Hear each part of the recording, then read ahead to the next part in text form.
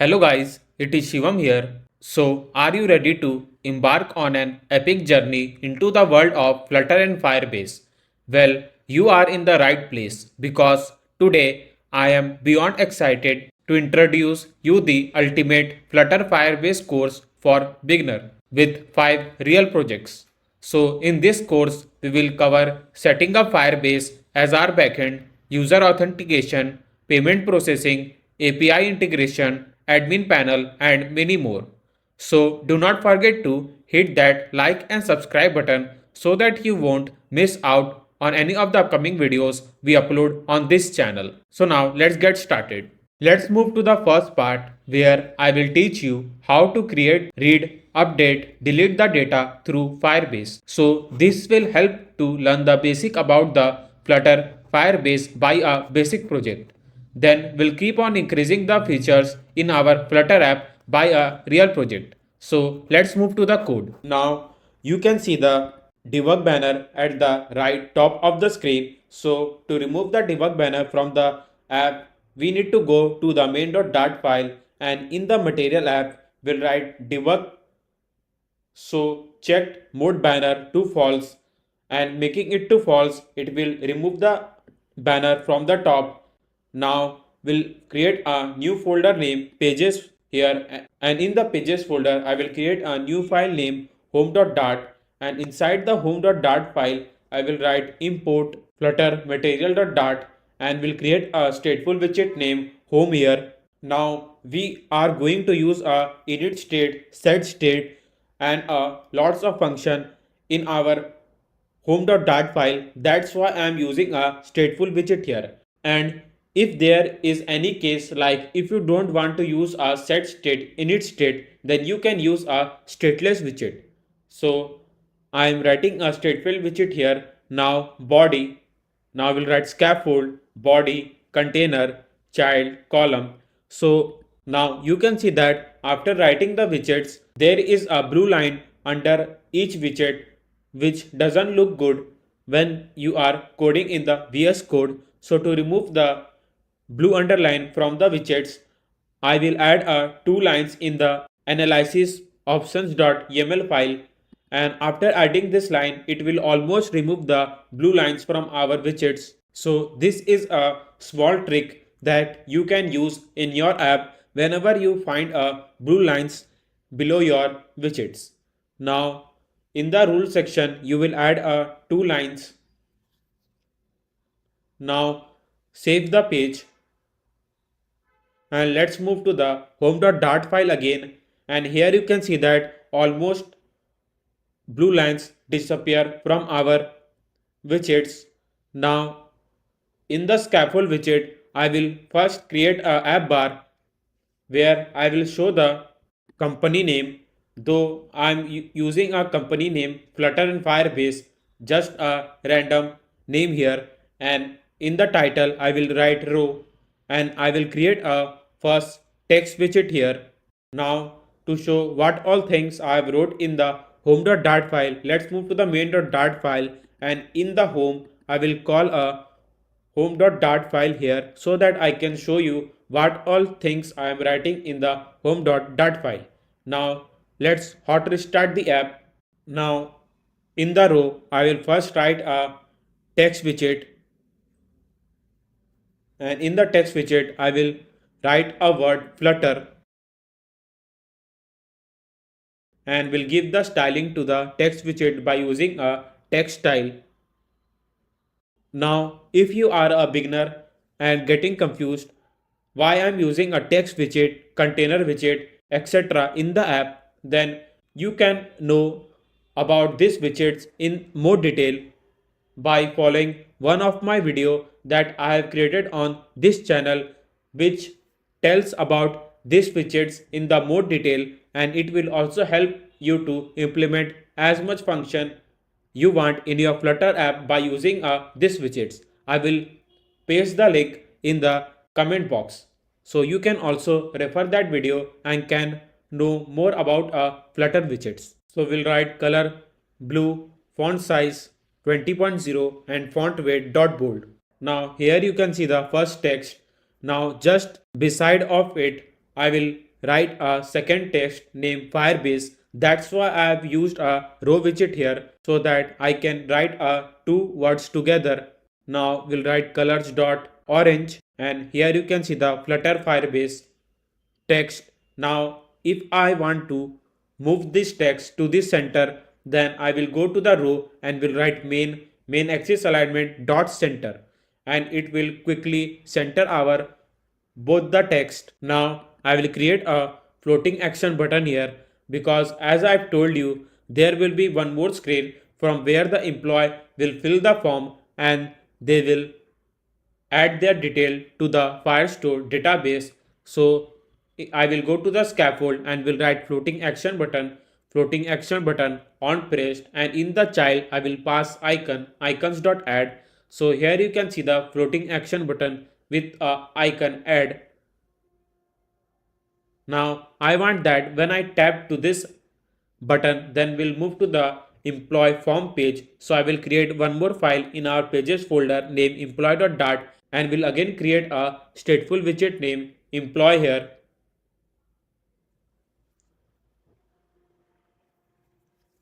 Now we'll write scaffold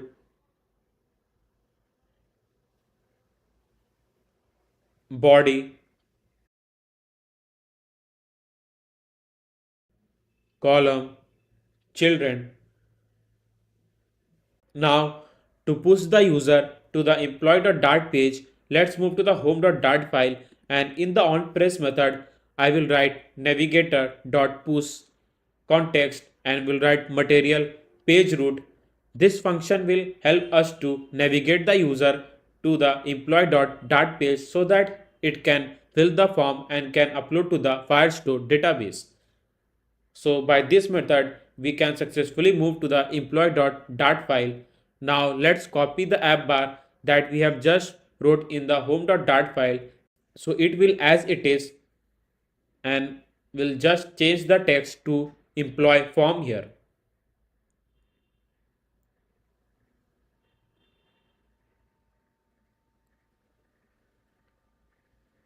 Now you can see that after creating app bar, it automatically creates a back arrow in our app bar. So after tapping to the back arrow, we'll directly move to the home page.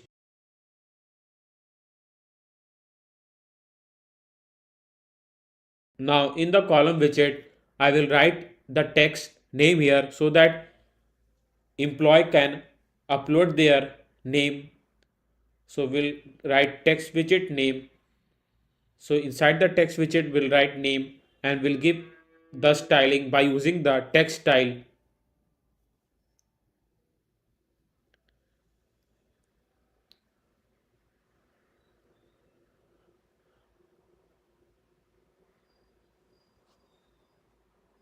Now I want to provide the spacing from the left side. So I will write edge insert dot only left 20.0,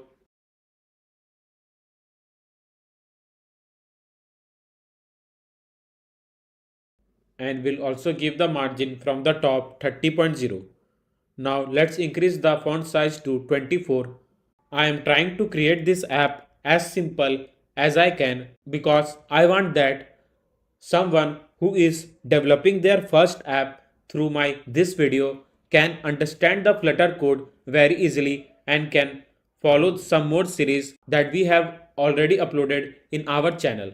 So through this app they can learn all the basics regarding the Flutter and Firebase, and after learning the basics from the Flutter and Firebase, they can directly move to the chat app, to do app, or food delivery app to master their app development skills. So I'm not going to make it more complex for the viewers who are watching the Flutter code for the first time. So I will try to keep as simple as I can so that you can learn each and everything regarding the Flutter and Firebase through this video.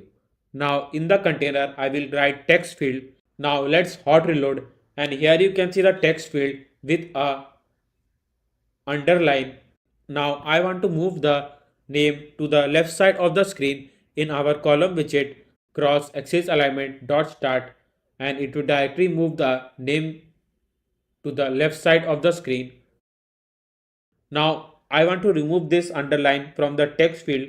So I will write decoration, input decoration, border, input border dot none. So if you want to learn more about the text field, then as I have already told you the video where I have told lots of things regarding the text field widget 2, you can follow that video link in our comment box. Now we'll write decoration, box decoration, and we'll first give the border to our container. So I will write border dot all. Now here you can see the text field. Now let's provide the margin from the right side. So we'll write 20.0. Now let's give the spacing from the top. So we'll use size box height 10.0.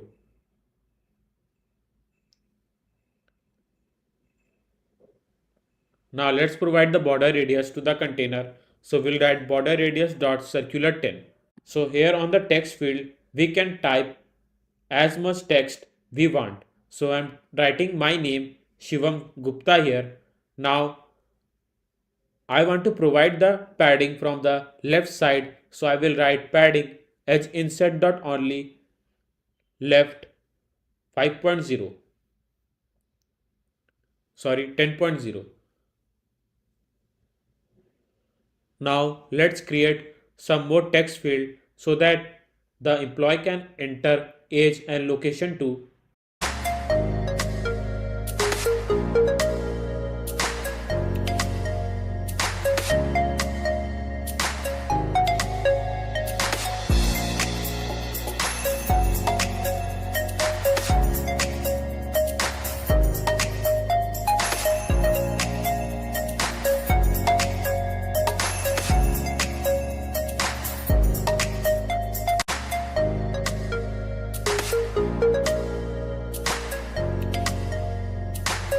Now let's create a button here, add, so that user can directly press the add button and can upload the data to the Firestore database. Now to create a direct button, I will write elevated button here, and in the on press will pass a function that will be executed when the user will press this button, and in the child will write text widget, and in the text widget will write add text here, and will give the styling to the text widget by using a text style.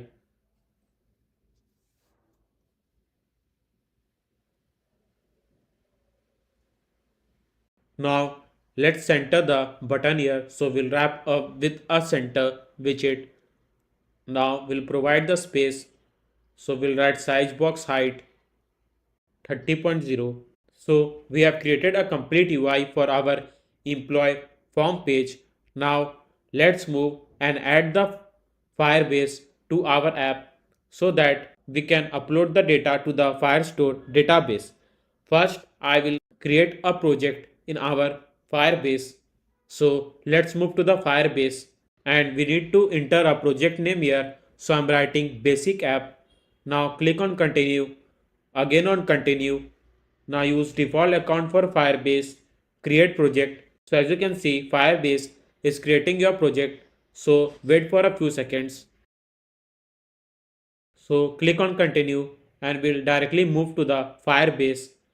And here you can see that we can add iOS app, Android app and web app through the Firebase. So first I will add a iOS app here, then we'll move to the Android app.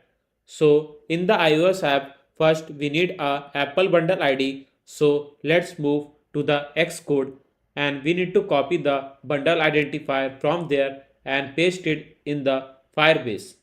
So move to the runner, then signing and capabilities, and copy the bundle identifier from here and will paste it in Apple bundle ID. Now click in the register app and download the Google service-info.plist file. Now make sure that it should be Google service-info.plist file. If anything is written rather than this, then make sure you edit them. Now just paste it below the info and click on finish. So it is done. Now let's move to the Firebase again. Click on next, next, again on next, continue to the console. So as you can see, we have successfully added the iOS app here. Now let's move to the Android app. Now we need a Android package name here. So we'll go to the Android app build.gradle file and we'll move to the application ID and we'll copy the application ID from here and we'll paste it in the Android package name. Now click in the register app again. Now download google-service.json file and it should be also in the google-services.json file, and if anything is written rather than this, then make sure you edit them. Now paste it in the Android app folder. So it is done. Now click on next. Now copy the plugin from here and we need to paste in the Android build.gradle file, and in the class path we'll paste this plugin. Now we need to change some of the line of the code for our class path. I will also recommend you to please do not skip any of the process while setting up the Firebase, because each and every step is necessary so that we can connect the app for both Android and iOS. Now let's move and we'll copy the plugin and we'll go to the Android app build.gradle file, and in the apply plugin we'll paste the code and we'll again change some line of the code here. Now we'll copy the dependency from here and we'll paste it to the same file in the dependencies. Now second line.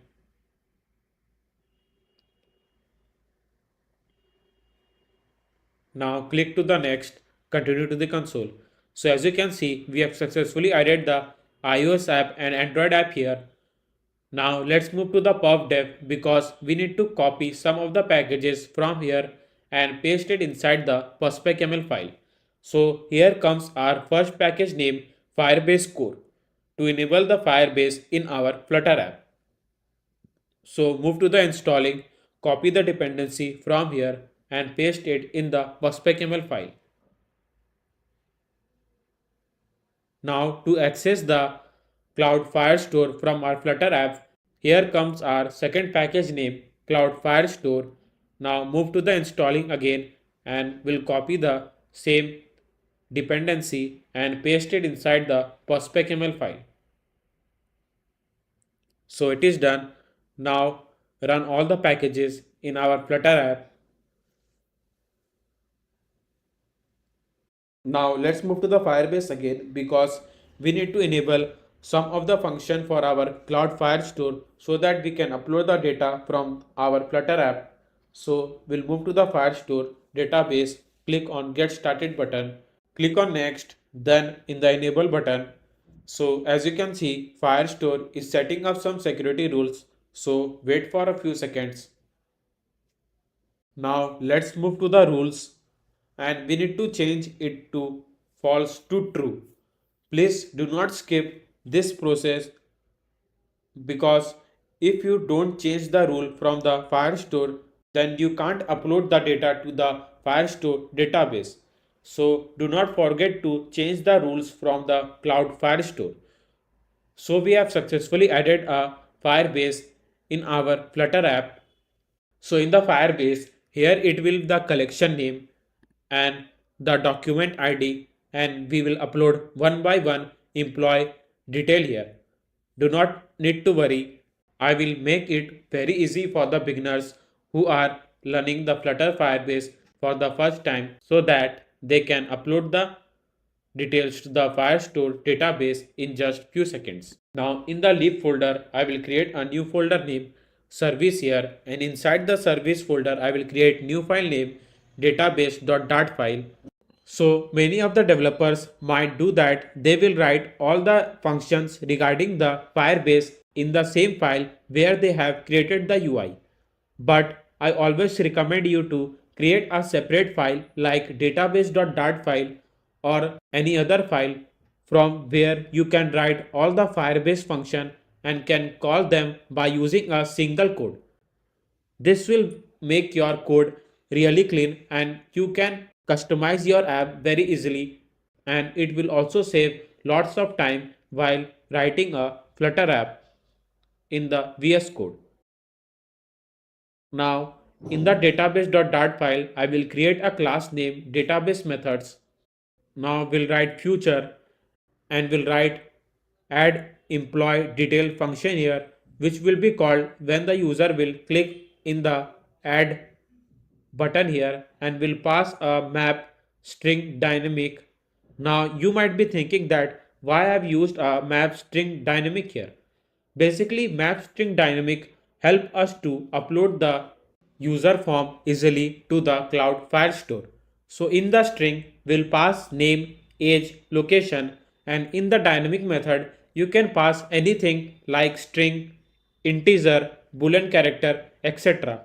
I will show you how to upload the user details by using a map string dynamic here. So we'll write a employee info map. Now we'll write async. We'll also write a string ID here. Basically, string ID is because, as I've told you, there will be a specific ID for the each document that we will upload to the Firestore database, so that we can delete, update a specific employee detail from our app easily. So by passing the unique ID, you can quickly update or delete the specific document from the Firestore database in just few seconds. Now we'll write Firebase firestore.instance.collection, and employee will be our collection name and specific doc ID, and we'll write .set method to upload the user info map here. Now to handle the text in our text field, we'll write text editing controller name controller equals to new text editing controller. So by using a text editing controller, we can easily handle the text that the user will enter on these three text field. So we'll create each controller for this text field.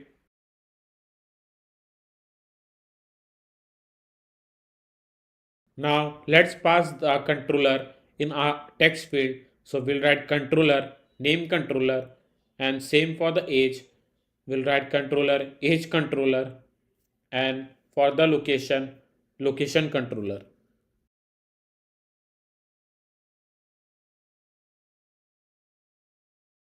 So if you have any questions regarding the things we are writing here, you can comment me in the comment box. I will try to answer all the problems regarding the Flutter app you are facing here, or you can DM me directly in my Instagram ID so that I can quickly provide you the solution regarding the problem you are facing.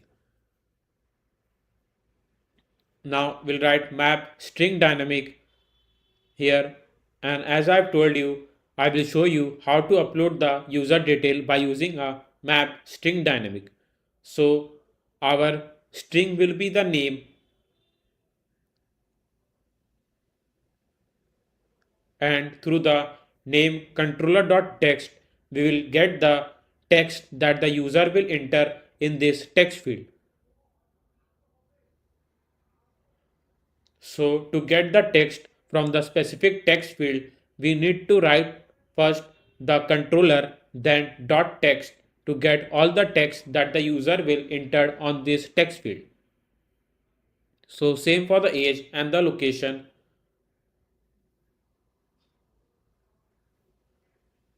Now I will write async await database methods dot add employee detail, and in the map string we'll pass a employee info map that I've just shown you in the database.dart file, and in the ID we'll pass a unique ID here. So to create a unique ID, let's move to the perf dev, and we need to copy the package name random string so that we can create a unique ID for the each document here.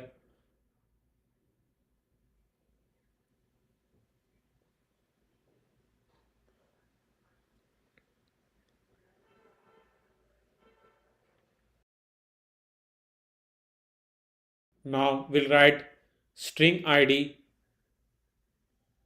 equals to random alphanumeric 10, and it will provide a random alphanumeric of 10 characters here, and will pass a specific id to the map string so that we can easily handle the employee details here, and same to the database methods. Now, after uploading the details to the Firestore database, I want to show the user that if the details have been uploaded to the Firestore database or not. To show the hint or a toast message, we need to copy a Flutter toast package from our pubdev.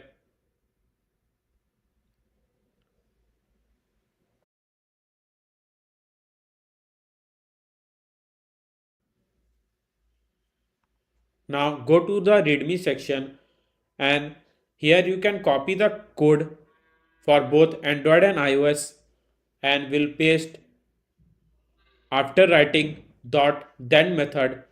So it itself says that after completing the database methods function, it will show the text message that employee detail has been added successfully. Now, to run all the code, let's move to the terminal, and first we need to write a flutter clean command here, then flutter run to run all the packages that we have just added in the prospect.ml file and the complete app to our emulator.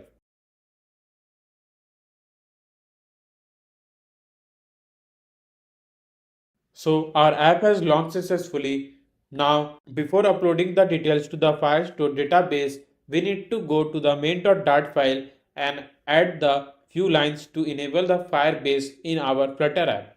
So we'll write in a void main function async, and we'll write widgets flutter binding dot ensure initialized, and we'll write await firebase.initialize app. Do not forget to add this line in your main.dart file, otherwise you can't upload the details to the Firestore database. Now let hot restart it again, and when I click to the floating action button, then it will directly take us to the employee form here, and in the name I will write Shivam Gupta here, and will pass some random age at the location India.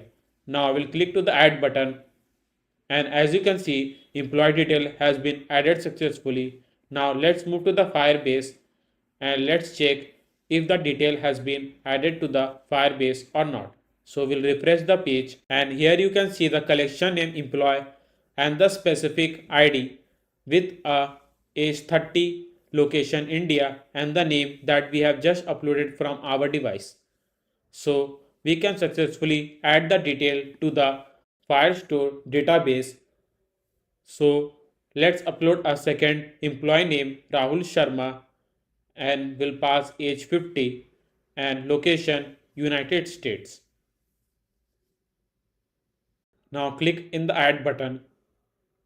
So employee detail has been added successfully, and you can see the second user detail has been added to the same collection employee here. So our create method is working brilliantly, and you have learned how to upload the user detail to the Firestore database. So from the CRUD method, you have learned how to upload a first method, which is create. So this was the one of the easiest way that I have tried to explain to our viewers so that they can easily upload the details to the Firestore database in just few seconds. So if you are enjoying this video and want to show some extra love and support, consider buying us a virtual coffee. Every sip fuels our coding adventure and keeps the Flutter magic alive. You can find the link in the description box. Now let's move to the our second part, which is a read from our CRUD method. So from the read, we'll show all the details that we have just uploaded to the Firestore database in our home screen. So let's move to the home.dart file, and we'll first create a UI, then we'll add a function so that we can get all the details from the Firestore database in just few seconds. Now we'll write container and we'll write with media query dot of context dot size dot width. Now you might be thinking that why I've used a media query in a with here. Basically, media query is something that makes your app highly responsive. So if you want that container to use a complete width of your device automatically, then you can use a media query here rather than providing a specific number to your width. Now we'll write decoration, box decoration, and we'll pass color colors.white and border radius dot circular 10. Now we'll pass column in our child widget. Now in the children we'll write text name and we'll show the name of our employee here. So for now I'm writing name Shivam Gupta. Now style text style colors.blue and font size 20.0 and font weight dot bold.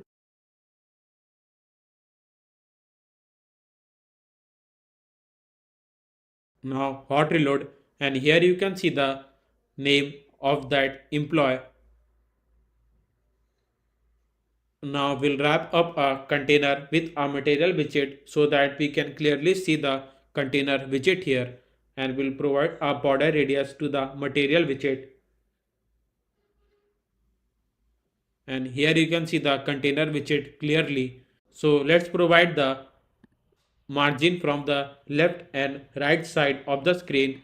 So in the container I will write margin edge insert dot only left 10.0 and right 10.0. So here you can see the margin. Let's increase the margin to 20 for both left and right side. Now also provide the margin from the top 30.0. Now we'll write age 50. Don't think that my age is 50. I have just wrote a random age here. Now we'll copy the same text widget and we'll show the location of that specific employee. So in the location I'm writing India. Now let's give the padding to the container. So we'll write padding h inset dot all 20. Now to move the text to the left side, we'll use a cross axis alignment dot start.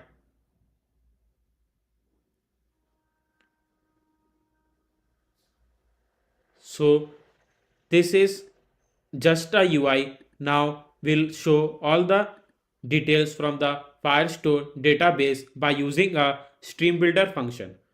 So through the stream builder function, it will automatically shows all the documents in the respective collection in just few seconds. And if you update or delete any of the document from the Firebase, then the stream builder will quickly shows the update in our app in just few seconds.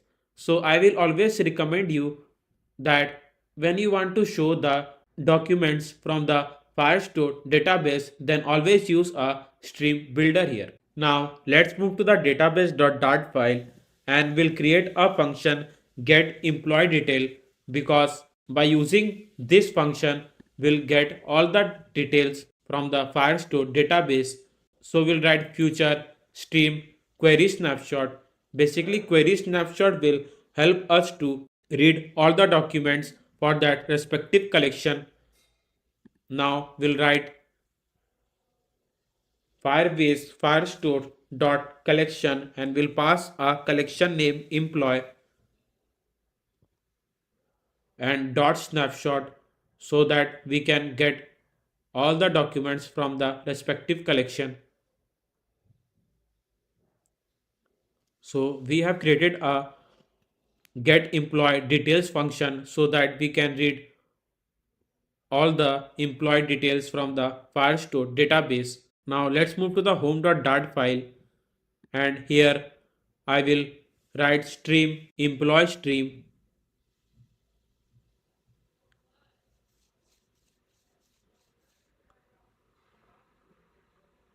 widget all employee details,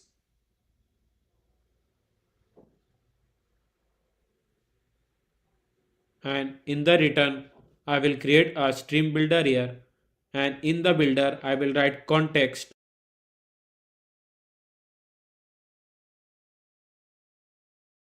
a sync snapshot,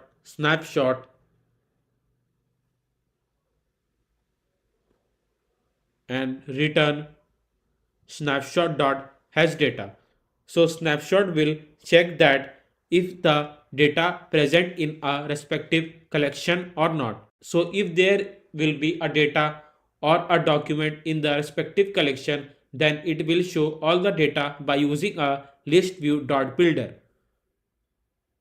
And if not, then it will just show a container here.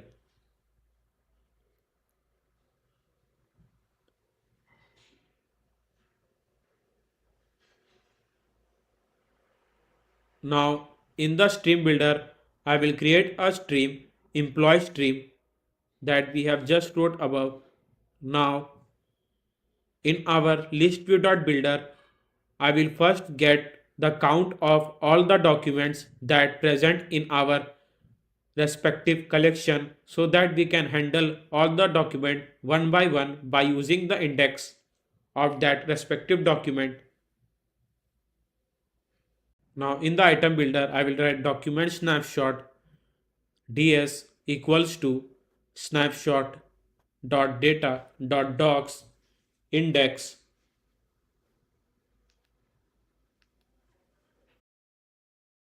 and will return the container that we have just wrote for the UI. So we'll cut a complete material widget from here and we'll paste it inside the list view.builder. Now in the name, I will pass ds and a respective field name here, and same for the age and the location. Please make sure when you are writing a field name in a DS, then it should be exact that what you have mentioned in the Firestore database. If there is a something mismatch like a space or a character small or capital, then it will not read a respective document from that collection. Now we'll create get on the load function here because I want that as soon as we opens the app, then the app will quickly collects all the details from the respective employee collection, and in the employee stream will pass database method dot get employee detail, and we'll use a set state method so that we can quickly pass the details to the list view builder, and in the init state I will call a get on the load function. Now the reason for passing the function in the init state is because init state is the first function that usually calls when the app launches. Now we'll write all employee details function in our column widget so that we can show all the details, and we'll wrap up with a expanded widget so that it can use a complete height of our device. Now after hot reload, you can see the details from the employee collection that we have uploaded in the Firestore database. Now let's give the space from the bottom. So we'll wrap up a material widget with a container widget, and we'll give the margin from the bottom.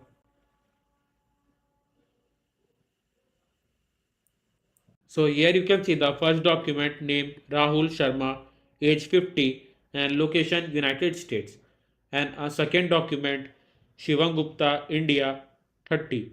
So both the documents we can see in our app by using a stream builder, and we can successfully read all the details for that respective collection.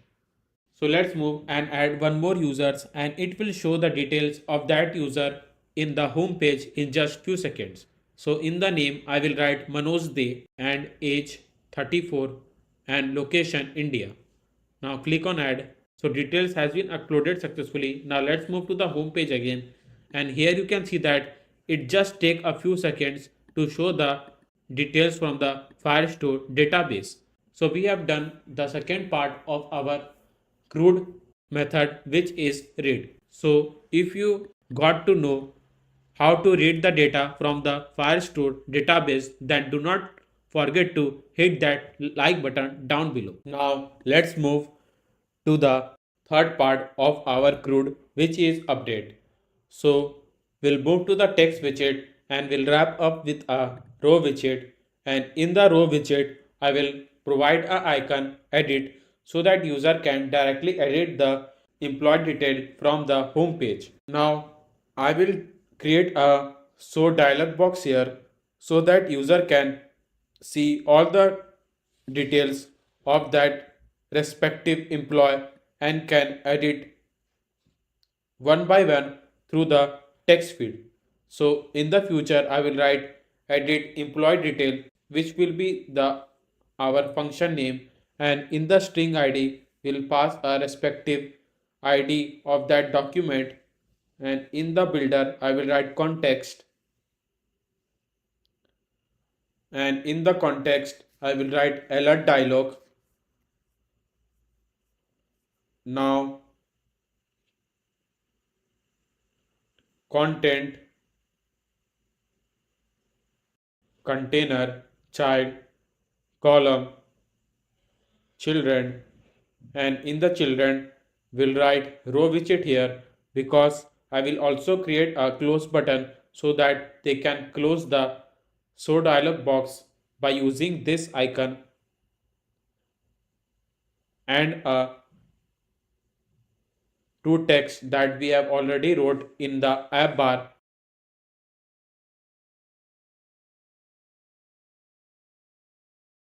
which will be edit details, and will wrap up the icon with a gesture director, and in the on tap function I will write navigator dot pop context so that it can automatically pop out the dialog box from there. Now I'll copy the same name and the text field that I wrote in employee.dart file because this will also save the time, write the code again and again, and will paste it in the column widget, and we need to also pass a controller so that we can handle the text field.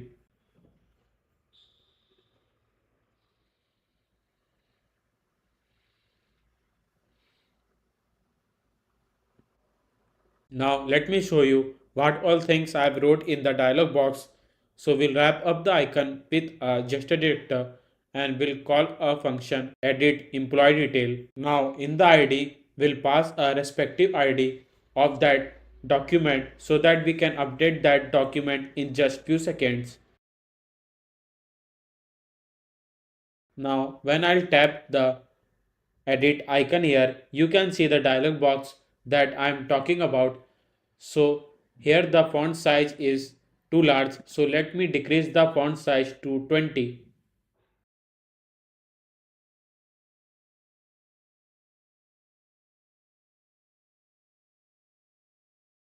Now let's move the text to the left side. So again we'll write cross axis alignment dot start in our column widget, and also provide the space between the headline and the text field. Now we'll create a update button here so that user can update the details of that respective employee by pressing this button.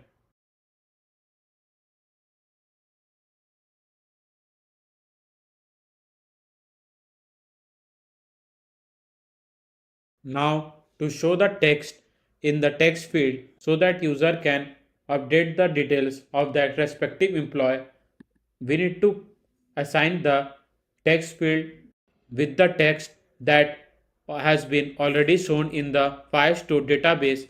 So we'll write name controller.text ds name, age controller.text ds age, and same for the location. So by doing that, we are assigning a name, age, location to the respective text field so that user can edit the respective details easily and can update the document from the Flutter app. Now when I click to the edit button, you can see the name Rahul Sharma, age 50, and the location. Now let's move to the update button to the center and will also provide the height from the top by using the size box. Now let's move, and when I'll click to the edit button here, then here you can see that it calls all the user detail in the respective text field like name, age and the location. So by using the update button, I can update the name and the age and the location of that respective employee by using this text field. But before that, we need to add the function in our elevated button so that it will be called whenever we'll press the update button here. So let's move to the database.dart file, and we will create a function name update employee detail. So we'll write future update employee detail. Now we need to pass our respective document ID so that we can update the document from the Firestore database by using this ID here. So this is the respective ID of that respective employee document. So we need to go to that respective document and can make the update by a unique ID of that employee. Now we'll write return await firebase firestore.instance.collection, and we'll pass a collection name employee here. Now dot doc, and as I've told you, there is a respective doc ID for each document, and we'll use dot update function, and in the dot update function we'll again pass a map string dynamic here, which is a updated map here. So we'll write a map name update info, and we'll pass it to dot update function here. So by using this update function, it can quickly update the respective document of that employee.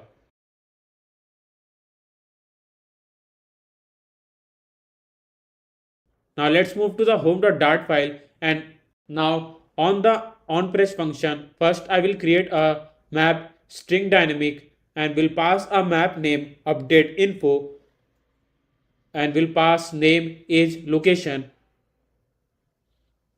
We are writing this because if the user want to edit any of the text field and want to update the respective document, then we'll pass a updated map to that document, and we'll write location, and in the location we'll write location controller.text,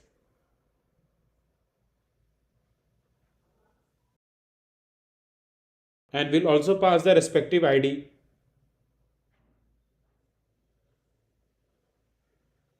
Now await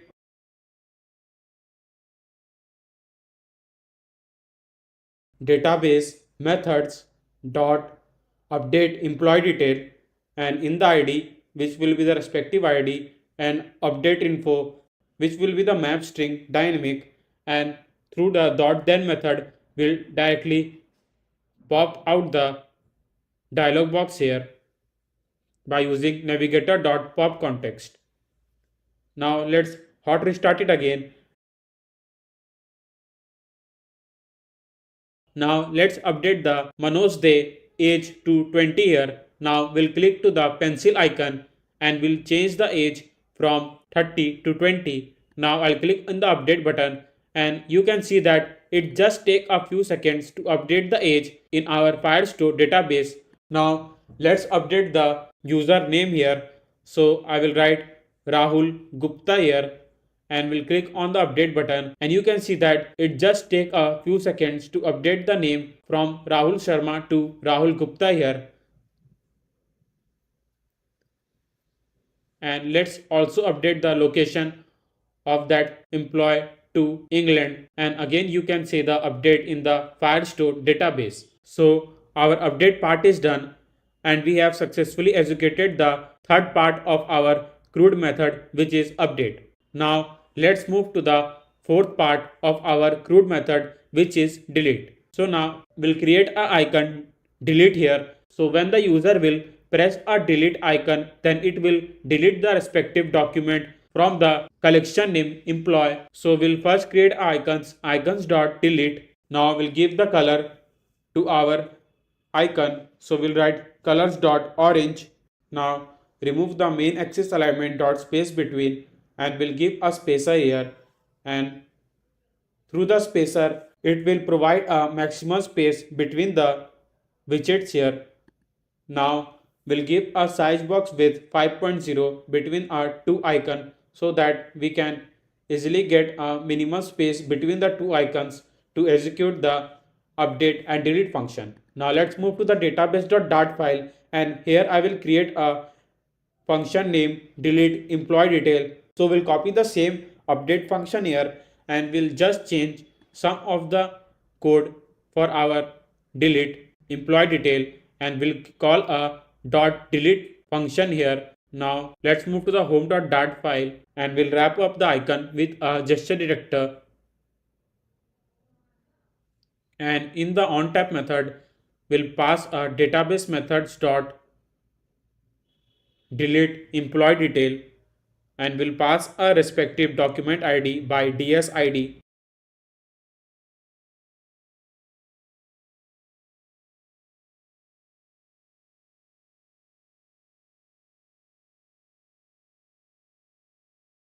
Now let's hot restart it again. So now if I want to delete a Manoj De details here, which is our second employee, so I'll click to the delete icon here, and it will take just a few seconds to delete that document from the respective collection name employee, and you can see that respective document has been also deleted from the Firestore database. Now let's remove one more document here. So we can successfully delete a respective employee detail from our app. So our fourth part is also done, which is delete from our CRUD method. Let's move to the database.dart file and the function add employee detail, which is a first part of our CRUD method, which is create. Get employee detail function is our second part of our CRUD method, which is read, and update employee detail is our third part of our CRUD method, which is update, and our last part is delete from our CRUD method. So we have successfully navigated through the complete Flutter Firebase CRUD operations, turning theory into practice with our real projects. Though I've tried my best to make it as easy as possible so that beginner can also understand the code. And if you enjoyed this video and want to show some extra love and support, consider buying us a virtual coffee. Every sip fuels our coding adventure and keep the Flutter magic alive. You can find the link in the description box. Also, do not forget to hit that like and subscribe button so that you won't miss out on any of the amazing content we upload on this channel. So, you have learned how to handle the Firebase by a basic project. Now, let's move with the first real project, which is Chat app. So, in this app, you will learn how to create a stunning user interface, user authentication, real-time chat, and many more. So, let's move to the code and let's develop this app from scratch. Let me show you what all things we will learn on today's video and how your app will communicate between the two devices. On the left side, you can see the screen recording of my real Android device where I run the app. So I will create a new account in my real device. So I am writing here name Satyam Sharma and email satyam244@gmail.com, and will give password and confirm password.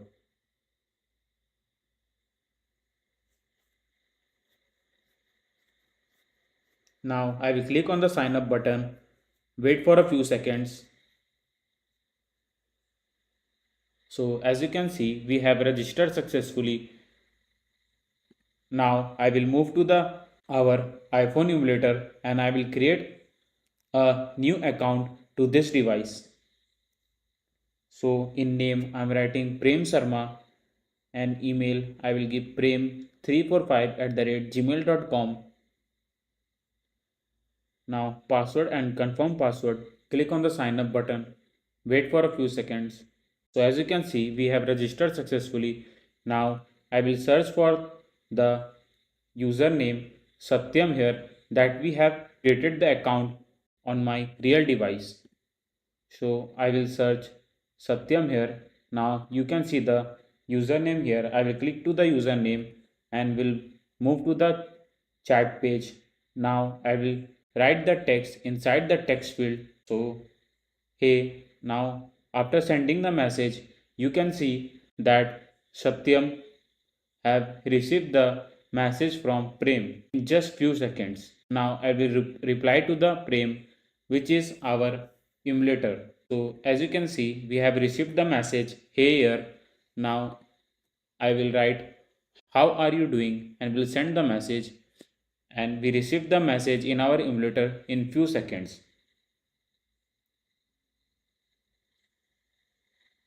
So as you can see, our app is running successfully in all the device, and you can see the real-time chat what I am talking about. So now Satyam send the message to Prem, and Prem have received the message in just few seconds. So as you can see how the two devices are communicating each other or sending the message very easily, and they are getting the message in just few seconds. So I am creating the folder named pages here. Now inside the pages folder I am creating the new file named signing.dart. Now inside the signing.dart file I will create a stateful widget named sign in. One more thing I want to tell you that whenever you want to use set state, then you have to always use a stateful widget. You can't use a set state inside the stateless widget. Now let's move to the main.dart file and give a debug so check mode banner to false. The reason for doing it false because when you run the app, you see a red ribbon type structure at the top. To remove that, you have to make it to false. Now I am running the app in without a debug mode because I want to show you update after writing each line of code here. So let me launch the app. Now I am using a scaffold widget,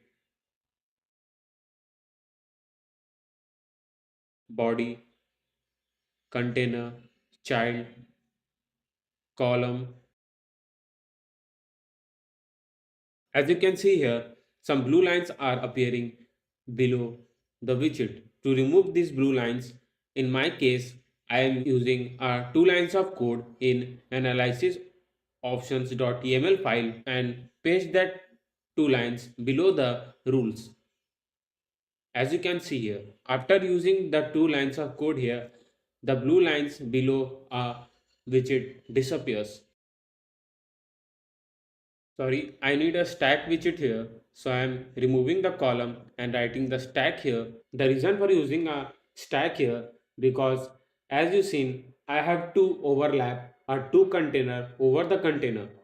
So whenever you want to overlap the two widgets over the another, then you have to always use a stack widget here. So app has launched successfully as you can see here, but let's move to the main.dart file and we need to call a signing page here. So I'm writing signing here and hot reload. Now we'll create a container here and give a height media query dot of context dot size dot height divide by 3.5. The reason for using media query is that it makes the app highly responsive. But if you give fixed height or width to the container and check your app in multiple devices, then you can face the overflow error because every device has its on screen size. So I'm writing decoration, box decoration, and I will give a linear gradient color here. So I'm using a colors and I will give you a custom color as you can see here, and one more color because the using for linear gradient color is because I want to mix two colors here.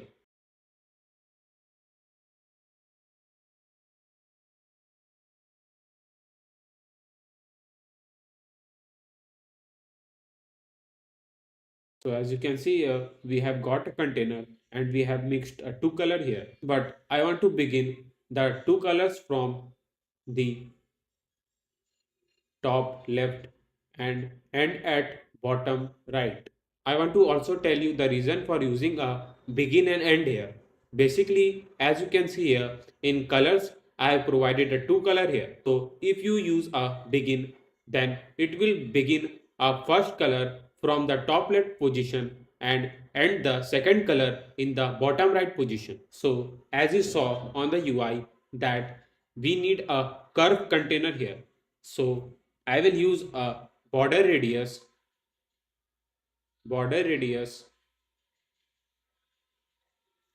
dot vertical. I want to make container curve from the bottom, so I'm using a bottom radius elliptical. I want a x to cover the full width of the screen, so I'm giving media query dot of context dot size dot width. And in y-axis I need some curve, so I'm using 105.0, which means that will make a curve according to me.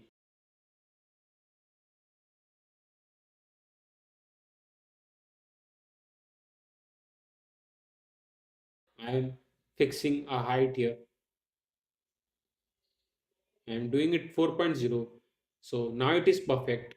Now let's move to the column children and we'll provide the text over this container. So I'll write sign in and provide a style to this text. So use a text style color colors dot white font size 20.0 and font weight dot bold. I will make it to center. Now I will give some padding, so I'm wrap it with the padding widget. Now now I will use edge inset dot only top 20.0. This means that it will give a padding from the top to the column widget. Fixing some font size. Now I'll copy this text again and paste it here. Into that I will write login to your account. I'll give a font size 20.0 and make a font weight W500 and change some font size 18, and I will give a custom color here as you can see on the screen.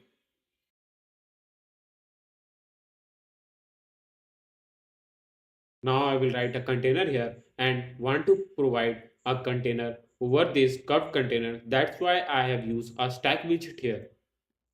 So now you get a clarity why I have used a stack here. Now I will give height media query dot of context dot size dot height divide by 2 and width media query dot of context dot size dot width. Box decoration colors dot white and we'll give a border radius. Basically border radius make your container round according to your preference.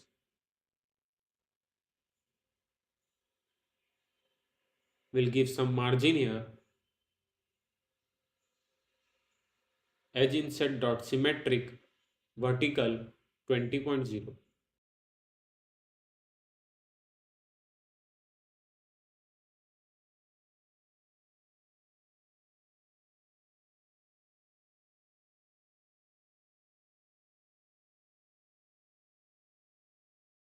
So it is done. Now we'll wrap the container with a material widget. Basically material widget makes your container in very highlighted form.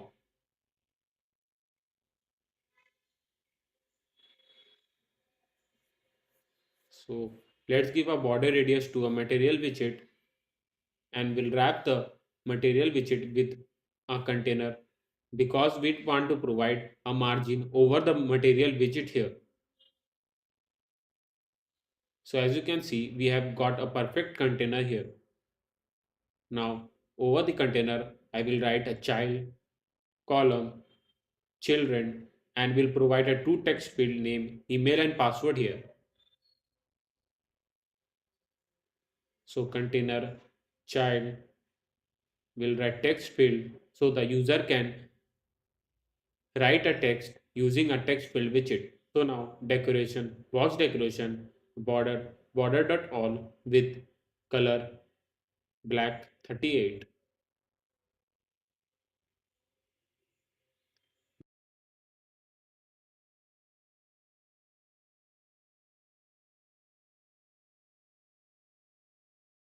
Decoration, input decoration, border, input border.none.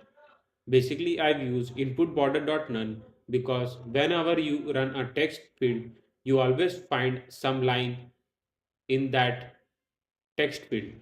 To remove that line, you can use border input border.none here. We'll provide some padding, vertical and horizontal.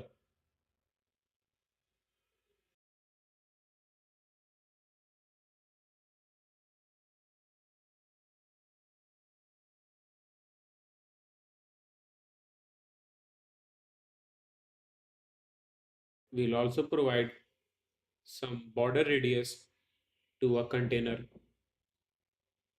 circular 10. As you can see on the container, when you write something, I want to give a padding on the left side of the container so it looks more good and it will be easy for the user to see what have user entered on this text field. So I will give a padding on the left side of the container. So I will use padding edge inset dot only left 10.0. So as you can see here, after giving the padding on the left side, it looks really more clear and easy for user to type in. Now I will write a text here and in this text I will write email so that user can get a hint that they have to type email on this text field. We'll give a color colors.black, font size 18.0, font weight .w500. So as you can see here, the email has come on the center, but I want to bring on the left side. So I will use cross axis alignment dot start. Basically, when you provide this command on the column widget, then it shifts the all the widgets to the start position, basically in the cross axis of a column widget. Here I want to give some icon of email so it looks more attractive and it will give a hint to the user to enter email on this field. So I will write prefix icon. Basically, if you want to provide the icon in the start position of the text field, I mean on the left side of the text field, then you have to use a prefix icon. But if you want to provide the icon on the right side, I mean on the end position, then you have to use a suffix icon inside the text field widget. So I will write prefix icons dot mail outline. I will copy the same color and give it to the icon here. Yeah, it's look more attractive now. So I'll copy this text and text field here and I will paste it here because I need user to enter a password here.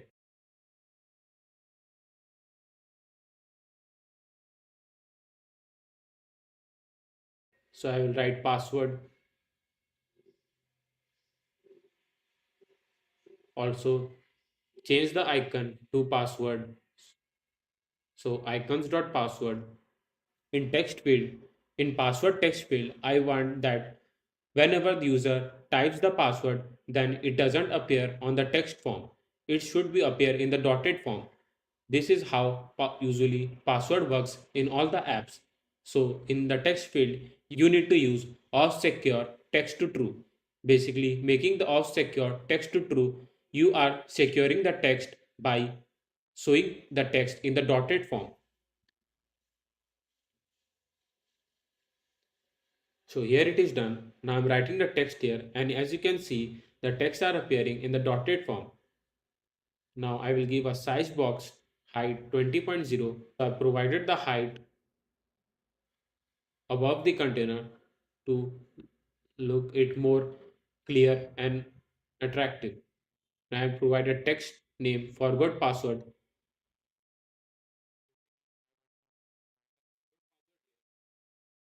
If the user has forgot the password, then they will click on the forgot password text and move to the forgot password screen where they can change their password.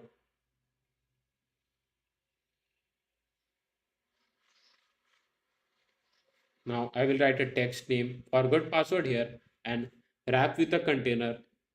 I want to show the forgot password in the right side.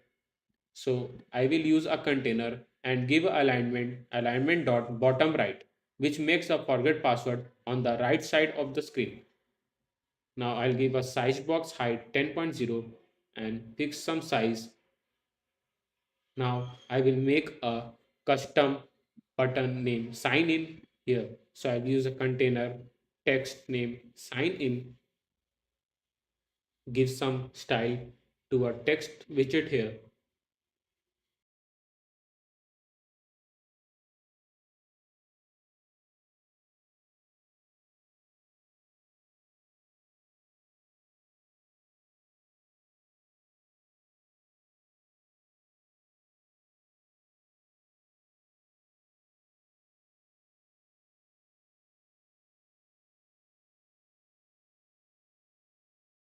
Now I'll give a decoration, box decoration, and we'll give a custom color, give a padding, edge inset dot all to 10.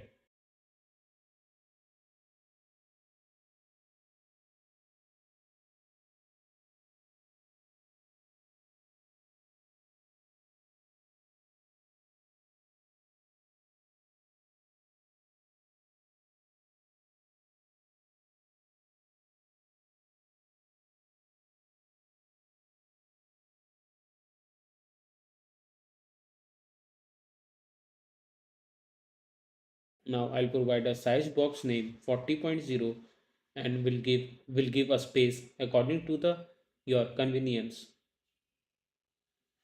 I'm giving a width here and wrapping with the text again on center to make it to the center of the container.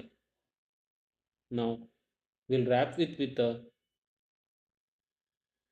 material widget and give elevation 5.0 to look it more attractive.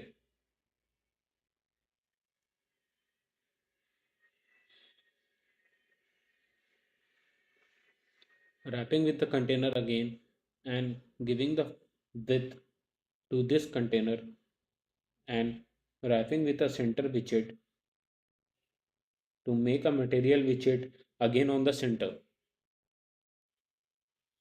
So it is done.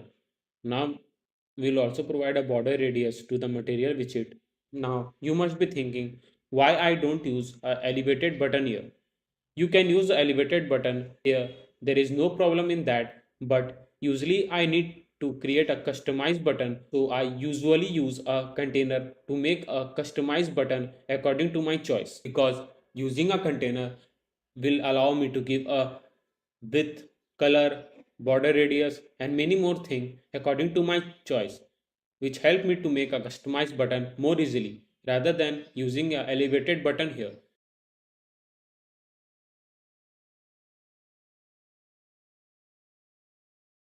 Basically, as you can see, if I use a single text here and write don't have an account, sign up now. So I can't provide a two color in a single text using a text widget. I want to provide don't have an account in black color and sign up now in different color. But I can't do that using a one single text widget. So I will use a row here. In row, I will pass don't have an account in single black color and another text name sign up now in different color, which makes the sign up now in the highlighted form, and whenever user click on the sign up now text, then they move to the sign up page. One more thing I want to tell you that you can use a rich text here. Basically, in rich text, you can use a two text together and can manage their color and gesture detector together. In this text, you can provide two different color and take a two different action on the two different text widget. But in my case, rather than using the rich text, I use a row here to make it more simple for the beginners who are watching this tutorial.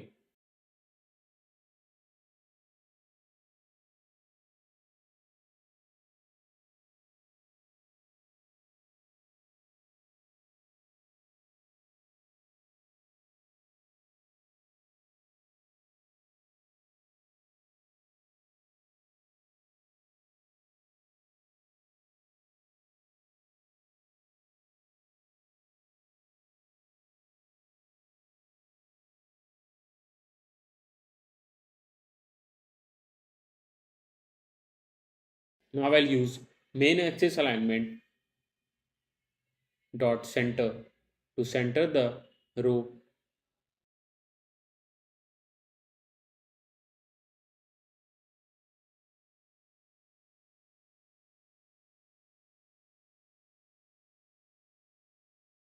We'll give them some more space. So it is done. Now user can write email and password here. Now we'll create a new page name signup.dart and we'll use a same stateful widget here and name the stateful widget signup. So as you seen on the UI that I've shown on the starting of the video, sign up page looks similar to the signing page. So I will copy the code of the signing page from here and make some changes and add text field name here. And we'll also remove a forgot password because we don't need a forgot password in the sign up page.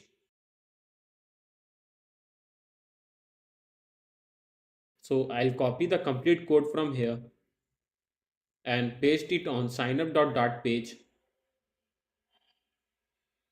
and we'll do some customization on this code to make it for sign up page.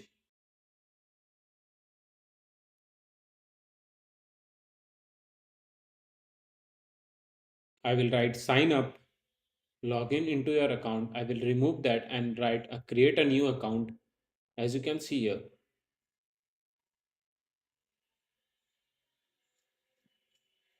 We'll copy the text and the text field and paste it here because we want the user to write the name here when they are signing it up and creating a new account. So as you can see here, after adding the third text field, it is showing some overflow error. So we'll increase the size of the container by making it to 1.5. You can customize the height according to your choice. So I'm doing it to 1.7. So it looks better now. Now we'll remove the forgot password because we don't want in the sign up page.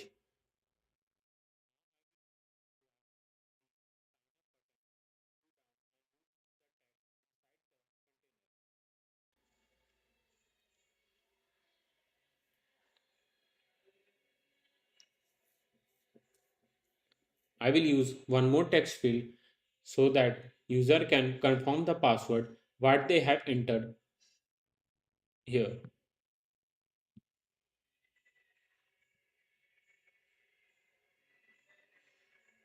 So I'm writing confirm password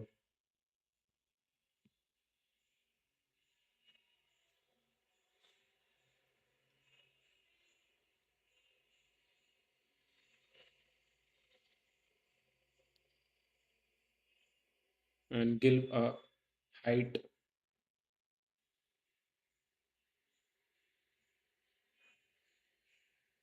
and we'll move the text inside the container and move the button outside the container. So we'll paste the container here as you can see here.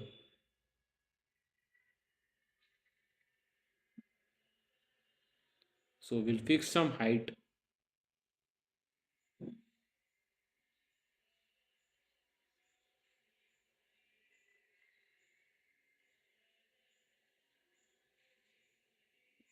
Now we want to use a complete width of the screen. So I will use width media query dot of context dot size dot width and give a margin so it looks more better and attractive,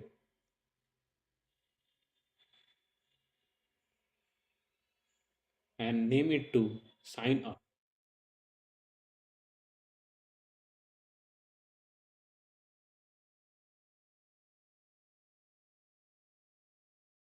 So it is done. Let's move to the pages folder and we will create a new file name home.dart.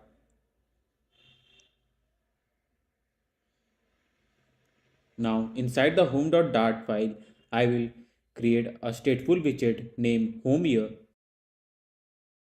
Now I will remove the container and write scaffold body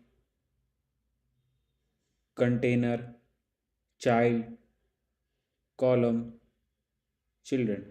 So now I'll give a background color to a scaffold widget and we'll give a custom color here.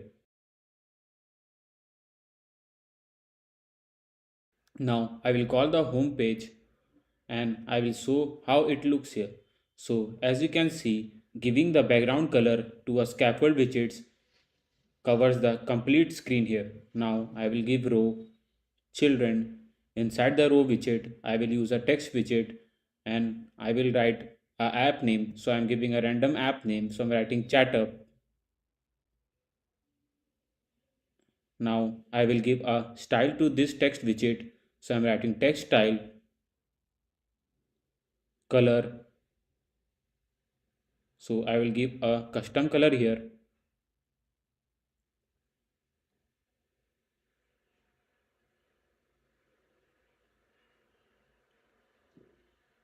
As you can see on the top, chat text has appeared. Now I will give a font size and font weight and give some margin so that it can be seen by the users clearly. Now I'll give some margin edge inset dot symmetric vertical 40.0 and horizontal 20.0. Now I am fixing the font size and will give the icons dot search.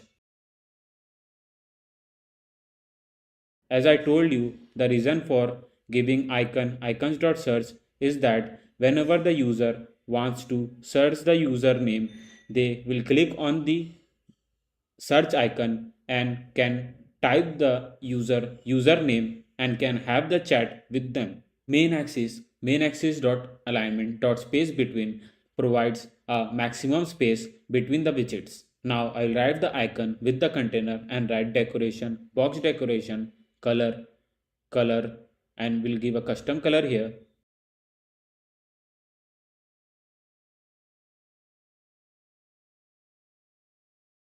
Now, as you can see, when I'm writing the custom color, I always start with 0xFF. Basically, it signifies the color code we are giving here. Now, if you just write a color code like 3A2144, then it will doesn't signify the color that we are giving here. To signify that color, we'll need to write a code named 0xFF. That is not necessary to write a capital F or small f. You can use anything here. Basically, before mentioning all the user chats, we will make a container here in some rounded structure where top left and top right are in the circular position, and on that container we will provide all the chats of the user here. Now decoration, box decoration, color, we'll write colors dot white, provide border radius. So I'm writing border radius dot only top left radius dot circular 20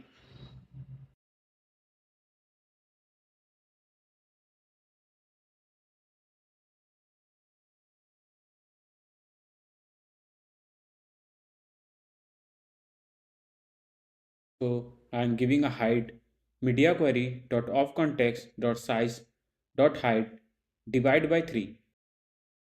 Now I'll give a width media query dot of context dot size dot width.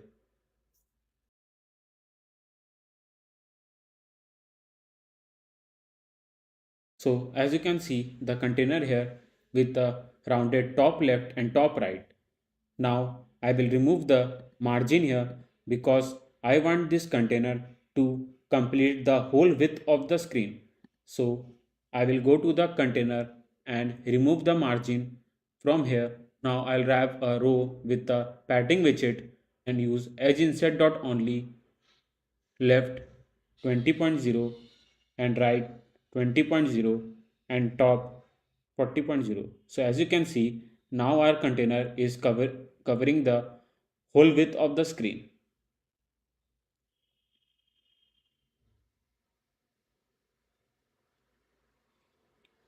Now it's look better. So we'll change the height to 1.15 so it covers the complete screen of our device. As I have shown you in the first video of the complete UI of our chat app, there you can see on the home page we have provided the user pic with their name and the last text they received with the time.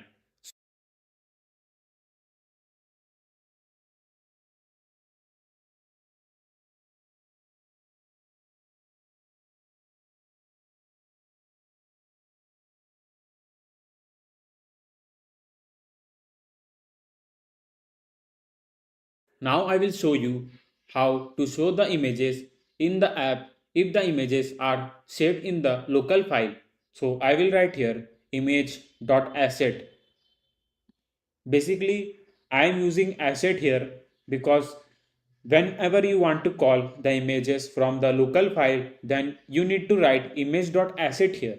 Now, if you want to call image from the server or from other network in and the image is in the form of the link or something, then you need to use image.network here. So image.asset and you need to paste the location of the image you want to show. Make sure it should be exact what the name of the picture you have given. Now I provide the height to the image and fit boxfit.cover. The reason for using fit boxfit.cover is that whenever you're providing the height 30 with 30 or you are wrapping the image in the container and giving the fixed height and width to the container and you want that image to cover the complete height and width of that container, then always use fixboxfit.cover which makes you the image to use the complete container height width that you have given here. Now I will wrap up the image with a widget named clip react. Let me explain you why I have used clip react here. Basically, if you need the image in the circular form, then you need to wrap up the image with the clip react widget and provide the border radius to make it circular. Many of the users might be thinking why we don't use a container here and wrapping up the widget image widget with a container then providing the border radius in the decoration box decoration, but the result you will see that wrapping up with a container the image will not be in the circular form. So make sure don't wrap image with a container and provide the border radius there, rather than use a clip react widget and provide the border radius to a clip react widget. Now I need to provide the user name here. So I'm writing a text widget. Now inside the text widget, I'm giving the username. Now I'll provide some style to this text widget. So colors.black, font size 20 and font weight W500. I wrote the username in the column widget. So I need to cut the username from here and paste it inside the row widget. Now I'll use cross-axis alignment dot start to move the username at the top. Now I'll provide some width, so I will use size box with 10.0.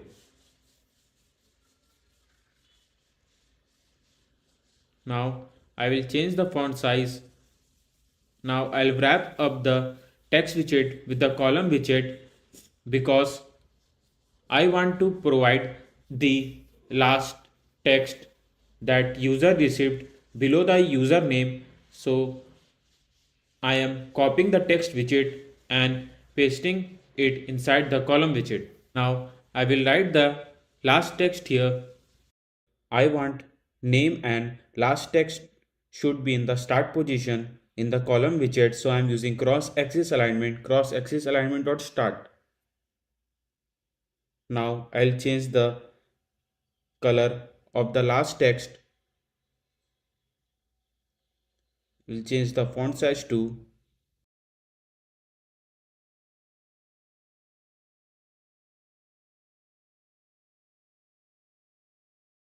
We'll also give the height from the top. So I'm using height 10.0. Basically, these things are something which developers should notice and do a customization on the UI on their own way. So if you want a font size bigger in size and color on the different way, you can choose both the ways. It's totally up to you. So now I am adding the time here. So after adding the time, you can see there is some overflow error. So I will make the text more smaller. So it is done now. Now I'll use the same color that I have used in the last text. Now I'll copy the complete row widget and paste it here to show one more chat of the another user. We'll give some height.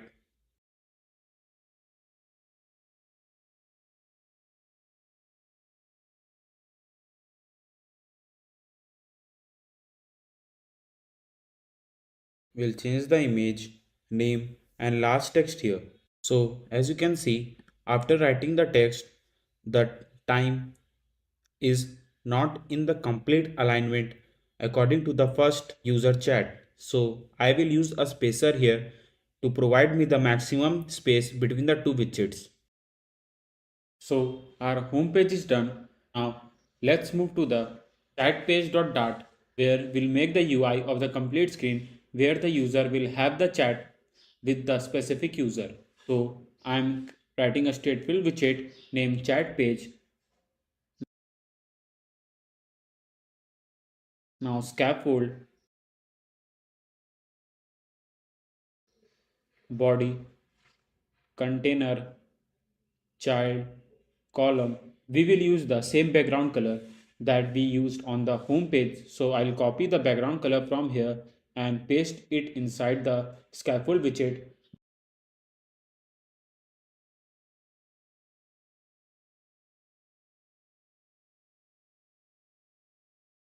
So now I will use a row widget and rename the column widget with a stack widget.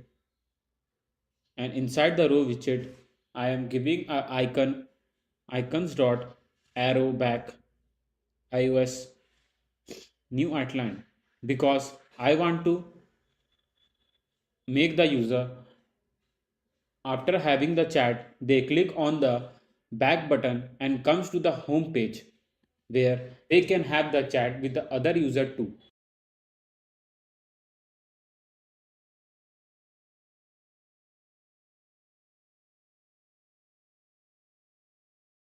Now I'll give some margin here.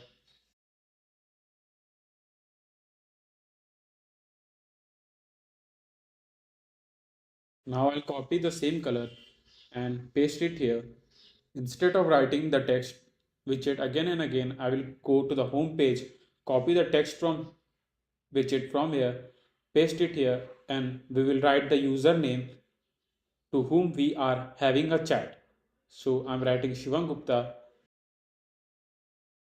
and font size 20.0, font weight W500.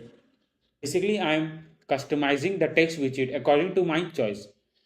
If you want the font size and font weight according to your choice, you can use anything you want. And if you want to change the color to a text widget, then you can also give a different color to a text widget. So I'm providing some space between the back arrow and the text. So I'll try to make a text widget in the center so it looks better. So I'm providing the width 90.0.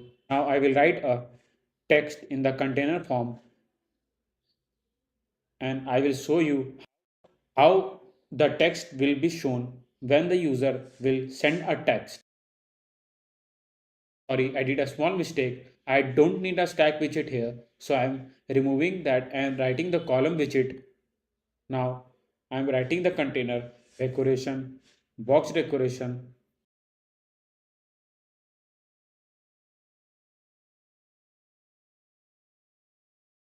So inside this container, I will create the two container where I will show you how it will look when the user will receive and send the message to the user.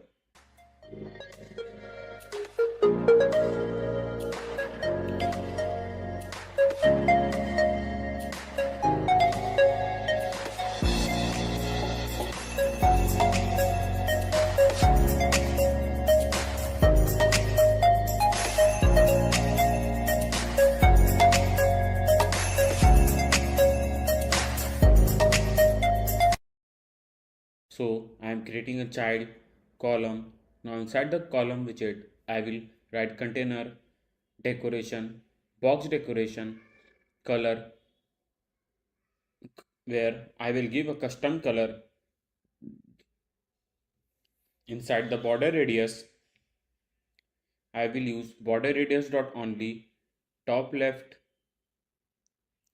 radius dot circular 10. Now top right radius circular again 10. Same for the bottom left.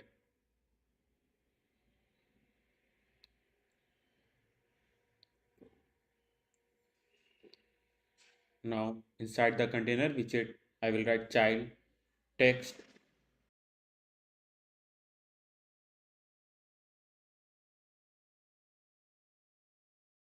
Now I need to move the container to the right side of the screen so it will show that the message has been sent by us. And if we want to show the message sent by the different user, then we'll move the container to the left.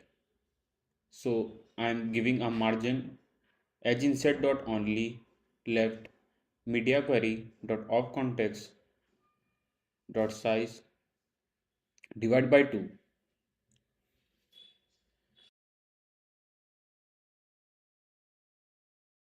Now I'll give some padding.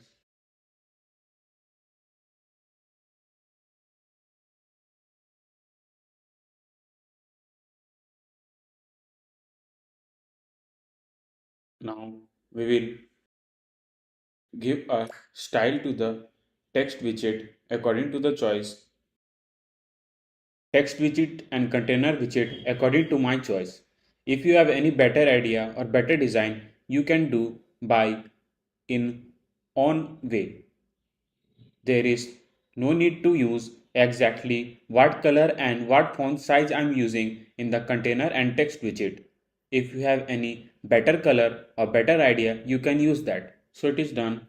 Now we'll copy the container and paste it on column widget again because we want to also show that if the other user have sent the message, then how it will look. As I said, we'll move the container to the left side of the screen. So I am giving the margin from the right side and will change the border radius to show that the message has been sent by the other user, and we'll also change the color because we want this container to be on the different color so that user doesn't get confused which message they have received from the other user.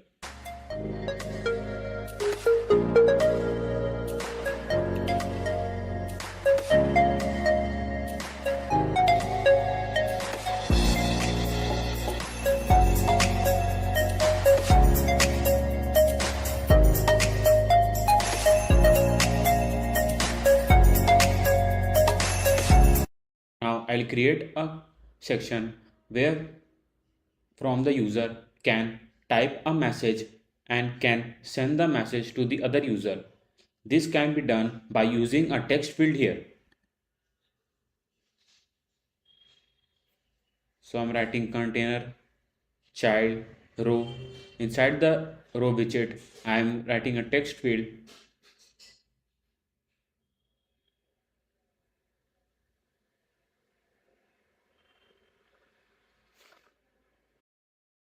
Decoration, input decoration, border, input border dot none.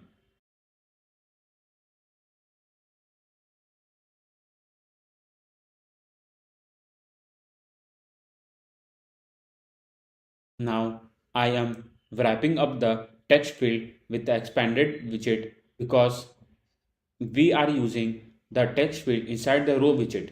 Now, if you use a text field directly inside the row widget without using the expanded widget, then it will show the error. Basically, using the expanded widget, tell the text field widget to use as much area they can.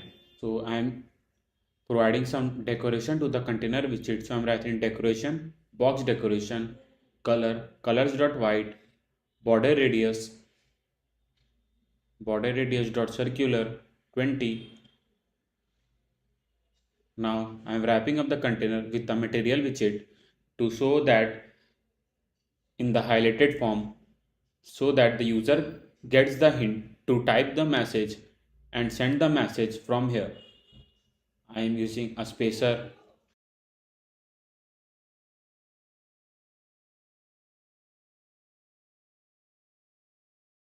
I also want to provide some padding from the bottom, so I am moving to the container padding and adding the bottom padding from here.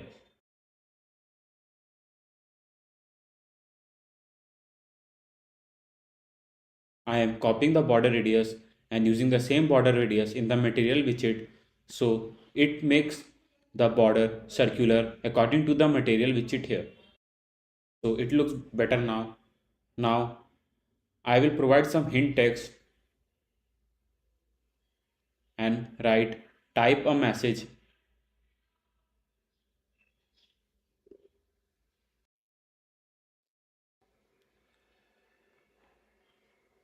and will provide some padding edge inset dot only left 10.0.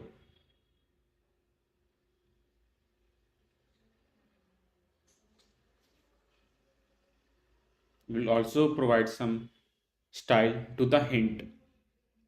So I'm writing hint style, text style, color, colors dot black 45. You might be thinking that what are black 45, black 38, black 54? Basically, these are the different shades of a black color. So you can use a different shades of a black color according to your choice.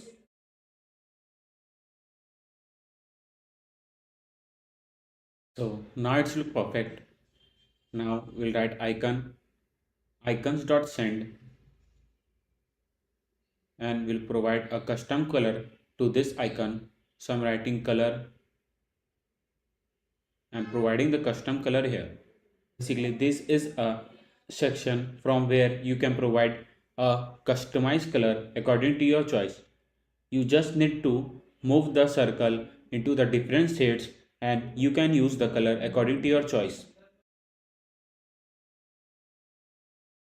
Now we'll wrap up the icon with the container widget.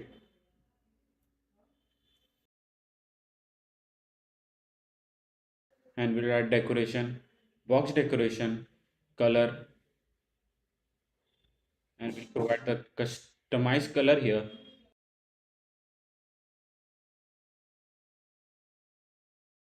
We'll give some padding, border radius, dot circular. Now we'll make the icons to the center of the container so it looks better now. Now the user can type the message from here and will click on the send button and they will send the message to the other user.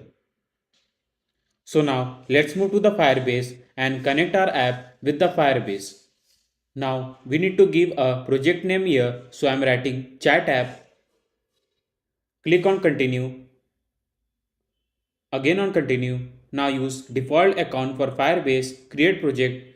As you can see, Firebase is creating a project. So wait for a few seconds. So it is done. Now I'll connect the iOS app here. But if you want to connect the Android app, then I will paste the one of my video link in the description box where I told you that how to connect the complete Android app with the Firebase. So as you can see, we need a Apple bundle ID. So I will go to the Xcode and copy the bundle identifier from there and paste it here. Go to this runner. Now click on signing and capabilities. Copy the bundle identifier from here and paste it here. Now click on register app. Wait for a few seconds. Now download Google service -info.plist file and we need to paste this file in Xcode below the info.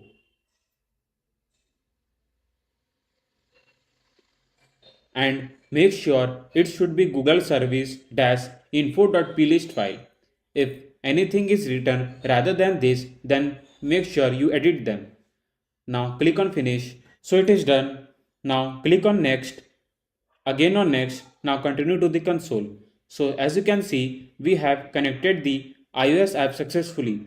Now let's move to the authentication and we need to enable email and password section here. So go to the email and password, click on enable, now click on save. So as you can see, email and password has been enabled.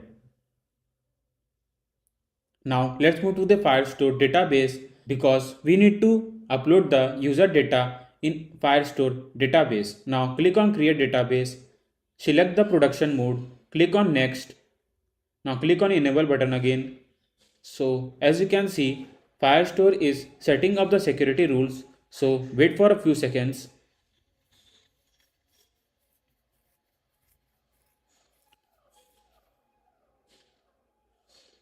Now go to the rules. We need to remove false and make it to true. Now click on publish button. One more thing I want to tell you that don't forget to change the rule and make it to true because without doing this you can't upload the user data in Cloud Firestore. Now let's move to the pub dev and we need to add some of the packages in our Flutter app. Copy the dependency from here and paste it on perspec.yaml file.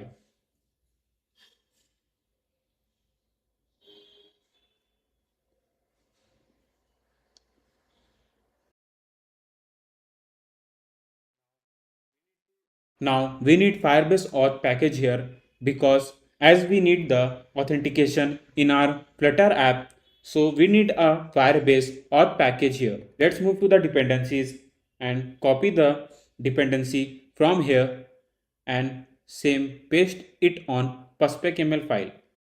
Now to upload the data to the Cloud Firestore, we need a Cloud Firestore package. So we'll follow the same procedure.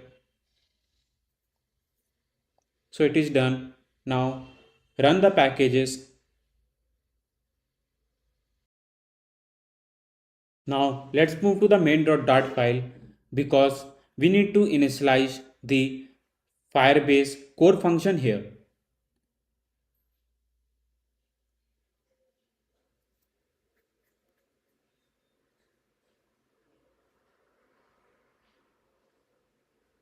Now let's move to the signup.dart file, and I will add a few lines of code here to allow the user to sign up in the app and move directly to the home page. Basically, I will write 4 string here, namely name, email, password and confirm password. You might be thinking that why I am using a string here. The reason for using string is that whenever user enter the text in this text field, like for an example, if the user enter the text in the name text field, then we will get that text that the user enter in the text field in our name string, and then we will use that string to provide the authentication to the user into the app. So I'm writing text editing controller mail controller equals to new text editing controller. Now I'll create the same text controller for other 3 text field.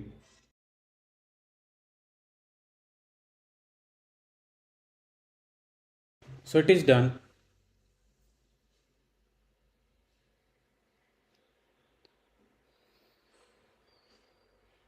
Now I will write a registration function here.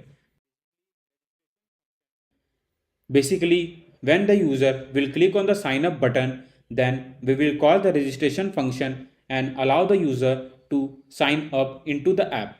So let me write the few lines of code for this function.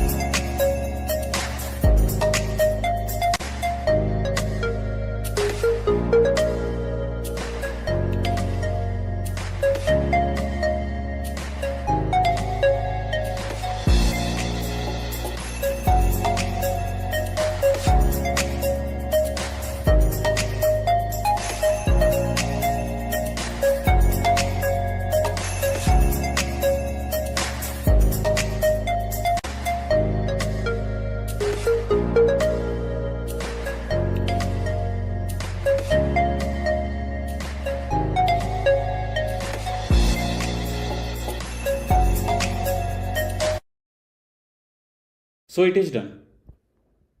Now you might be thinking what all things I have wrote here, like I have used a global key, form state, and what all things I have wrote inside the registration function. Basically, I have explained all these things in my one of my video where I told about these things in more detail. I will don't repeat all these things here because then this video will become very long for the user to watch. I will recommend you to go and watch that video where I have told a complete Firebase authentication using email and password and explained you each line what I have wrote here. So now let's move to the column widget and we'll wrap up a column widget with a form widget and provide a key here. So I'm writing key, form key,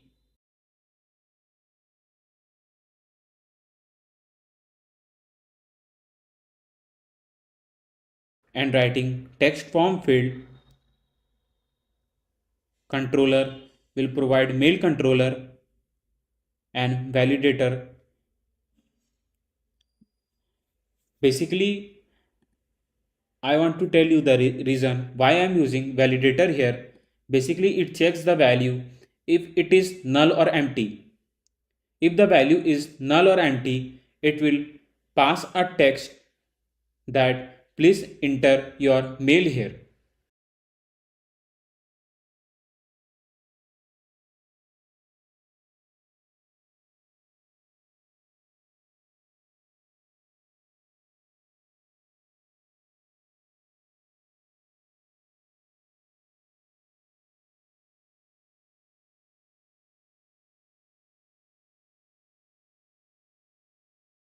Let me also change the icon of name here because it shows exactly what we have used in the email section. So I am writing icons.person outline. As you can see, person icon has been come here. Now I'll write text form field and we'll copy the same controller and paste it here. So sorry, I'd make a small mistake. I've used a mail controller inside a name text field. So let me rename the mail controller with a name controller here. So now let me add the controller and validator to each text field.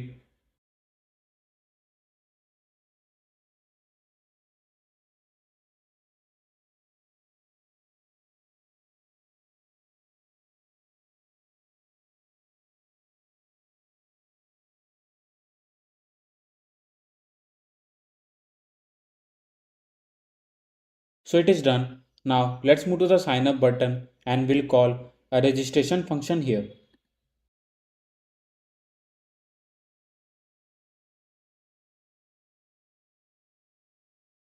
So if form key dot current state dot validate,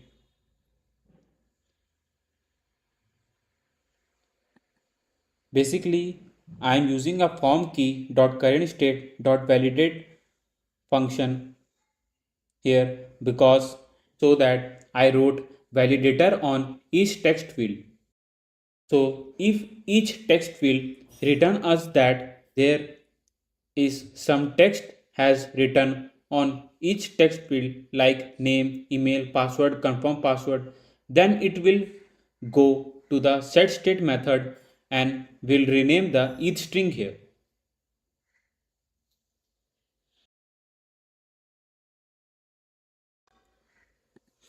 So email equals to mail controller dot text and same for the name, password and confirm password. And at last we'll call a registration function if all the validator case is true. But before that we need to upload the user data to the Firebase Firestore. So I'm creating a map string and dynamic, naming a map user info map. Let me explain you why I am using a map here. Basically map is a key value pair. So basically our key is something on string like name, email, password, ID, photo, etc.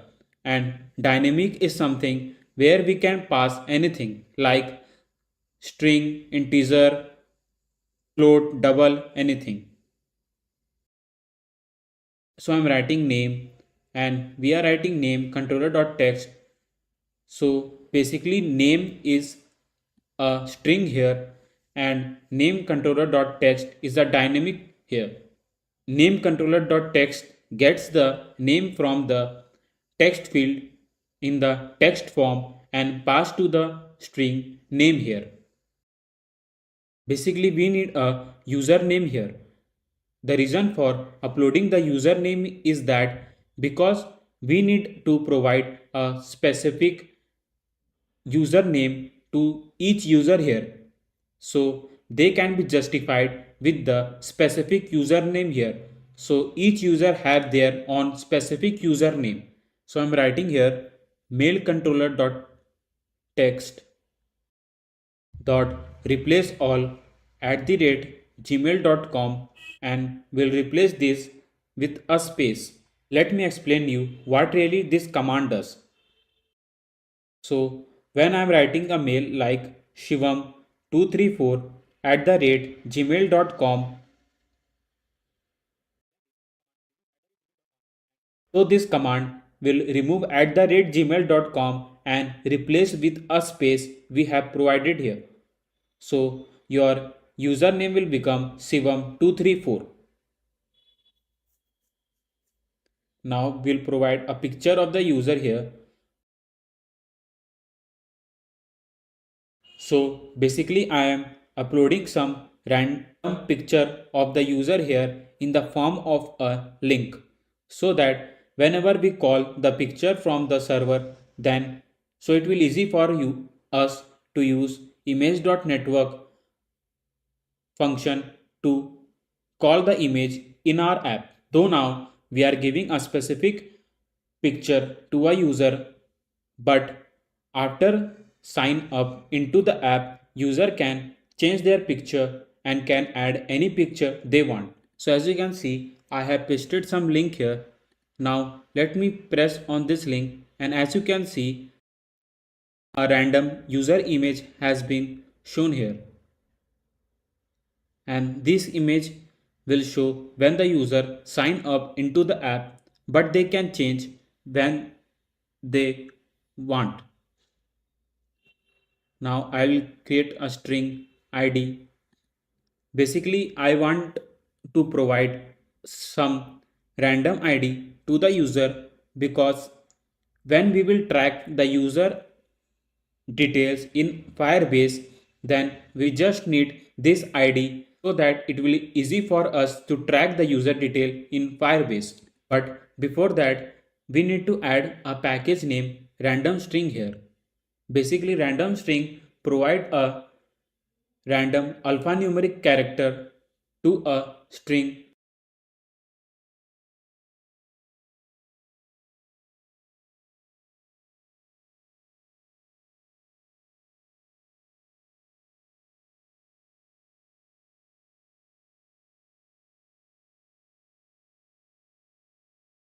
So string ID is equals to random alphanumeric 10, and we'll paste same ID here. So I'll write ID and we'll call the same ID.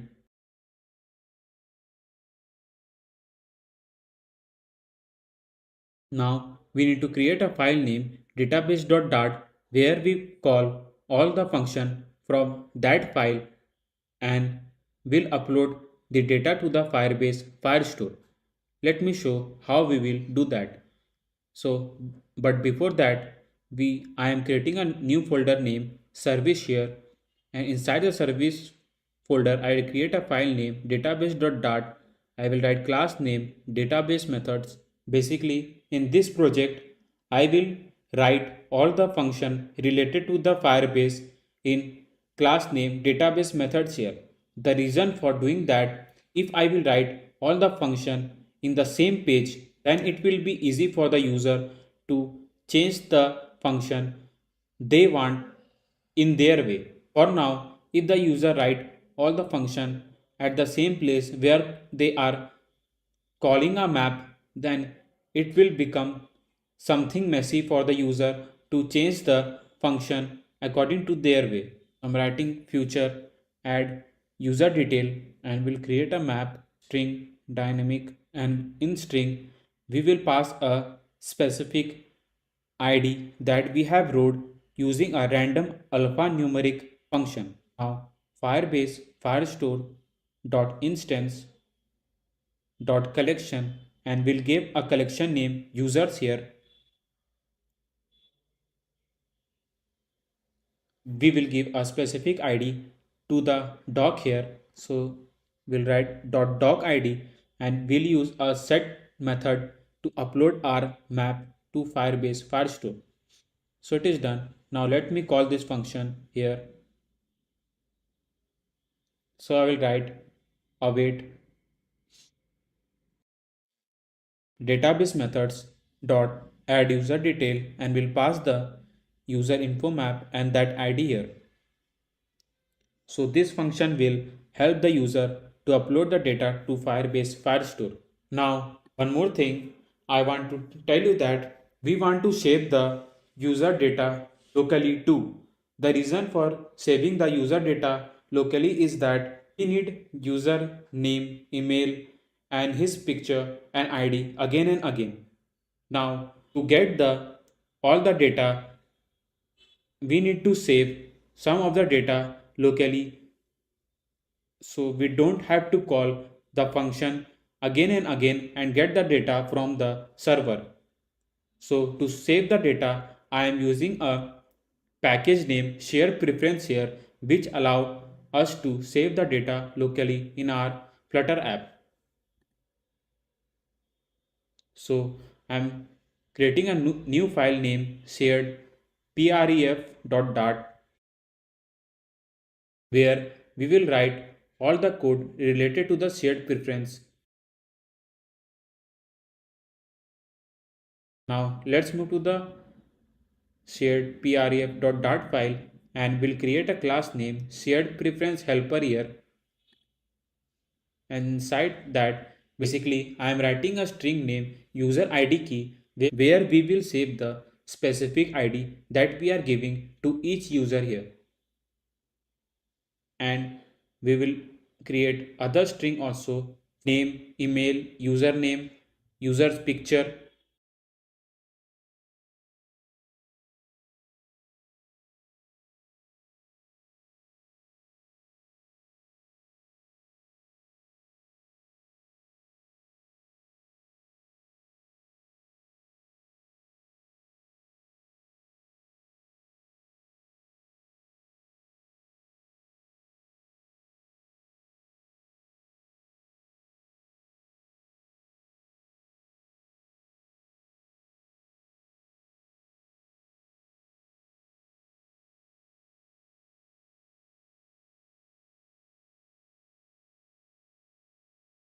Now we need to save the user data locally, so we'll call a function name save user id here. So we will write a function name save user id here, and in string we will get the user id, shared preferences pref await shared preference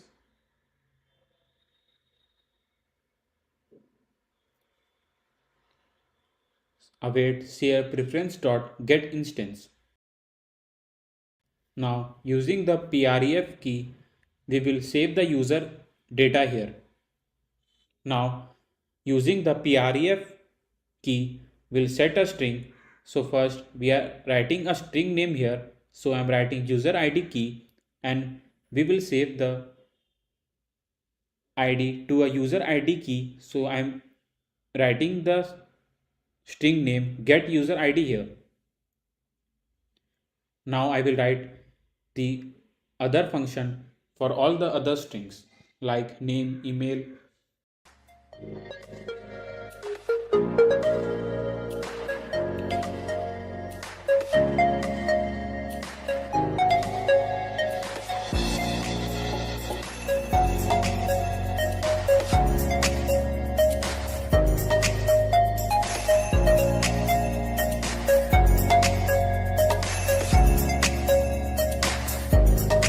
So this was the method where we are saving the user detail. Now we want to also show the user detail, so we'll use a get user id function to show the user detail in our app that we have stored locally in our app. So we'll write the same command share preferences pref await share preferences dot get instance.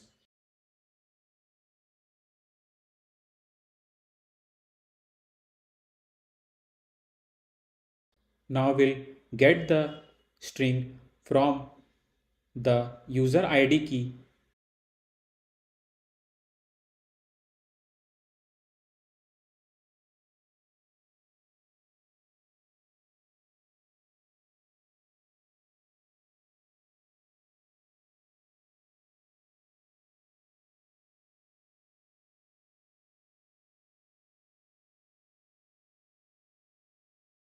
I forgot to mention the user display name. Let me add that string too.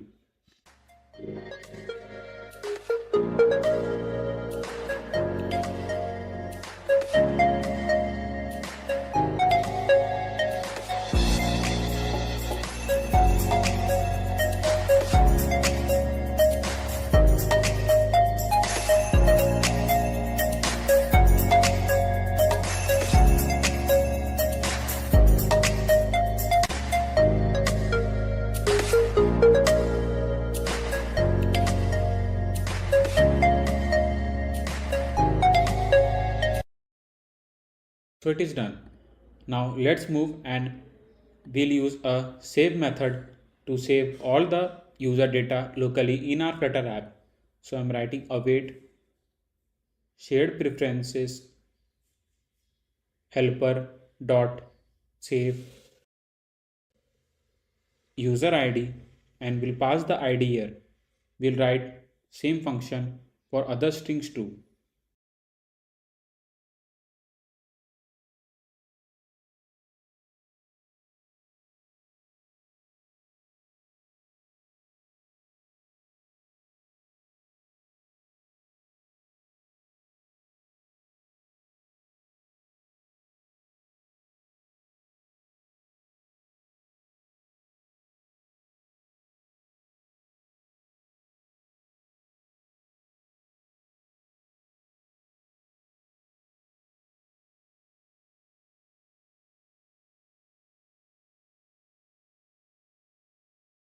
In save user pic, we'll paste the same link of the image.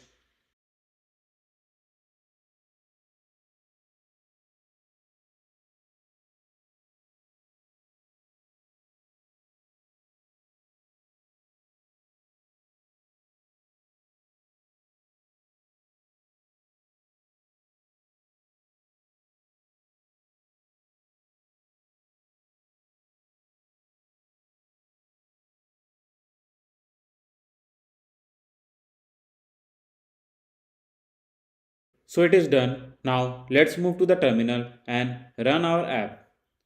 So I am writing flutter clean here.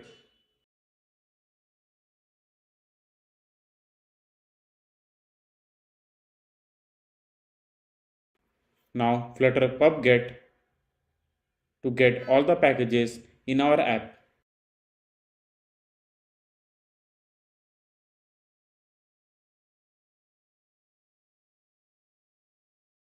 Now flutter run command. Now press enter. Wait for a few seconds.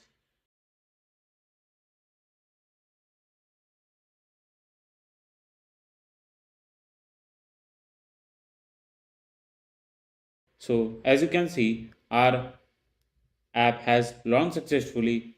Now I will call sign up page here. So let me write sign up in main.dart file and hot restart. So now I'll fill name, email, password and confirm password and will sign up into the app. So in name, I'm writing the username here. So I'm writing Shivam Gupta. Inside mail, I'm writing shivam2345 @gmail.com. I'm writing password here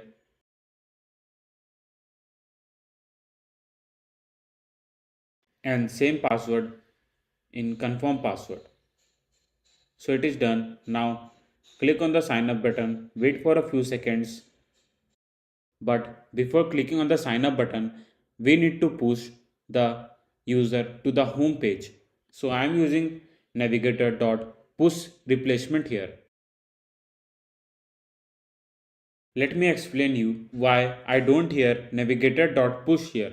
If I use navigator.push here, then if the user sign up into the app and goes to the home page, when they click on the back button, then the user can easily come to the sign up page again. But if you use a push replacement, then once the user sign up and goes to the home page, then there is no choice to come back to the sign up page. Now click on the sign up button, wait for a few seconds.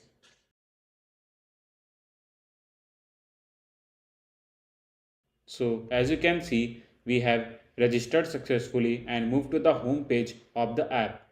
Now let's move to the Firebase and let me show you what all things are uploaded to the Cloud Firestore. So let me refresh the page. After refreshing the page, you can see the collection name users here and with a specific doc ID and email, ID, name, photo and username what we have entered in the sign up page. As you can see, the username is Shivam234. What I have told you there that the app will remove at the rate gmail.com from the email and will name it to Shivam234. Now let's move to the sign in.dart file and add the few lines of code so the user can sign in into the app. So we will use two string name, email and password here. The reason for using email and password, as I told you before,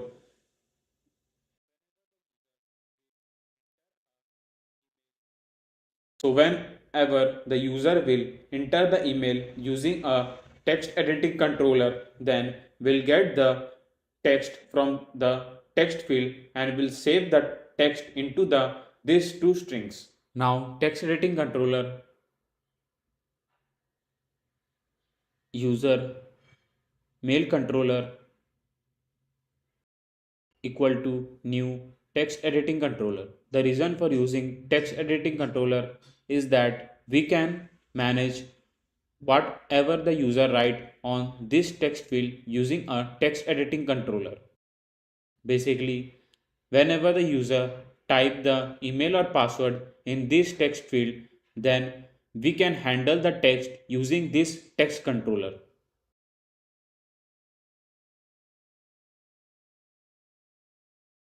Now I will write a function name user login.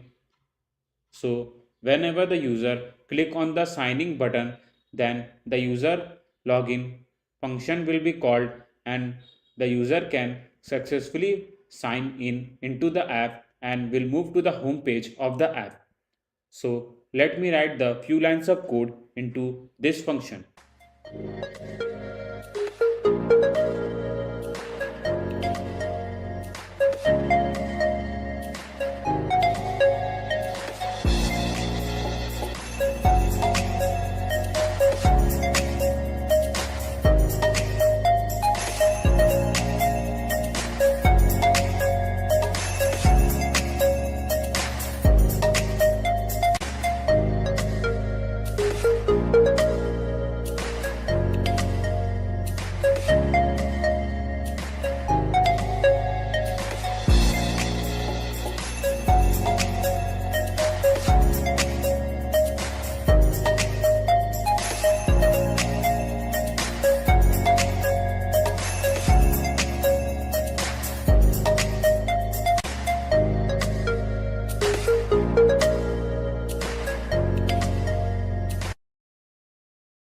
So it is done. Now I will write a global key here.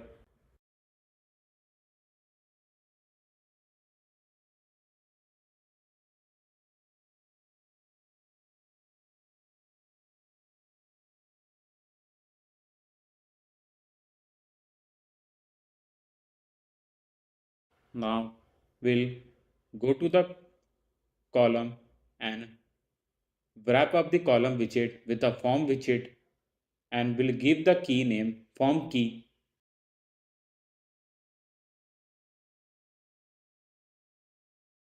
Now we'll write text form field and we'll give the controller user mail controller and we'll write the same validator that we wrote on the sign up page. So if value is null or empty, will return that please enter your email.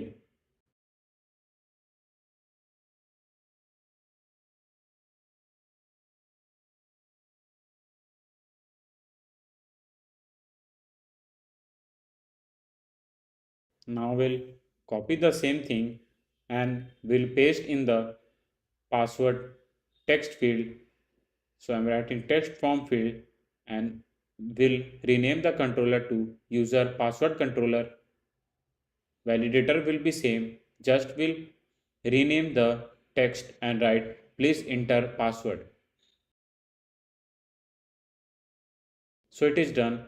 Now let's move to the signing button and we'll wrap up the signing button with a gesture detector and we'll call the user login function there. So in if condition, I will write form key dot current state dot validate what we have wrote on the sign up page.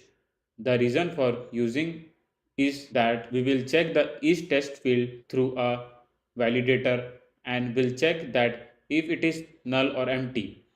If we found that all the text fields are filled with a text, then we will move to the set state and will pass each text field text into the specific string. So I am writing email is equals to user mail controller dot text. Now in email string what the user have wrote in the email text field that will be assigned to the email string. So user mail controller will handle the case of that text field and dot text will get that text from the specific text field and assign to the email string here. And same for the password. So it is done. Now we'll call a user login function here. But before move to the sign up page and sign in into the app, I will write a few lines of code in the user login function. So inside the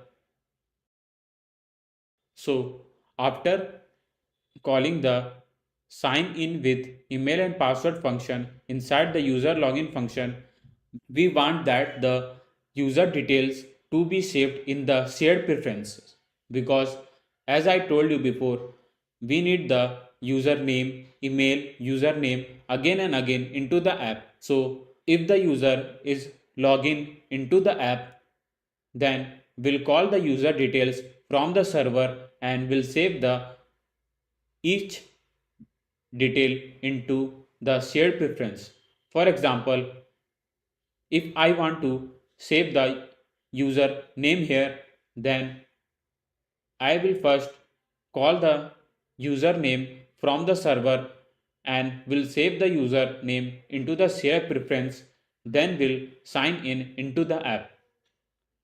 So this will be done through a dot where function where we will match a user email with the server what the user have entered in the email text field. I hope that you can understand what I am trying to say here. For beginners, it will be difficult for them to understand what I am trying to say here, but no problem. As you will write a code by your own into the studio code, then you will get what all things I have used here inside the user logging function, and I will try it to make it more easy for the beginners to understand in the basic level. So now let's move to the database.dat file and I will write a function name get user by email. So future query snapshot get user by email string id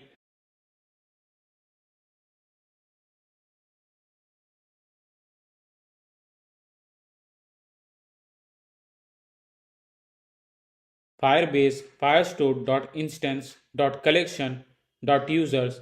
Now inside the collection users we will match the user email here what they have entered in the email text field. So I'm using dot where function to find the user email in the server. So in string I will write I will pass the email here and will match with the email.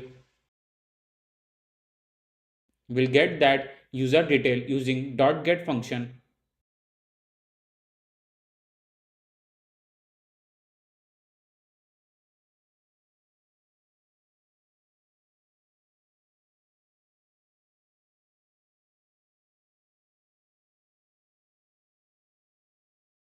Now I'll write query snapshot,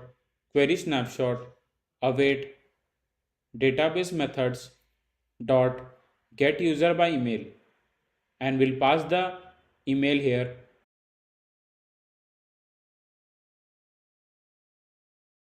So in string, I am writing a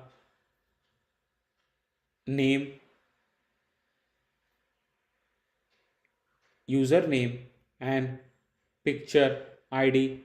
The reason for adding this string is because when I call the user name and pick from the server, then I need a specific location to store that string into a specific string. So for that I need to create a string here. So whenever we call the user detail from the server, then I will use this string to save that text in this string. So to call that function, I am using a name string here equals to query snapshot dot docs. One more thing I want to tell you that whenever you are writing the field inside the inverted comma, then it should be exact what you have entered on the Firebase Firestore. It should match what the field that is there. If there will be any difference between these two texts, then it will throw the error here. So make sure whenever you are writing a text in the inverted comma, then it should be exact what the field you have entered in the Firebase Firestore. I saw that many of the developers are making a small mistake in like capital and small letter and not using the exact field what they have entered on the Firebase Firestore, and they are wasting so much time to find that problem why they are not getting the detail from the server. So this was the small tips from my side, and these tips will only get you in this channel. So don't forget to subscribe this channel. Now I will save the each user detail using a shared preference helper dot save user display name, and will pass the name string here. Now I will save the each user detail here using a shared preference helper.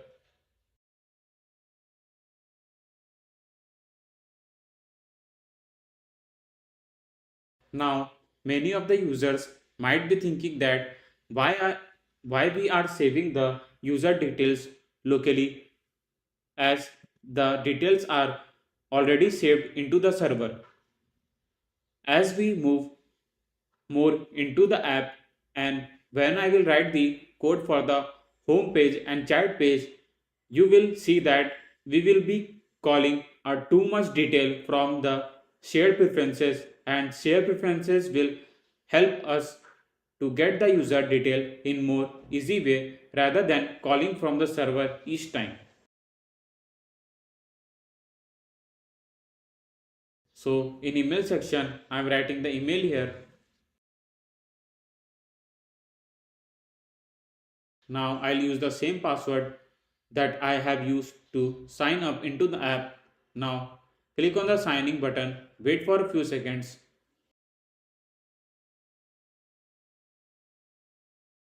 So as you can see, we have successfully signed in into the app and we have moved to the home page. So it is done. Now let me perform hot restart again and move to the sign in page.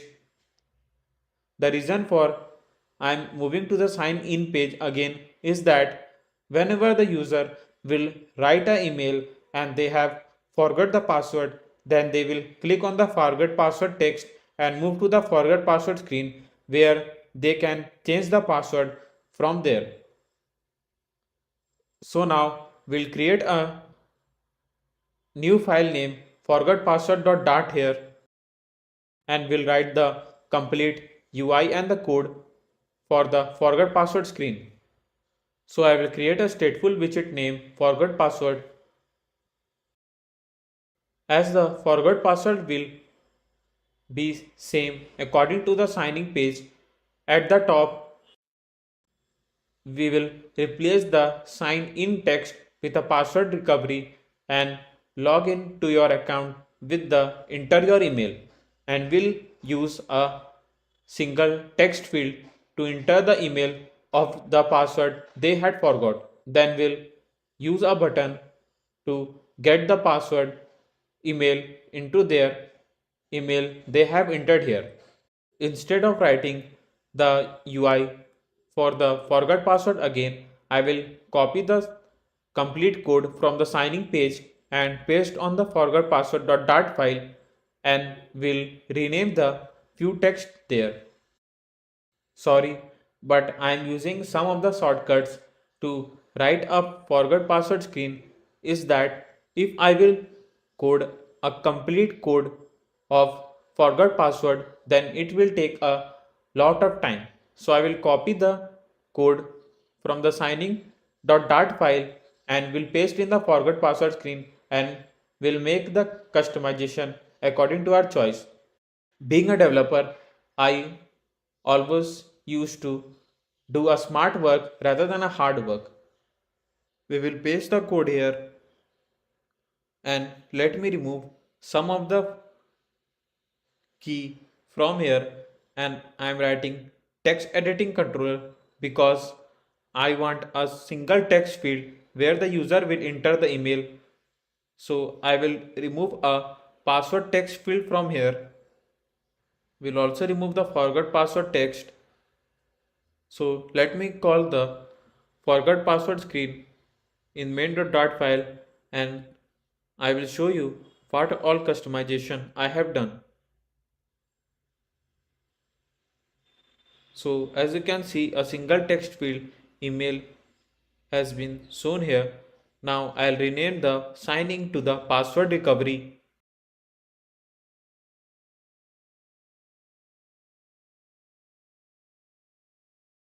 We'll also rename the text login to your account to enter your email.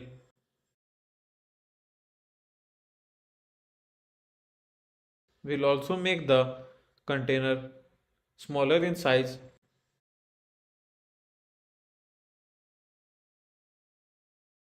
Now I'll rename the signing button to send email.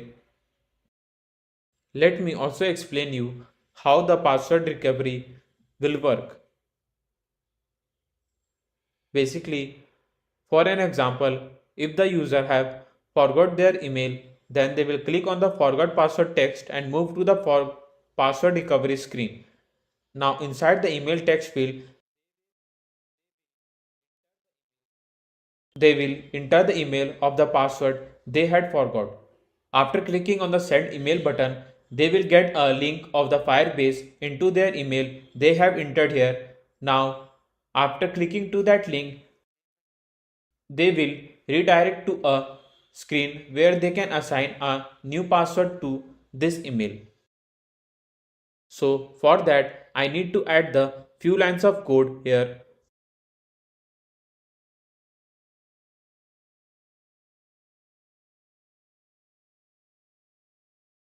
So again, we'll write a string, namely email here.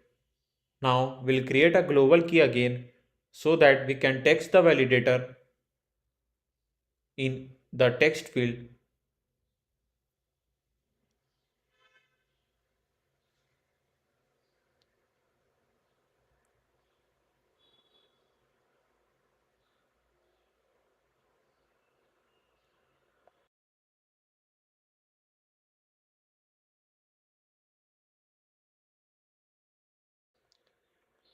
So we'll pass a key name, form key.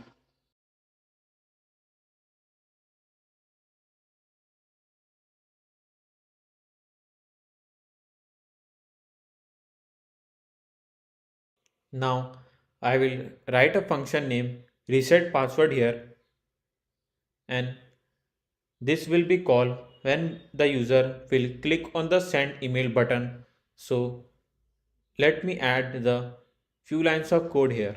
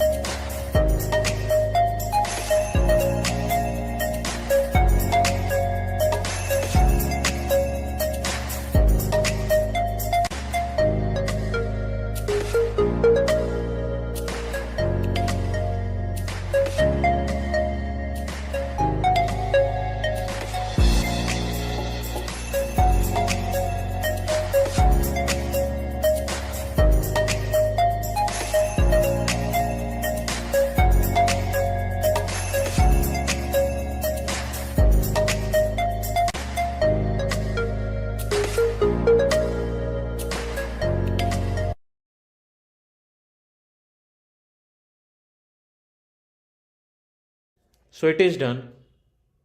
Now let's move to the send email button and we'll write a few lines of code inside the gesture detector. So in if condition, we'll write the same thing what we have wrote in the sign up and signing page, and we'll again use a set state method. Now inside the set state method, we'll pass a text controller to a email string. Now we'll call a reset password function here. So it is done. Now let me perform hot restart function.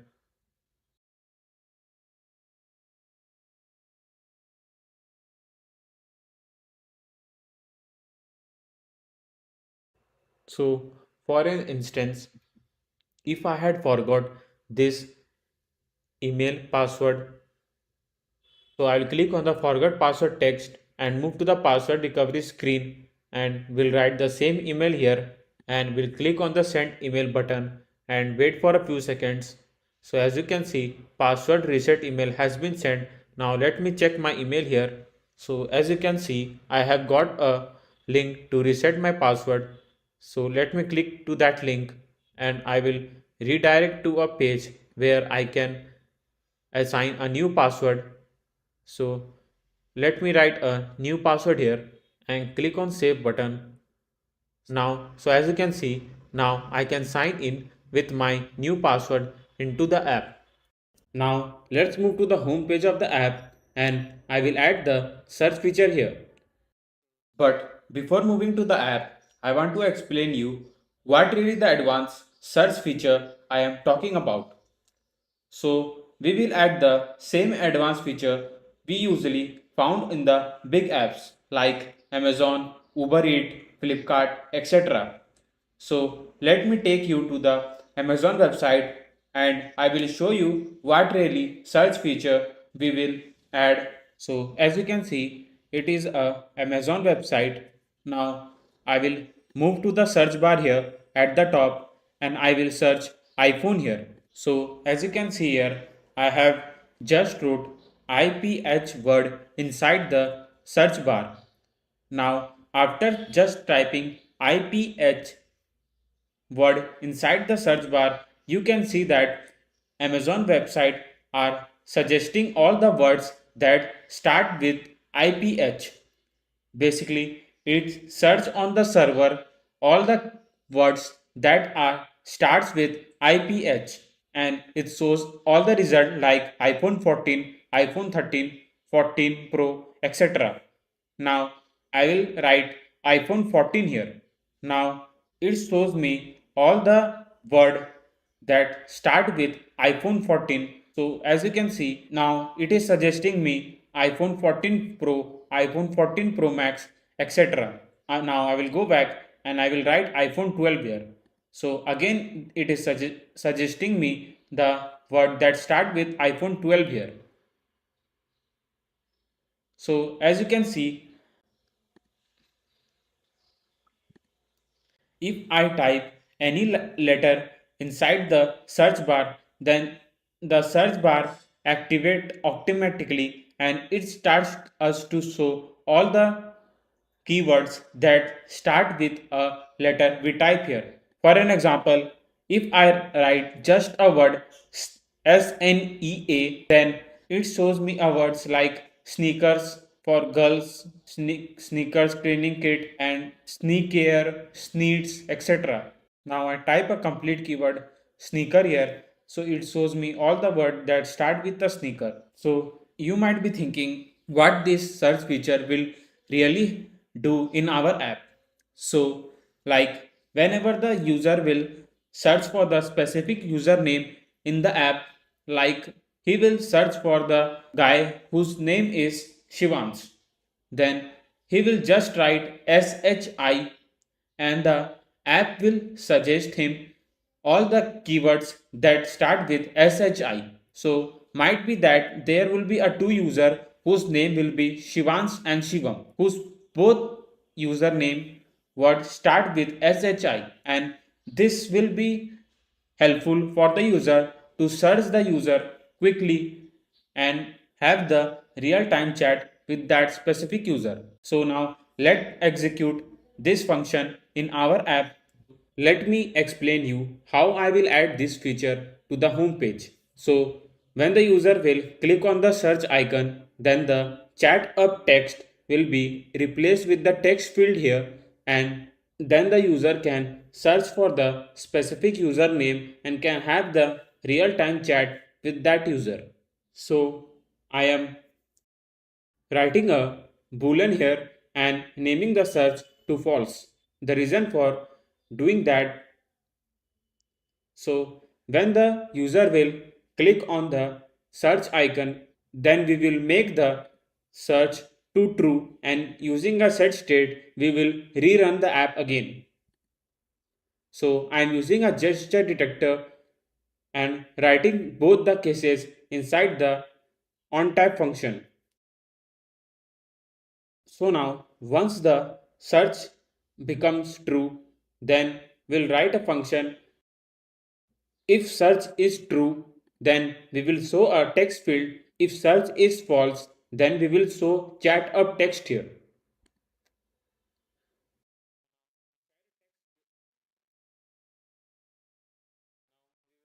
Now we will wrap up the text field with the expanded widget because I want that text field to cover the complete width of the screen. Now decoration, input decoration, border, input border dot none. Now I will write a hint text here. Now inside a hint text I will write search user.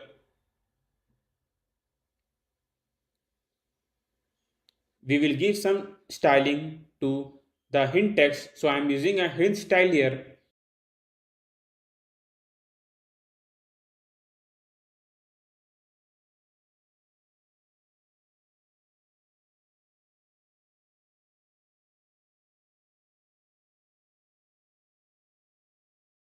So it is done. Now I'll perform a hot reload function.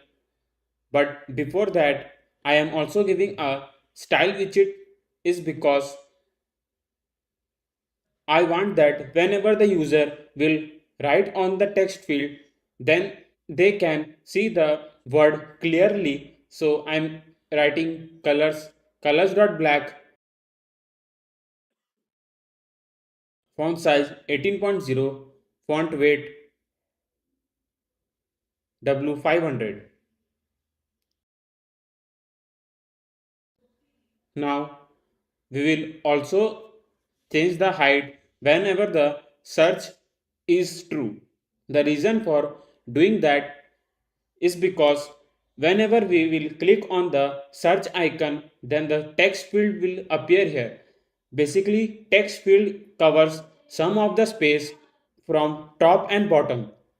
Now, if we will don't use a updated height here, then it will throw overflow error here. So I am using updated height here whenever the search is true.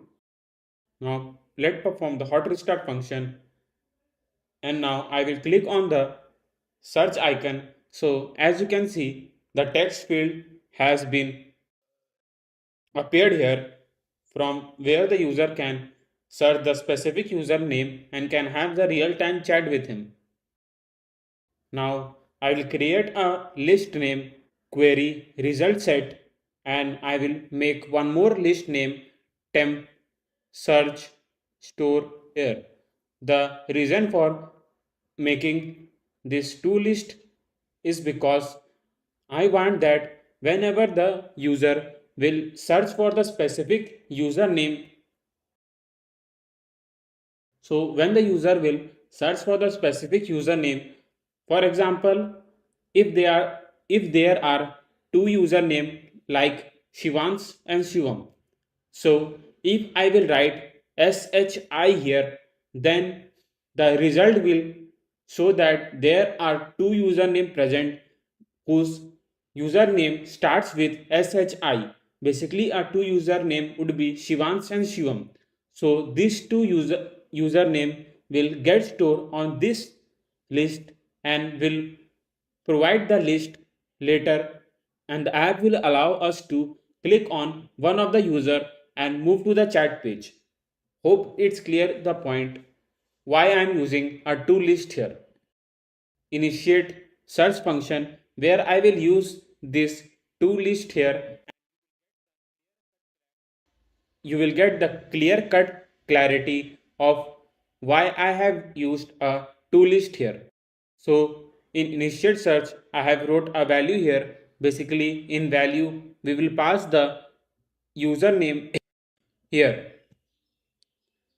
So in if condition, I'm writing value dot length equals to 0, and then using a set state method, I will make this to list null.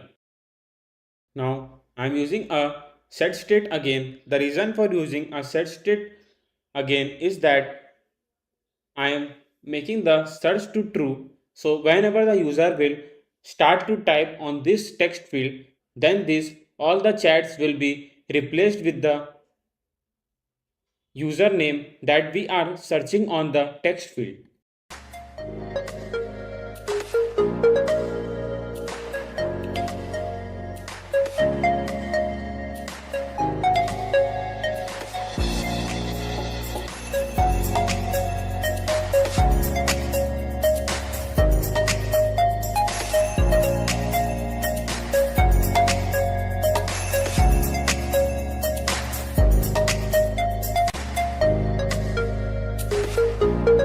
So basically capitalized value will get the first character of the user and will make that first character of the user to in capital letter.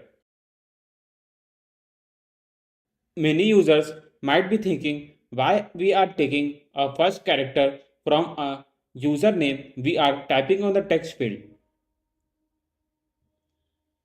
So let me explain you how this search function will work.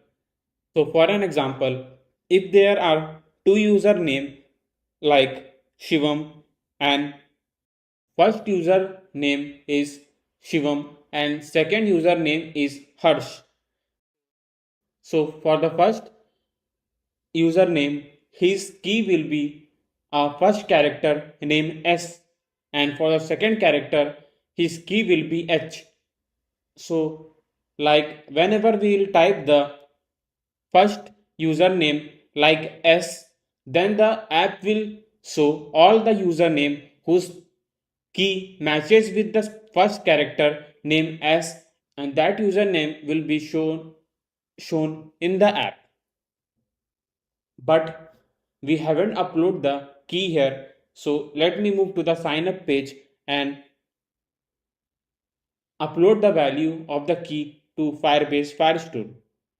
So I am writing string user here and will write mail controller dot text replace all. Basically I am getting the username of the specific user in the user string.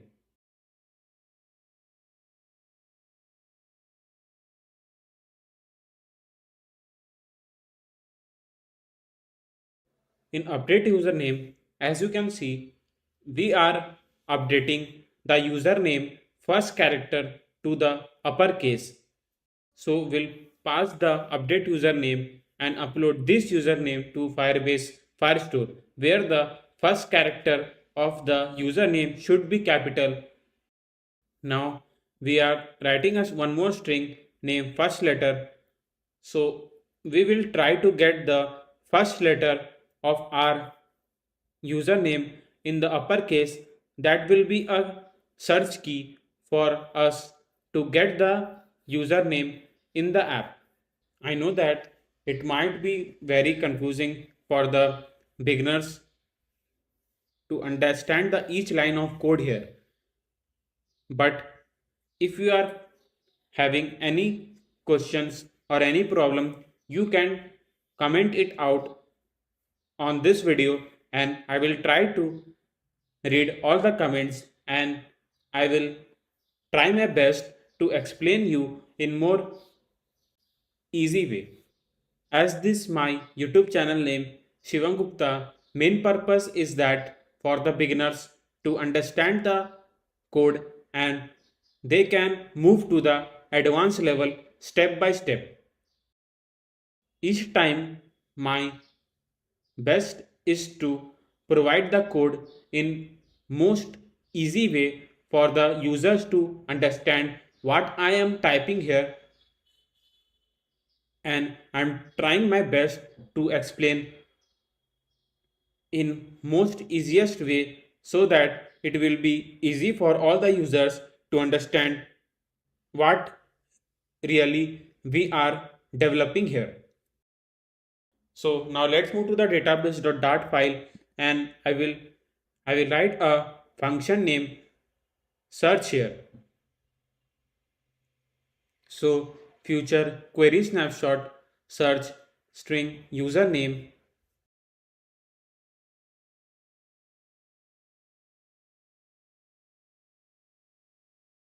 Firebase firestore.instance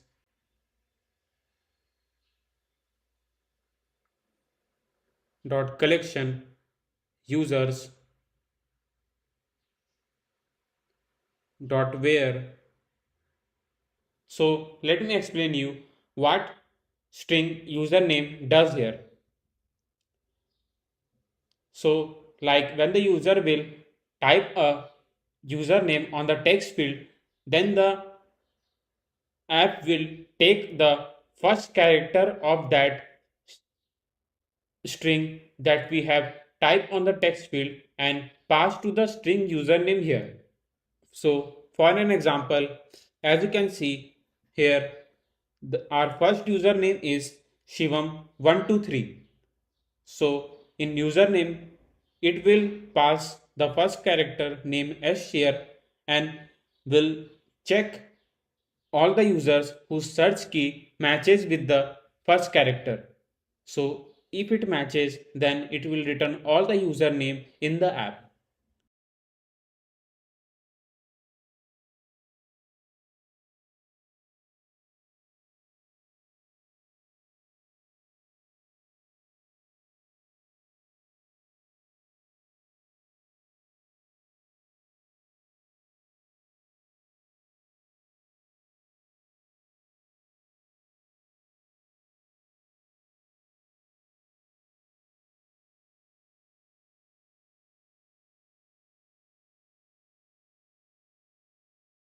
So it is done now. Now let's move to the home.dart file and we will call the function here. So I'm writing database methods dot search and we'll pass the value here.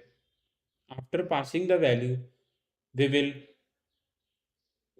take all the users username whose value start with the, for an example, s here.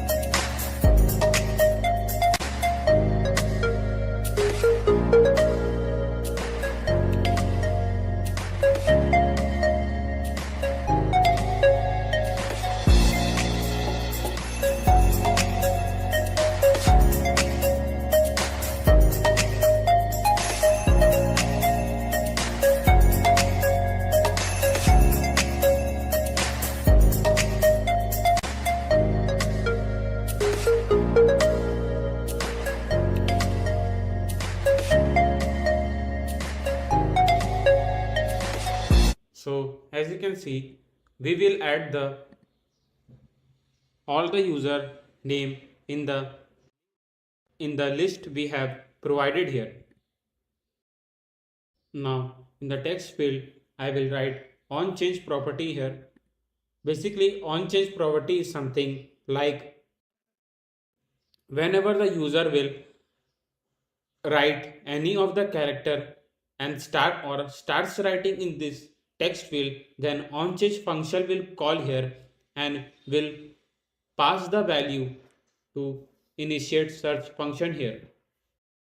So now we want that whenever the user will start typing on the text field, then the on change property will get activate and it will move the text to initiate search function, which will make the search to true.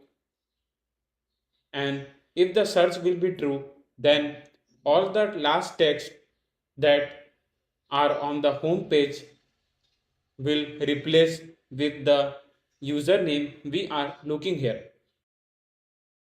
So now let me add the column here and we will try to put all the chats that we see on the home page in the column widget. The reason is because now if we will use a search case here, like if search is true, then we will pass a list view of all the username that we have stored on the list that we have wrote above.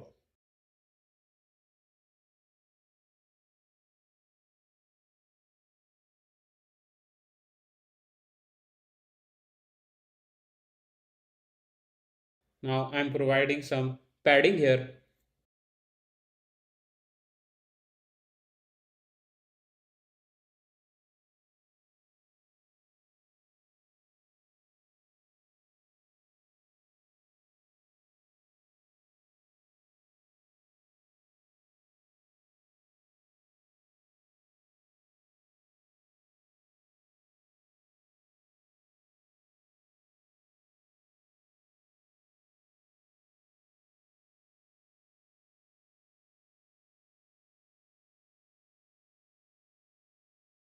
Now I am writing a children here and will on children will pass the temp search store where all the list of the username are stored.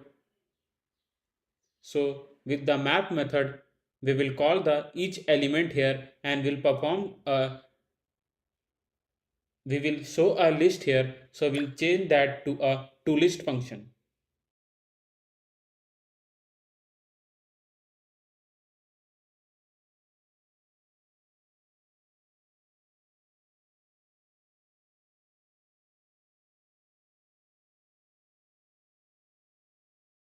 Now we will return the each user detail to a widget name build result card where we will show the user pick his name and his username, so it will be easy for the user who is searching a specific username can find the right person here and can have the real time chat with him. So now let's move and create the widget here name build result card.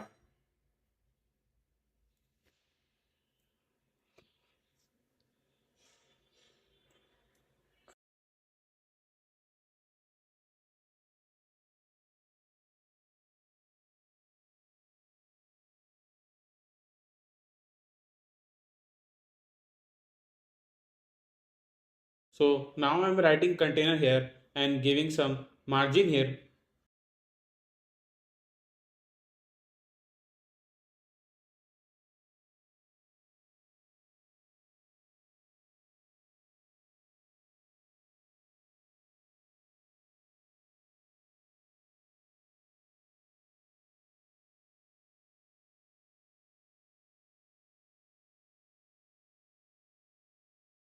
Now after giving the margin, I am using a child material and will highlight the each user detail here. So I am using a material widget here and giving some border radius.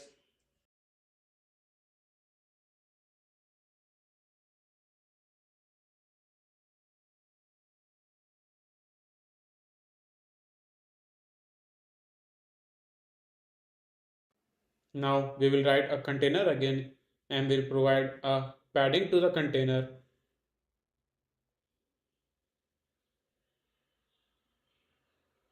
We'll provide some decoration to the container here. So I'm writing colors.white. We'll provide a border radius. So border radius dot circular 10.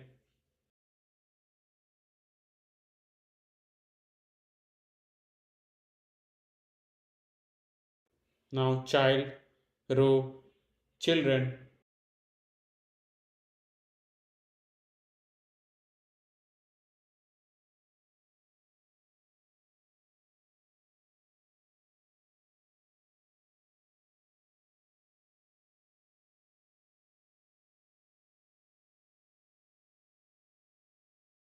Now inside the row, I will write a column widget and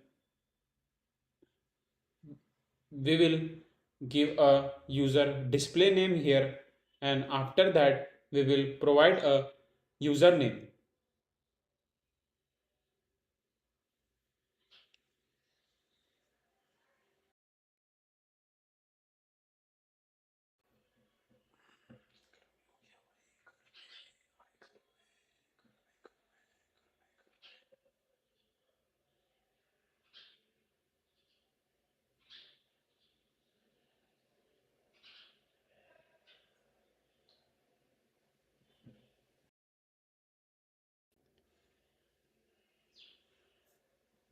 So as you can see, I have provided some style to the username here.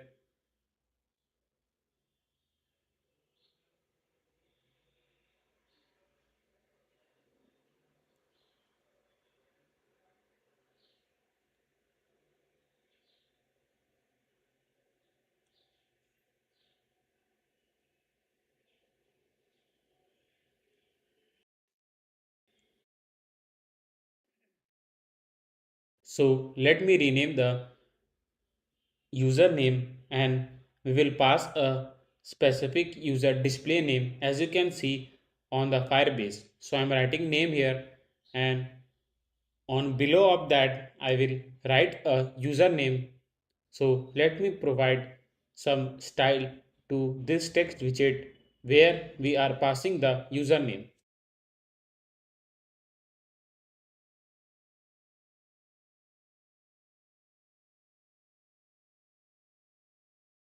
I have made a small mistake. Basically, I want to provide the username in the uppercase. So let me move to the sign up page and we will write update username dot to uppercase. So it is done now.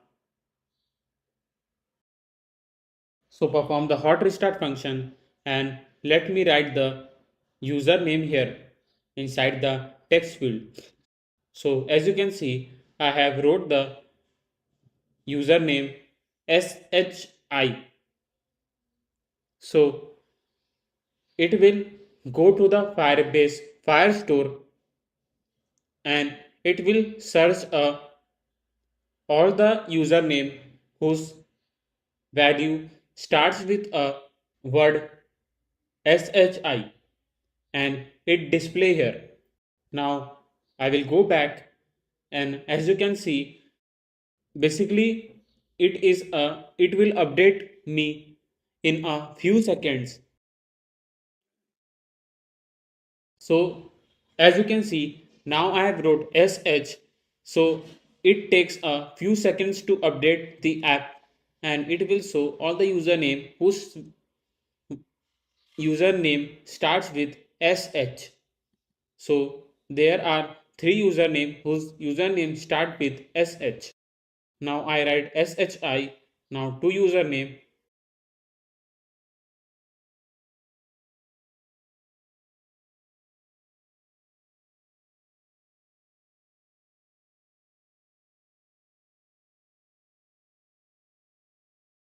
So now if I write Shivam, a complete username, so as you can see, it may show the username who start with a word Shivam here. So I had taught you a advanced technique of the search feature. There are the many videos on the YouTube where they teach you search feature. I have saw some of them, but in that search feature you have to write a complete username like Shivam123. Now if you click on the search button, then it will show that specific username. Now this search feature which I taught you today is a advanced search feature which you found in many of the apps, e-commerce app, ticket booking app, travel app, etc. Though I have thought that this is a advanced search feature which I need to tell to my subscriber who are developing the apps, and they will use the advanced feature in their app to make it more easy for the users to use the app. So if you like my idea, do not forget to subscribe my channel because this is just the starting. I am going to bring such more videos in the future. So now I will also add the user pick here. So it will be easy for the user who are searching the specific username can find the users quickly.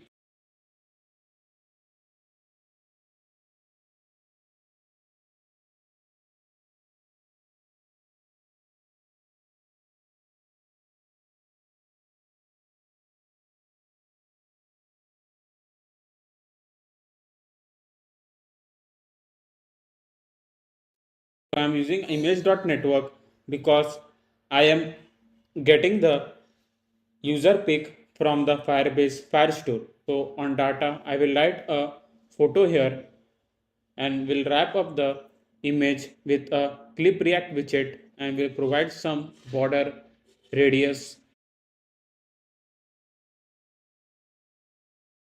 will provide some height and width to the image and will fit them with the fit box fit.cover. So if you are following this series from the starting, then many users will get why I have used clip react fitboxfit.cover here.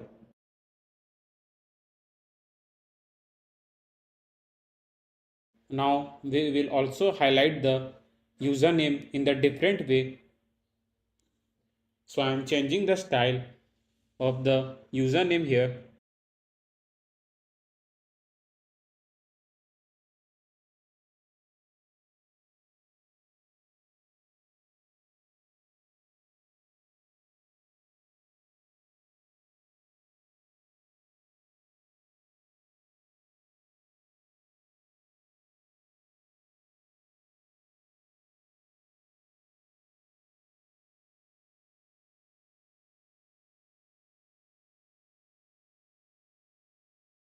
So it is done now. Let me perform the hot restart again and I will show you it again. So I am writing sh here. Now it is showing me all the users whose username start with sh. Now I will write a complete username. Now Shivam.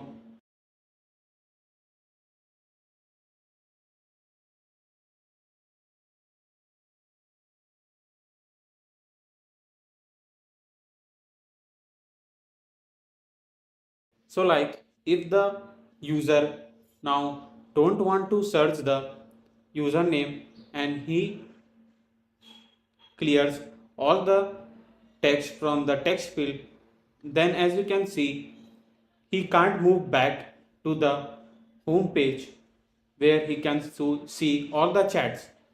So now I will replace the search icon with a close icon here.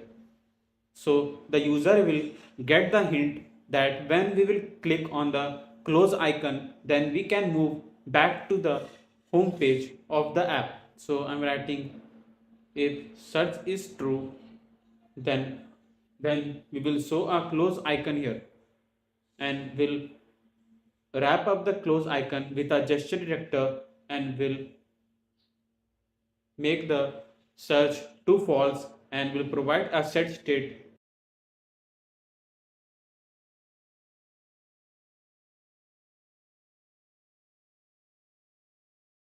Now let me perform hot restart. So when I click on the search icon, now I will write a username here. Now if I want to go back to the home screen, then I will click on the close icon and move to the home page. So it is done now. So as you can see here, I have wrote sh string inside the text field where I am looking for the username whose username start with sh. Now after writing the sh string, you can see the app display us the three username here. I want that when I click to Shivam's, the first user that shows here, then I can have the real-time chat with the Shivans here.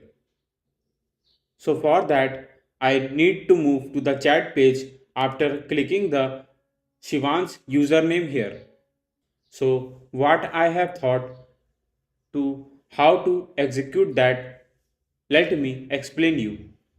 So, for an example, if my username is Ayush and if I click to a Shivan's username, then the app will create a chat room whose username will be Ayush and Shivan's in the Firebase Firestore. Now, if I click to Shyam, the second user, then the app will create a second chat room where the where the chat room name will be Ayush and Shyam. So like this, app will create a separate chat rooms for each user we want to have the real time chat with him. The reason for doing that is because now if I'm chatting with Shivans, then the message should only goes to the Shivans, not any of the user that we are not having the chat. So creating a separate chat room for each user allows us to message them privately and have the real time chat with him. So when I goes to the home page of the app, you can see all the previous users chat there. So each user chat will have a separate chat rooms. Hope that I have clear your doubt of how we will execute the real time chat for the each users separately and privately so that they can have a real time chat with the each user. So let me execute what I have explained you here. So now we will move to the container and wrap up the widget with a gesture detector. Now I will do a search equals to false and will provide a set state. The reason for using a search equals to false is that whenever I press any of the user, for an example Shivansh here, then I will move to the chat page where I can have a chat with Shivans. Now, if I want to go back to the home page, now if I press on the back arrow key at the top, then I can successfully move to the home page rather than moving to the search page here. So, as I explained you that there will be a separate chat room for each users, then I will create now a chat room ID for each users now with their username.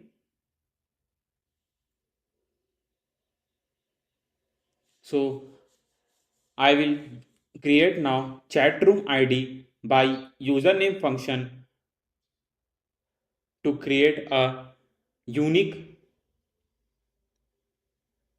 chatroom name for each user here. In string A and B, I will pass two username who want to have a chat and wants to move to the chat page and can start a chat with the specific user.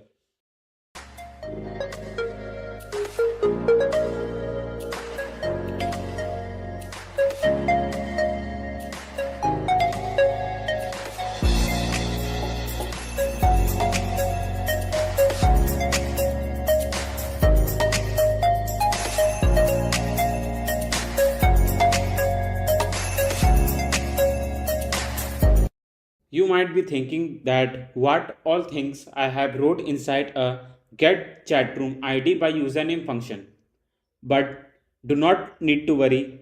What all things I have wrote here, I will show you complete things that will upload to the Firebase Firestore with an example. So that will give a clear cut idea of what all things I have wrote here. In short terms, I can explain you that basically get chatroom ID by username functions create a unique chat rooms for each specific user we want to have a chat. There is also one reason that why we are creating a unique chat room ID for each chat rooms here, because now if I am talking with Shivans and goes back to the home page and I move to the another user named Shyam here, then I am chatting with this both users at the time. Now, if I don't create a unique chat room for each user, then this might be a case that whenever you click on the Shivans, then you will move to the Shyam chat page. But if you create a unique chat room ID for each chat rooms, then app will get a hint that whenever you click on the Shivans chat, then it will search for the specific user chatroom ID and will send to a specific username whose name is Shivans. So as I said you that I will pass two username.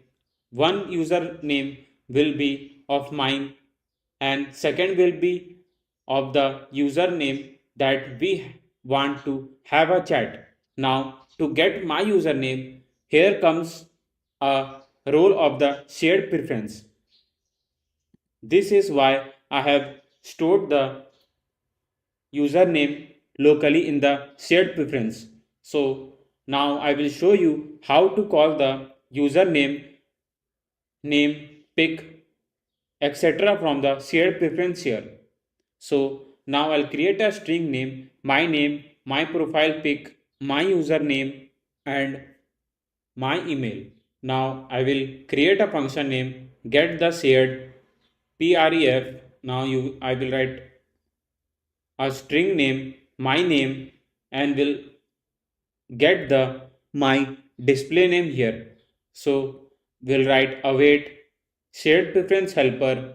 We use dot save method to save the name to the shared preference, but we have created one more function named dot get. So we will use a dot get function to get the display name here, and we'll save the display name to a string name my name.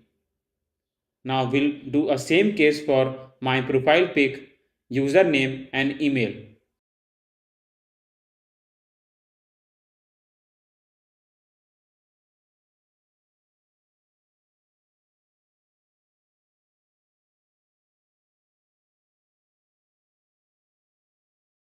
Now I will use a setState method inside the get shared preference. Now I will create a on the load function here. The reason is doing that is because I want that whenever we come to the home page of the app, then the app first call the get share preference method and give me all the my detail to the specific string here. This can be done by using a function name initState here. Basically, initState is something that will be called as soon as you open home page here. So this is a first function which will be called first, then the whole process will be executed on the app. So as I told, I will get the share preference here. So I'm writing on the load method inside the init state here. Now I will pass my username here, and the username we want to have a chat. So I am using a Shivan's, for an example, Shivan's username here. So I will get the username from the Firebase Firestore. Now I will create a map here,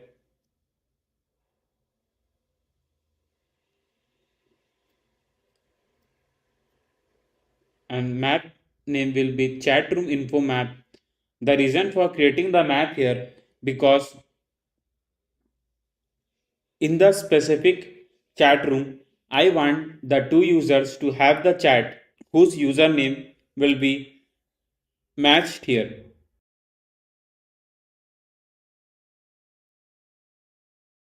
So one user will be me myself, so I'm providing my username here, and a other username we want to have a chat.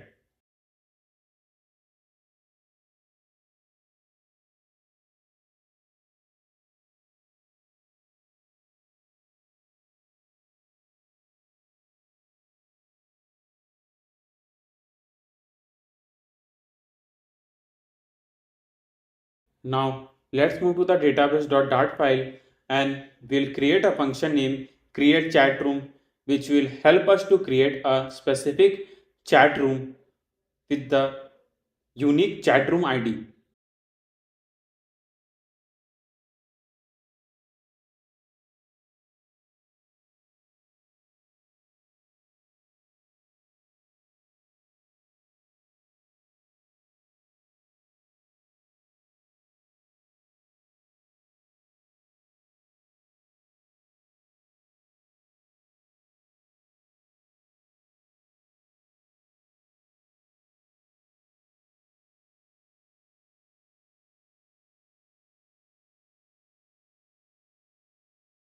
So as you can see, in string we will pass a unique chat room ID, and inside the map we will pass the two usernames that will go into the chat room and can have the private and real-time chat. I am using a snapshot here because I want to check if the chat room has created or not. For an example, if I am if I want to have a chat for the first time with the user, then I will create a chat room in the Firebase file store. But if I second time comes to the app again and I want to have the chat with that same user, then I again go to the text field and search for the that username again, and if I click it again to his username, I don't want to create another chat room for the same username we have the chat at the past. We want to move to the same chat room.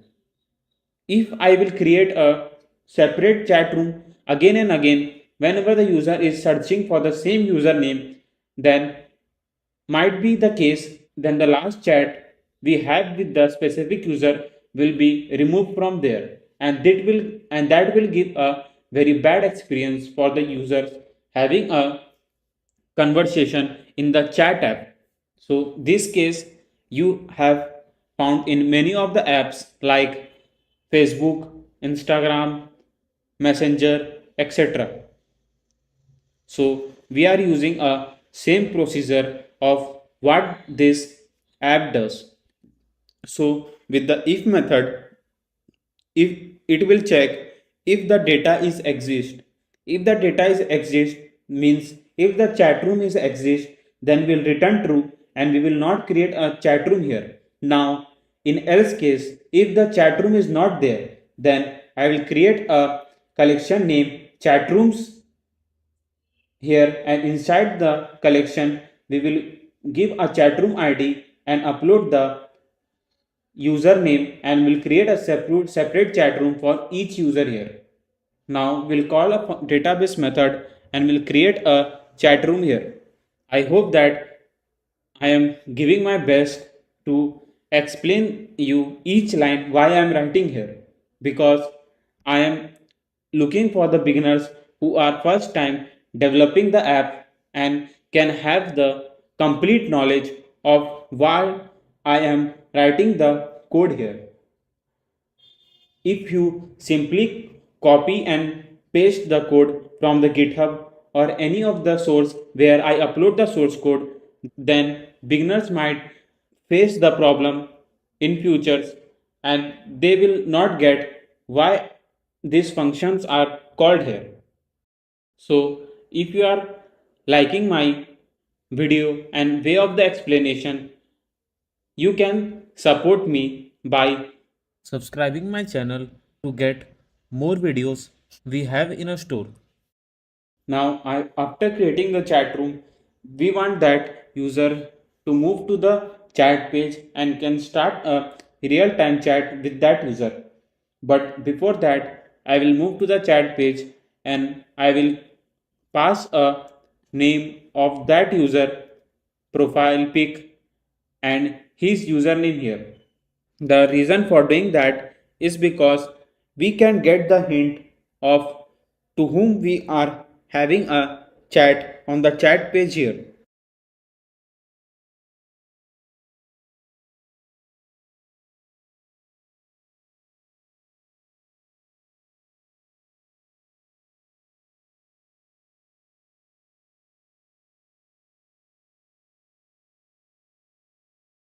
Now let's move the home.dart page again, and we will go to the same gesture director and will move to the user to a chat page. So I will use a navigator dot push here and material page root, and we'll call a chat page here.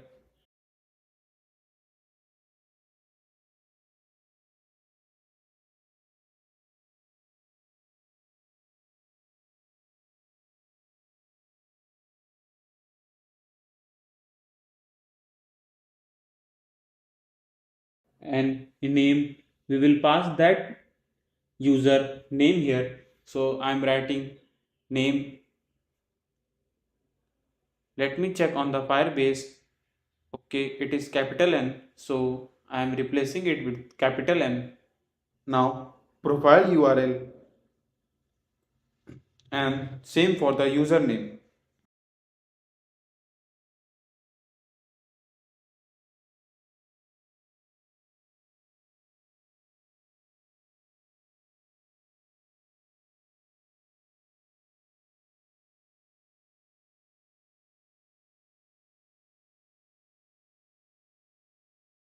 So it is done. Now let me perform hot restart now,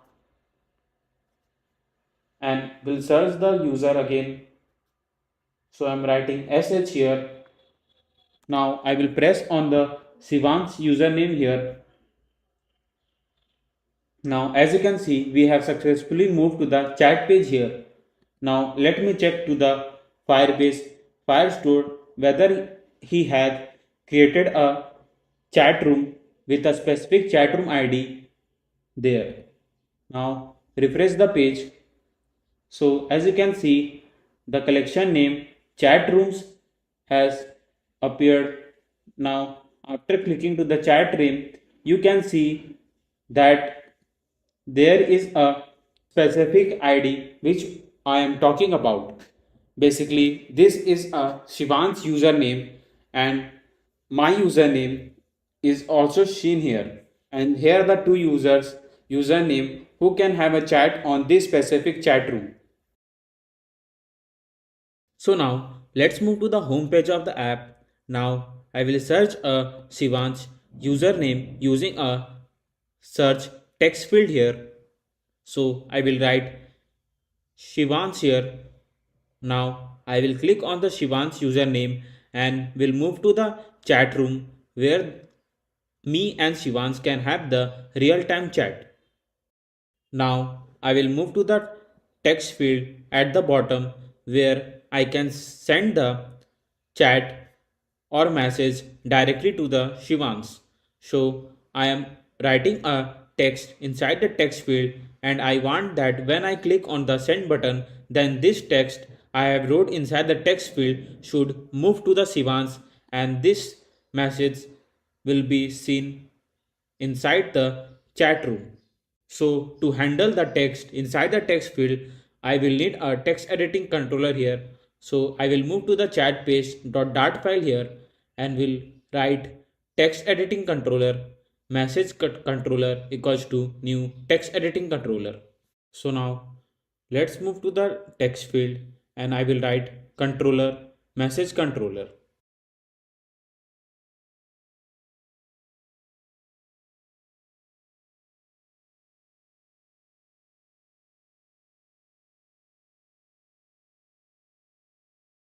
So now I will write a function name add message here that will be called whenever I click on the send icon here.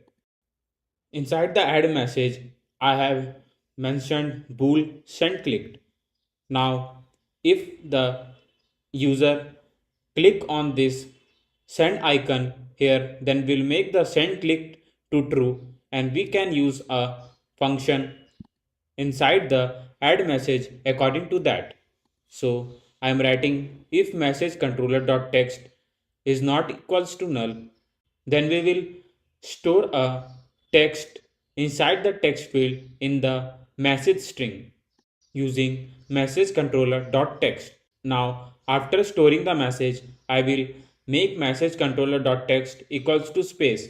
The reason for doing that is because I want that whenever the user sends the first text here, for an example hello, if we write hello and he clicks on the send icon here, then message controller dot text will be null and it will allow the user to send the second message to the user he has having a chat. Now I will use a map string dynamic message info map. Now inside the map I will write a message and will pass a text where we have stored our text that user have wrote on this text field. So writing a message string here. Now I will write send by and in send by I will pass my username here. So again I will use a shared preference method to get my username what we have done on the home.dart file.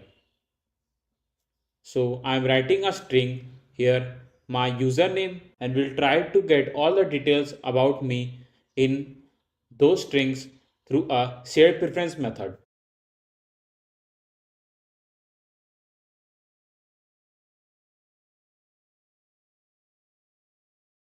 So now I will use a get the shared PRA function to get my username here and we will write my username equals to await and will use a shared preference helper class and will get the username by get username function here.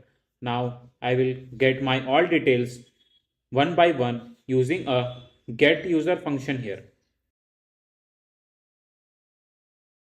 So we will do same for the pic, display name and the email.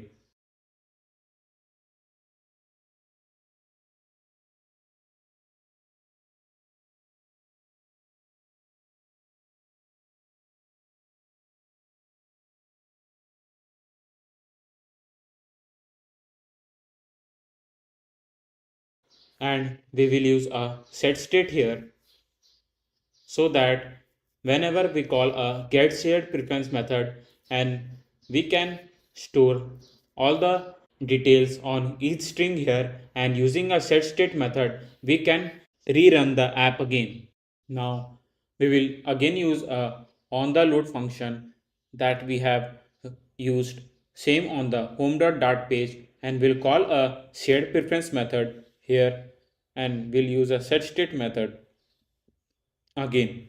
So inside init state, I will on the load function. The reason for writing the on the load function inside the init state is because as as I want that the get the shared preference method will be called as soon as the user will move to the chat page. So init state is that type of function which calls first and then the whole function starts after the init state function has called.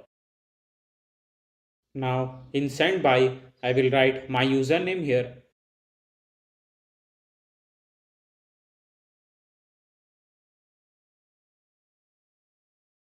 I'm writing TS here. Basically TS stands for timestamp here. As you can see on the home page, you can see all the previous chat of the users with a last chat they have received on the chat room with the time. So to store the time, I need a timestamp here. So I'm writing a timestamp using a date time now function. Basically date time function help us to get the exact time when the user have sent the message to the specific user inside the chat room. So I will write date time now and datetime dot now function to get the current time. Now I want that to show the time in hour and minute format.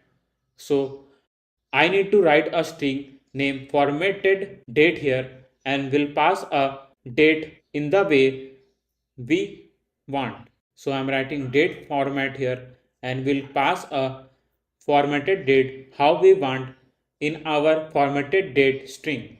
But to get a formatted date here, I need to move to the perf.def file and copy the intl package from there and paste it inside the perspecml file.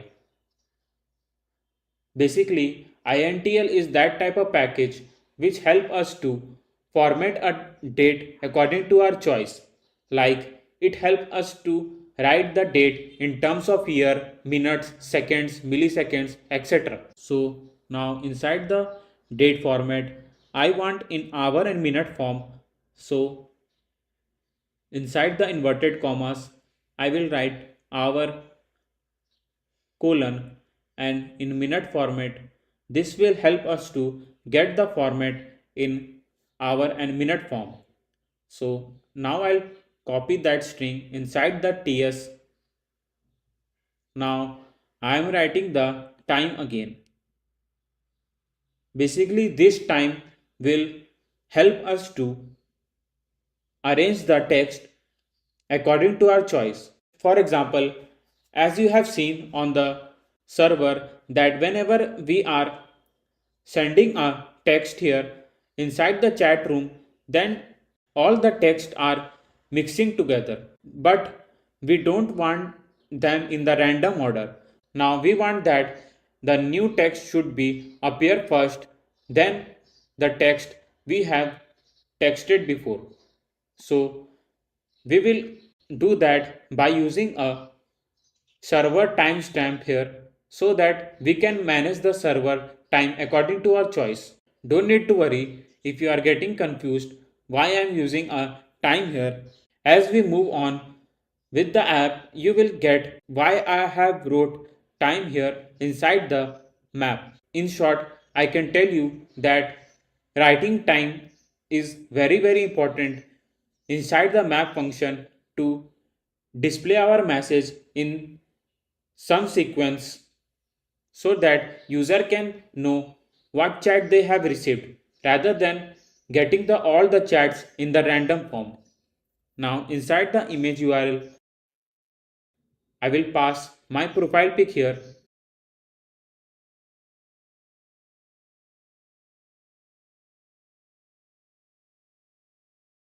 So let me explain you how this map will work. Basically inside the chat room, as you can see, there is a chat room ID. When we will send this map, then it will create one collection named chats here, and inside the chats collection all the message will be stored. So I am writing if here Now inside the if function, I need to call a message ID here because I want to provide a specific message ID to the each message user is sending to the other user. So inside if I'm writing if message ID is equals to null or space, then I will pass a message ID with a random alphanumeric character here. And basically inside the collection chats first message ID will be appear, and inside that message ID there will be a message we will send to the other user. Now I will create a database.dart function here so that I can send the message to the Firebase Firestore. So let's move to the database.dart file, and I will create a function name add message here that will be called whenever we send the message to the user inside the chat room. So in string, I will pass a specific chat room ID that I have showed you in Firebase Firestore. Now I will also pass a specific message ID and will write a map string dynamic. Inside the string dynamic, I will pass a message info map.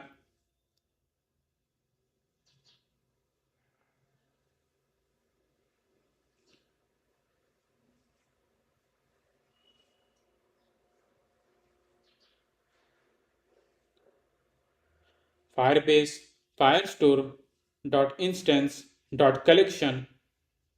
Now inside the collection, I will write a chat rooms here.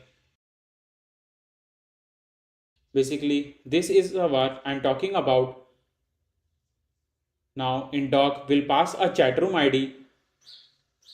This chat room ID dot will make one more collection here named chats. Inside the chat, I will pass a specific message ID. So I'm writing doc message ID, and we'll use a set method to set the message inside the chats collection here.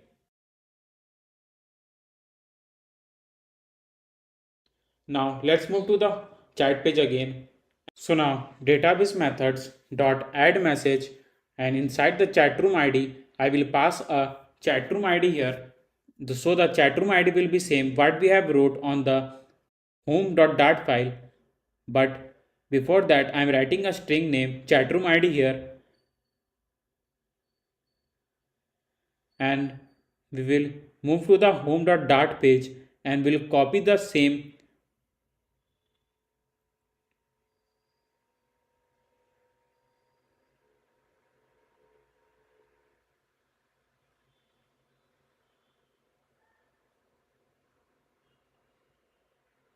get chatroom ID by username function from here and paste it inside the chat page, which will help us to get the chatroom ID.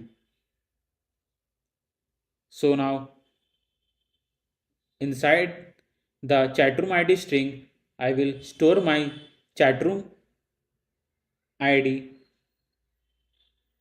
widget.username. Basically, widget.username is the username we are having a chat, and here I will pass my username.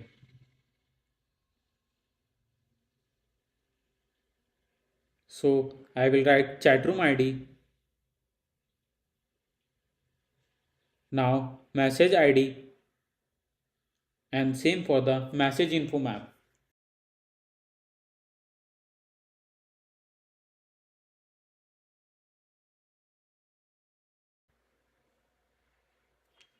Basically, we have stored message ID string inside the null string. So we will remove the space here and will write if message ID is equals to null, then we will pass a random alphanumeric 10.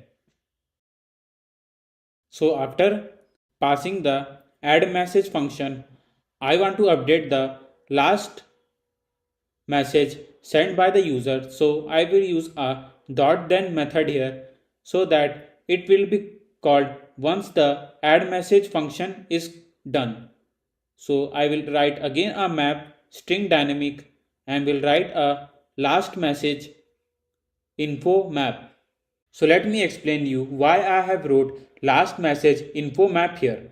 The reason for writing is because as you saw on the home page of the app, there is a username and just below that there is the last message which has been sent by the user or received by the user.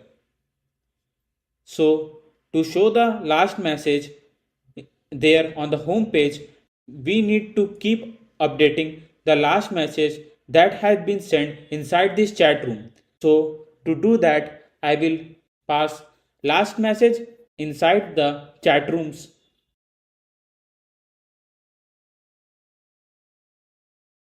So inside the last message, I will copy the same message string here and will write a last message send timestamp where we will pass a time when was the last message has been sent.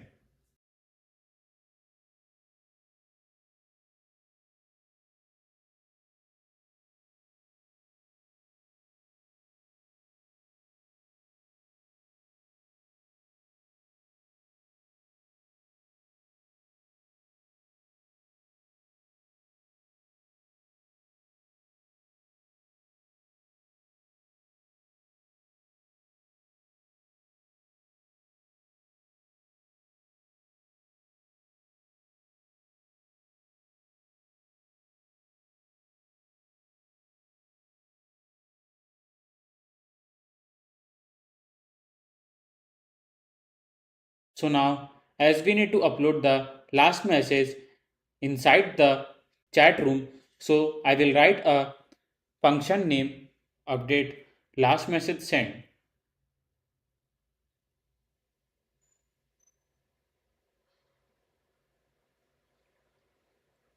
Inside that string I will pass a specific chat room ID and will pass a map string dynamic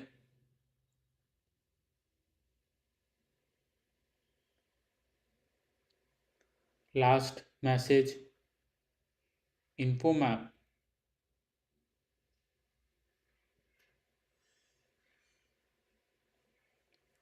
Firebase firestore dot instance dot collection chat rooms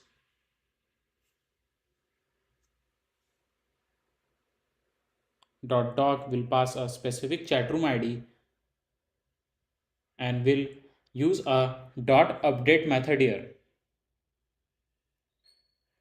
The reason for using dot update method is because I want that whenever the user send the message or receive the message inside the specific chat room, then the last message keep on updating whenever both the users send the message to the specific chat room. That will help us to get the last message sent by any of the two users inside the specific chat room. So if you want to know more about dot update, dot delete, dot set, this type of function, then you can find the one of our video link in the description box. Basically I have made that video on Firebase CRUD that will tell you in more detail of how to create, read and update and delete the data inside the Firebase file store. So you can have the look on that video too so that you can get the clear-cut clarity of what all things and functions we are writing inside the database .dart file. You will find that link in the description box. So it is done. Now let's move to the chat page again and we will call this function. So I'm writing database methods update the last message that has been sent by the user. So database method dot update last message sent and will pass a specific chat room ID. So I will write a if function here and will call a send clicked what I have told. So if send clicked is true, then we'll make a message ID to space. This is because I am doing that. I want that unique message ID whenever the user is sending the message to the specific user inside this chat room, because this will help us to manage the each message inside this chat room.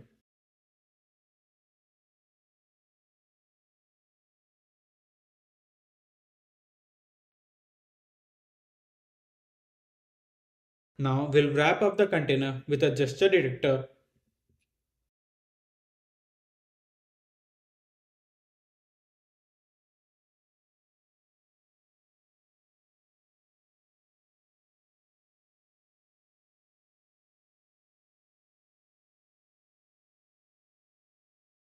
So now I will perform the hot restart again and will write a username and will move to the chat page. So inside this chat room, I am writing a first text here, hello, what are you doing? And will send this text.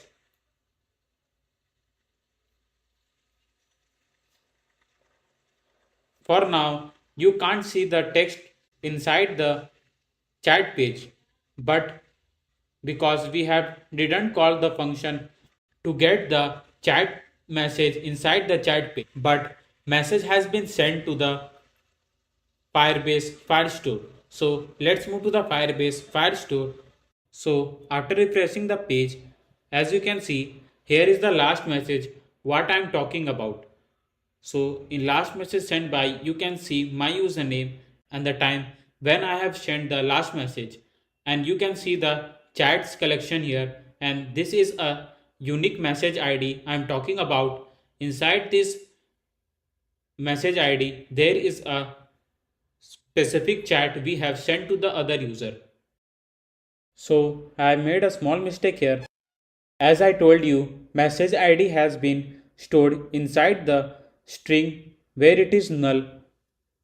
So if send is clicked, then will pass message ID null, then the space here, because again the app will check if the message ID is null, then he will provide a random message ID here. Will perform hot reload. Now I'm writing again. How are you doing, brother?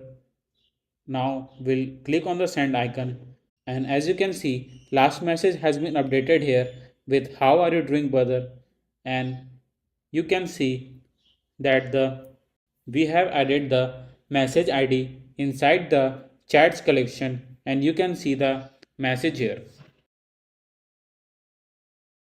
So we'll again send a second message, such a good day to have, and the same thing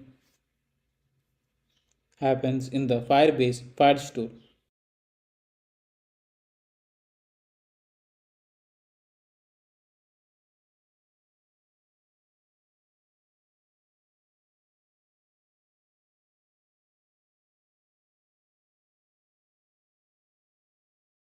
So we are sending the message inside the chat room successfully. So our step 1 is done.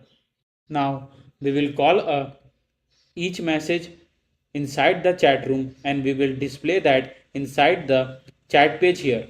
So to get the message, I will create a widget named chat message, and inside the chat message I will return stream builder. Let me explain you why I have used a stream builder here. Basically, stream builder is something which help us to get the data from Firebase Firestore. Is something like whenever we make any changes to the Firebase Firestore, like we will add a message here inside the chat page, but we want a quick update of quick update that message has been sent and inside sent to the Firebase Firestore, and that message will be shown in the app in few seconds. So to show the message in the few seconds from Firebase Firestore, we will use a stream builder here. It shows us a quick update in few seconds whenever we make any changes or add any new things in Firebase Firestore. So, as a developer, I will recommend you to always use a stream builder whenever you want to show any collections or field from Firebase Firestore. So, we'll pass a stream here and let me create a stream. So, I will create a stream name message stream here and will pass a stream to the stream builder and will return using snapshot dot has data. So we'll first check that if the data is available on this specific collection we have passed in this stream. If there is our data, then we'll use a list view builder to show all the chats from the Firebase Firestore.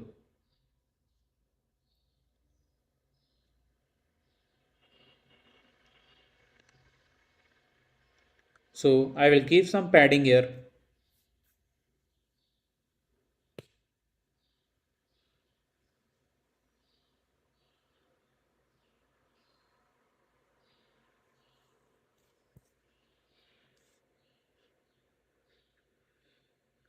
Now I will write item count. This will help us to count all the docs or document that we have passed inside the chats collection. Now I'm doing reverse to true. The reason for doing reverse is true is because if I do reverse to true, then it will show us the message from the bottom. So like whenever I type any text inside the text field and will click on the send icon, then the last message will be shown first, then the previous message at the top. Now if I don't do it to true, then the message we have sent first will go to the top and the last message will show at the bottom, which will not give a right way to handle the chat app when the user is texting the other user inside the specific chat room. These are the common function you can see in the most of the apps like WhatsApp, Instagram, Facebook, etc. So we are trying to get all these features what this big app does inside their app for the better experience for the user who is chatting in our app. So for this idea you can hit the like button. So this will help us to get more support to us to create a more functions like that. Now document snapshot ds snapshot.data.docs. Basically this function will help us to get a data from the specific document here.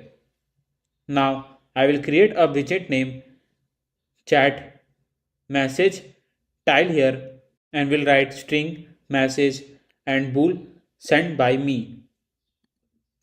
In string message we will pass the message that the user write on this text field, and by bool sent by me function we will check that if the message has been sent by me or not. Basically chat message style is all the chat message that you can see currently on this chat page. So we'll return with a row main axis alignment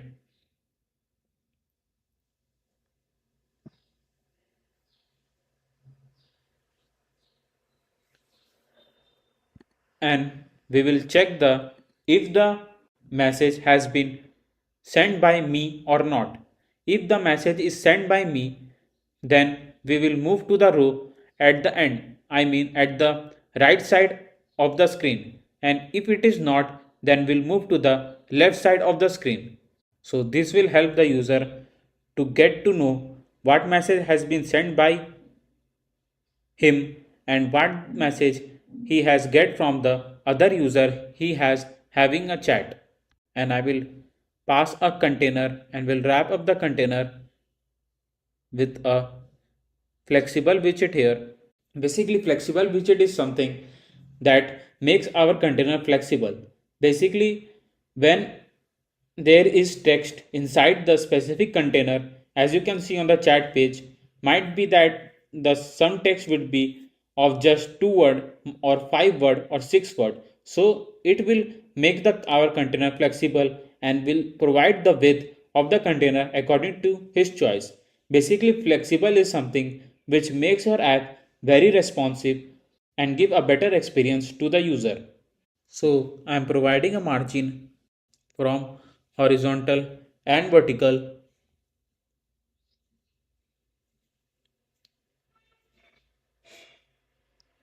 Will provide decoration, box decoration, border radius, dot only, top left,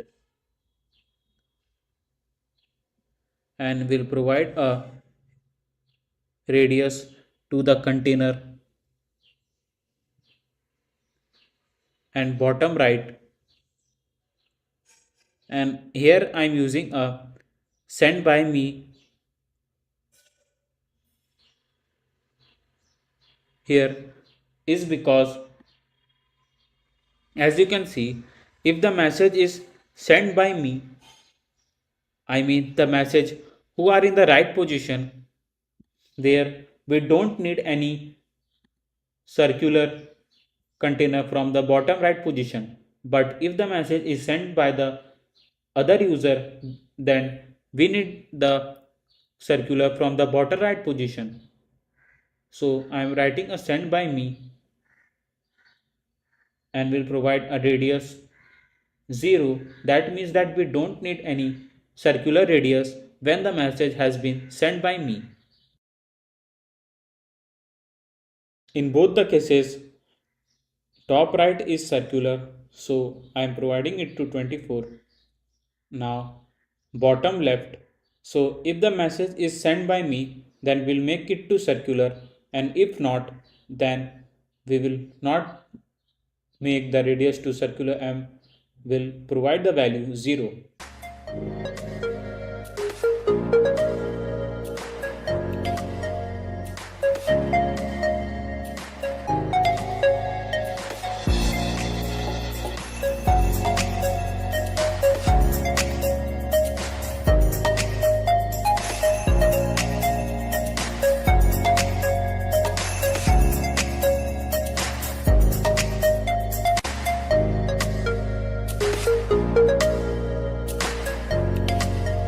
Now I will provide the color to this container.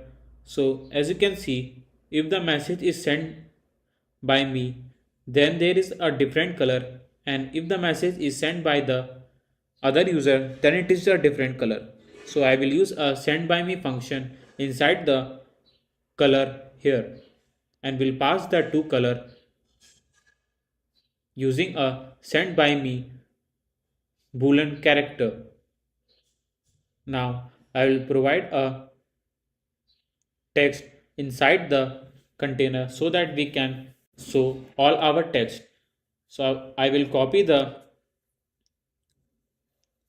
same text that we have wrote in the UI and will paste it here.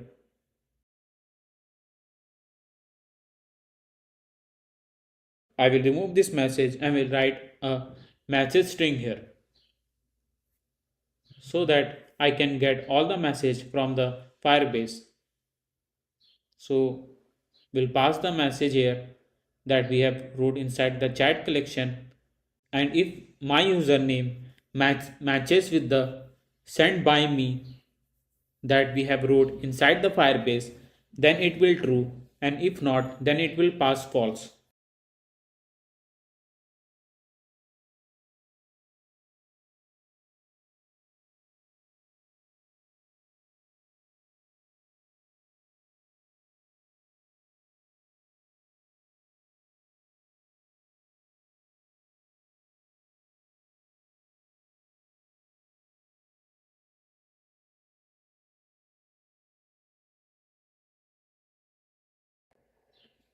And if the snapshot doesn't has the data, then we'll show a circular progress indicator in the center.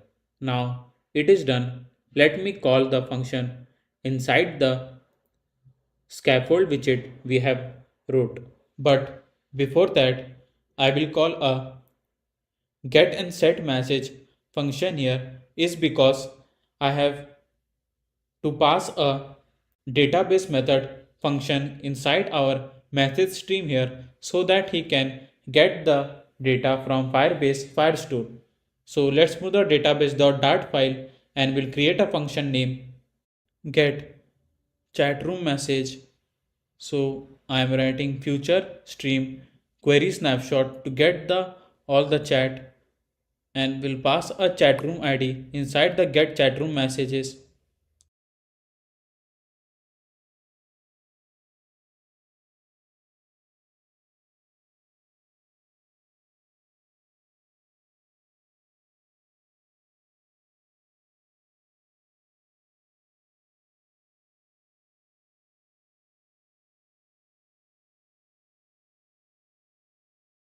So Firebase firestore.instance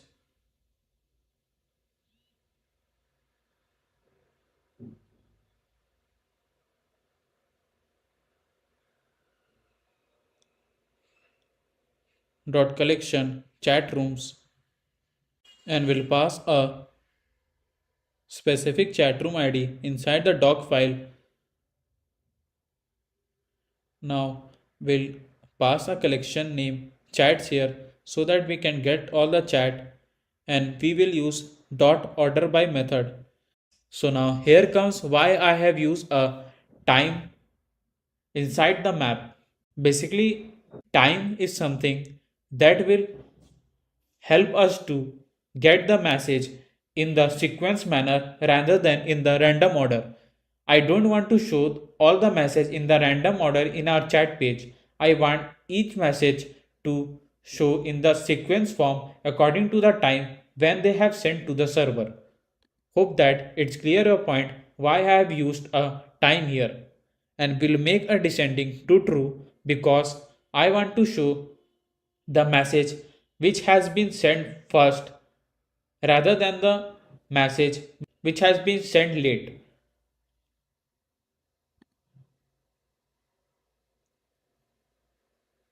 So now let's move to the chat page again and we'll pass that get room message function inside our message stream. So database method dot get chatroom message and we'll pass a chatroom ID here and we'll write a set state inside this function and we want to call this function after the shared preference inside the init state. So I'm writing this function in the on the load method.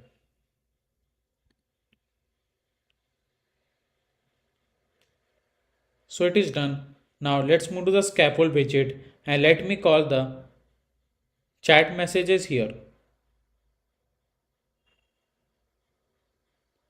But before that, I need to change some of the things in the UI so that I can show all the chat message inside the scaffold widget.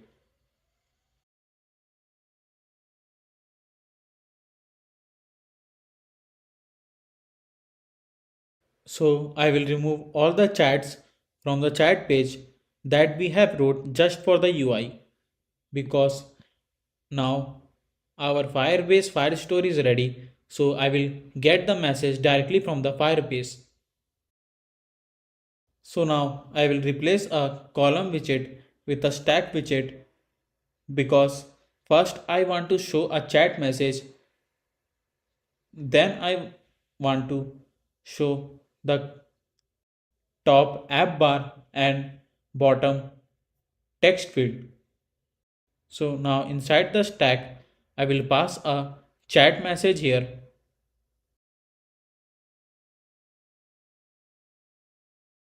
Now I'll wrap up the icon with a gesture detector.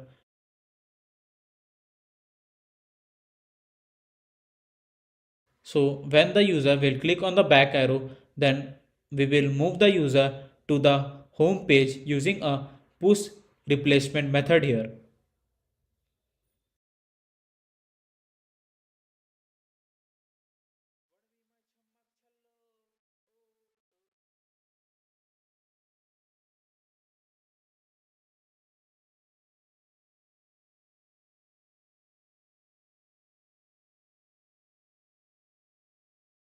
And we'll remove the text from here and will provide a widget.name because we want to pass the name of that user we are having a chat.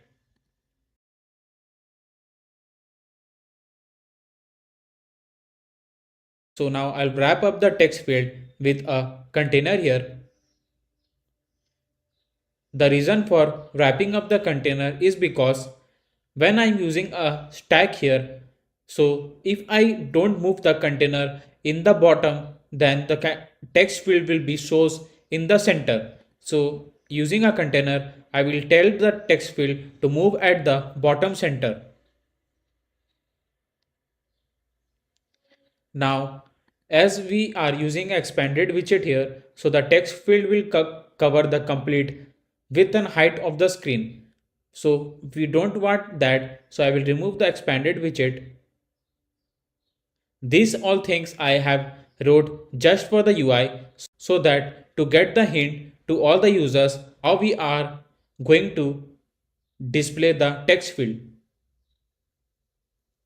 So inside the text field, I will write a suffix icon here. Basically, suffix icon is something which shows the icon inside the text field on the right side of the text field. Icons dot send rounded here will provide some margin to the text field. So margin h inset dot left 20.0, right 20.0, and from the bottom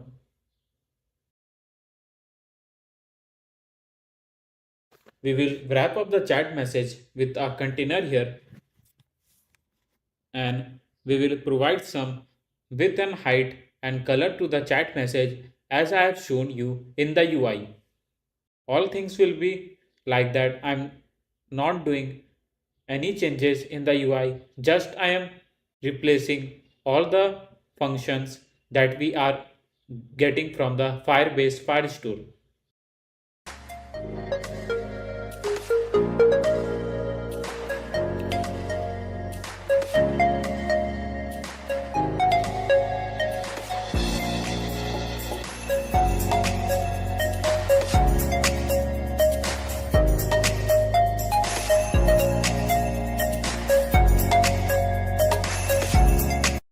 So it is done. Now let's perform hot restart and we'll click to the, we'll search the username here, Shivansh here, and we'll click to the his username. As you can see, we have moved to the chat room here, and inside the chat room you can see all the text that we have stored in Firebase Firestore. The app calls all the messages from the Firebase Firestore and shows us inside the app. We will remove the margin here and will provide the margin at the top. So let me perform hot restart again and we'll move to the Shivan's chat as it looks now better. Now we'll provide more margin from the bottom and I will write a text, hey guys, what's up, and we'll click to the send icon. Sorry, I'd forgot to wrap up the gesture detector with the icon widget here. So I'm wrapping up the gesture detector with the icons widget here. I will pass a add message function and will write true.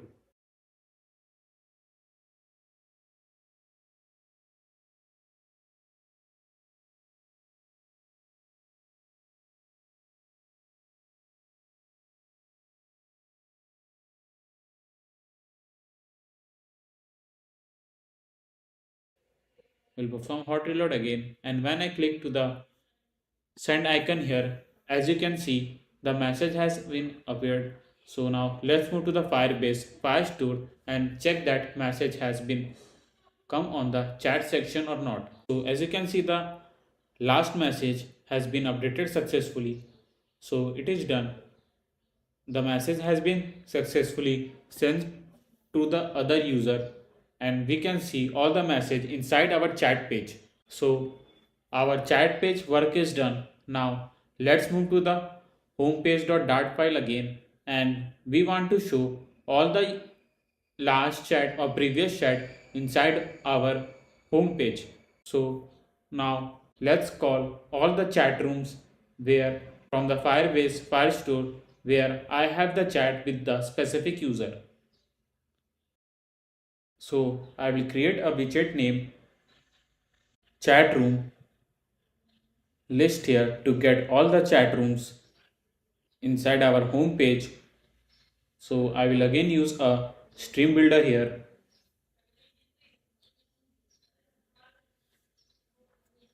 and we'll use a snapshot to get all the data from Firebase Firestore and will check the data if the data is present in Firebase or not.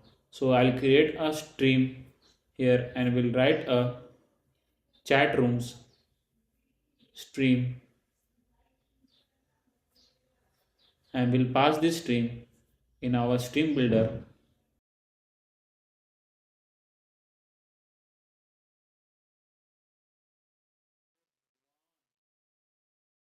So we'll again check the if snapshot.has data, but let me write a stream chat room stream.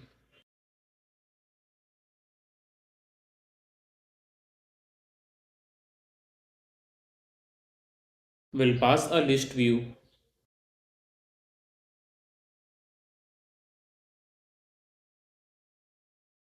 and we'll get the each document detail here. So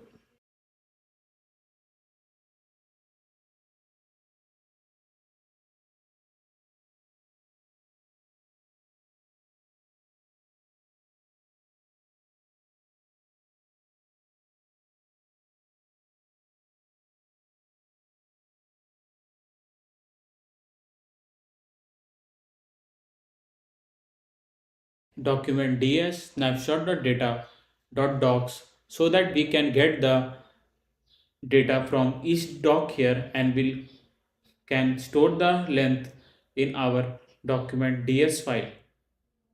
Basically, we will provide padding to 0 because we don't need any space from the top and we'll use item count to get all the document length here.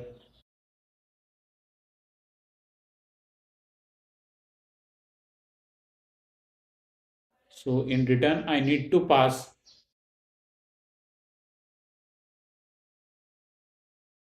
chat room list user tile here.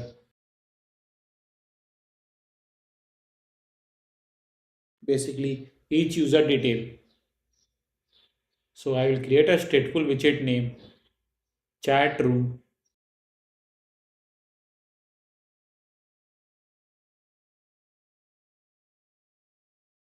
list tile here and we'll get a user data and we'll show that in the home page. So I'm writing a string name profile pic URL name. As you can see on the home page, there is a user pic with the user display name. At the down, there is a last message that has been sent to this chat room and with a time at the right. So we'll try to get all the details by passing the specific chat room ID here. So we'll use a get this user info function here.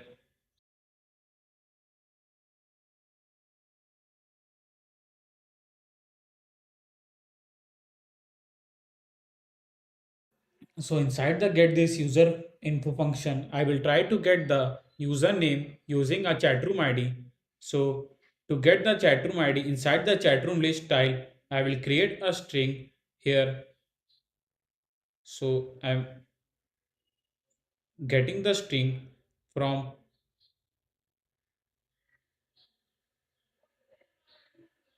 the chat room we have wrote above. So I will write a chatroom list style and will try to get last message, chatroom ID, my username and the time. Basically time is something when the user have the last chat and the time we want to show on the home page. So now I will get the username from the chatroom ID here.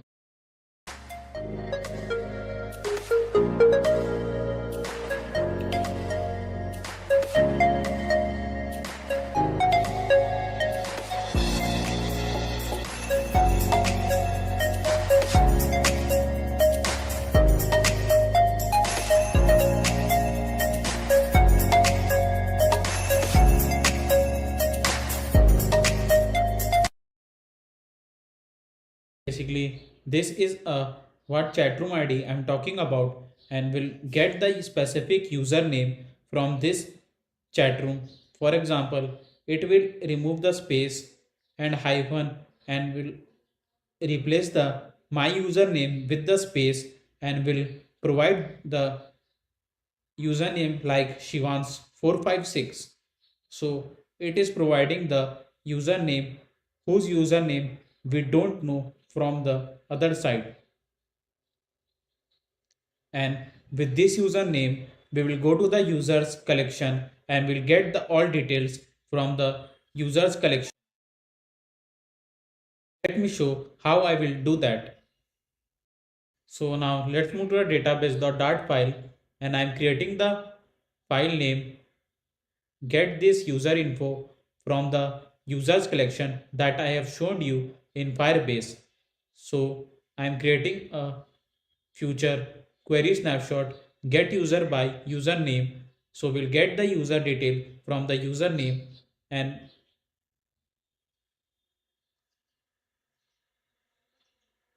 we'll write Firebase firestore dot instance dot collection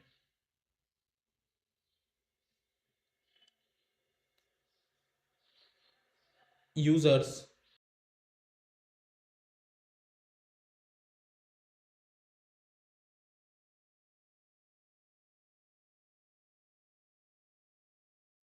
will remove the ID and will pass a username. So in string, I'm passing the username here.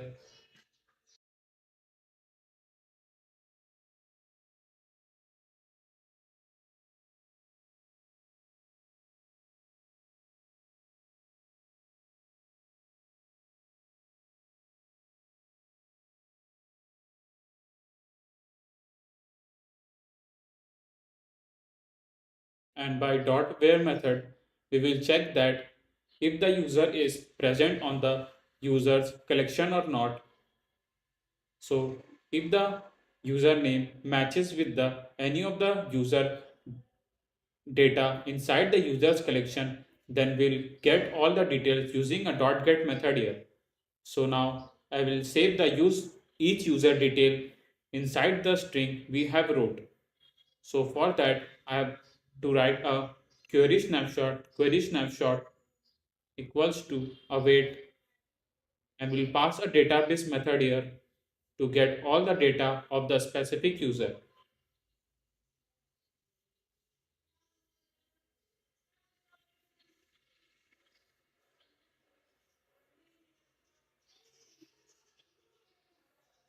Now we'll store each detail of the user in the string name, his photo, his username, and his document ID using a query snapshot method.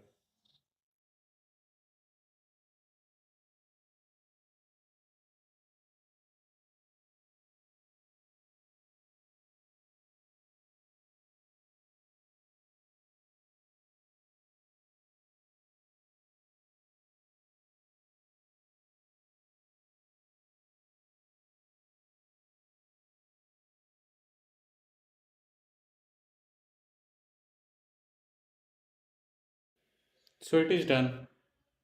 Now inside the init state, I will pass the get this user info to get all the details first, then move to the container.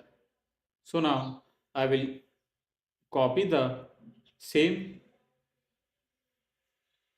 photo, same row that we have made for the UI and will paste it inside the chatroom list tile so that we can get all the user details and we can show that in the form of the list view.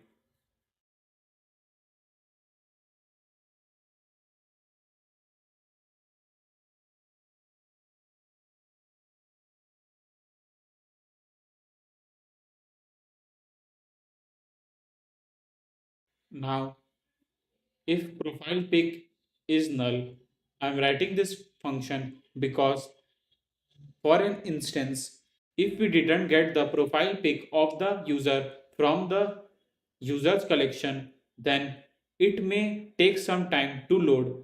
So we will show that a progress indicator suggesting that the user pic has been loading, and we'll show that using the image.network here, and we'll pass a username inside the text.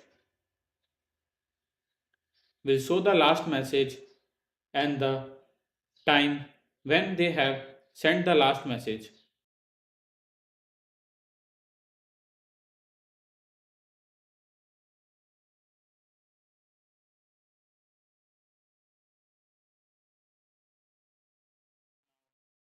Let's move to the chat room message again, and we'll call a chat room list tile from there, and we'll show all the chat rooms where the user have the chat with the specific user.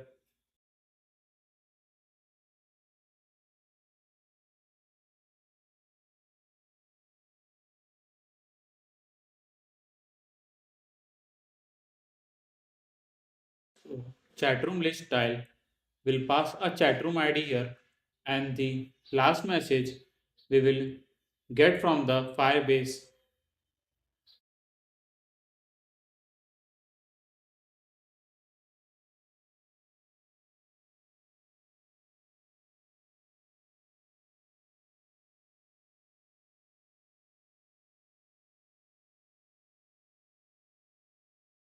And will pass my username, and in time we will pass the last message when the user have sent on this chat room,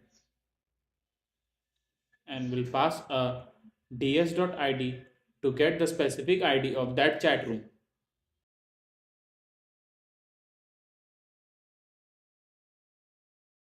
So now I need to get the details of all the chat rooms from the Firebase, so I will store that inside the chat room stream we have made. But before that, I need to create a function inside the database.dart file. So let's move to the database.dart, and we'll create a function name get chat rooms, and we'll create a future stream query snapshot. We'll create a string my username, and we'll try to get the my username from the shared preference helper.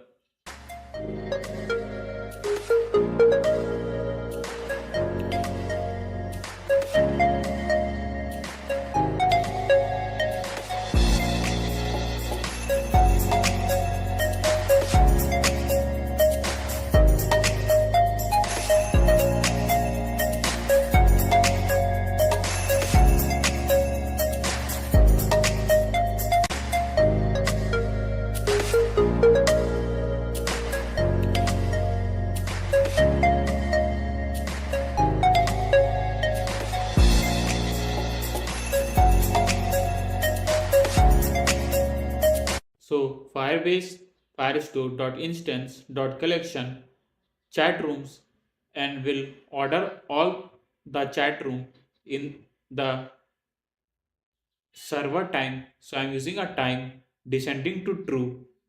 Basically, I am using a time again here and descending to true because I want to show the user I have the chat last should be present at the top in the home page, and the user I have chat second, that should be in the second position of the home page.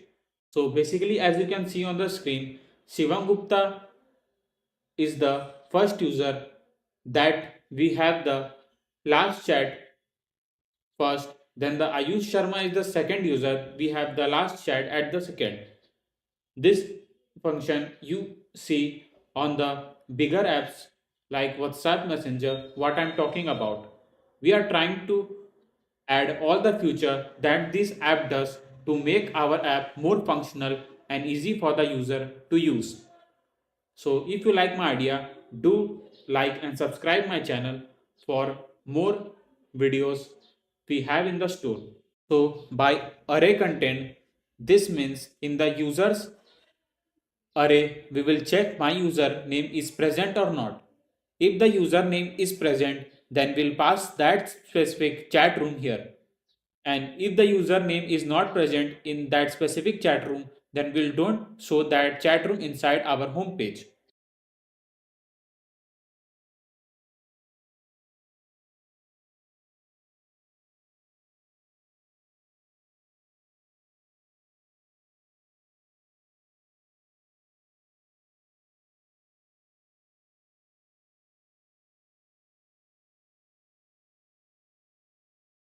So inside the chat room stream, I will pass a database methods again,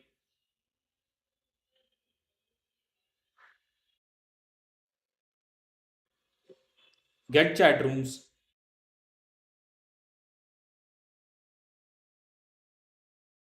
So it is done.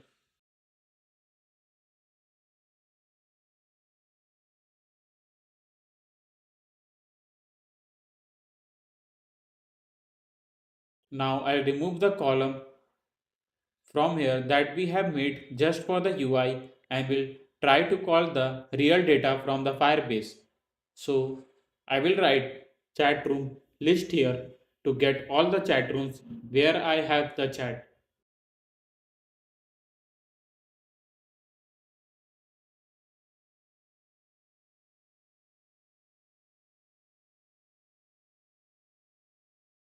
So after hot restart, as you can see, our home page is keep on loading.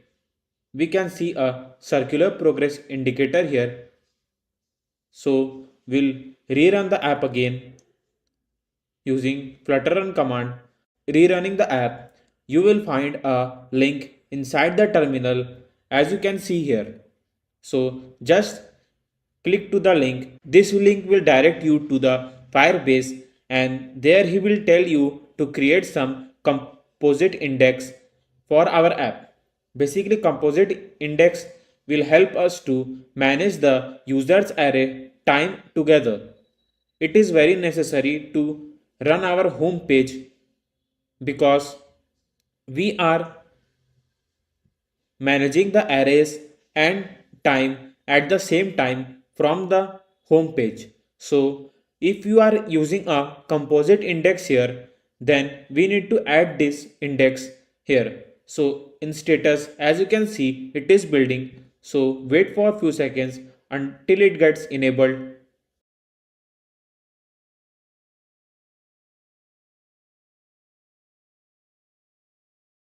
So it is enabled as you can see here. Now let's move to the code again, as I have done some mistake here. So I will remove the mistakes that I have done. So let's move to the signup.dart page again, and we need to save the username in uppercase in shared preference. So just use .to uppercase function inside the share preference, and so now move to the main.dart page, and we'll call a sign up here, and we'll create a new ID again. So I'm writing a flutter run command to rerun our app, and we'll make a new ID here so that our shared preference will be saved with the uppercase username.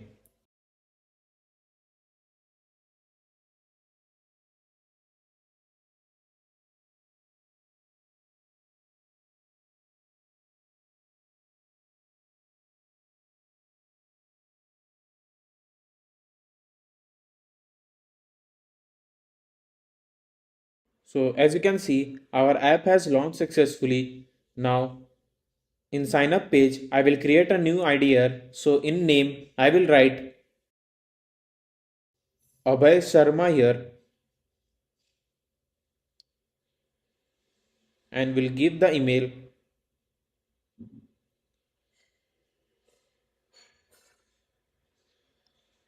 password and confirm password.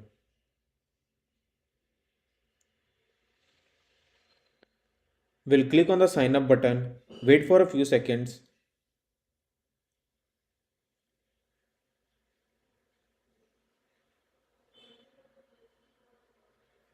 So as you can see, we have registered successfully. Now I will search the username here. So I am writing SHI and will move to the Shivam Gupta chat page and will send the message to Shivam.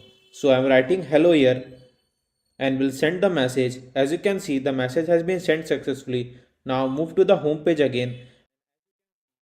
Now as you can see, we can see the all our chats in our home page. Now we don't need to search again and again. We just need to come to the home page and we will find all the previous chat in our home page.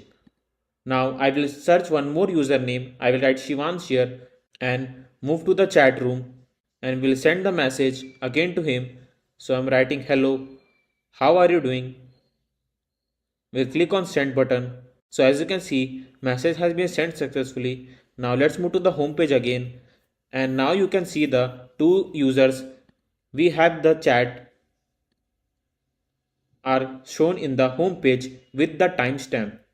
Now there would be a case when we will type a long message here, then there will be a overflow error here. Let me show you how it will be resolved.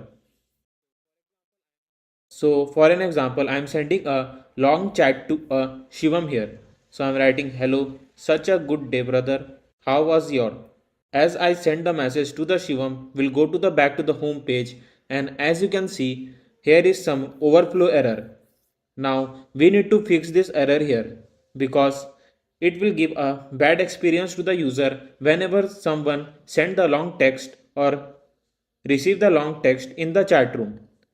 So we'll go to the home page again and we'll wrap up the last message with the container and we'll give a fixed width to the container how much space he can cover and we'll provide a overflow text overflow dot ellipsis in the text because this function will allow the text to cover the specific space in the container. After that it shows the message in the dotted form.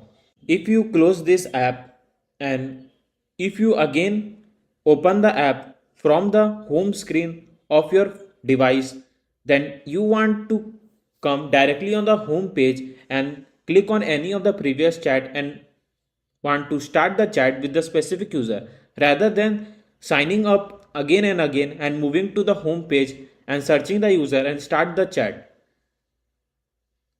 Basically, you have seen that function in many of the bigger apps like WhatsApp, Messenger, Facebook, etc., where one time you need to sign up in the app and an app allows you to direct give a entry inside the app whenever you close the app. We will do a same thing inside our app. So let me show how I'll do that. So when I run the flutter run command,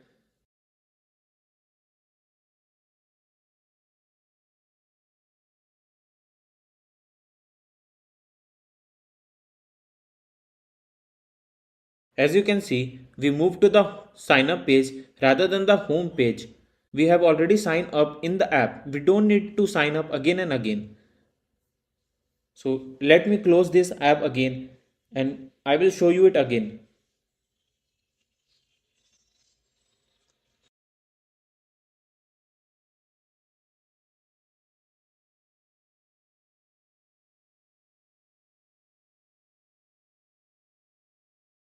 Again the same result.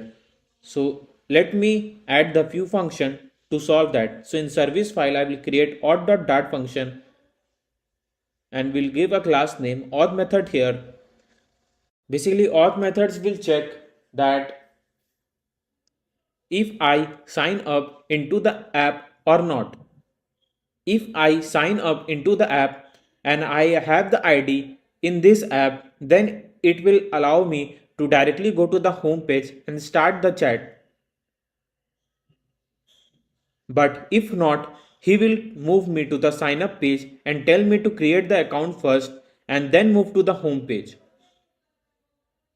So we'll get current user function.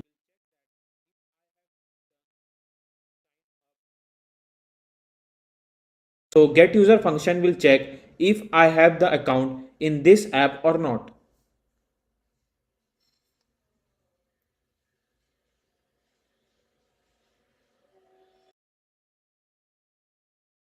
So now we'll move to the main.dat file again and we'll use a future builder here to check that if the snapshot has data, basically if my details are present inside the Firebase or Firestore, then he will allow me to directly goes to inside the app. Otherwise, he will tell me to sign up, then move to the home page of the app.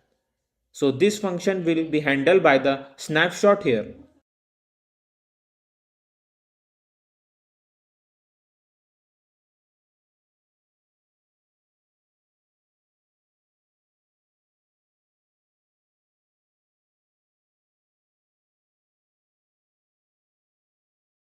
So if snapshot will dot has data, so it will check if my data is present, then he will move to the home page. Otherwise, he will move me to the sign up page.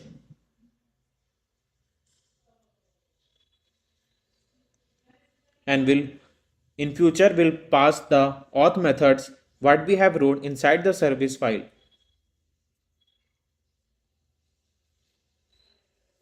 We'll rerun the app again and I will show how it will work. So our app has launched successfully and as you can see we have moved to the home page rather than the sign up page. So these functions are working perfectly. Now I will move to the home screen of my device again and will remove the app from the background and I will launch the app again.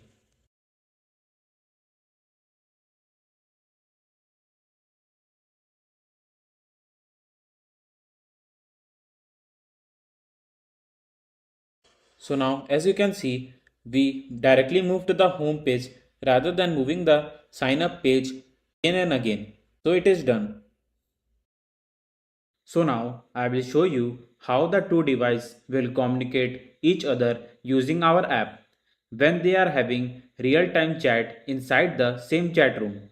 On the left side you can see the screen recording of my real Android device where I run the app. So I will create a new account in my real device. So I am writing here name Satyam Sharma and email satyam244@gmail.com and will give password and confirm password.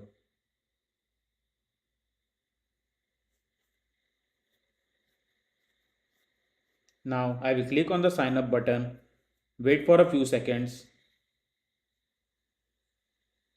So as you can see we have registered successfully. Now I will move to the our iPhone emulator and I will create a new account to this device. So in name I'm writing Prem Sharma and email I will give prem345@gmail.com. Now password and confirm password. Click on the sign up button. Wait for a few seconds. So as you can see we have registered successfully. Now I will search for the username Satyam here that we have created the account on my real device.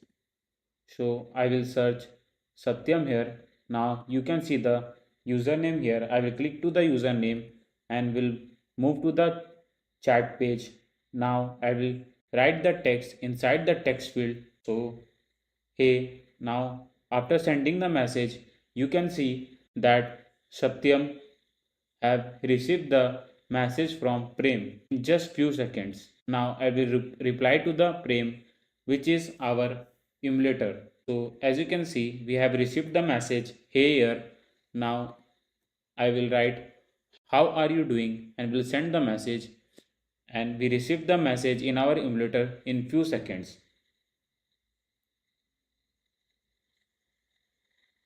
So as you can see, our app is running successfully in all the device, and you can see the real-time chat what I am talking about. So now Satyam send the message to Prem, and Prem have received the message in just few seconds. So as you can see how the two devices are communicating each other or sending the message very easily, and they are getting the message in just few seconds. So you have added one app to your app bucket list, which is chat app, and I am sure you got to know lots of things regarding the Flutter and Firebase. But on this course, we'll learn many more things. This is just a starting. Now move to the second real project, which is news app.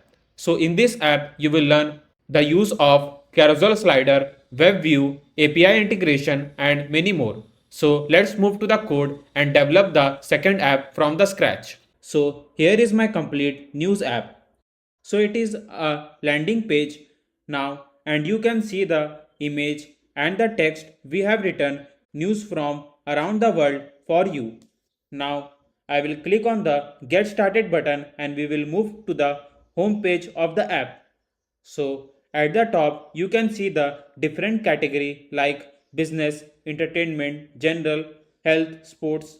Now you can see a breaking news section here with a carousel slider which is moving automatically, and you can see all the top breaking news here with the image and the title. And just at the bottom you can see the trending news section where you can see all the news in the trending section. So when you will click to any of the category like business, then you will move to the page named business here, and you can see all the news related to the business here. Now if you will click on any of the news, then you will move to the web view of that news so that you can read the news on more detail. Now let's move back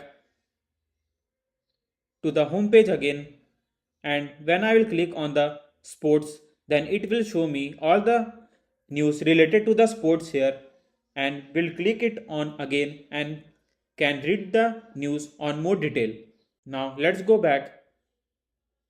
So in the breaking news section you can see view all. So when you will click on the view all, then you can see all the breaking news, and when you will click on any of the breaking news, as same you can read that news on more detail.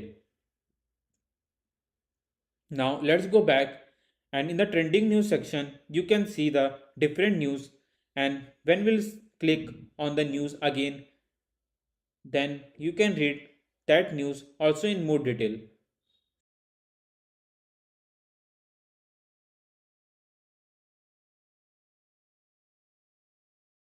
Now view all. So in view all you can read all the news related to the trending news. We will use a news API here, which will work as the backend of our app. So let me take you to the news API website, from where you will get the specific API key, and that key you can use on the app to access all the API here.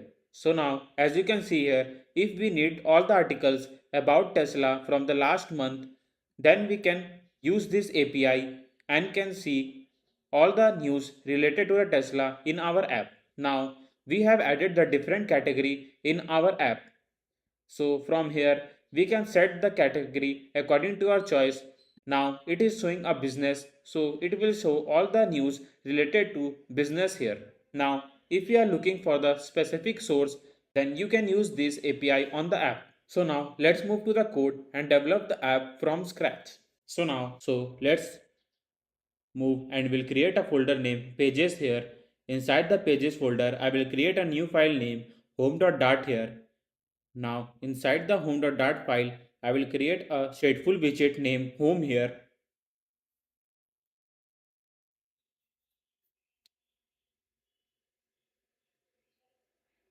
So I will write a scaffold widget here, body, container. We'll write a app bar here because I want to show my app name at the top of the screen. So I will use app bar here. Now app bar, title, row. Inside the row, I will pass a to text here because I want to show Flutter in black color and news in blue color. So I will pass a to text inside the row.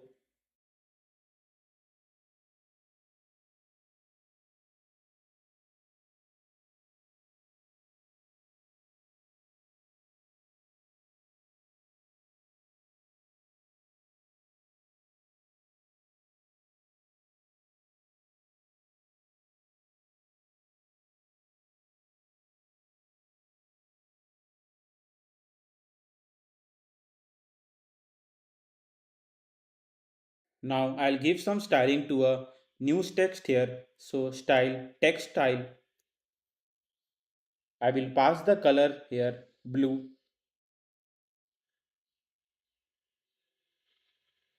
and font weight dot bold.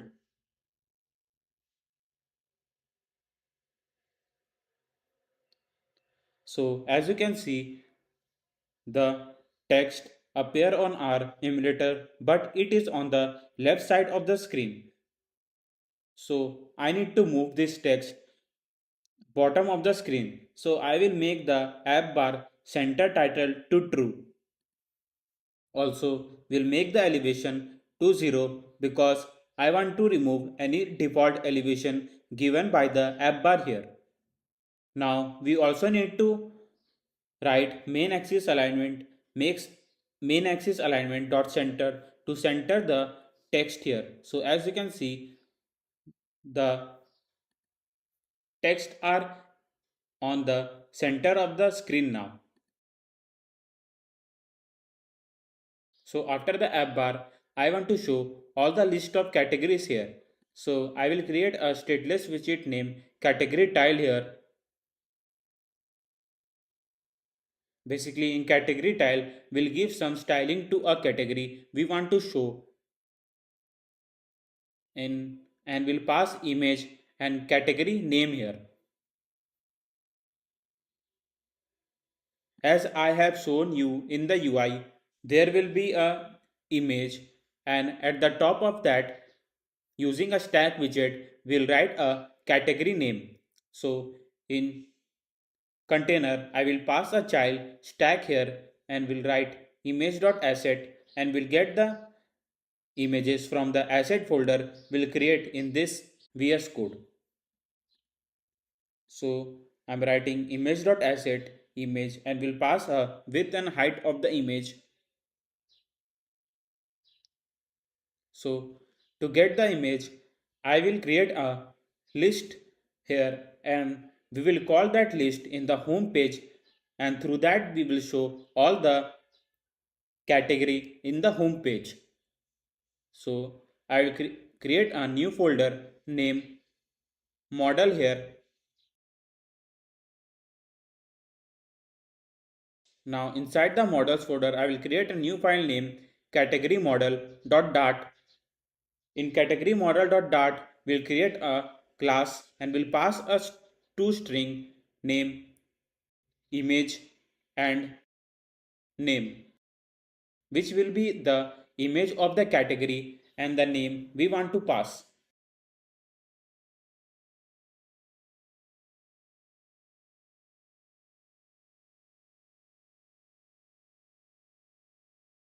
Now I will create one more folder named services here. Now inside the services folder, I will create a new file name data.dart where I will create a list of category model here and we'll call that category model in the home page and will show all the category in the home page. So I will create a list name get categories here and will pass a category model so that we can get the string category name and image that we have wrote inside the category model.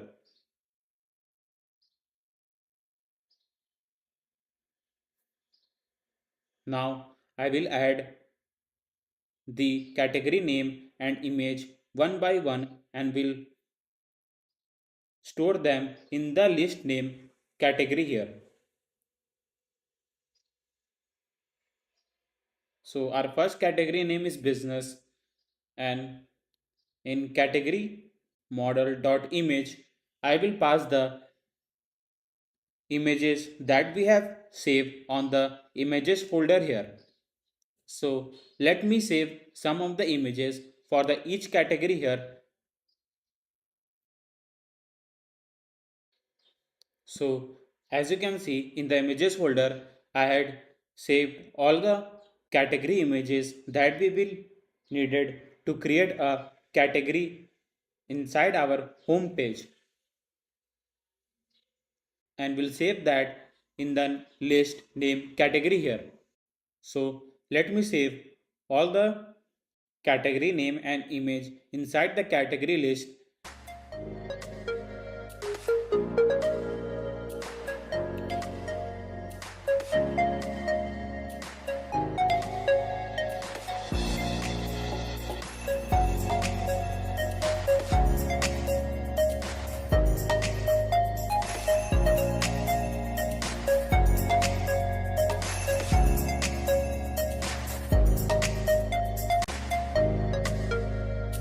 Now we'll return a category where we have saved all the list. So it is done. Now let's move to the home page and we'll call this get categories inside the list.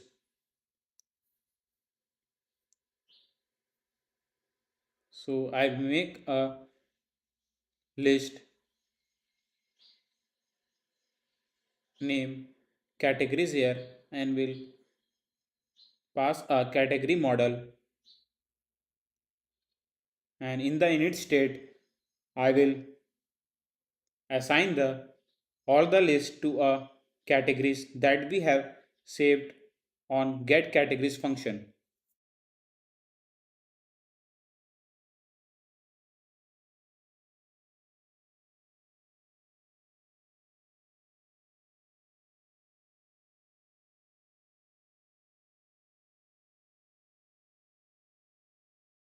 Now let's move to the container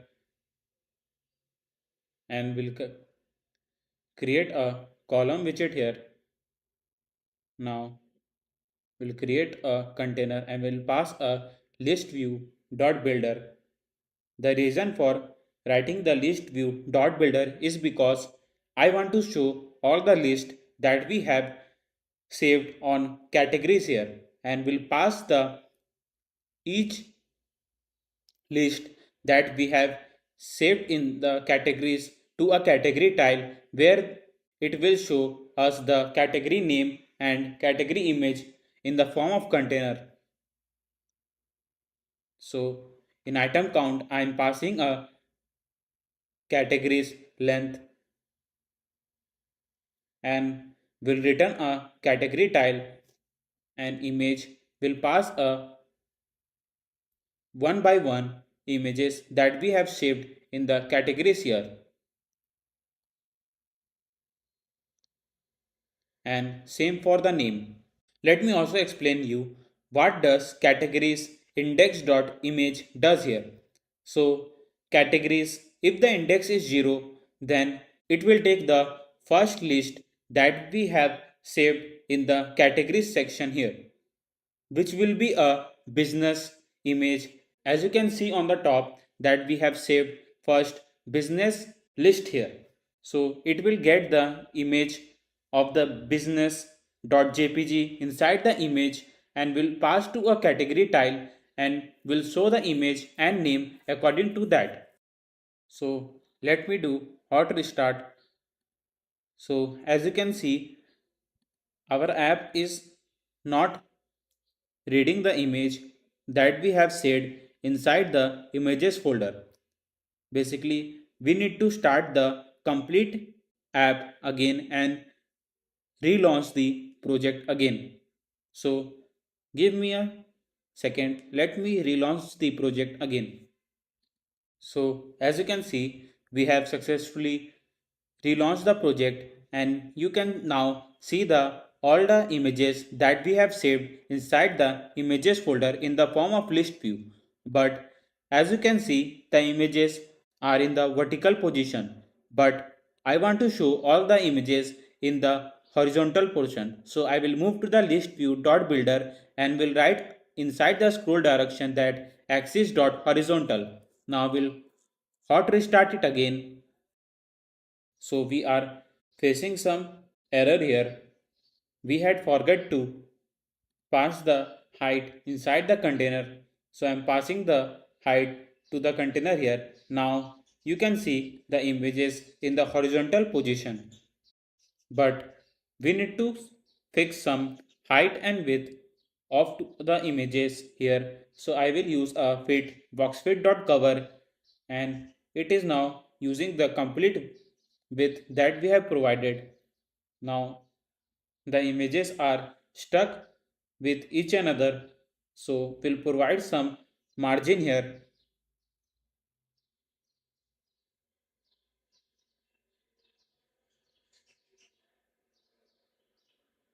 So we'll provide edge insert dot only right 16 to provide the margin at the right side of the each category here.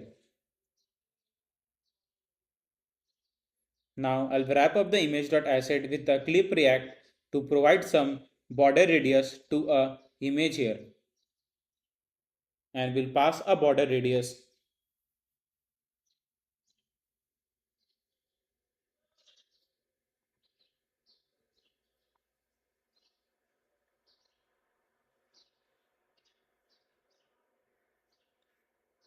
So now we want to show a category name here. So I will write one more container here and in the text widget we'll pass a category name and we'll give some style to a category name here. So I'm writing colors.white.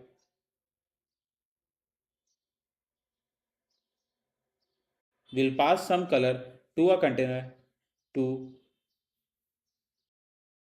so that we can see the image clearly. So now you can see the image inside the images that we had passed. Now we'll use a center widget to make a text to the center of the image. Now we'll provide some border radius to this container now. So we'll pass a border radius to the container.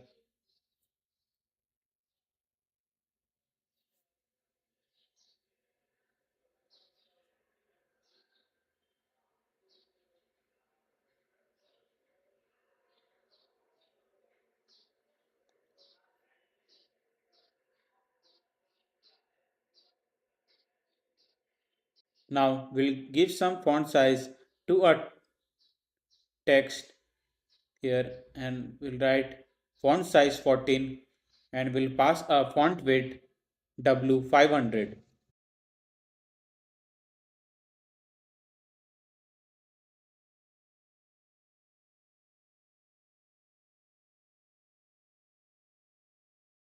I also want to provide to some margin to the first category we see here. So I will provide margin h insert dot only left 10.0. So now it looks good here.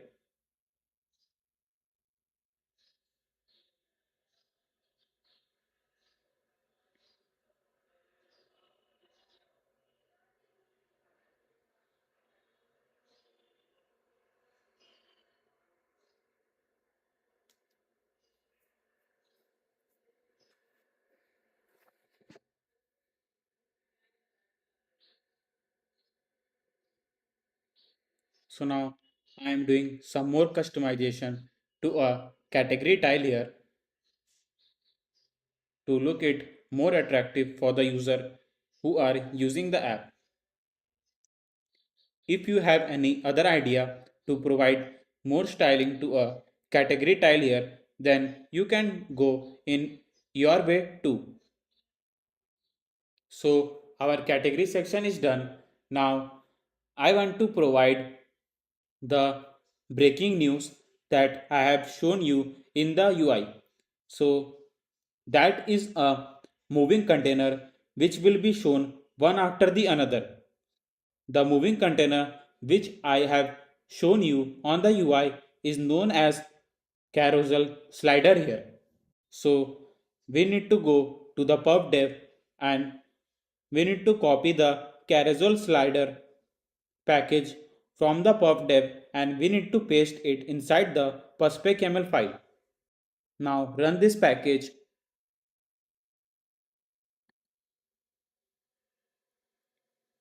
Now let's move to the home.dart file.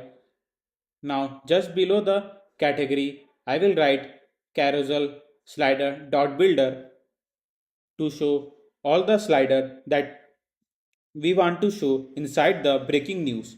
But we need to show the image and the text at the top of the image in the carousel slider. So to save the image and the text, I will go to the model and will create a slider model.dart file here. Now we will create a class name slider model here and will pass a toString name, one for the name of the slider and second for the image.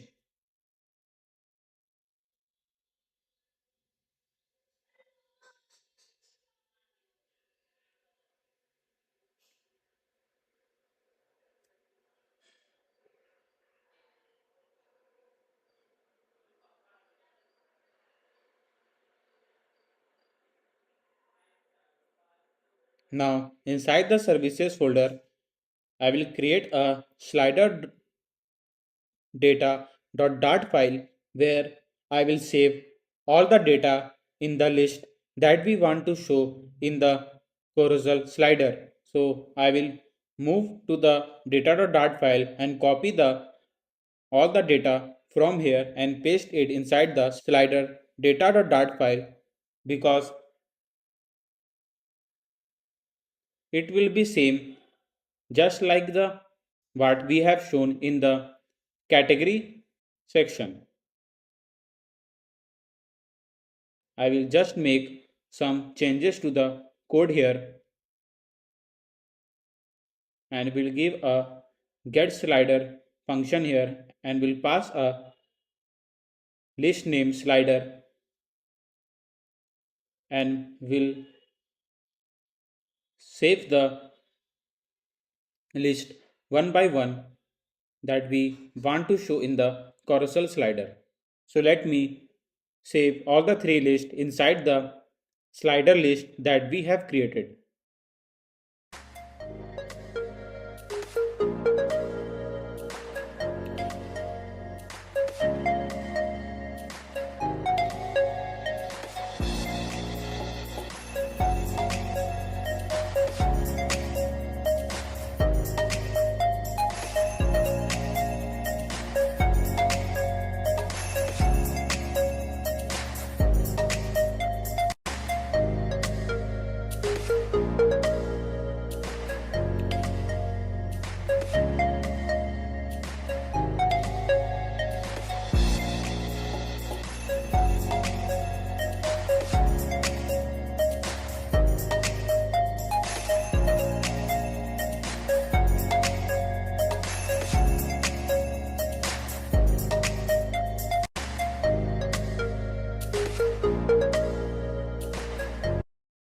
So it is done. Now let's move to the home.dart file and we'll get the all the slider that we have saved in the get slider function and we'll get them according to what we have done for the get categories function here,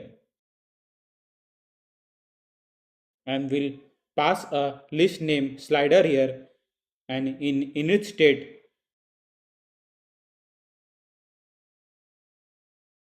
I will save all the list inside the slider list here. The reason for calling the list inside the init state is because whenever the app is launches, then init state is the first function that usually calls, and then the whole app function starts. So as soon as the home page is called, I want that to save all the list that we have passed in the home page here, so that it takes just a few seconds to show all the categories, slider and news to us in just a few seconds. So now I will create a widget name build image here, and in build image we'll pass a image, and the index will pass the image index and the name that we want to show in the slider here. So I will create a container here. Now inside the container I want to pass the image that we want to show in the slider form. We'll create a child image.asset and will pass the image that we have saved on the images folder here. For now, I am using the images that are saved on the images folder here. But when we call the API using the news API, then I will use a image.network to show all the images in the breaking news section. We'll pass a with media query dot of context dot size dot width. I have wrote the widget outside the scaffold widget here. That's why it is showing the error inside the context. So I will paste it inside the scaffold widget.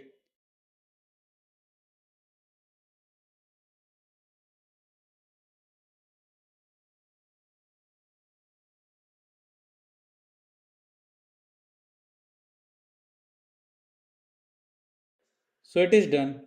So in item.count, I will pass the slider.length, which is our list name sliders, and will get the length using dot length function here.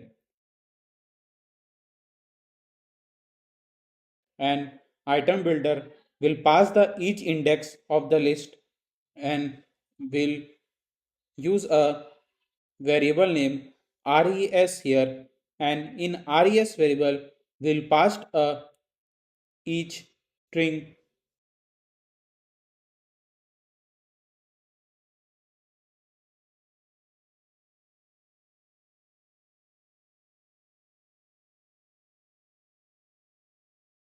and will return it to build image.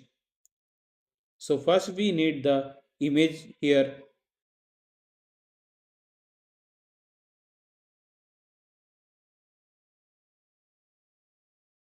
So it is asking that in res we should pass a string.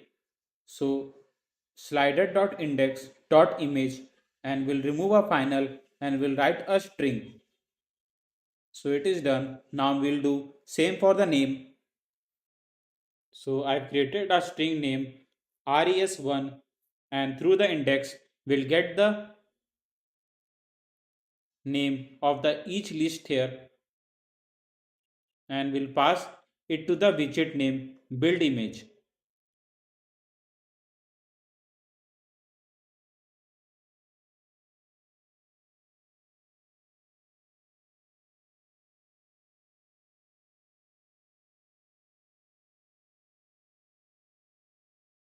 Now inside the option I will pass a carousel option.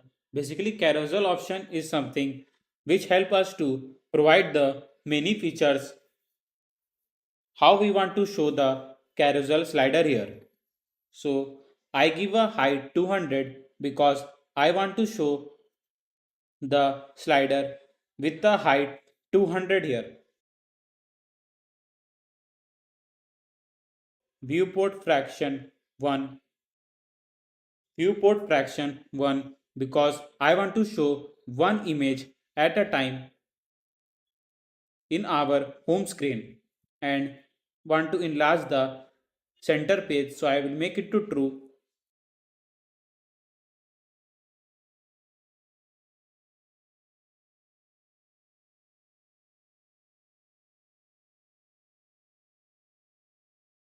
So let me hot reload. We are facing some error here. So let me hot restart it again. So now as you can see, we have got the slider here, but it is not in the autoplay form. I want that slider to move automatically without moving the slider one by one manually. So I will go to the carousel option and will make autoplay to true and will hot restart it again. So now as you can see, our sliders are moving automatically. So now I will remove the enlarge center page and viewport fraction and will hot restart it again. So now as you can see, the other two slider also. Now I will enlarge the center page to true.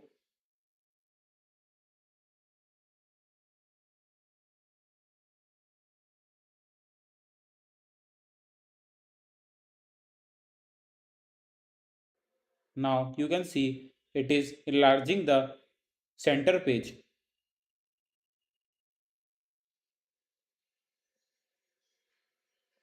I will provide some height.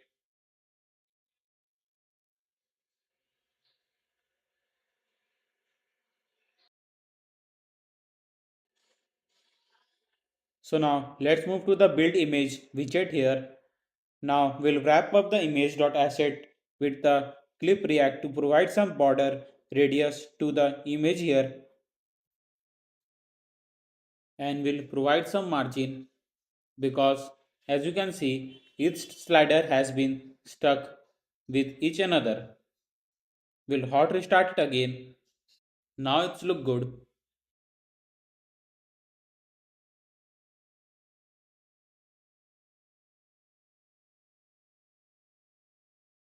So when you go to the carousel option, you can see there are the many more features you can use according to your need.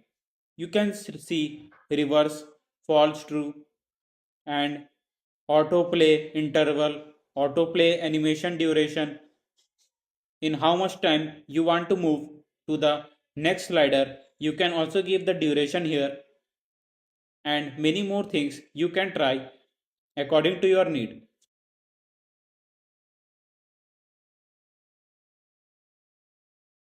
So now I want to show the text at the top of the each image here. So I will write a container and in decoration, box decoration, I will pass the color here and will give some width media query dot of context dot size dot width, and I will give some margin from the top.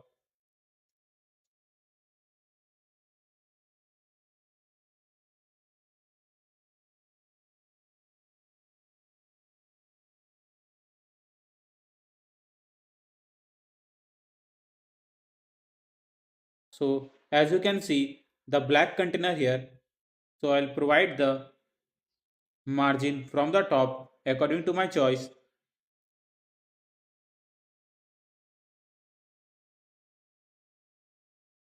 Now it's look good. Now I'll provide some border radius to a container here from the bottom left and bottom right.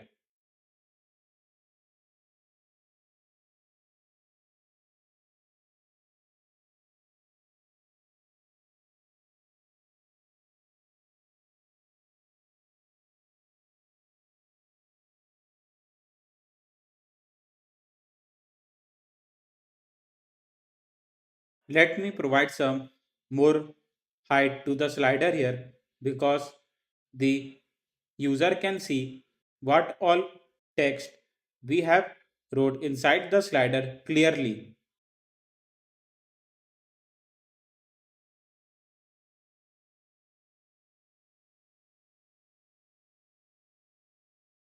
Now in child, I will write a text. We will pass the text to the each slider here and will give some styling to the text widget here.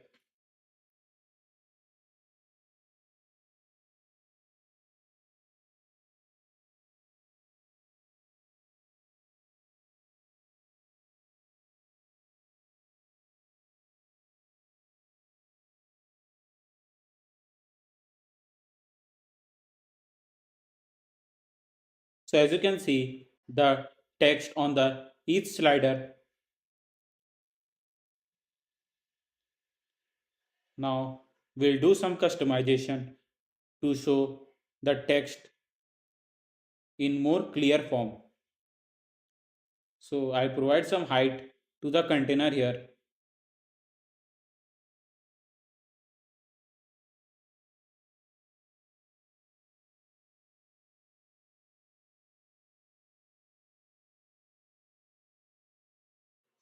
So now our slider part is done, but I also want to show some dot-like structure below the slider. So as the slider will be moved, that dotted structure will also be moved and it will indicate that how much slider will be come next to that. So in carousel option, I will write a function name on page change here and will keep refreshing the index if we are going to the new page or slider here by using a set state method. I will write a int active index equals to 0 and will keep on updating the active index here, which will help us to move the dot indicator to the next dot as soon as the slider or page changes.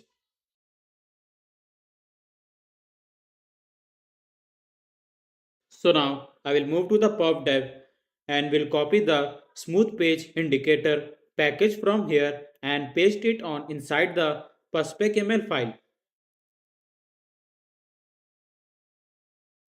As you can see on the smooth page indicator, you can see many designs or animations you want to show the indicator below your carousel slider.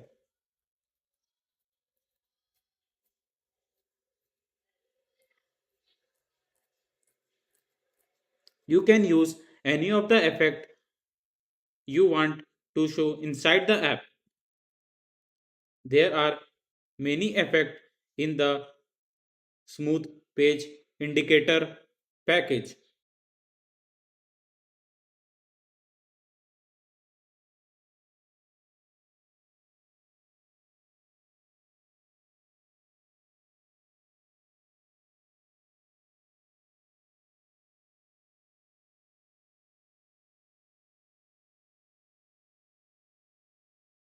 So now I'll go to the home.dart page again and I will give some height and then we will show the widget name build indicator here. So let me create the widget build indicator here.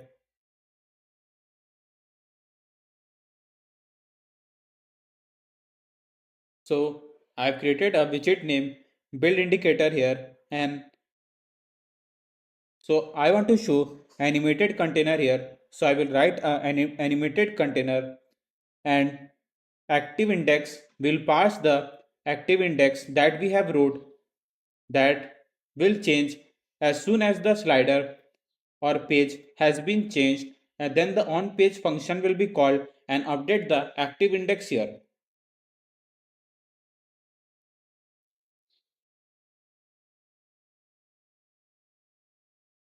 Now we'll give some length of the slider because we want to show only that much indicator how much slider are present here. In effect, I will pass a slide effect here. You can pass any effect according to your choice that I have shown you in the pubdev file, like jump effect, swipe effect, and many more. What you like.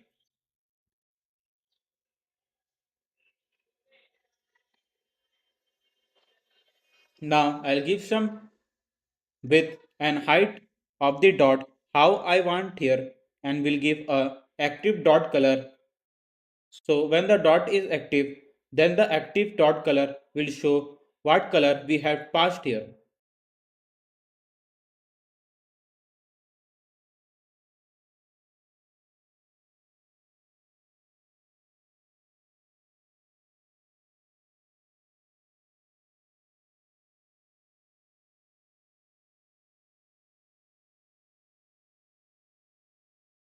So it is done. Now as you can see here, as soon as our slider move to the next slider, then our active index changes, and it also moves the dot slider to the next dot.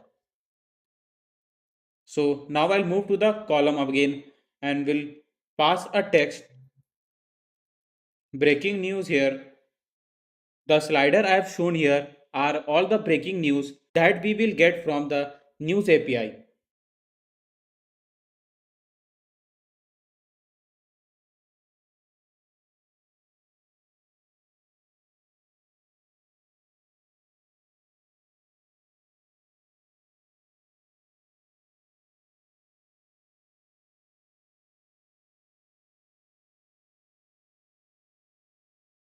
So as you can see here, breaking news text appear here. Now I want to move to the left side of the screen. So I will go to the column and will write cross axis alignment dot start. Now I'll wrap up with the row because after the breaking news, I want to show a view all text where the user will press the view all text and can see all the breaking news that will pass them through the API.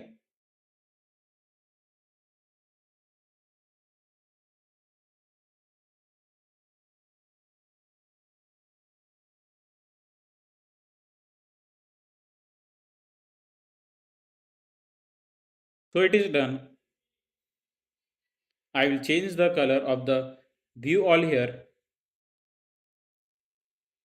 and I also want to provide a maximum space between the row, so I will use a main axis alignment dot space between.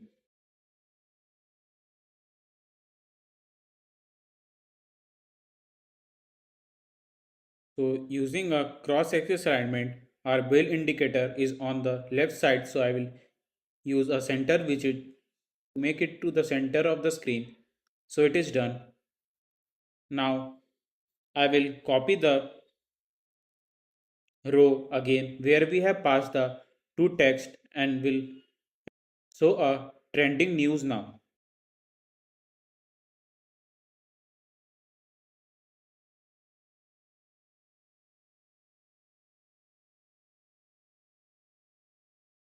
So now if you want to provide any of the styling to the text here, then you can use a font family here. Basically, in the font family, you can pass the different font according to your choice. I will show you how to use a Google font here and will save that in the fonts folder and will call them in the font family. Though I will not use any font here, I am showing you just if you want to give more styling to the text widget here. So now I'll go to the website name Google font here. Here you can see many more Google font and you can use them according to your choice. So I am searching the Pacifico here, and I will download the font family from here and will unzip the file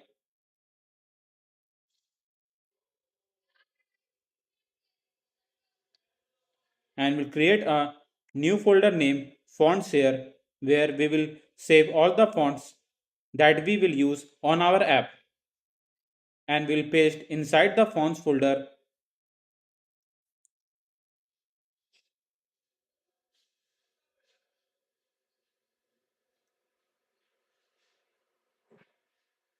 Now let's move to the perspec ML and we want to show what font we are using in the font family section. In family, I will pass a font name Pacifico regular.ttf file here. So now I will show you how to use that inside the text widget.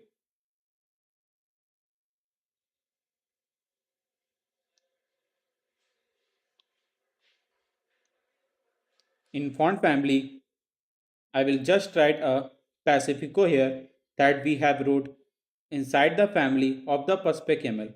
So as you can see, our text font has been changed.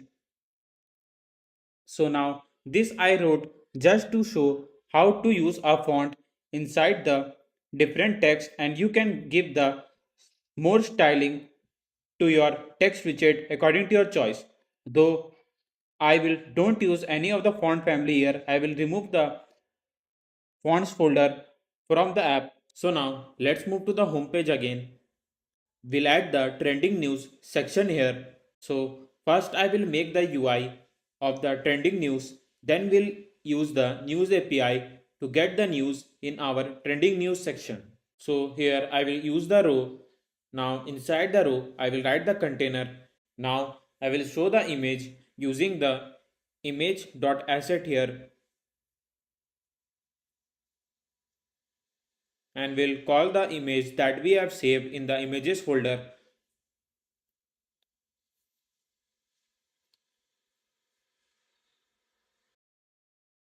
So in the row, first I want to show the image of the news. Then we will use a column where I will show the title at the top and the short description about the news.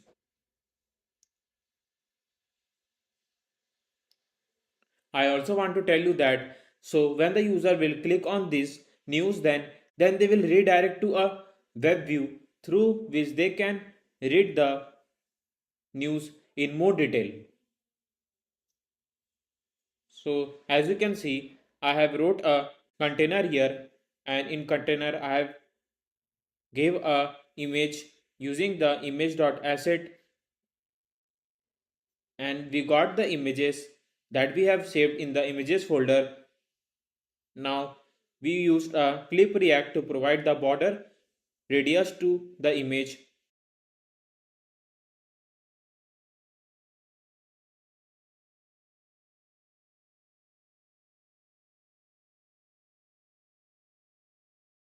Now I will write the text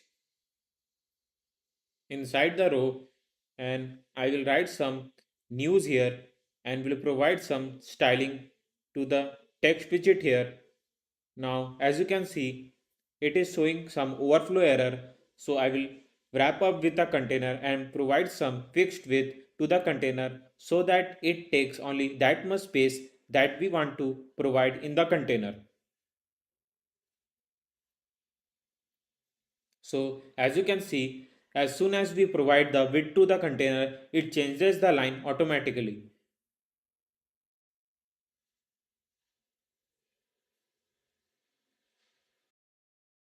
I will also recommend you to don't provide the fixed width inside the container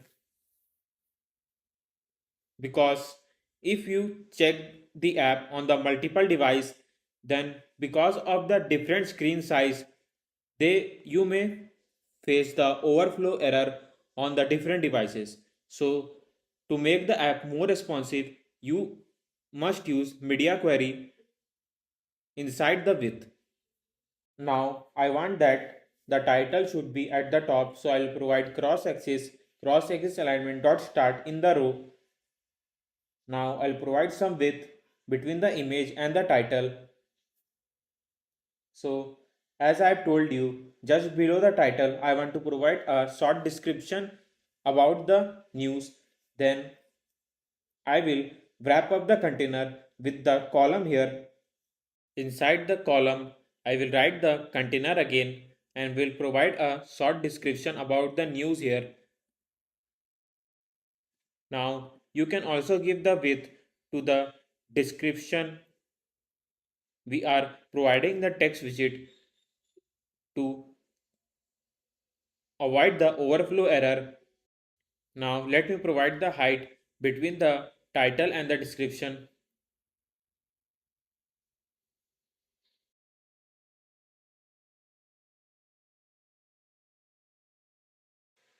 Now I am fixing the width according to my choice. You can provide the width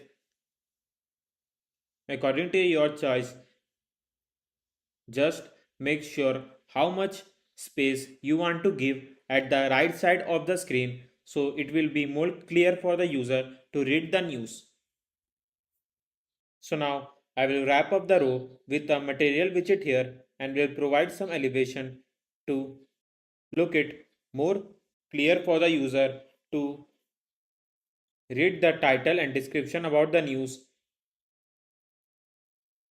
and will provide some padding.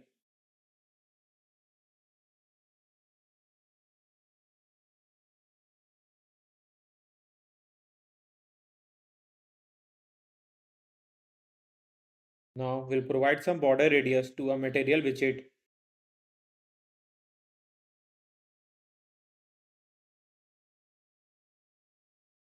Now it's look good.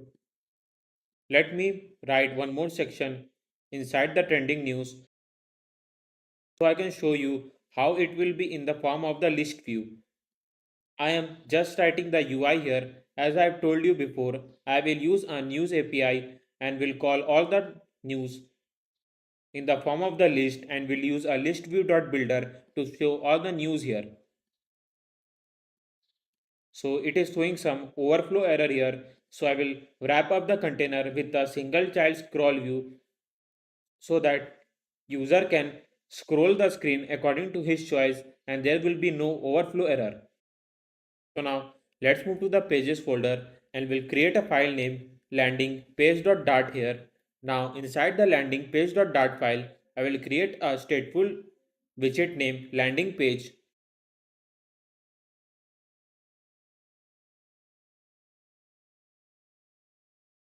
and I will write scaffold widget, body, container, child, column, children. Now inside the children widget, I will show the image as I have shown in the UI before. So let me add the image here. So as you can see, I have added the image here and I have used image.asset to show the image that I have saved in the images folder. Now I have used a with media query.offcontext.size.width so that our image will cover the complete width of the screen, and I provided some fixed height here and use a fitboxwidth.cover to use a complete width and height we have provided here. I have used some random image here. You can use any of the image according to your choice. Now I will remove that height and will use a media query for more responsive image so that we can test the app on the multiple devices. Now I'll wrap up the image with a clip react to provide some border radius to the image. So I will provide the border radius 20 here.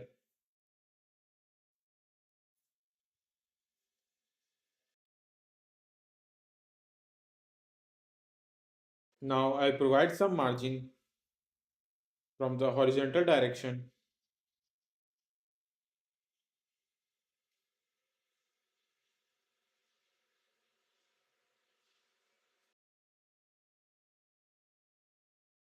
and vertical too. Let me add the border radius according to my choice. Now I will write a text widget inside the column widget just below the image widget we have provided, and inside the text I will write news from the world for you and will provide some styling to the text widget here.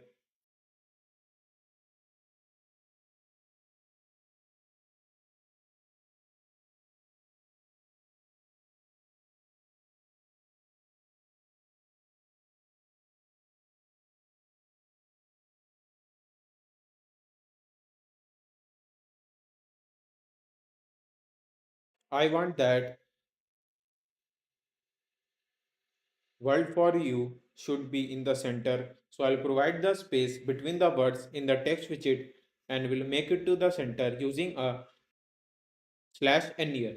Basically, slash n changes the line if you use inside the text widget. So now it looks good, and now I'll write one more text below this text widget.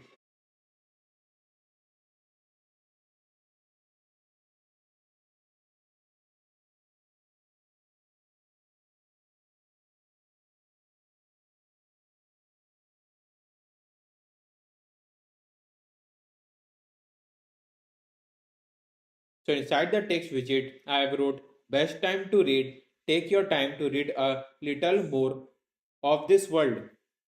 Now I'll provide some styling to this text widget.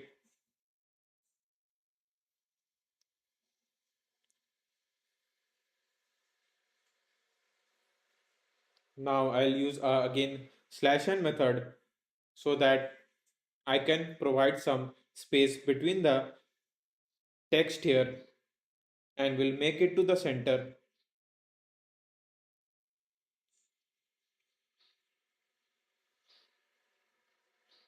If you don't want to use a slash n here, then you can use the text inside the column widget also. Just you need to wrap up the each text with the center widget so that it will move the each text widget to the center.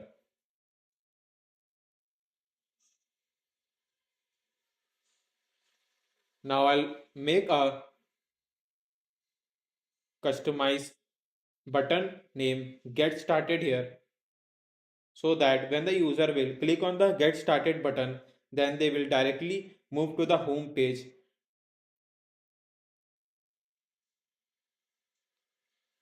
Now I will use a container to make a customize button here and will inside the text I will write get started and I will provide some styling to the text widget here.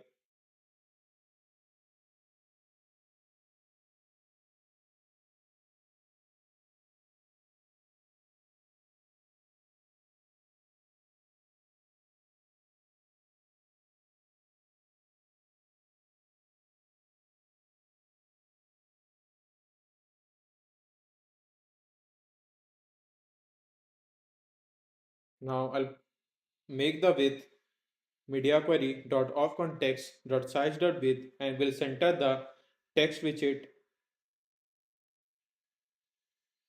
Will provide some padding vertically.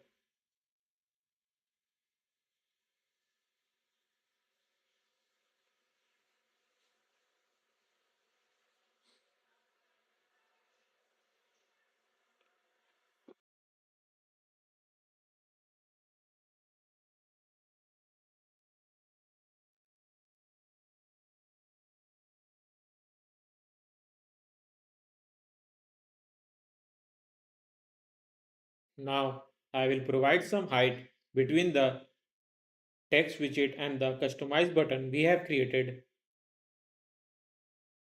Now I'll wrap up the container with the material widget here so we can show our button in more highlighted form.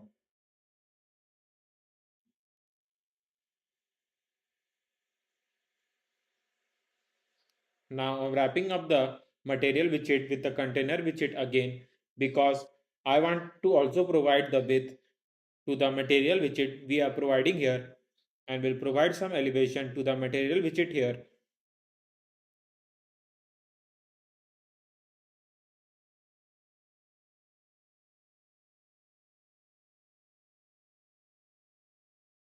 Now I will move to the image and will wrap up the image with the material widget here, and I will also want to provide some elevation to the image we have mentioned above.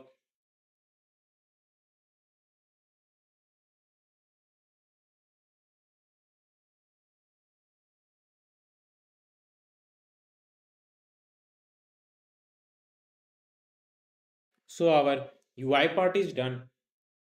Now we'll use a news API org to get all the API and we'll show the news in our app. So let's move to the home page again, and I will click on the get started button and we'll move to the home page. So inside the trending news section, I will use a news API to show all the news here. So first I will call the API and will store all the news in the form of the list, and will use a list view.builder widget to show all the news in the home page of the app. So let's go to the newsapi.org website, and I will show you how we can get the API from this website. First, as you can see, here is a get API button. So if you didn't have the account in the news API website, then click on the get API key and just fill some of the details, and you will get one API which will be directly connect to your link so that you can access all the API in the app. I have already signed in the website, so you can see my mail at the top. As you can see, there are the many APIs you can use according to your choice. But I want to show the news in the trending section, so I will use this link to show all the news in the list view that we have created in the UI of the trending news section. But before adding the API in our app, let's move to the pubdev file, and we'll use a HTTP, and we'll copy the HTTP package from here and paste it on perspec.ml file. I also want to tell you why I am using a HTTP package here, because as you can see on the API link, it usually starts with HTTP. So to call the HTTP in our app, we need to use HTTP package here so that we can call the API through the app and directly connect to the server, and we'll get all the information from the news API server and get the all the news in our app in the form of list, and we can show that using a list view builder widget. Now I will use a KCAC network image here package, and will copy the package and paste it on perspec.ml file. So now let's move to the model, and we'll create a article model.dart section here, and we'll create a class name article model. Now inside the article model, I will write some string here, and inside this string will get all the data from the API. In this trending news section, we'll call this API here, and inside this API you can see a list here, and now inside the article, as you can see, the list of map has been shown here. Now I want to call the article section, and I want to show all the list of map inside my app. So I need to get each list here that is wrote inside the article's map here. So as you can see, in each list there is author, title, description, URL to image, content, etc. But we need these all five things in our app. So I will create a string name one by one.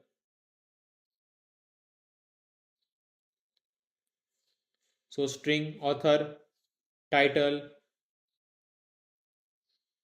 description, URL, and URL to image.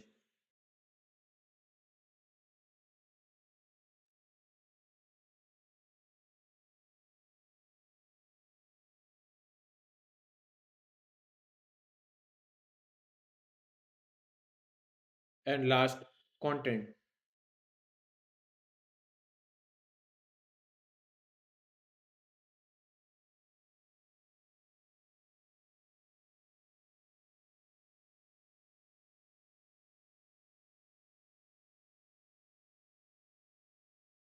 So now let's move to the service folder again and we'll create a new file name news.dart here, and inside the news.dart file I will create a class name news here and will write a list name news where we will save all our news that we will get through the API. Now I will create a get news function in the future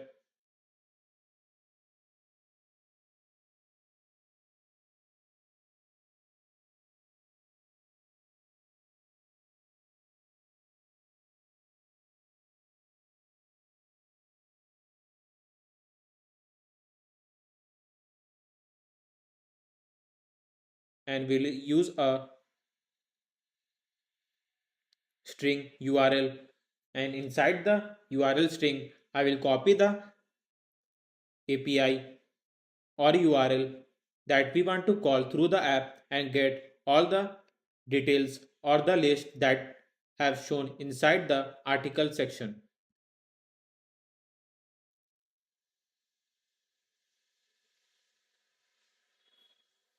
Now where response await http dot get URL. So I need to import the package here. So I will go to the http again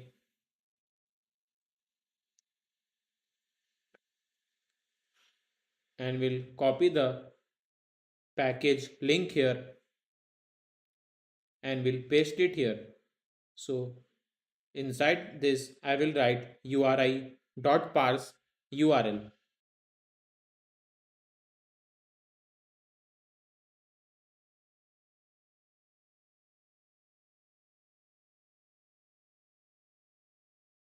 So through the get method we are getting all the things that have been wrote inside this URL and we are saving in the response. So I will write where JSON data and will decode the response that we have saved using the get method here, and if the JSON data status section is equals to OK,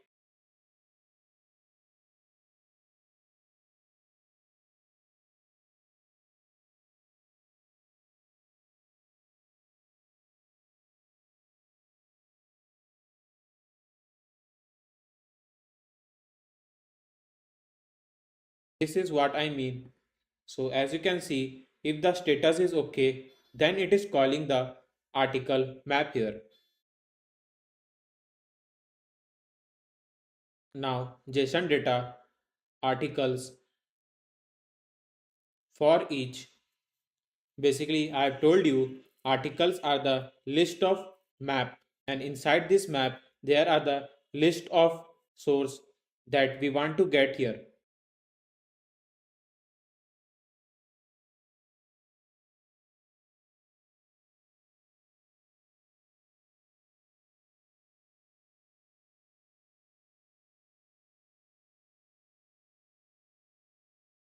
So here is the map I'm talking about, and here is the all the list that I have shown you.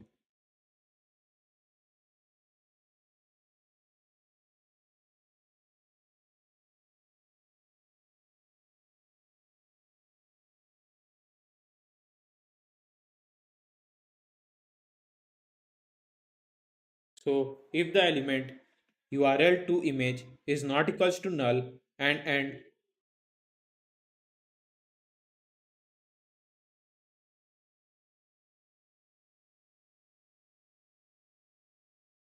if the description and URL to image is not null, then we will get all the details here, because URL to image and description are the main section here that we need on the app. As you can see on the total result, there are 7,564 lists here. So there are the many cases where the URL to image and description may not be provided, but these two sections are the main to I want to show in the app. So I'm passing the condition that if the URL to image is not equals to null and description is not equals to null, then we'll save the list inside the news here. I had forgot to call article model here. So I will go to article model.dart again and we'll call all the string one by one.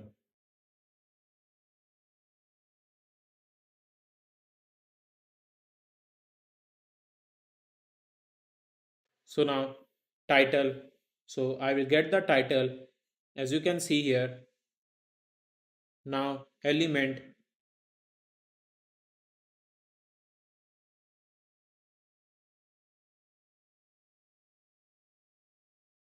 title. So element is the first index he is talking about. And inside the first index, I will I need the title here. So inside the inverted commas, I am writing a title that will be saved in the title section here.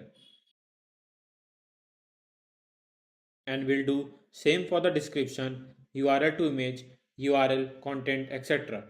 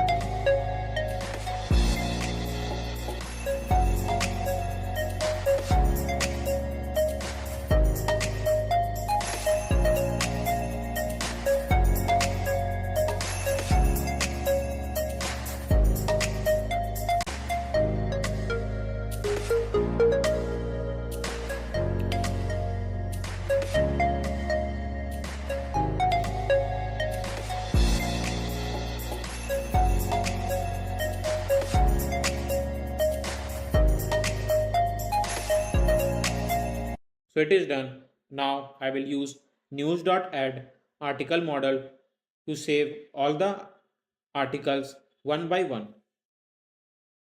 So let's move to the home page and we'll call the list that we have saved in the news.dart file here. So I will create a list name articles here.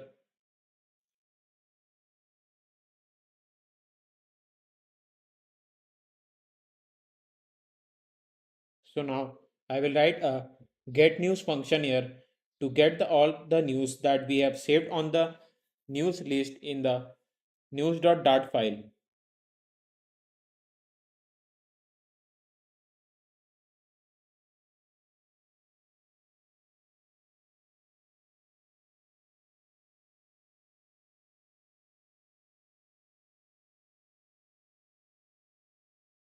In news class, we'll get all the news here.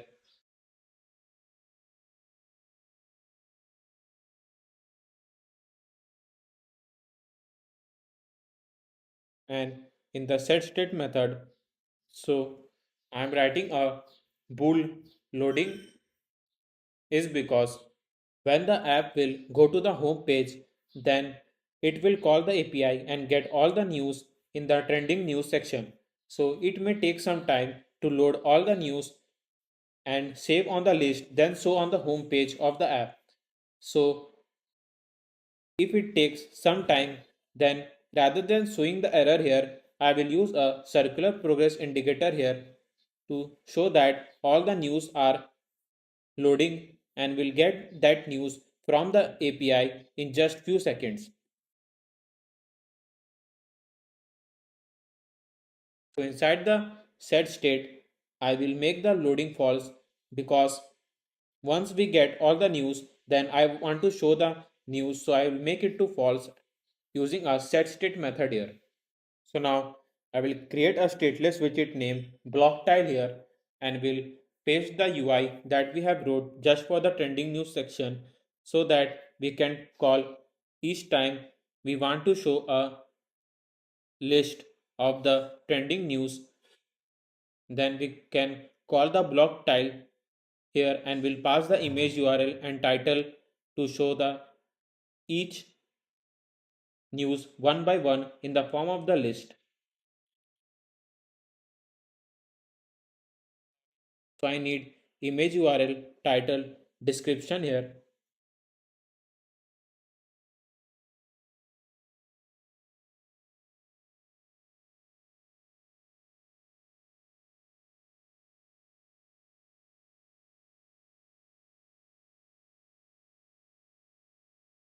Now where we have wrote just for the UI, so I will change and write image.network and will call the image URL and same for the title and description.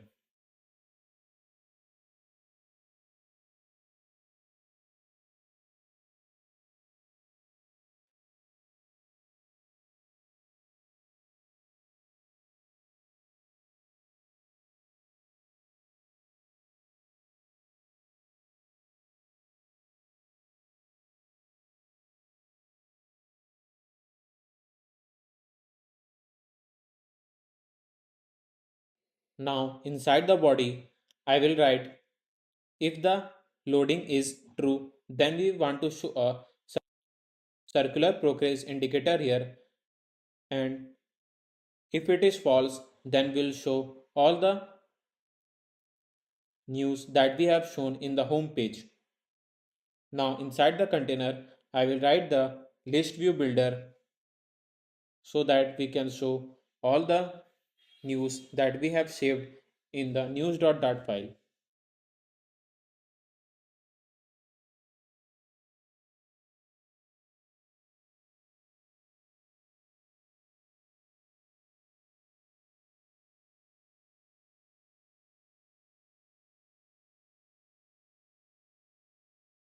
So in item builder, I will write the index, will get the article length using the item count.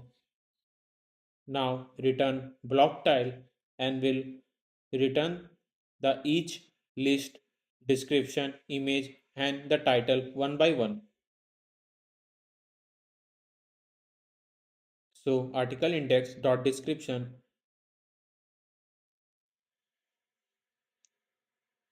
same for the image and the title.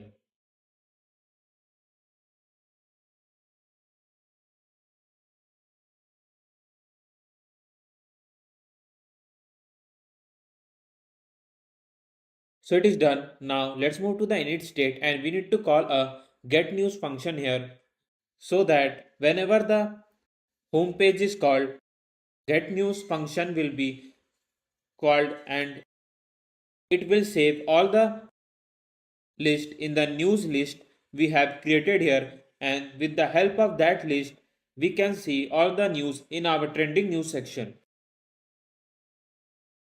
So now let's move to the terminal and run the flutter run command. Wait for a few seconds.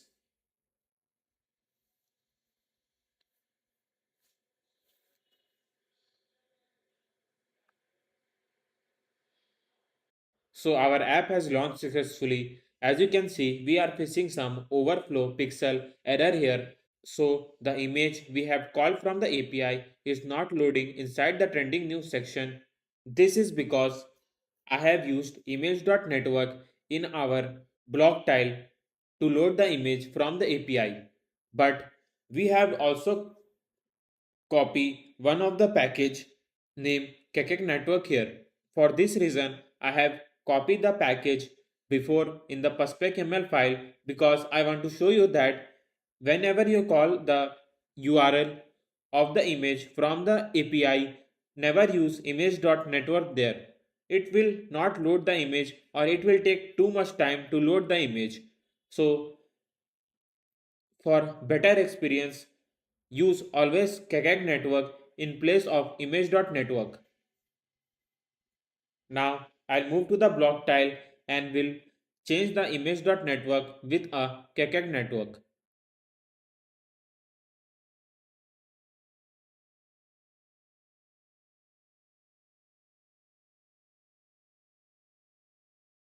Now inside the KKG network image, I will pass the image URL.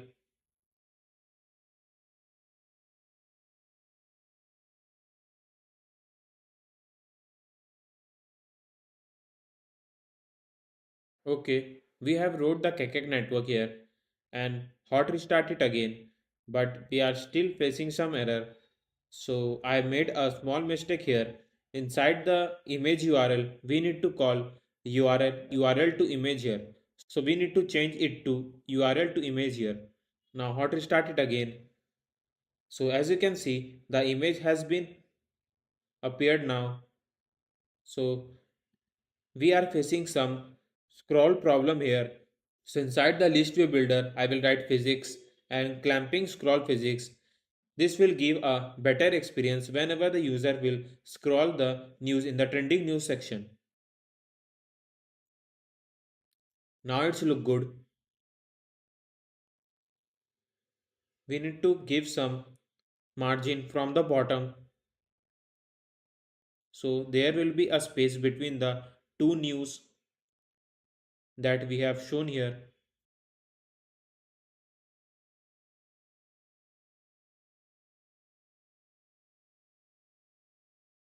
So we'll wrap up with the container here and we'll provide the margin from the bottom.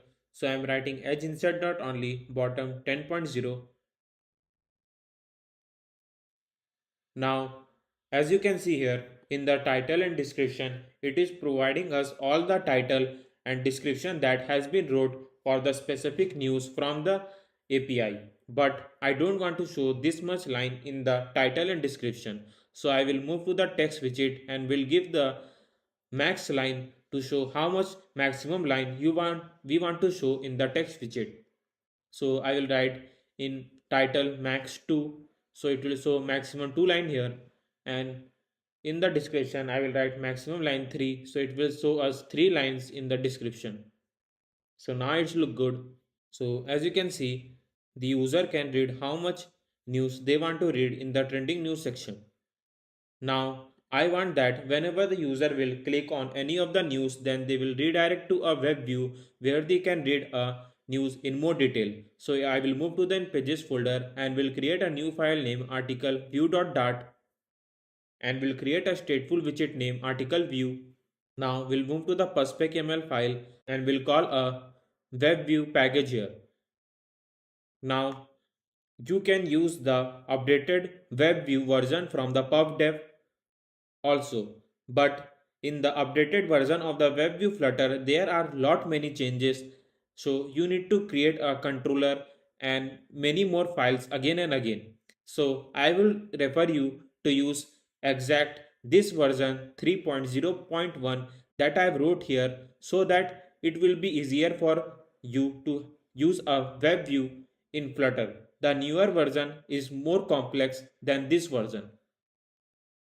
Usually I prefer this version in most of the app because it is easy for me to use a web view inside the app. Now let's move to the article view again, and inside the container I will write child and will write web view. Now initial URL, and we have to pass the URL that we have stored in the article model. So I am writing a string blog URL and will get the URL in blog URL and will pass it to the initial URL.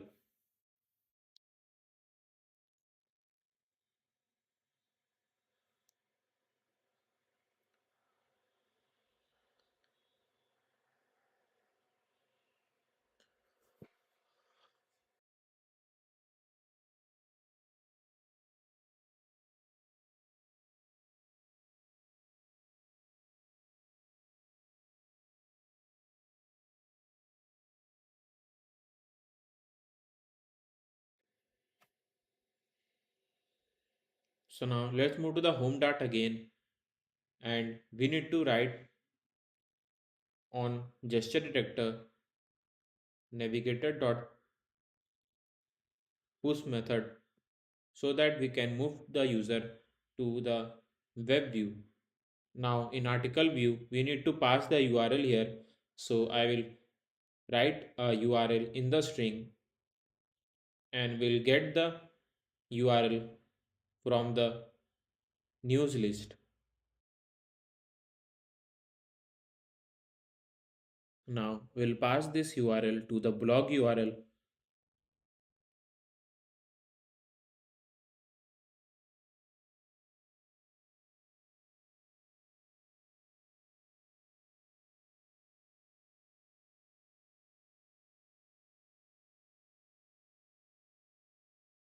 It is done. Now let's move the terminal again and we'll hot restart it again.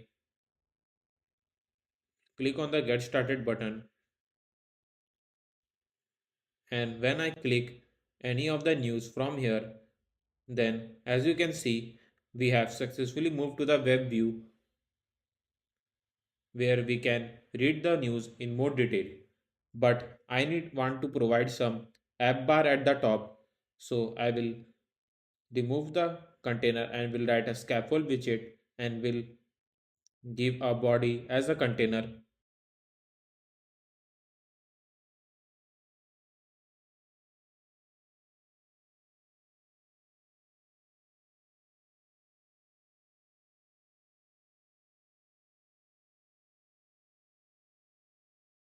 Now I'll pass the same app bar that I have wrote in the home page. So I will move to the home.dart again. We'll copy the same app bar and we'll paste inside the scaffold widget. So it is done. Now hot restart it again. Now we'll click on any of the news. So as you can see the app bar here and the back arrow to move directly to the home page of the app. You can read any of the news from here in more detail that will send you to the web view and can access the news in more better way.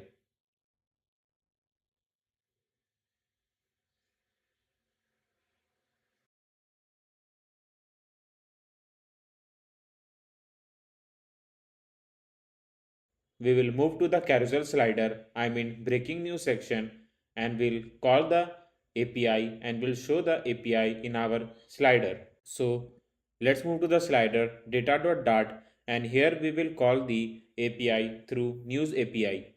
Now let's move to the news API.org website and we will call the top headline API from here for our carousel slider. So as you can see, there are only 10 results on this API. So it will be best for our carousel slider because we don't need to show too much result in our carousel slider because we want in the limited form.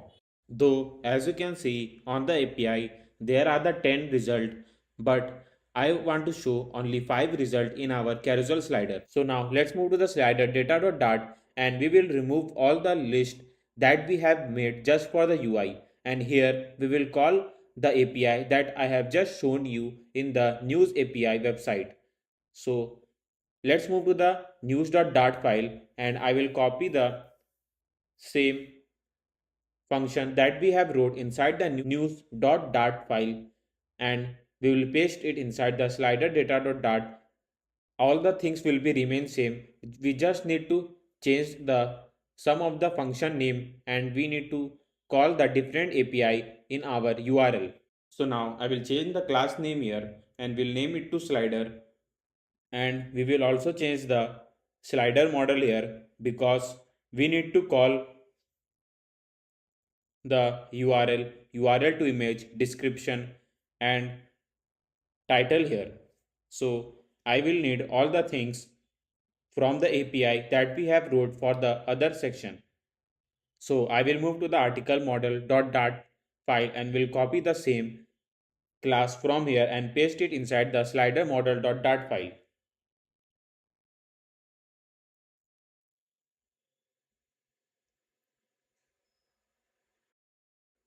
will name the class name slider here, and inside the slider model, so now I will rename the class name here, and all things will remain same because we need the same data what we have wrote in the trending news section.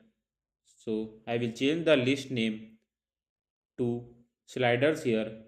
We'll rename the get slider function here. Now I'll copy this link or API and we'll paste it here so that we can get all the 10 result from this API, and we can add one by one in our slider list here.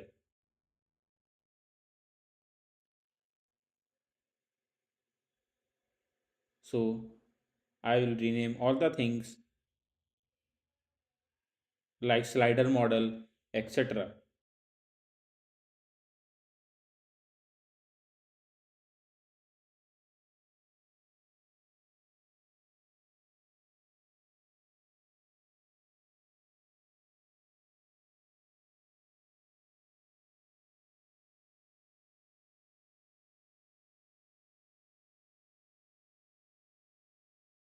So it is done now.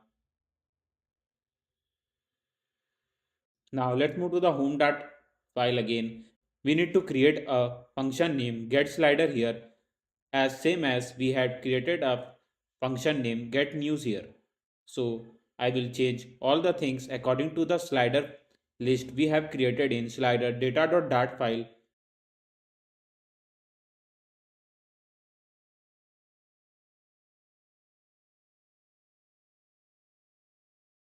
So all the things will remain as same as we have wrote for the trending news section. We are just calling the different API for our carousel slider.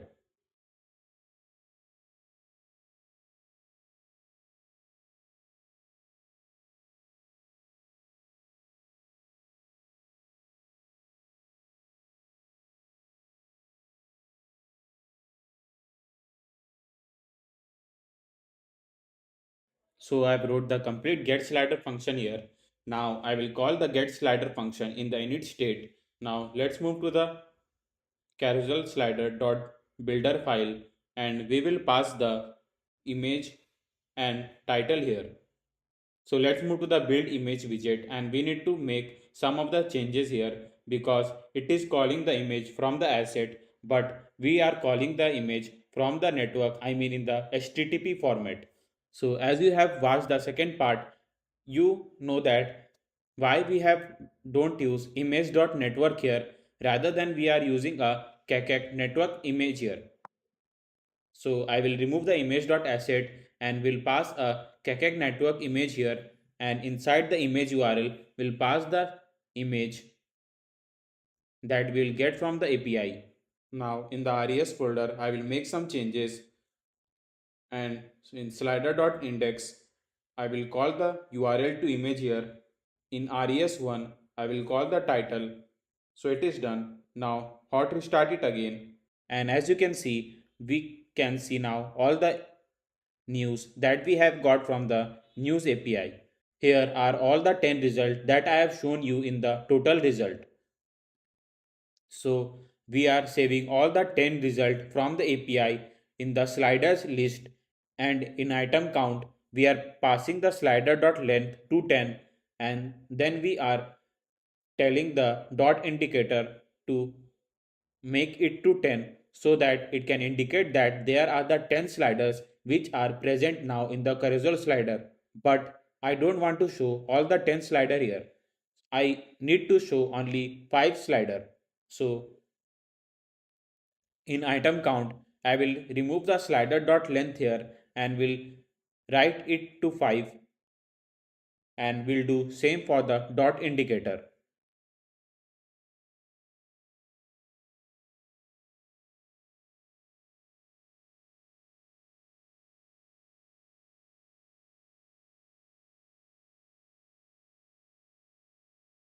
Now hot restart it again.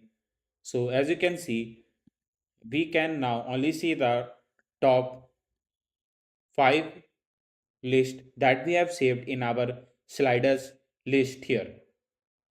So making the count to 5, we are telling that we need only top 5 list from the slider list. Those slider list have a 10 result in it because it is calling the all the result and saving the result one by one in the sliders list. But I need to show only 5. You can change according to your need. If you want to show 4, 3 or more than 5, you can change the count accordingly.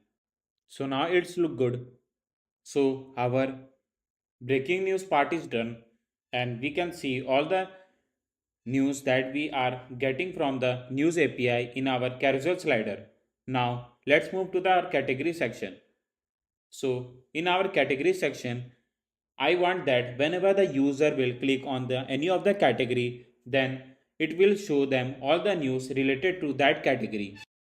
Let's move to the pages folder and we'll create a new file name here, category news.dart here, and we'll write a stateful widget name here, category news. Now scaffold widget, body, container, child, column.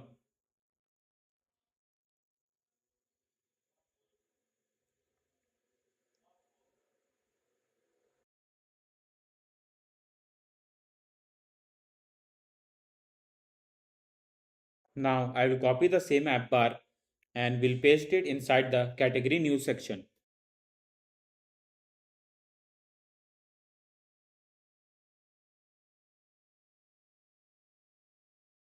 So I will remove the row from here because in the app bar I want to show which category news is showing at the app bar.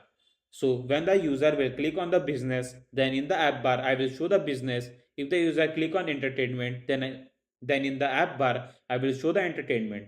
So from the string we will get that user have clicked on which of the category.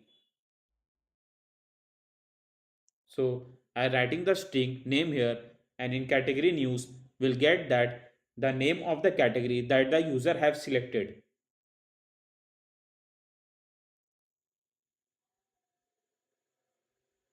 and will pass the same category name in our text widget that will be our app bar.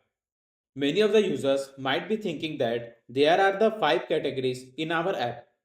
Now we will create the each model for each category like business model, entertainment model, general model, and we'll call the API for the each category we have when the user will click. So doing by this process, we need to write lots of code in our VS Code, but I don't do anything like that.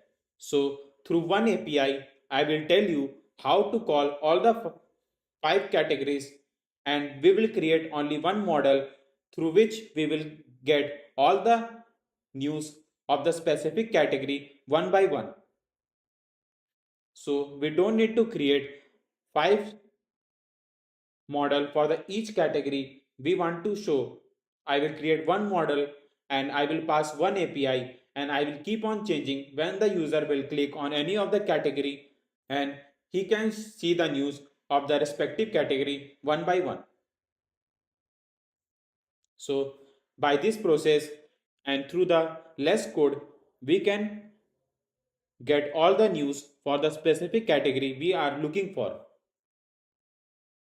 So if you like my idea and how I want to show the news in my app, do not forget to like and subscribe my channel so that you won't miss out any of the exciting videos we have in the store.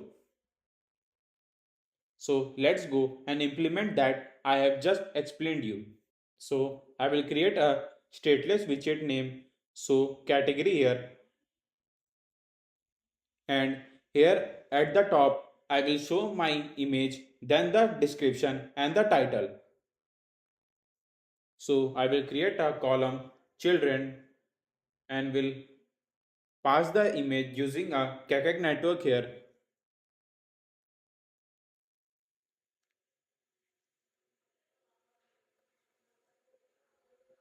We will do all the things same that we have done for other news like trending news, breaking news, etc.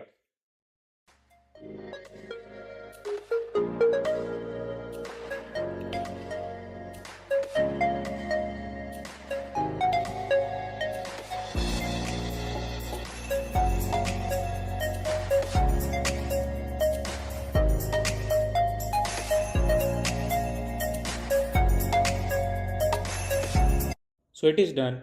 Now let's move to the container. Now I'll remove the column from here and will pass a list view dot builder. And so now let's move to the model and we'll create a show category dot dart here and we'll pass a class and we'll copy the same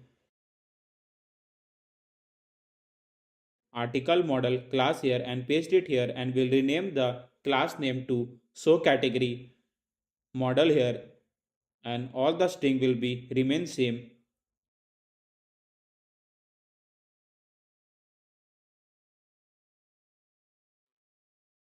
Now let's move to the services folder and we'll create a new file name show category news.dart and we'll copy the same thing from the slider data.dart and paste it inside this file and we'll rename the class name to category news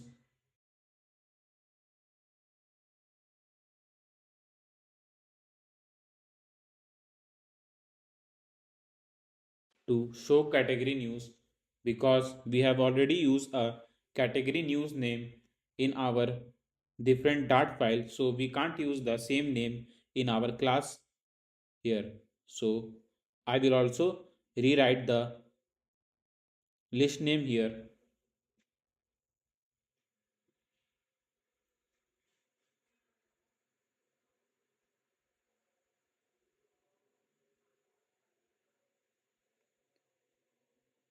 and will also change the name of the function to get category news. Now here comes the main part what I have explained you before. Now I have told you through one API I will get all the categories news from the API. So let me show how I will do that. So here you can see I will call this API here and here you can see the category name, it is given business here. So when the user will click on the entertainment, then we will change the category equals to entertainment here. And if we will change to sports, then we'll change it to sports. So how the user will click on any of the category, we will keep on changing the API one after that. So let me show you how I will do that. Though you can see the equals to US, you can change the any of the country according to your choice. You just need to give your country code here and it will show all the news related to the that category and specific country in the list view. So the function we have wrote get category news will write a string category here. Now I'll copy the same API and paste it here and inside the category I will pass the string that will be passed in the category of that get category news function. Now all the things will remain same and will add the all the list one by one in our category list.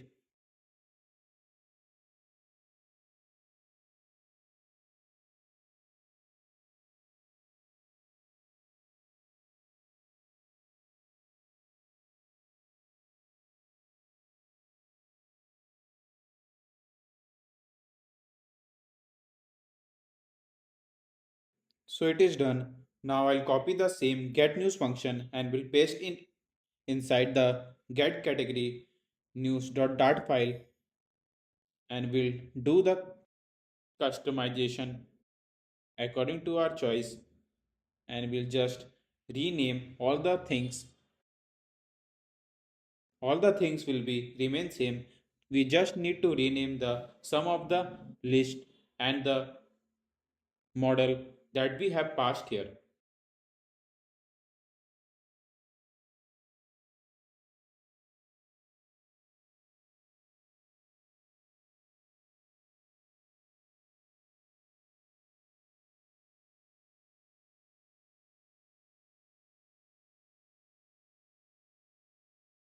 So it is done.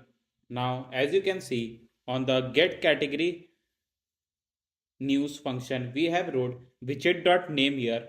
So as I have told you that it will be keep on changing whenever the user will press on any of the category here.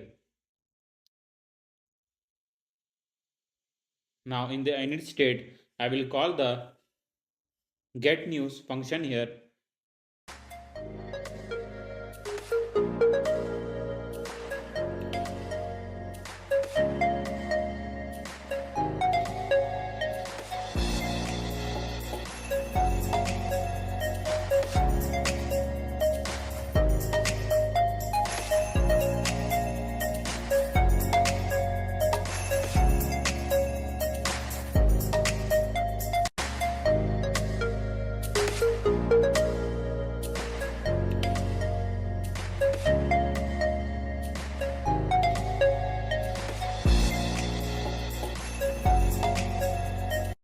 We'll move to the home.dart file again and we'll copy the same listview.builder and paste it here. Now in item count, I will write categories.length and will pass it to the show category.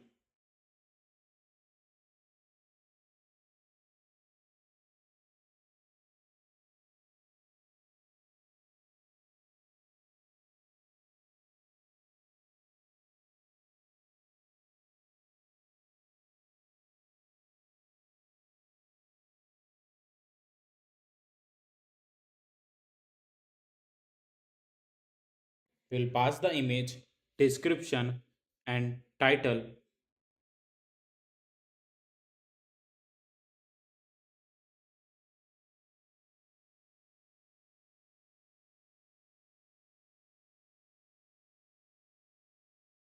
Now I'll move to the home.dart file and where we have shown all the category in our category tile, I will wrap up the container with a gesture detector and in on tab, I will push the user to the category news.dart file and will give the category name here. Make sure whenever you are passing the name to the get category news, then it should be in the lowercase. Here you can see that we have passed the business.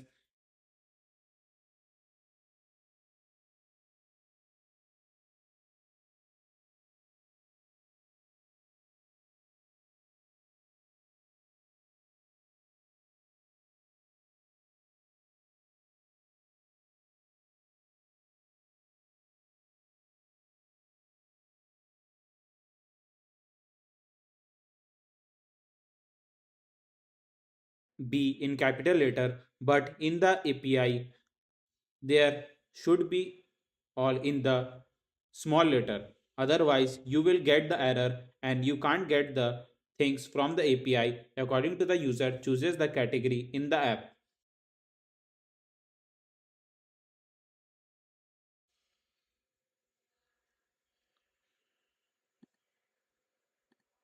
So now it is done. We'll hot restart it again and when I will click on the any of the category here, so as you can see we can see all the news related to the that category here. So here the app bar name is business and it is showing all the news related to the business here.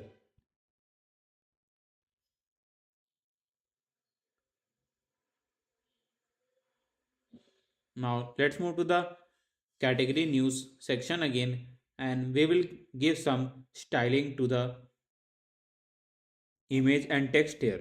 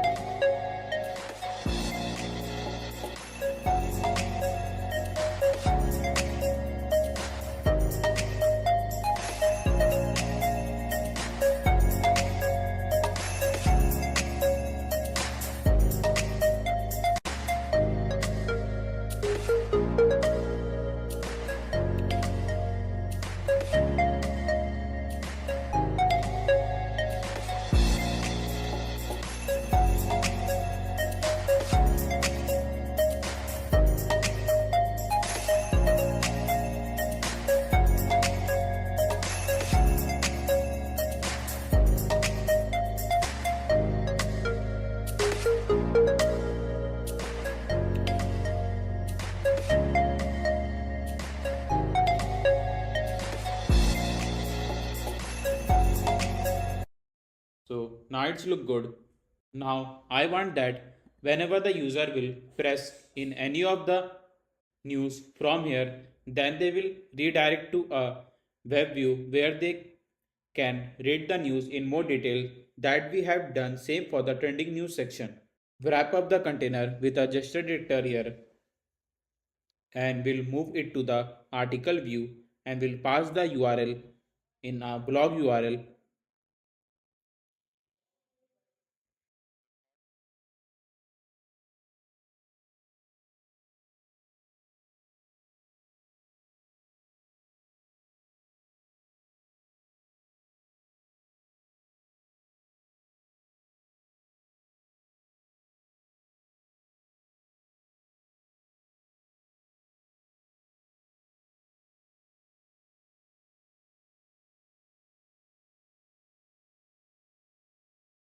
We'll hot restart it again and when I'll click on any of the news, now as you can see they have moved to the web view of that news here.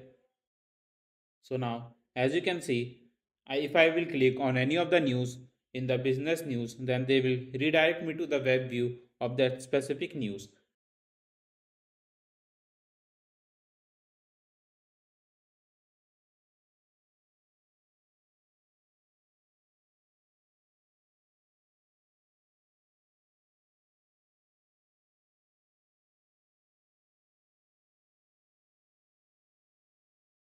Now click on entertainment. Now as you can see, app bar name changed to entertainment and it is showing me all the things related to the entertainment here. Now same for the health. So it is showing me all the things related to the health and same for the sports. So as I have said you before, just writing by one model like category model dot dart and just writing the few lines of code in the category news section, we have covered all the 5 category that we have wrote inside the home page. So I have taught you by using the just one API, you can use the all the things related to the category if the user clicks on any of the category. If many of the users will write the different code for the each category when the user will press, then it will take him lot of time to write so much code inside the VS code and it may take lot of time to make this app. So our category part is done.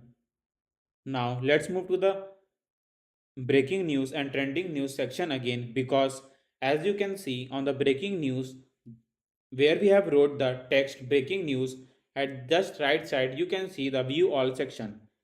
We didn't add anything related to the view all till now. So I want that whenever the user will press on the view all text, then they can see all the breaking news on the app. So let's move to the pages folder and I will create a new file name allnews.dart and will create a stateful widget name allnews. Now we'll write a scaffold widget body container. Now we'll pass the string name, string news here, like what type of news it is. It is breaking or trending news, and we'll show that in the app bar. These are all the things that we have already done in the category news section here. So I will not explain you much on this section. I will just do copy and paste thing and will make the view all section here.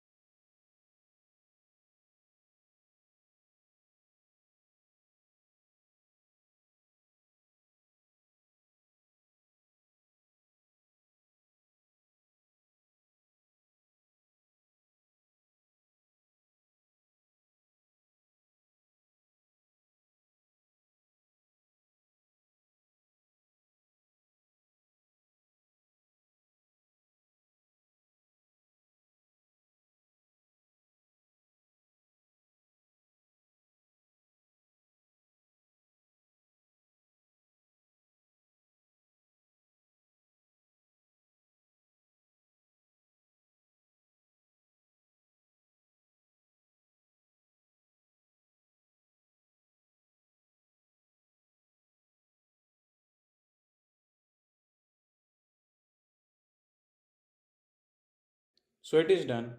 Now many of the users might be thinking that in trending news we are passing the different API, and in our breaking news we are passing the different API. I have just now showed you how to use one Dart file and pass multiple APIs by just simple line of the code. So I will use just the same process and I will show you how I will do that. Widget.news.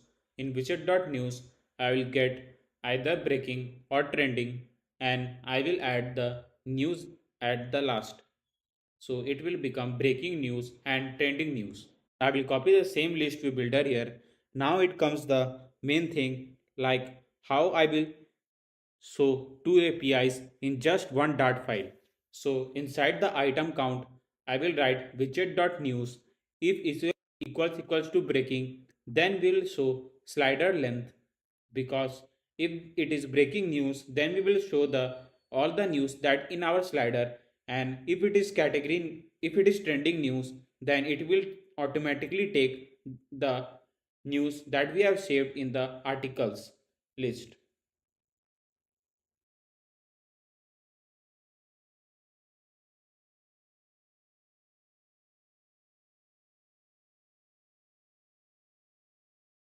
We'll do all the same thing in the image. So if the widget.news is breaking, then it will get the image from the slider section, or if not, then it will show the news from the trending section.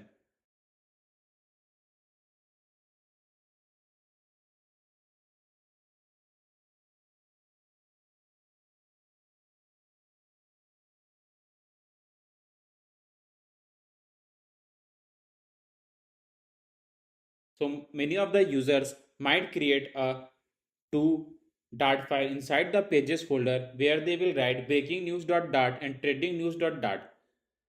But I have wrote all the two things in one file named allnews.dart, and I have changed all the things, and I have handled two cases by adding a simple line of code inside the item count and different section here. So for this idea also, you can hit the like button to this video.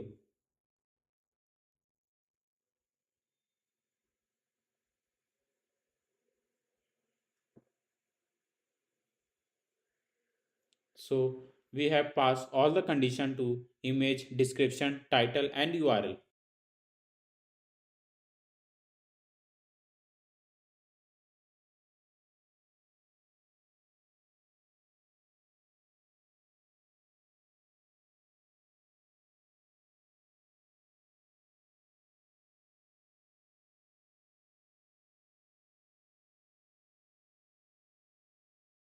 Now in views all, I will wrap up with a gesture detector, and in on tab, I will use a navigator.push method,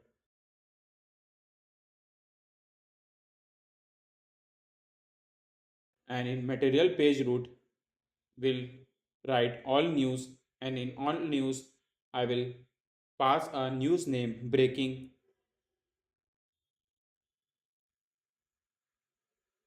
and will do same for the trending news views all section.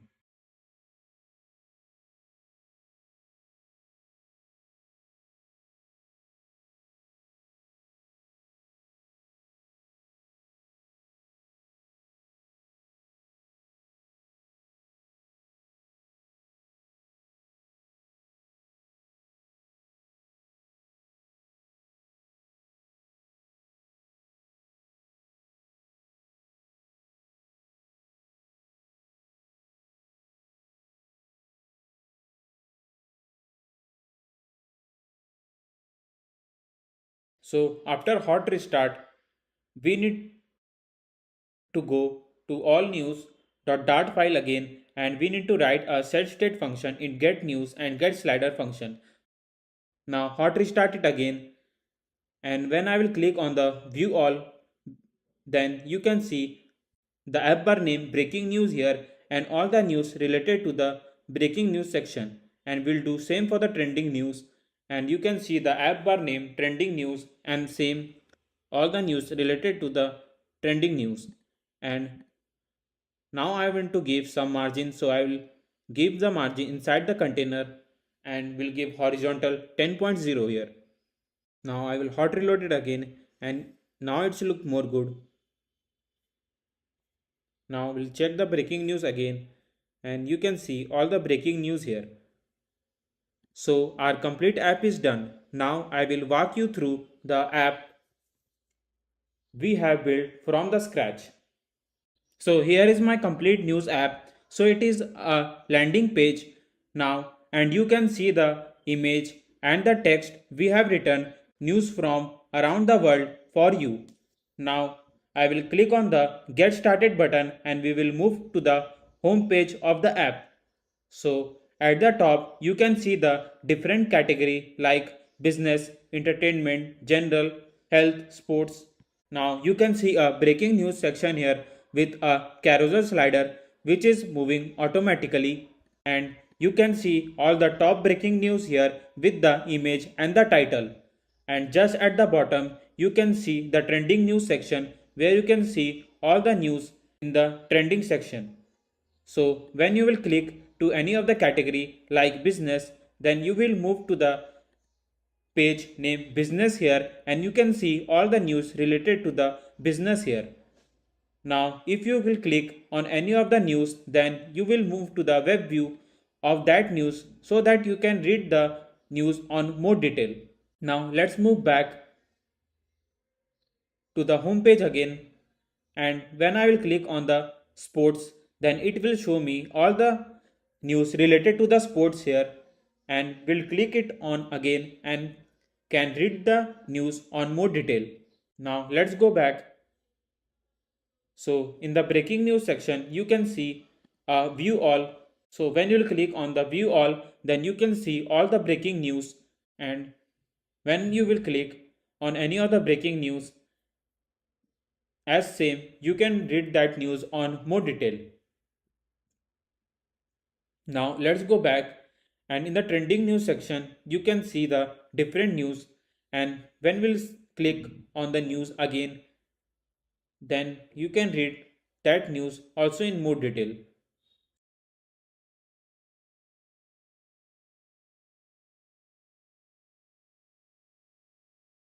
Now view all. So in view all you can read all the news related to the trending news.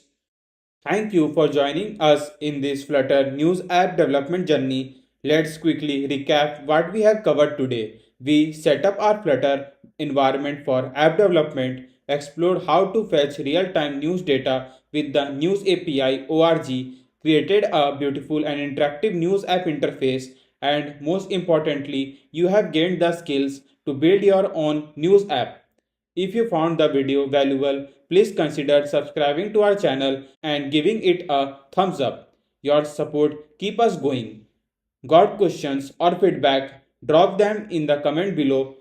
We love hearing from you. So you have added two more apps to your app bucket list, which is chat app and news app.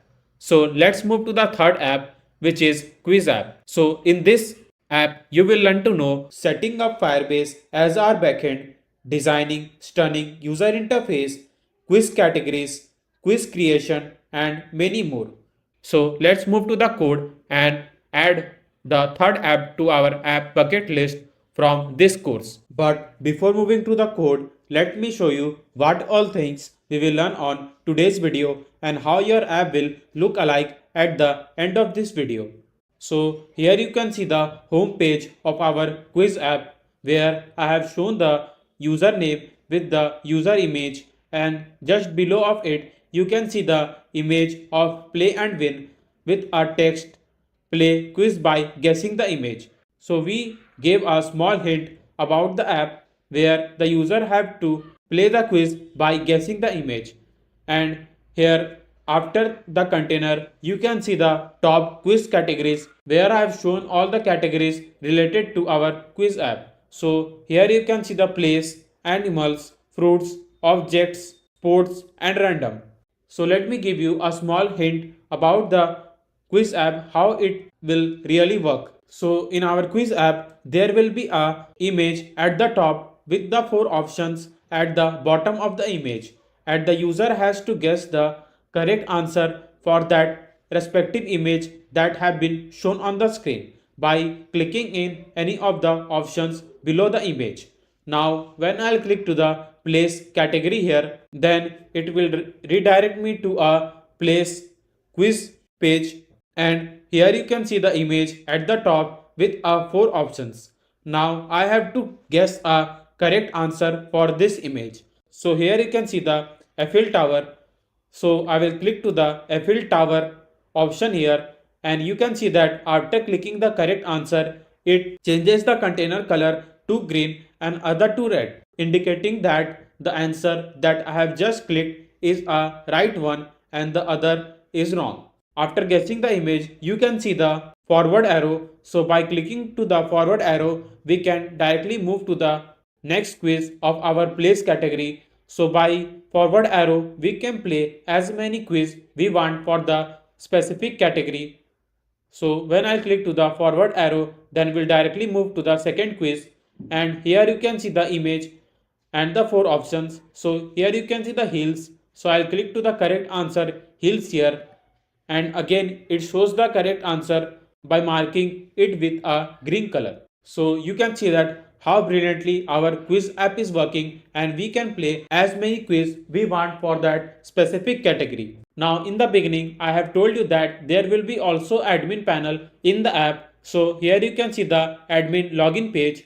The reason for creating the admin login page is because I want to make the admin page highly secure so that the admin can have their own username and the password, which makes the admin panel highly secure so that any random user can't enter in the admin panel. So in the username, I have kept the username Shivam here and the password 123456. So you need to use exact this username and the password to log in the admin panel. Now when I click to the login button, then it will directly take me to the add quiz page from where I can add as many quiz I want for that respective category. So here you can see the upload picture. So now I'll click to the camera icon here, and it will directly opens my phone gallery from where I can pick the image. Now here you can see the image. Now in the option 1, I will write the option that I want to show in the option 1, option 2, option 3 and option 4. So I will write some random option here. So second one is lion, third one is tree, and fourth one is water. Now I need to write a correct answer here so that I can show the user the correct answer after he press any of the options in the quiz app. So in the correct answer I will write leave, and you can see that in the select category we can add the quiz for any respective category by selecting any of the options from our drop down button. Now I'll click a random here. Now I'll click to the add button. So as you can see, the quiz has been added successfully. Now let's move to the home page and let's check in the random category if the quiz has been uploaded to our quiz app or not. So after clicking to the random category, you can see the quiz that we have just uploaded from our admin panel.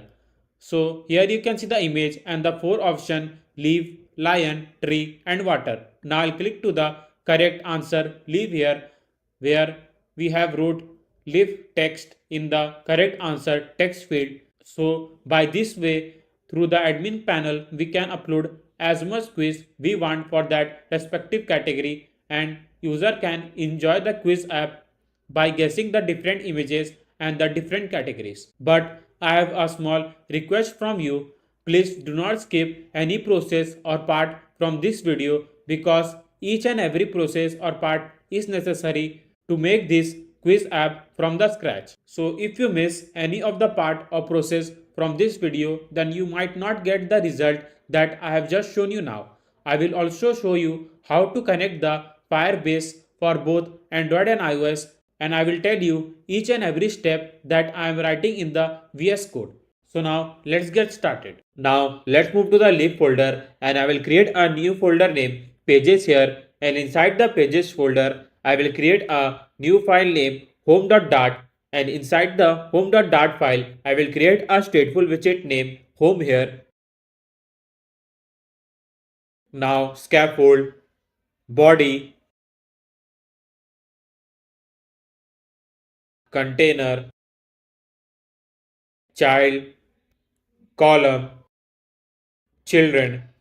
So as you can see, when I am writing widgets in the home.dart file, their blue lines come at the bottom of each widget, which doesn't look good when you write on the VS Code. So to remove the blue lines from these widgets, I will go to the analysis options.yml file, and in the rules I will add a two line here which will help us to remove the blue lines from each widget. Now I will just write prefer const constructor and will make it to false.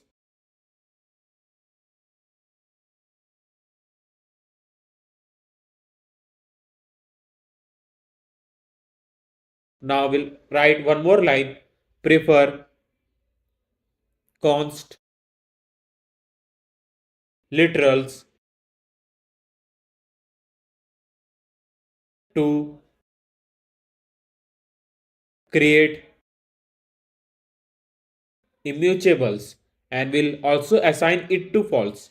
Now we'll save the code that we have just wrote in the analysis options.yml file, and let's move to the home.dart file again, and here you can see the blue lines has been almost disappear from the widgets. Now it's look good. Now I will write a container child, row, children, and inside the row widget, I will first show the image of the user and then the name of that specific user. But before that, we'll write decoration, box decoration, and in the color, I will pass the customized color code for the container. Many of the old viewers might know that why I have used a 0xFF at the starting of the color code I have wrote here. But and if you are new viewer and you are watching my first video from this channel, then I want to say that if you directly write a color code inside the color function, then it will not assign the color code that you have just mentioned. So make sure it should be start with a 0xFF here.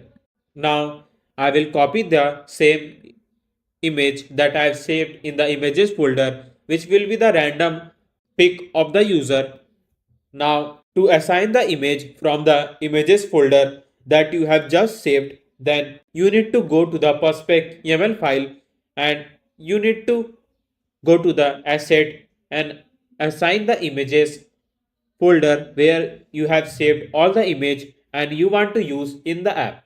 Now we'll use image.asset images and we'll write a exact image file name which will be boy.jpg, and will give the fixed height and width to the image, and will fit boxfit.cover so that it can cover the complete height and width of the image that we have just assigned here. Now let's move to the main.dart file, and here you can see the debug banner here. So to remove the debug banner from here, we need to go to the main.dart file and we'll write debug so checked banner to false. And as you can see, the debug banner has been removed. Now let's move and call the home page here. So here you can see the container that I've just wrote. Now we'll give the padding from the above. So I will write padding as inset.only from left, top 50.0, and from the right. Now I'll give the specific height to the container. So we'll write 300. So 300 is too much. Now let's change it to 250 or 220. Okay, now it's look good. Now in the row, I want to move the image and the name of the user at the top. So I will write cross axis alignment dot start here. Now I want to give the border radius to the image. So I will use a clip react widget and will pass a border radius dot circular, and will give the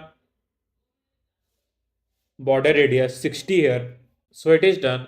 Now I'll need to pass the username just beside his image. So I will write a text widget here, and inside the text widget I will write a username, though I'm writing Shivam Gupta here, and will give the style to the text widget by using a text style here. And in the color I'll pass a colors.white and font size 20.0 and font weight dot bold. So here you can see the username. Now I need to move the image to the center.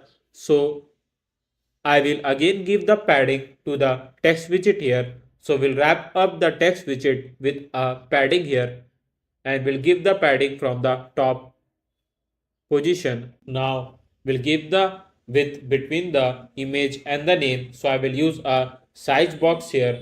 So it is done. Now I want to provide the border radius from the bottom left and bottom right position of the container. So I will write border radius dot only, and will write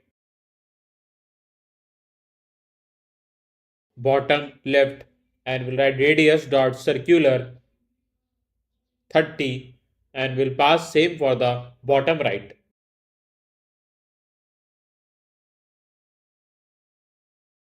So here you can see the circular radius from the bottom left and bottom right position. So 30 is too much, so we'll make it to 20. Okay, so it is done. Now I want to overlap a container over the container, so I will use a stack widget here. Basically, stack widget help us to overlap two widgets one upon the another. So I will wrap up the container widget with a stack widget here.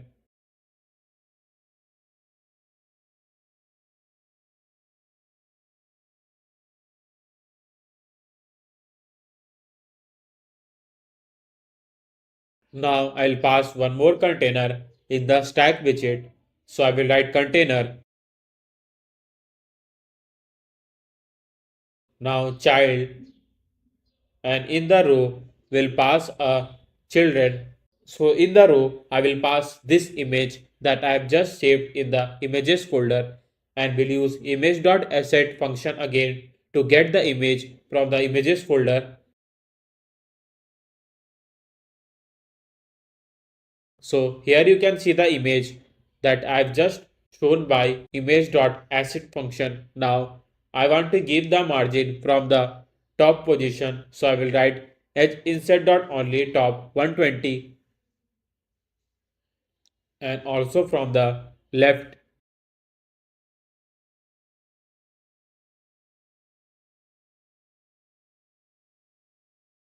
Now box decoration, and in the box decoration we'll first pass the color of the container. So it will be black. Now we'll give the width media query dot of context dot size dot width. The reason for using the media query inside the width is because media query help us to make the app highly responsive. So if you use a media query inside the container and giving the width in the form of media query, then it will suggest the container to use a complete width of the screen according to the device size. Though each device has their own height and width, then it can help us to make the app highly responsive. Now we'll give the border radius to the container first. So I will write border radius dot circular 20. Now I will wrap up the image again with a clip react widget to give a border radius to the image here, and we'll write border radius dot only, because I want to provide the radius from the top left position. So I will write radius dot circular 20, and from bottom left position. So radius dot circular again 20. So now it's look good. Now I will use a text widget again because I want to show a text play and win here. So I'll copy the same text widget and will paste it here and will pass the text play and win and will also increase the font size to 26 to 35 or 30. Now we'll give the size box because I want to give the width between the image and the text widget. So I will pass a width 30.0. Now I'll wrap up the text widget with a column widget here because just below of play and win text I want to pass one more text suggesting that play quiz by guessing the image.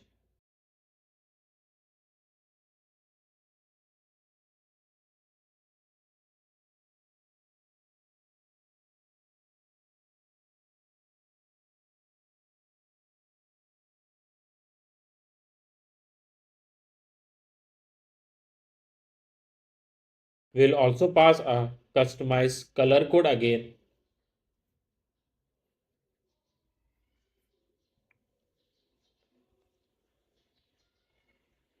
So we need to decrease the font size. So we'll write 15.0.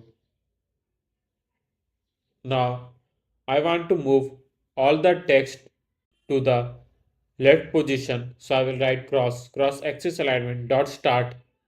The reason for writing /n in the text widget is because I want to change the line of the specific text. So I will use a /n command to suggest the text to change the line and show the text from the another line.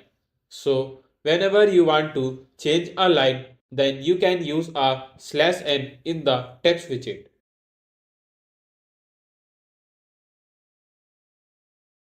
So I will write a text widget here, and inside the text widget I will write top quiz categories where I will show all the categories like sports, animals, fruits, object, etc. that I have just shown you in the starting of the video. So let me add all the images for the specific category and then I will use the container to show all the specific image with their name. But before that, let me provide the padding from the left position so that there will be a clear space between the text widget. So I will write edge inset.orly left 20.0.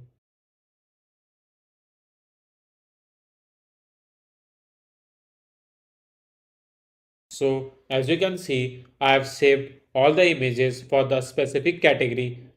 Now I will first pass a background color to a scaffold widget so I can give the complete background color to my app screen and will pass a customized color code here.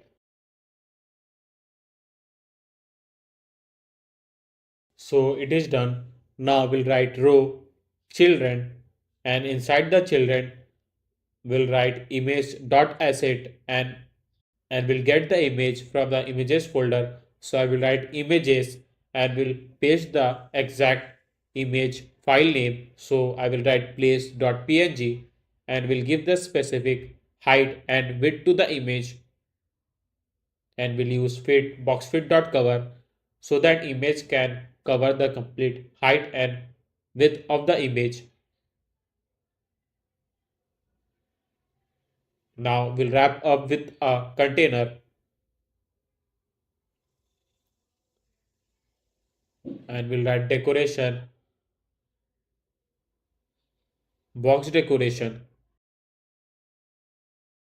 and will pass a color colors.white and padding edge inset.all 10.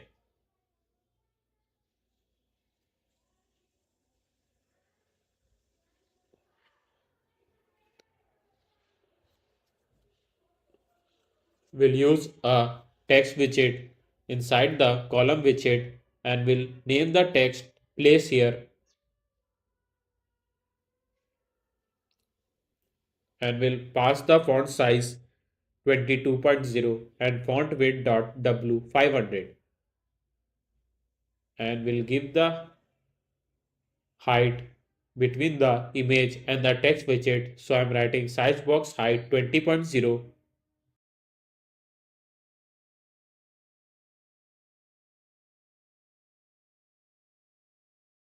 Now I'll wrap up a row widget with a padding widget. Edge insert dot only left 20.0, right 20.0,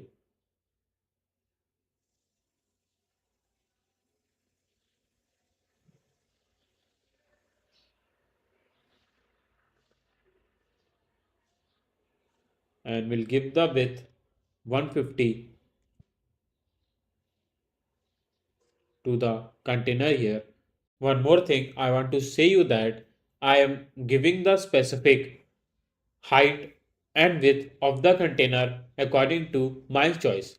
So if you have any better idea or want to give a specific width and height to the container here, then you can go in your way too, because it will also help us to customize the code easily and make more changes in your app and can make it more attractive. Also, one more thing, please do not copy the complete code from the source code and paste it here, because each and everything is necessary to here. I am explaining why I have used all these widgets in the code here.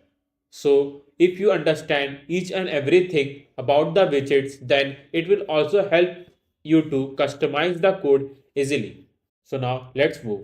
We'll give the size box height 20.0 because I want to provide the height from the top.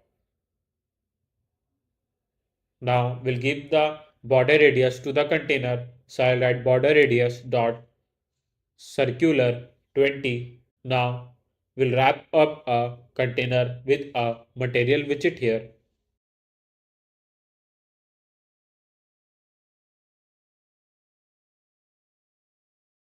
and we'll first give the border radius to the material widget. Then we'll give the elevation 5.0. So here you can see that we have just created our first category, which is place. Now I'll create some more categories like animals, sports, objects, etc. Now I want to give some even space between the two container here. So in the row I will write main axis dot alignment dot space evenly. Now we'll copy the same container. Now I will change the image's name to dog.png and will also change the text name to animals here. So let me add all the categories one by one.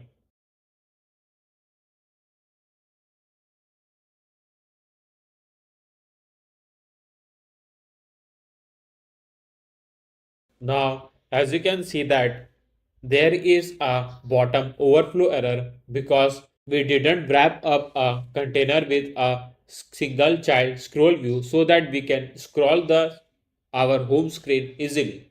So now let's move to the container and we'll wrap up with a single child scroll view widget. Now as you can see that we can easily scroll our home screen here. So image.asset and we'll write sports.png and we'll also pass the text name sports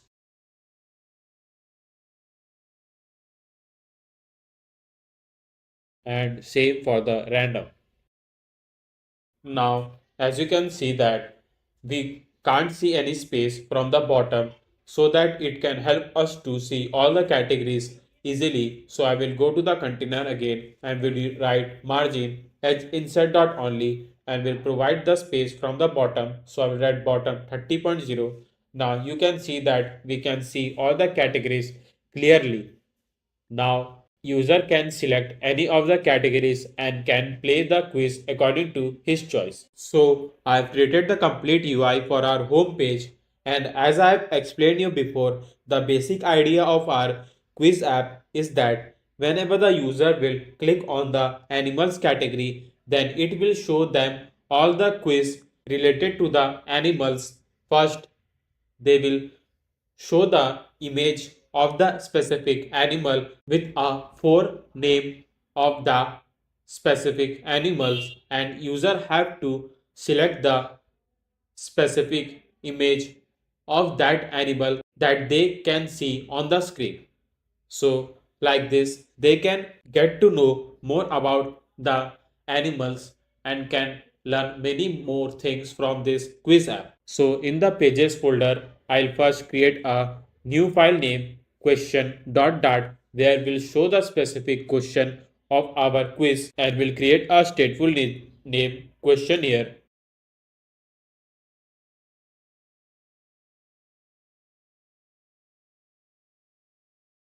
So now scaffold, body, container, child, column, children. Now first I will give the background color to the complete question screen. So we'll first pass the customized color code to the background color. Now we'll write row children, and we'll first pass the icons dot arrow back iOS, because I want that whenever the user will move to the questions file of that specific category, then they can click on this icon and can directly move to the home page again. So we'll give the color colors.white, which will be the icon color here. Now we'll wrap up with a container, and in the decoration, box decoration, we'll first pass the customized color code to the icon here. So I will again use a 0xFF here.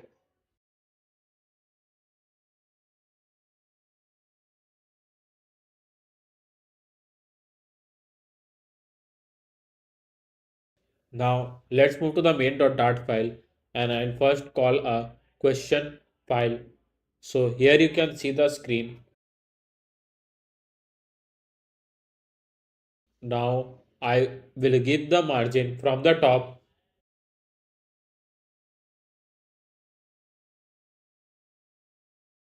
Now we'll wrap up a icon with a center widget here, and we'll give the padding to the container. So I will write edge inset dot all 6. Now we'll give the border radius to the container. So I'll write border radius dot circular 60.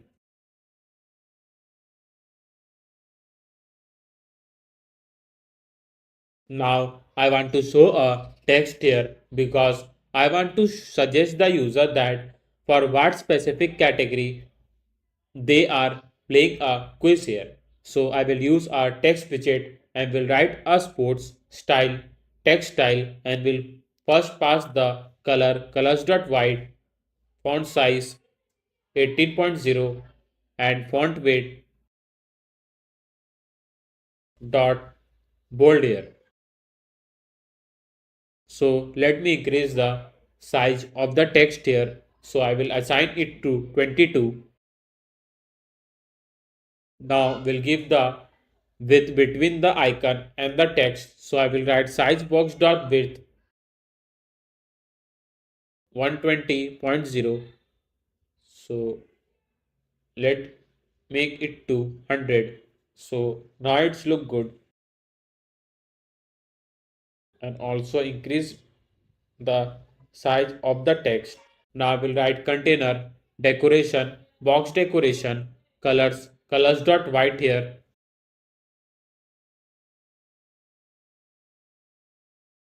Though I can't give the complete margin to the container here, so I will remove the margin from here and will specifically wrap up the row widget with a padding widget, and will pass a specific padding from the top and left position.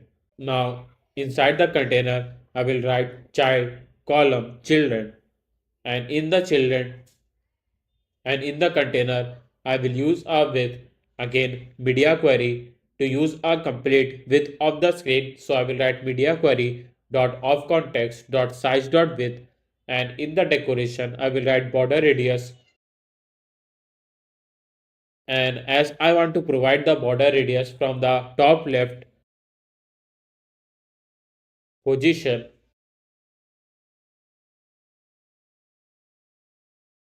so radius dot circular 30, and from the top right position, which will be the radius dot circular 32. So image dot asset, and we'll use the images from the images folder again, and I will write a Ronaldo dot jpg. I want to show the Ronaldo image here, and let the user guess the image with the option that we will just provide below the image. So I'll give the height 300, and we'll give the width media query dot of context dot size dot width and width boxfit dot cover.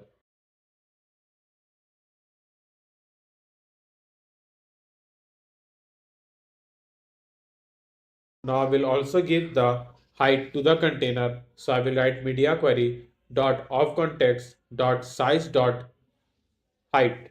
But as you can see that if you write a media query inside the container, then it will show the overflow error because we have already covered the some part of the screen from the top. So if you again use a divide 1.2, then also you can't get the specific height of the screen.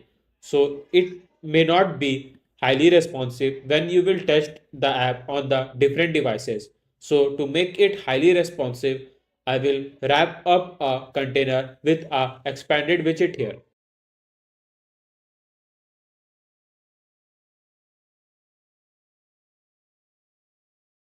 So as you can see, after wrapping up a container with a expanded widget, then it covers the complete height of the screen because expanded widget suggests the container to complete use the height of the container and make it highly responsive so that we can test it on the multiple devices.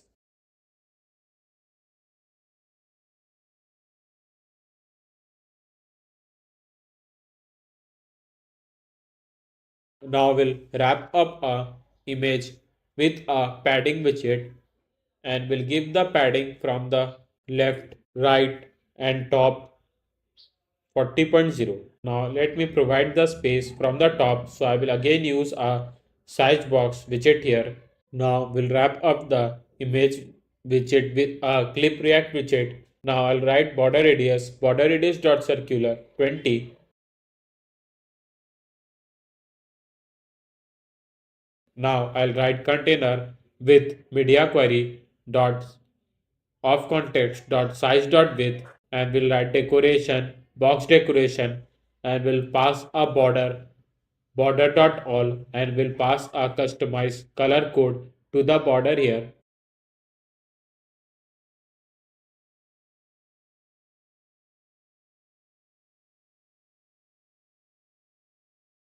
Now child text, and we'll pass a text widget here, and we'll write a one by one footballer name. So I will first write Cristiano Ronaldo, and we'll give the style by using the text style widget here, and we'll write colors dot black and font size 18.0 and font weight dot w 500. So we have pasted the container outside the column, so we'll cut it from here and we'll paste it inside the column widget. Now we'll give the border radius to the container, so we'll write 20,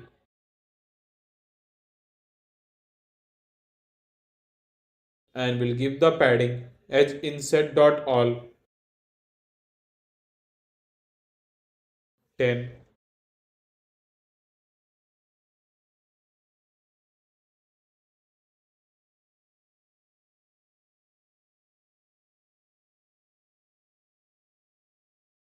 So now I'll customize the container according to my way. So if you have any better idea to customize the container, then you can also customize the code easily. Now we'll write a width 1.5 so that I can give the width to the border here. So it is done. Now I'll copy the same container and I will write some other footballer name so that user can guess the correct footballer name of the image that we have just shown above. So let me give the height between the image and the text widget. Now I'll change the footballer name to Lionel Messi.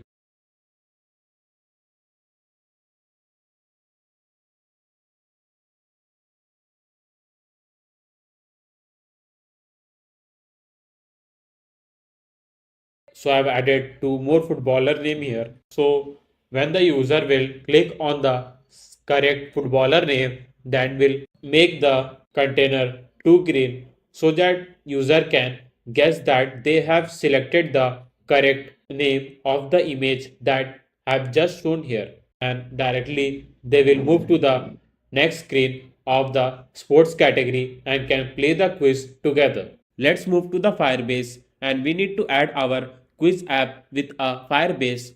So we need to write the app name here. So I'm writing quiz app. Now click on continue. Again on continue. Now use default account for Firebase. Click on create project. So as you can see, Firebase is creating a project. So wait for a few seconds. Now click on continue and we'll directly move to the Firebase. So here you can see that we can connect the iOS, Android and web app through Firebase. So first I will connect the iOS app here, then we will move to the Android app. Now we need a Apple bundle ID. So now let's move to the X code and we'll copy the bundle ID from there and we'll paste it here. Now let's move to the runner, signing and capabilities. Now copy the bundle identifier from here and paste it inside the Apple bundle ID. Now click on register app. Now download the Google service info.plist file from here and we need to paste it inside the Xcode and make sure it should be Google service info.plist file. If anything is written rather than this, then make sure you edit them. Now paste it below the info. Now click on finish. So it is done. Now let's move to the Firebase again. Click on next, again on next, next, continue to the console. So as you can see that we have successfully added the iOS app here. Now let's move to the Android app. So we need an Android package name. So we'll go to the Android app build.gradle file and here we'll copy the application ID and we'll paste it inside the Android package name. Now click on register app.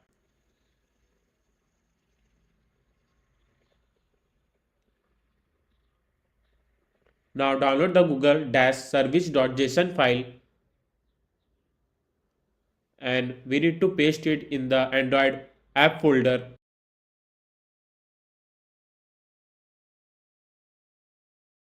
And it should be also in Google-service.json file. So it is done.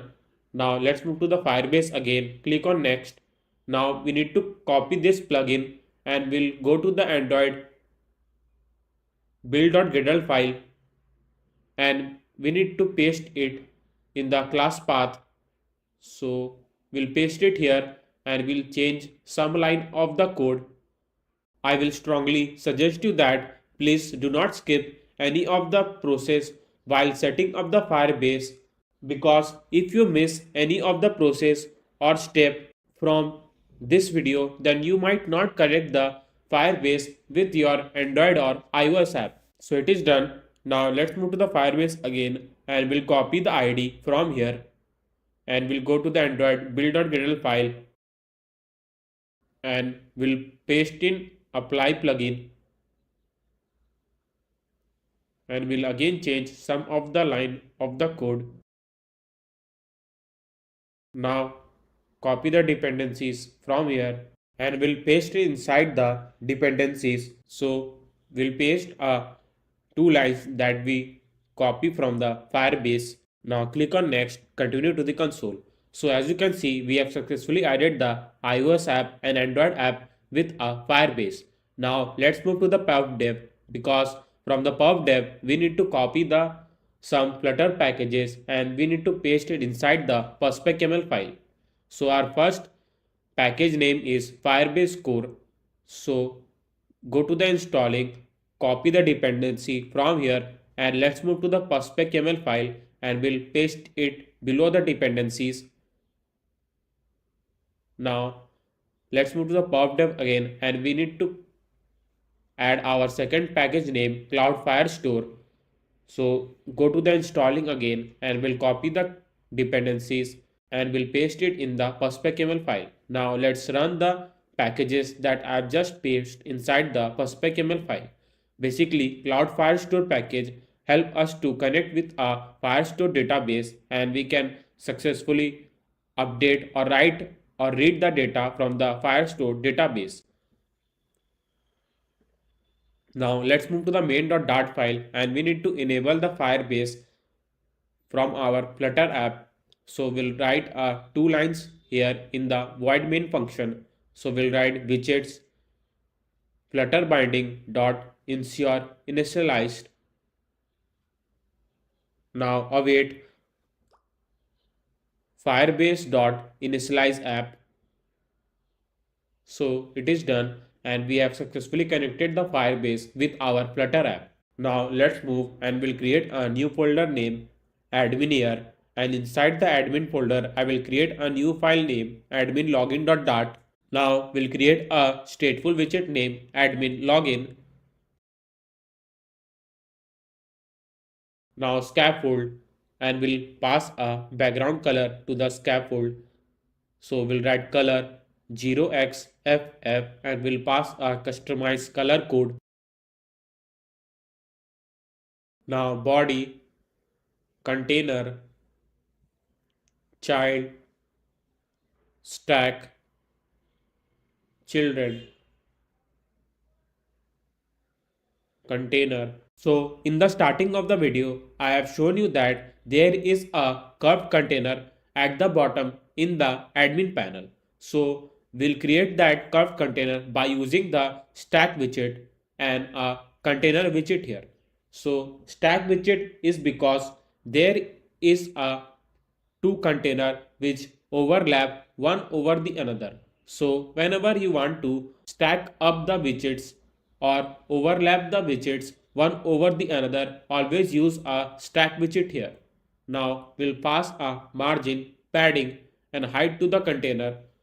Now with media query dot of context dot size dot width,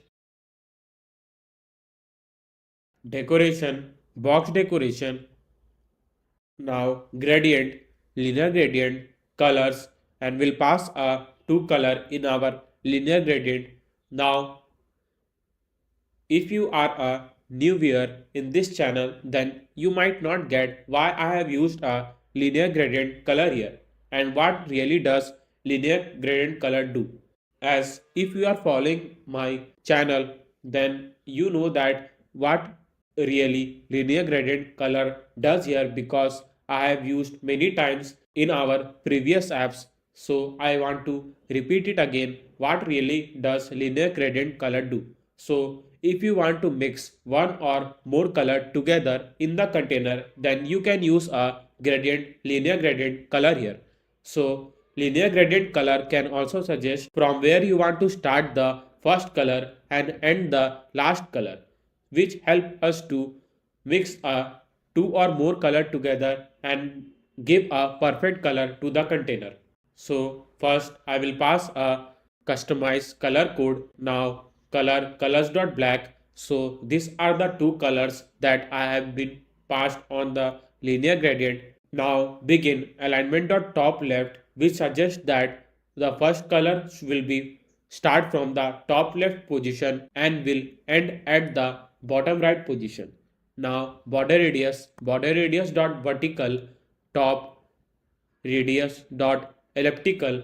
Now, if we want to provide the border radius from the x and y axis of the container, then you can use a radius dot elliptical here. Now, media query dot of context dot size dot width. Now, in the y-axis, I will write 110, but you might be thinking that what all things I have wrote inside the container. Now let's check by calling a admin login.dart file here. So let's move to the main.dart and here I will write admin login and will hot restart it again. So here you can see the curved container that I have just made by using a stack widget. So here you can see the two color have been mixed. You can see at the top left position there is a lighter black color, and at the bottom right position you can see that there is a dark black color. So we have mixed two colors by using a linear gradient color here. Now we'll write container margin edge insert dot only left 30.0, right 30.0 and top 60.0. Now child, and we'll use a form widget. The reason for using the form widget in our container is because form widget help us to check if the user have entered the text on the text field that I will just write in the column widget. So by using the form widget, I can check all the cases regarding the text field. So I will wrap up a column widget with a form widget. Now we'll write text widget here, and in the text widget I'll write let's start with admin, and we'll use a style text style to give a text style to the text widget here, and we'll write colors.black, font size 25.0 and font weight dot bold.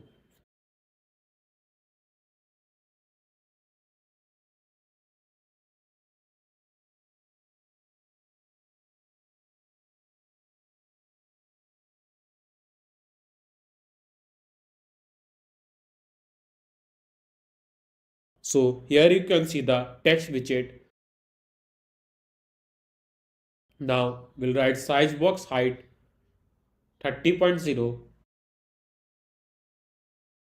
Now material, and first I will create a container here. Then inside the container I will pass a to text field where the admin can enter the username and the password. So border radius dot circular 20,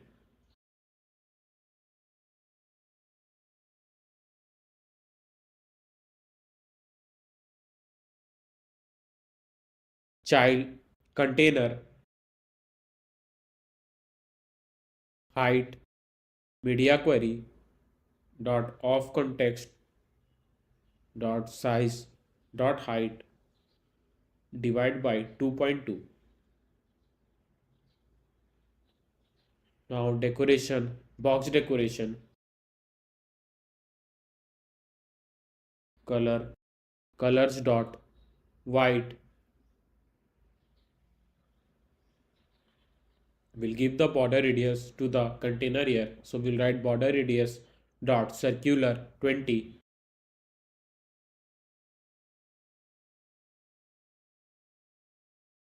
Now we'll write child,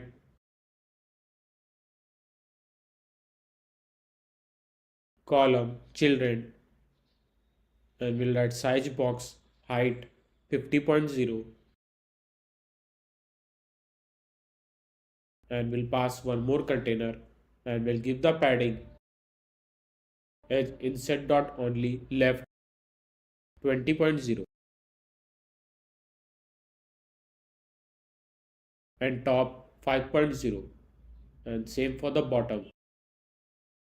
Now margin edge inset dot symmetric horizontal 20.0 and decoration box decoration border dot all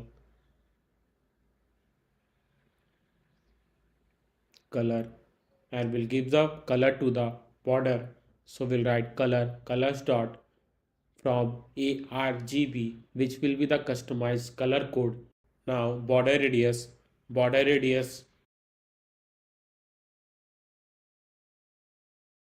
dot circular 10.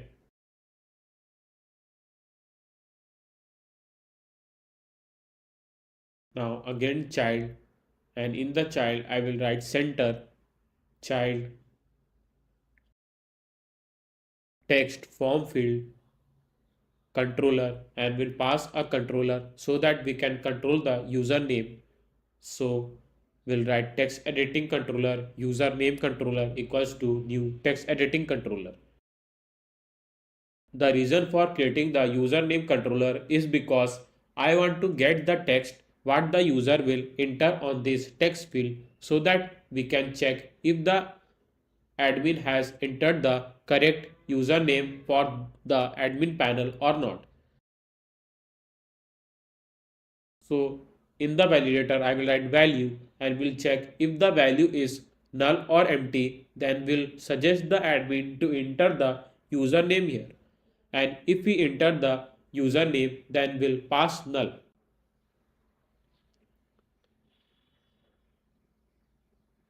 Now decoration input decoration, and will write border input border dot none. Now we'll pass a hint text to our text form field which suggests that to enter the username on this text field. Then in the hint style we'll give the styling to the hint text.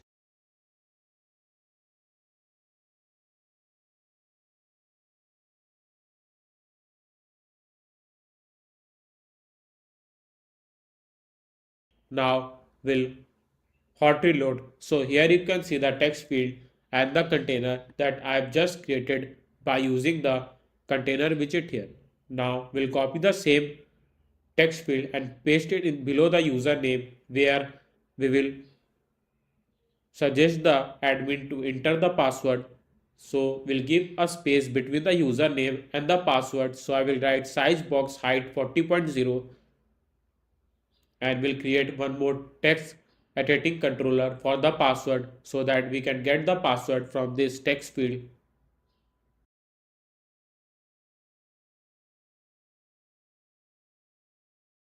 Now we'll write please enter password, and in the hint text we'll write password.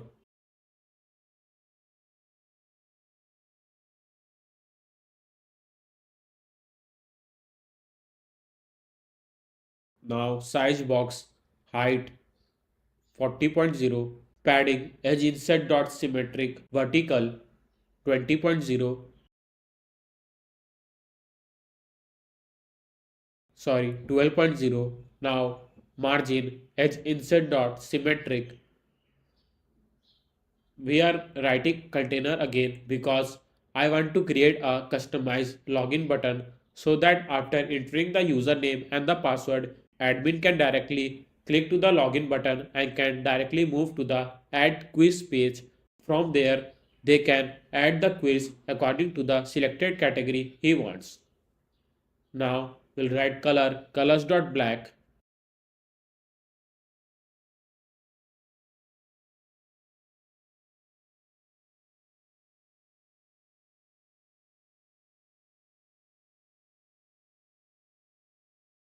Now child center,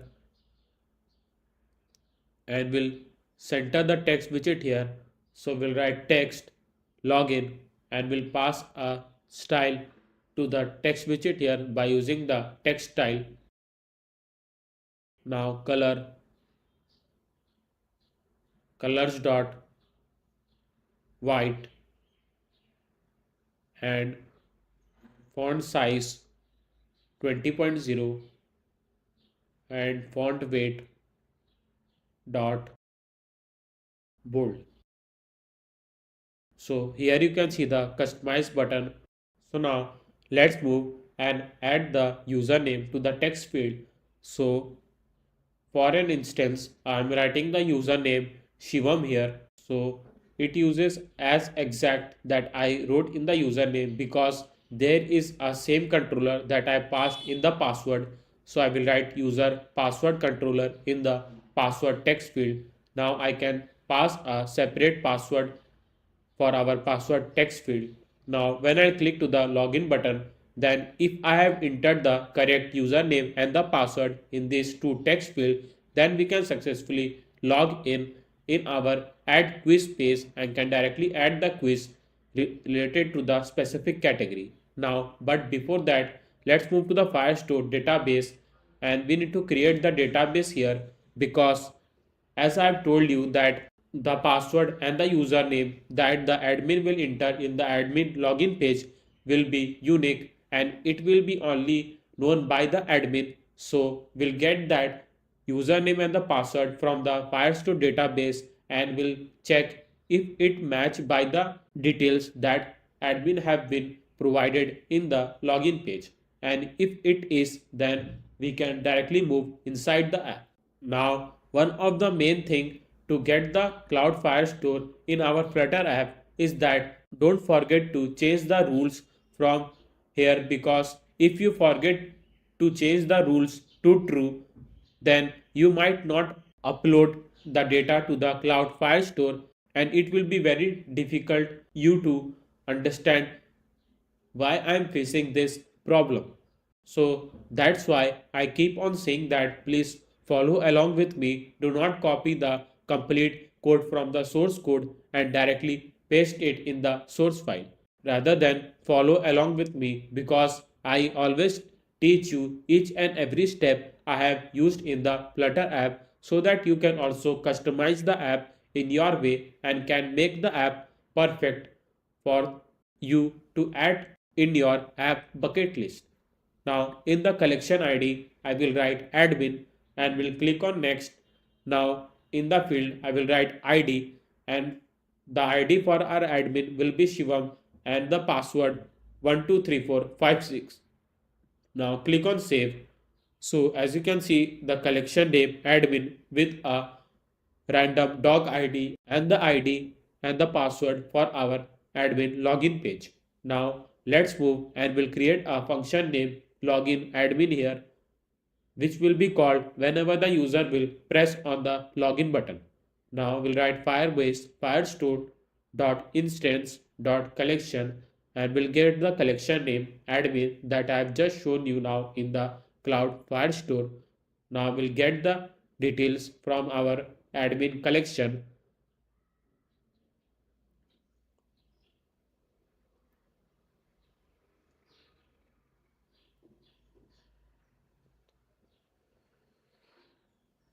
Now snapshot dot docs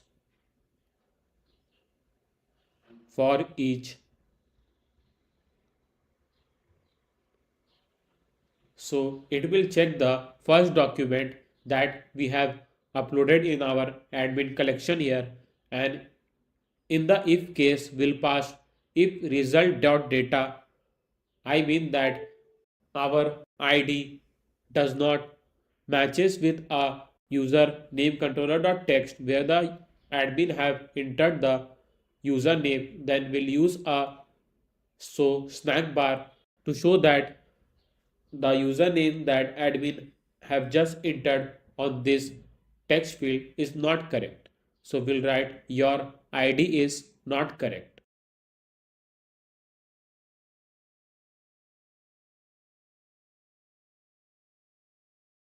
and we'll create our second case for the password where we'll check that if the password matches with a password that we have just entered in our Firestore database and if it not then we'll write your password is not correct in our snack bar.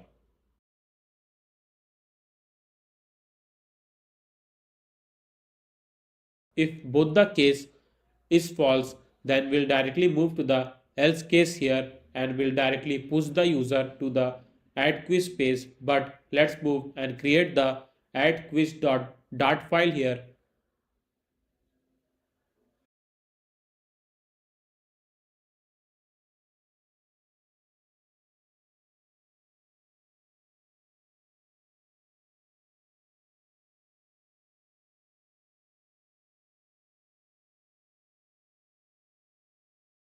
and we'll create a stateful widget name add quiz.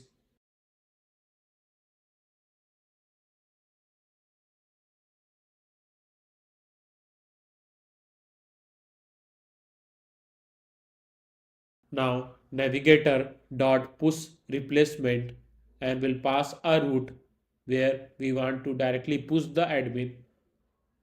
So we'll write add quiz route.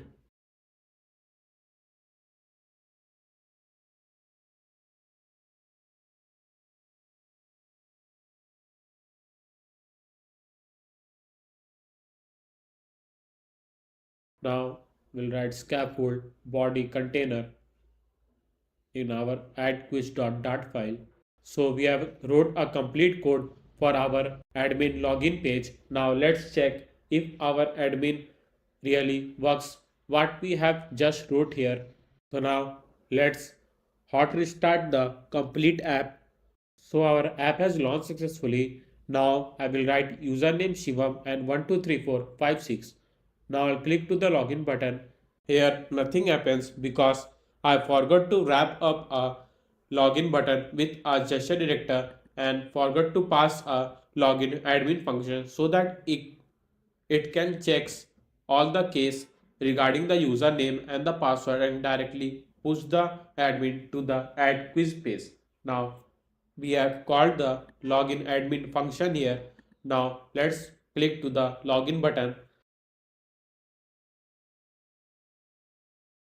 So as you can see, we have successfully moved to the add quiz.dart page and our admin login page is working brilliantly. So now let's move to the add quiz.dart file, and here I will first make the UI for our add quiz page from where the admin can directly add the quiz by selecting any of the category. In the scaffold, I will first create the app bar. So I will write app bar title text, and in the text I will write add quiz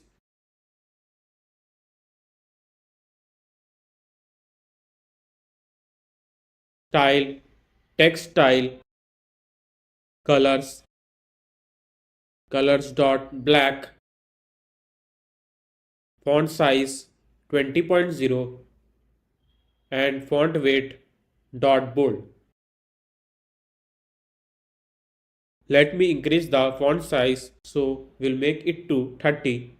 In the column widget I will write text upload the quiz picture. So here the admin has to upload the quiz picture from where they can also write a four option like option 1, option 2, option 3 and option 4 of that specific quiz picture that will be shown here, and there will be the one right answer in that four options, and we'll also write that correct answer in one of our text field. Now we'll give the margin edge inside dot only, left 20.0, right 20.0 and top 20.0.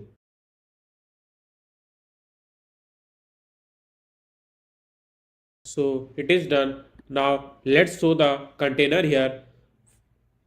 Now in the container there will be a camera icon at the center from where the user can click to that camera, and the app will directly opens the phone gallery from where the admin can directly upload the quiz picture for their specific quiz they want to add. Now we'll write center child material and we'll give the elevation 4.0 and border radius dot circular 20. Now child, and we'll write container. Now width 150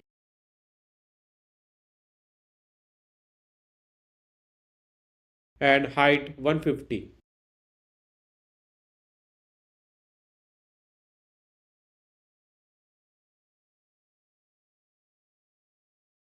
Now decoration, box decoration,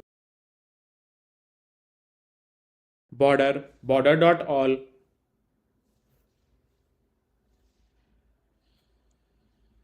colors dot black, and we'll give the width 1.5.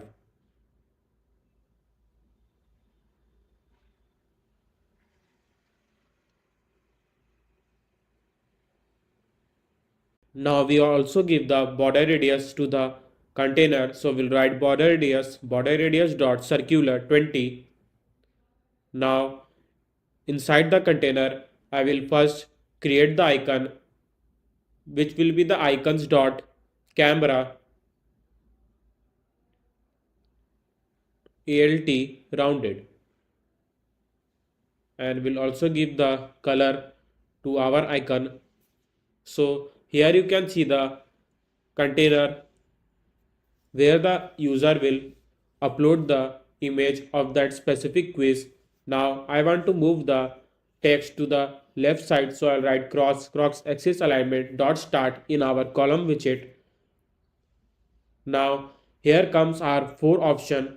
So as I have shown you in the question.dart file, there is the image of that specific quiz and a 4 option from where the user has to guess the correct answer for that specific image that have been shown in that quiz. So we need to add all the 4 options that admin want to show for that specific image.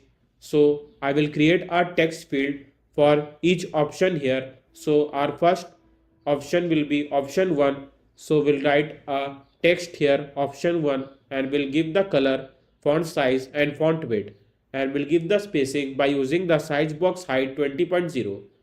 Now let's create a text field so that admin can add the option 1 here.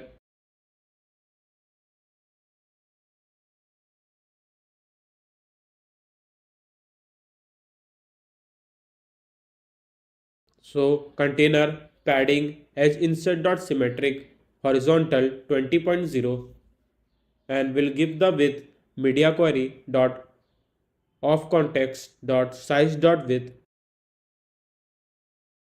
I think so you know that why I am using a media query here, because at some of the place I am using a media query in the form of a numeric digit like 150, 200, but at some of the case I am using a media query to give the width to the container. Basically, if you write a numeric digit, then your app will not be highly responsive, and if you use a media query, then your app will be very responsive when you test the app on the different devices. Though I know that I have told this thousands times if you are a old viewer in my channel, but I keep on saying that because I always suggest you to use a media query when you are giving a width to the container or height to the container. Now text editing controller option 1 controller equals to new text editing controller.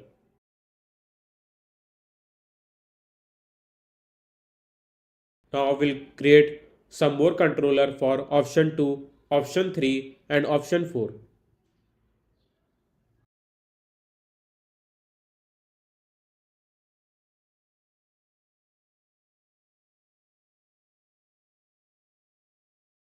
Now we'll pass option 1 controller here. Now decoration, input decoration, border, input border dot none. Now you might be thinking that why I've used a border input border dot none when I'm writing any of the text field here. Basically, when you run the code without writing a border input border dot none in the text field, you will get a underline in each text field, which not looks good when you want to provide a container with a border radius. So to remove that underline from the text field, you can use a border input border dot none here. Now we'll give the hint style. So we'll use our text style to give the style to our hint text. So here you can see the text field. Now we'll give the size box height 20.0. So we have created the option 1 here. Now let's move and create option 2, option 3 and option 4.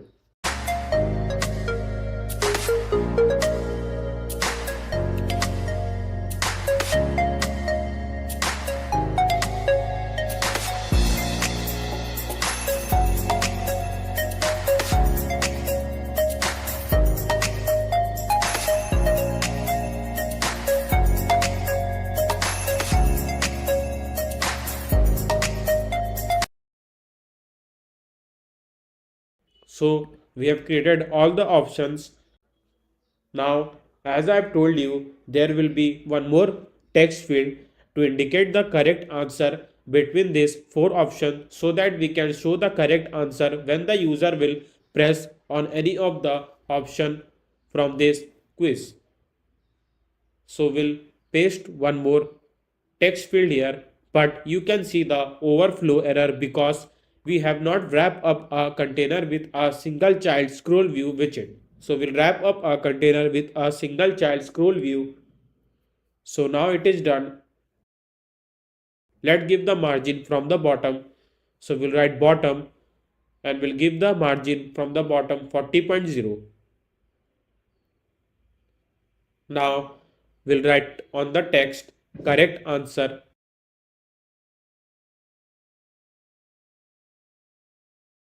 and in the hint text we'll also write correct answer. Now we'll create one more text editing controller for our correct answer. So we'll write correct controller and we'll pass that in the text field. So we have created four options and the correct answer. Now we need to upload all this detail in our specific category. So to upload all the details in our specific category, I need to create a button name add so that we can directly press that button and can upload the data to our Firestore database. So here I will create a customized button name add by using a container widget and will give the elevation by using a material widget.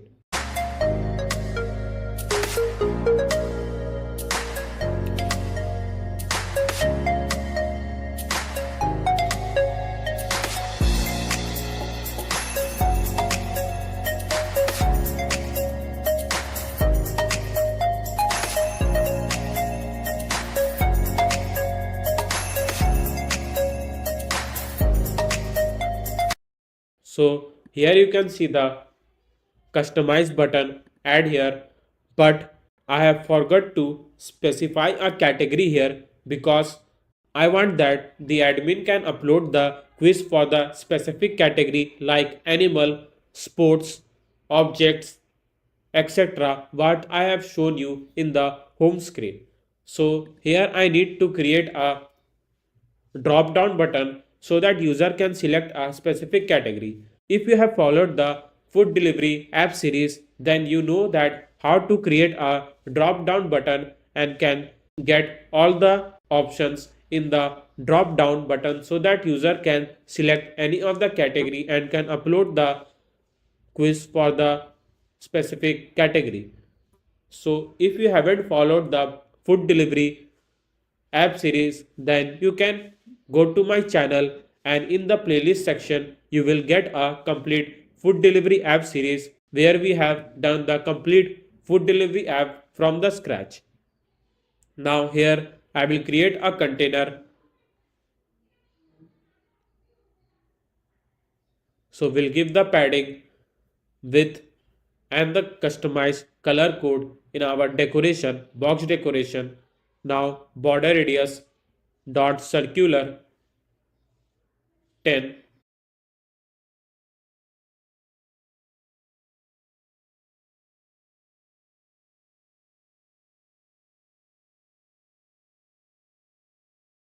Now child and we'll create a drop down button underline and in the child we'll write drop down button. Now items, in the items I will pass a final list of that category there I have shown you in the home page.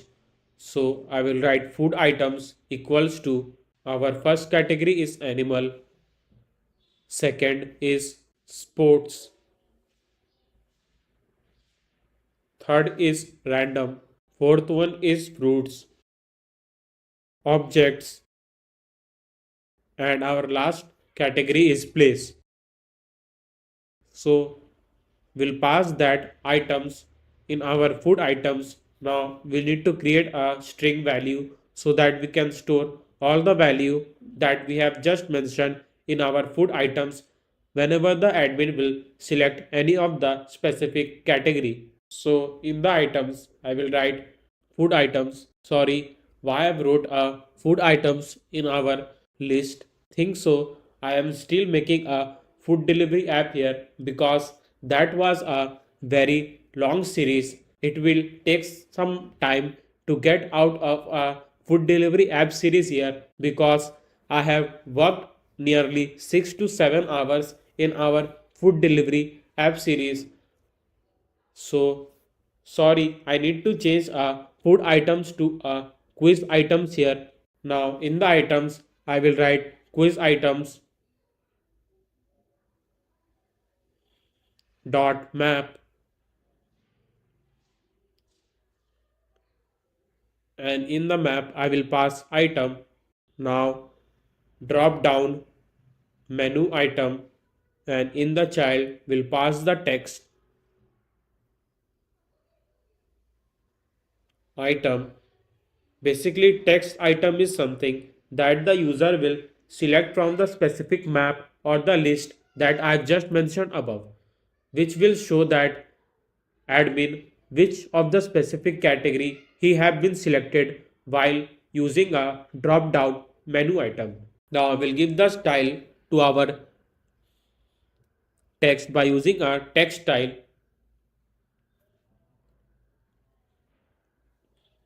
Now we'll write dot to list. So I'm getting a error here. I think so I have forgot to add some function in our drop down button. So let me check. Okay, I got the error. What I've done, I forgot to mention the value in our drop down item. So I will write value, and in the value I will pass a item. So here it is done. Now we need to also mention the onChange method because as soon as the admin select any of the category from our drop down, then we need to specify that selected category in our container so that it can hint what that specific category the admin has been selected. So we'll use a set state method in our onChange. Now we'll write this dot value is equals to value. So it is done.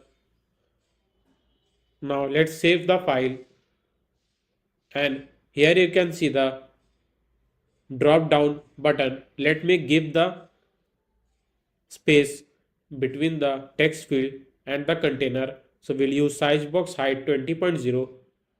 Let's also pass the hint text, hint style, and the icon to our drop down button.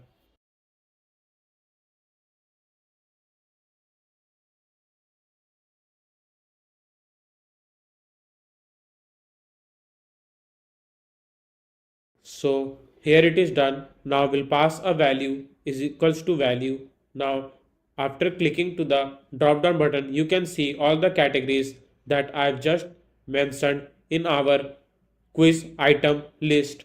Let's move to the pubdev, and we need to copy some of the packages from there and we'll paste it inside the perspecml file to so that we can upload the image to the Firebase storage and the Firestore database. Now in the pubdev, we need to search image picker here.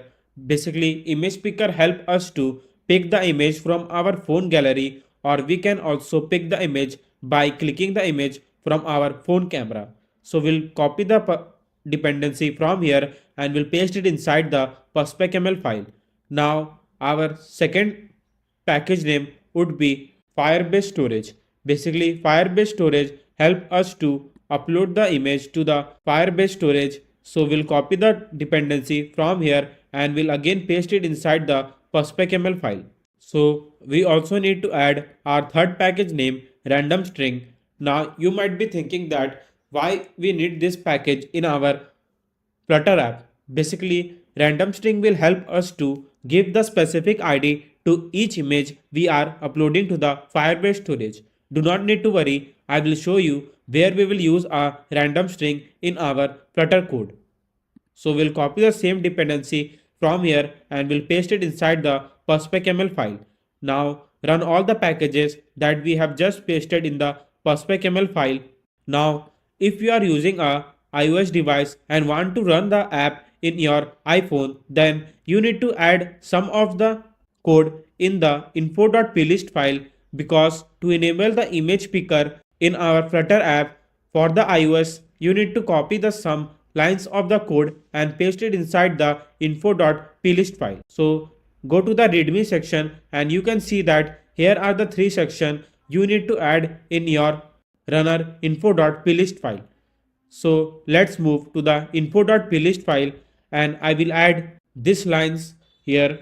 Basically, these are the some verification that we need in our iOS device so that we can use a camera, microphone and photo library easily in our iPhone. If you won't add these three commands in your info.plist file, then you can't access the image.picker package and can't pick the image from your phone gallery. This is just for the iOS. Now let's move to the add quiz.dart file and here I will write final image picker equals to image picker. So we are assigning the image picker in our picker text and we are using a file selected image.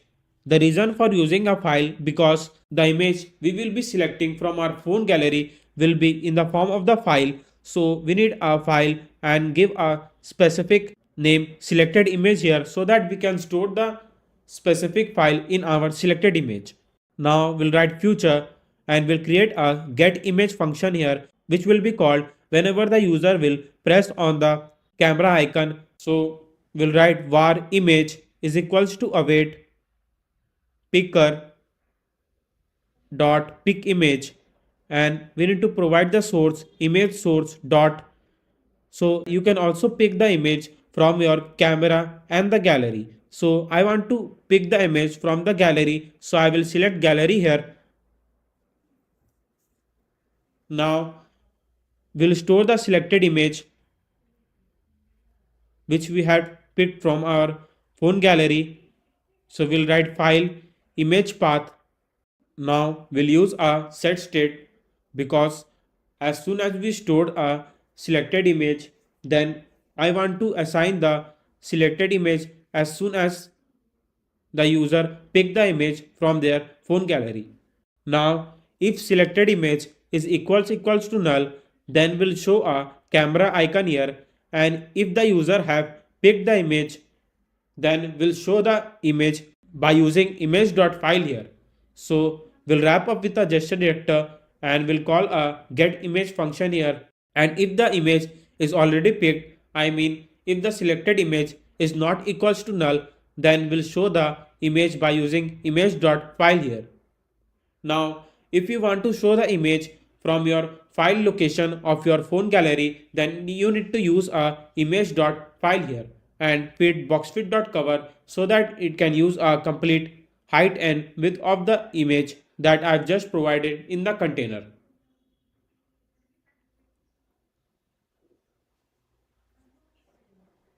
Now we have wrote all the text editing controller, so we need to pass a specific controller for each option here. So for option 3 we need to pass option 3 controller, and for option 4 controller. Now we'll create a function name upload item so that we can directly upload our quiz to a specific category. Now if selected image is not equals to null, I mean that if the user didn't pick any image from their phone gallery and they directly pressed the add button, then we can't execute a function here because I want that image to be picked first, then we can add the quiz to that specific category. And I also want that user to enter all the text field here. So we'll write option 2 controller dot text should not be equals to null, and option 3 and option 4 controller dot text should not be equals to null.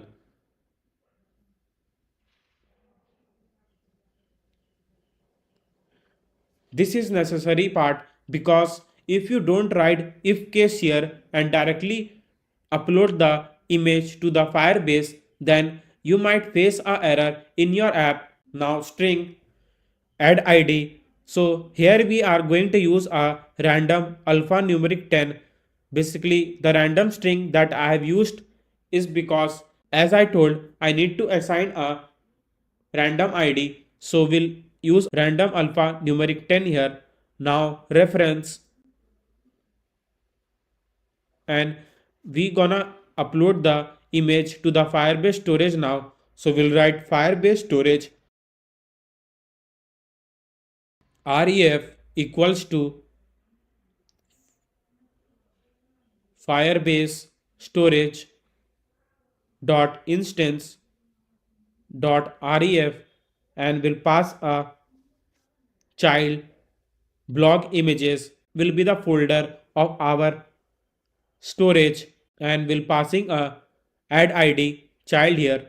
So let me show how it will create a folder blog images in the Firebase storage. So let's move to the Firebase and we'll go to the storage section, and we'll first enable a storage from here. Click on next. Now click on done. So as you can see, Firebase is setting up some security rules here. So wait for a few seconds. Now let's move to the rules, and we need to change it to true. If you forgot to change your rules from false to true, then you can't upload your image to the Firebase storage. So this is one of the main step whenever you are uploading the image to the Firebase storage. So do not forget to change your security rules from the Firebase storage. After changing it to true, here it will create a blog images folder, and in the blog image folder it will keep on uploading one by one the image that will upload through the upload item function. Now we'll write final upload task equals to Firebase storage ref dot put file. Basically put file function will help us to upload the selected image, which is our file location of the selected image. Now var download URL.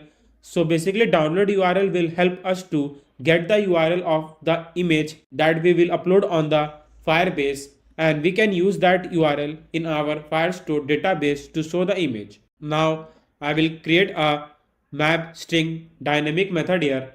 Basically map string dynamic method itself says that first we need to upload a string and then a dynamic method. In the dynamic you can upload many things like integer, boolean character, string, etc. So it is better to use a map string dynamic here. Now let me show you how we will upload a quiz for the each specific category.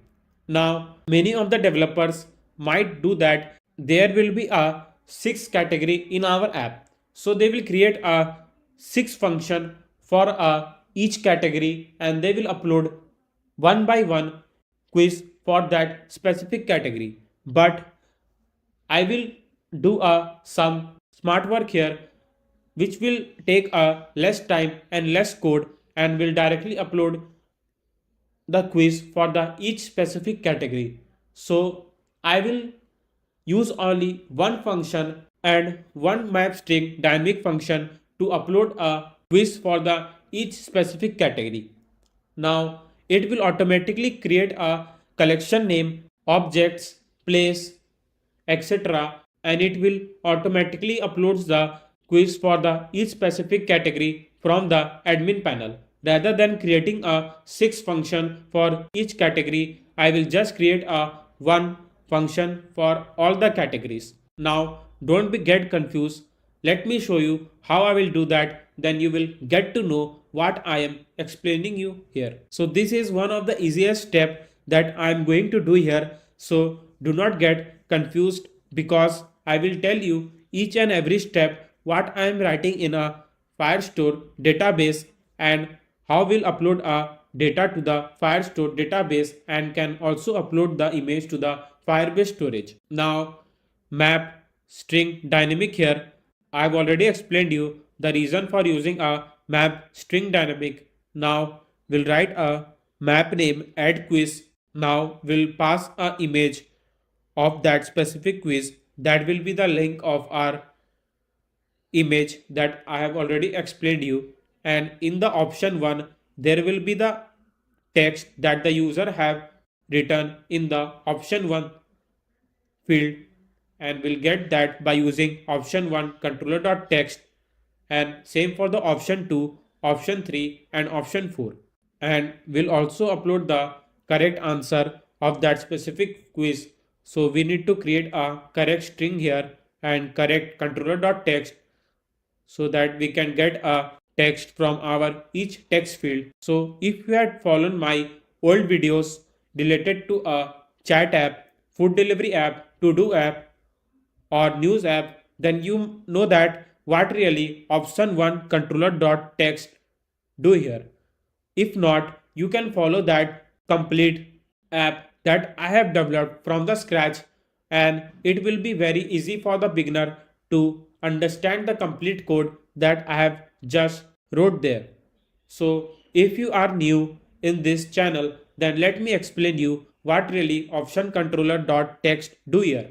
So if the user will enter a text in the option 1 text field, so to get the text from the option 1 text field, we'll write option 1 controller.text so that we can get the text from the option 1 text field and can directly upload in our mapstring method. Now we'll create a new folder name in the lib which will be the service and the new file database.dart. And in the database.dart file, we'll create a function which will help us to upload the data to the Firestore database.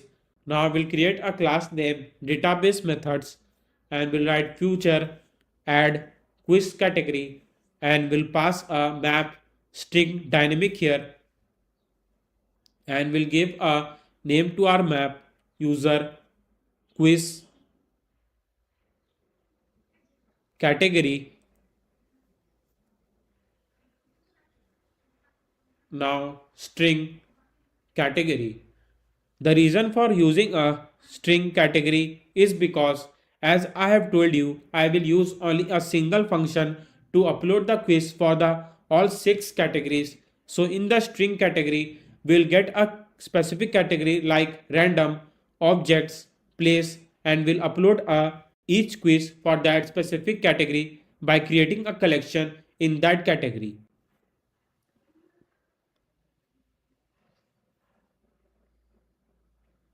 Now Firebase firestore.instance.collection and will pass a collection name category, and in the add will upload a user info map.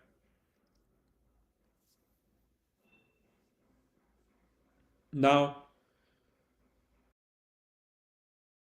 so this all categories what I am talking about like animal, sports, randoms, fruits, objects, place, it will automatically create a collection for each category and upload the quiz for that specific category in the Firestore database. Now let's move to the add quiz.dart file again, and here we'll write await database methods add quiz category, and we'll get the category that the user will select from drop down button which will be stored in the value. So we'll write a value here. Now we'll use a dot then method because after uploading the category, we want to show a hint that the quiz has been uploaded to the Firestore database. So we'll use a so snack bar here and snack bar, and in the content we'll pass a text quiz has been added successfully, and we'll give the style to our text. So we'll use our text style and we'll pass a font size 18.0.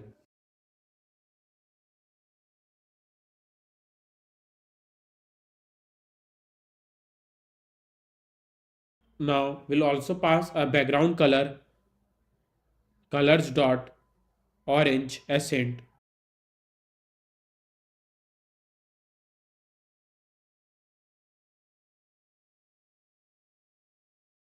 Now we'll wrap up a center widget with a gesture detector, and in the onTap method we'll call a upload item function.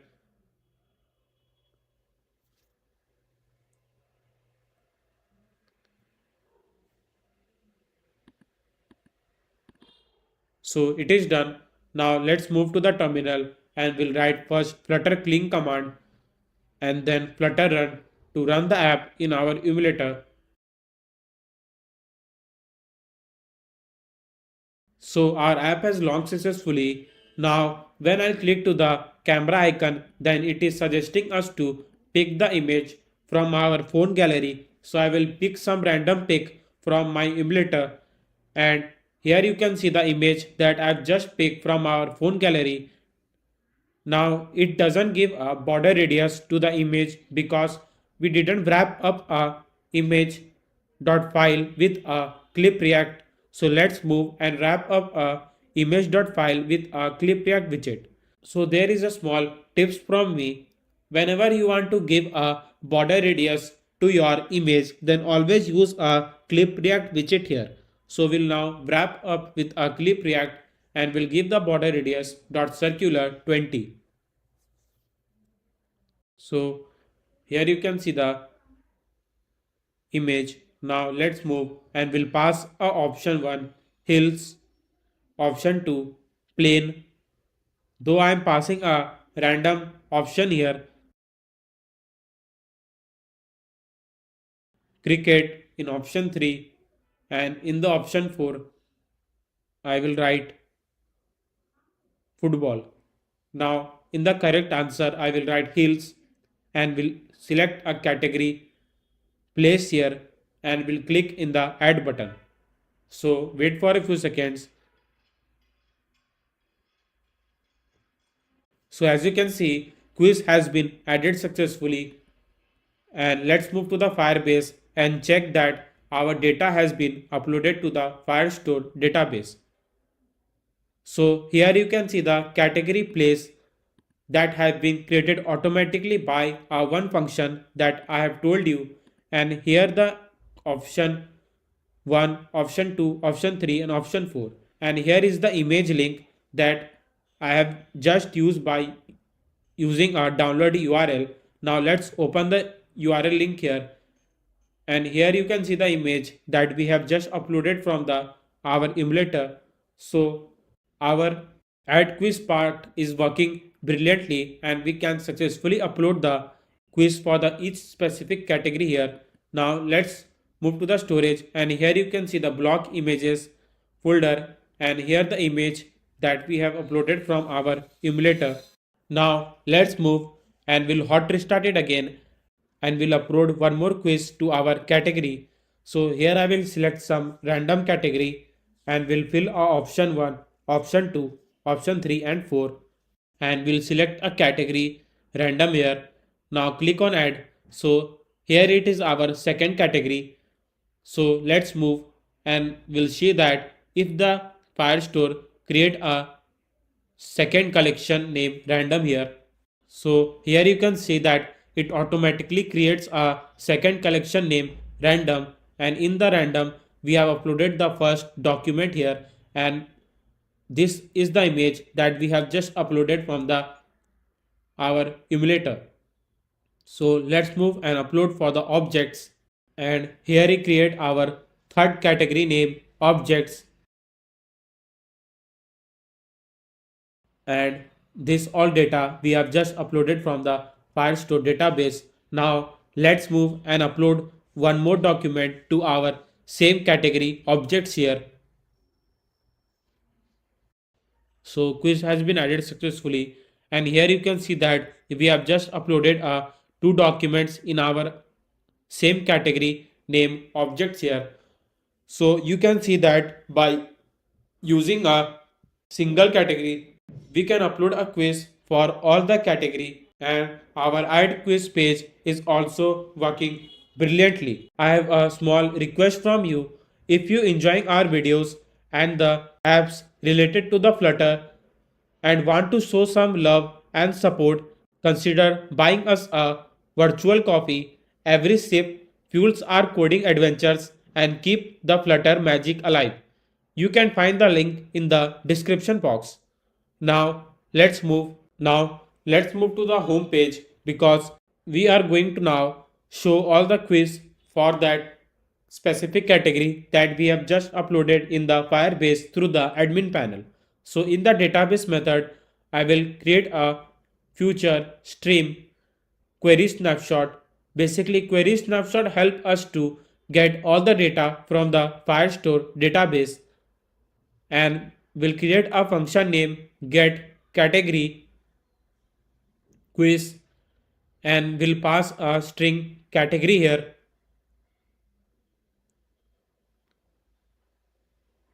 Now async return await Firebase Firestore dot instance dot collection, and in the collection we'll get a category name from our string category, and dot snapshot, so that we can get all the things that we upload on the each category like objects, place and random. So it is done. Now let's move to the home.dart page, and we'll create a stream here.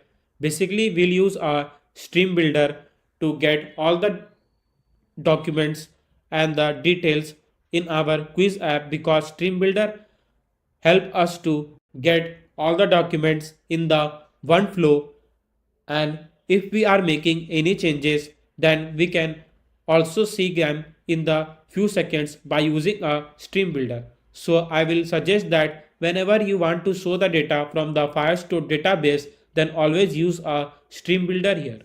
Now we'll create a all quiz function here. So we'll write widget all quiz return stream builder, and in the builder we'll write context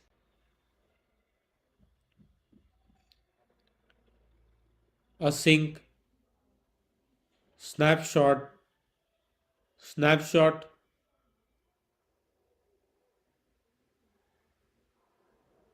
and we'll write stream quiz stream. Now in the return I will write snapshot.hasData, so it will check in the Firestore database that if the data is present in the specific collection or not, and if then it will show all the data by using a page view builder or list view builder. So here we are going to use a page view builder. Basically page view dot builder will help us to show the first quiz, and through the page view builder we can directly move to the second quiz and so on, so that user can start guessing the image for that specific category he wants, and he can play lots of quiz for that specific category and can use the app in many ways. So it is better to use a page view builder here. Now in the item builder I will write context and through the index we'll get each document here that we have stored in the each collection category. So if the snapshot has the data, then we'll show a page view.builder, and if not, then we'll just show a container suggesting that there is no document present in that specific category. And in the item count, we'll count all the data length that present in the specific collection through the snapshot.data.docs.length. Now we'll write page controller dot controller. So we are keep on using a text editing controller to control the text field, and here we need to use a page controller to control each page of our document or the quiz that we want to show. So for the page view dot builder, we need to create a page controller here, and in the controller we'll pass a controller. Now document snapshot ds equals to snapshot dot data dot docs, and we'll write index. So this is not the first time I am using a stream builder in our quiz app. As I've told you before, we have already developed many of the apps in our channel. So you might to know many things about a stream builder in that apps too. So you can follow that complete apps playlist, or I will paste that playlist link in our comment box. In the return, we need to show a quiz page here. I think so I have made a small mistake here. We don't need a quiz stream in our home.dart file, rather than we need in a question.dart page, because we are showing our quiz question in our question.dart file. So I will remove this function all quiz from here and will paste it in the question.dart file. So let's move and we'll copy the quiz here and we'll paste it in our return so that we can show all the quiz for that specific collection in the form of the quiz. Now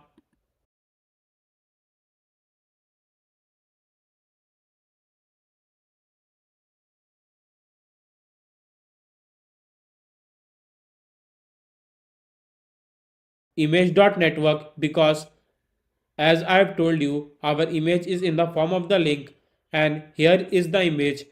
So we'll write ds image so that we can get that specific image from that document, and here the option 1 so that we can get option 1 text, and same for the option 2, 3 and 4.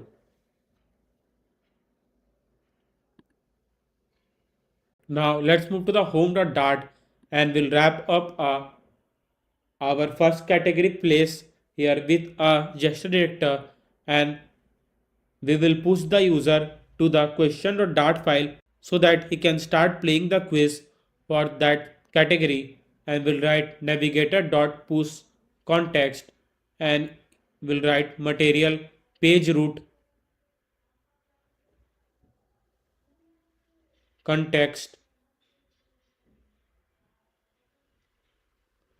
Now we'll write question, and in the question.dart file we'll pass a string category here so that we can get a specific category that the user have choose from the home page.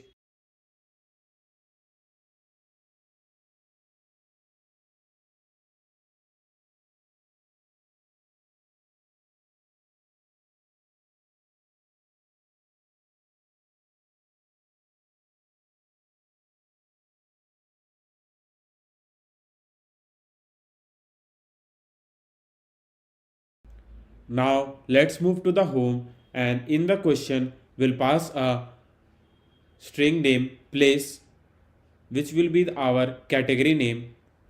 Now we'll copy the same navigator function from here, and we'll do same for the animals, fruits, objects, sports, random.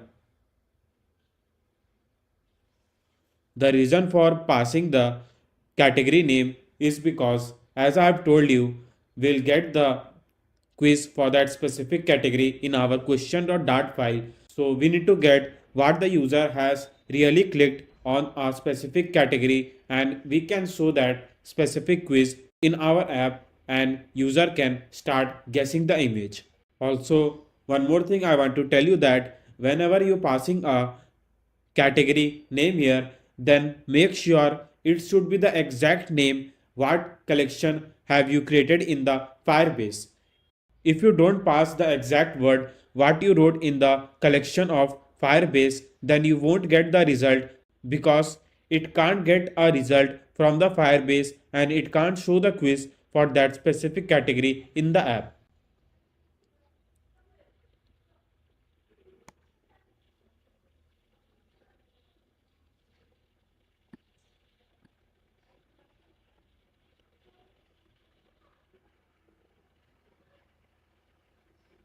Now let's move to the question.dart file and we'll create get on the load function so that we can get all the quiz for that respective category that we are passing from our home page. Now we'll write quiz stream equals to await, and through the snapshot method that we had just passed in the database.dart file, we'll call a get category quiz function here. So we'll write database methods dot get category quiz, and here we'll pass a category, so we'll write widget.category. Now set state,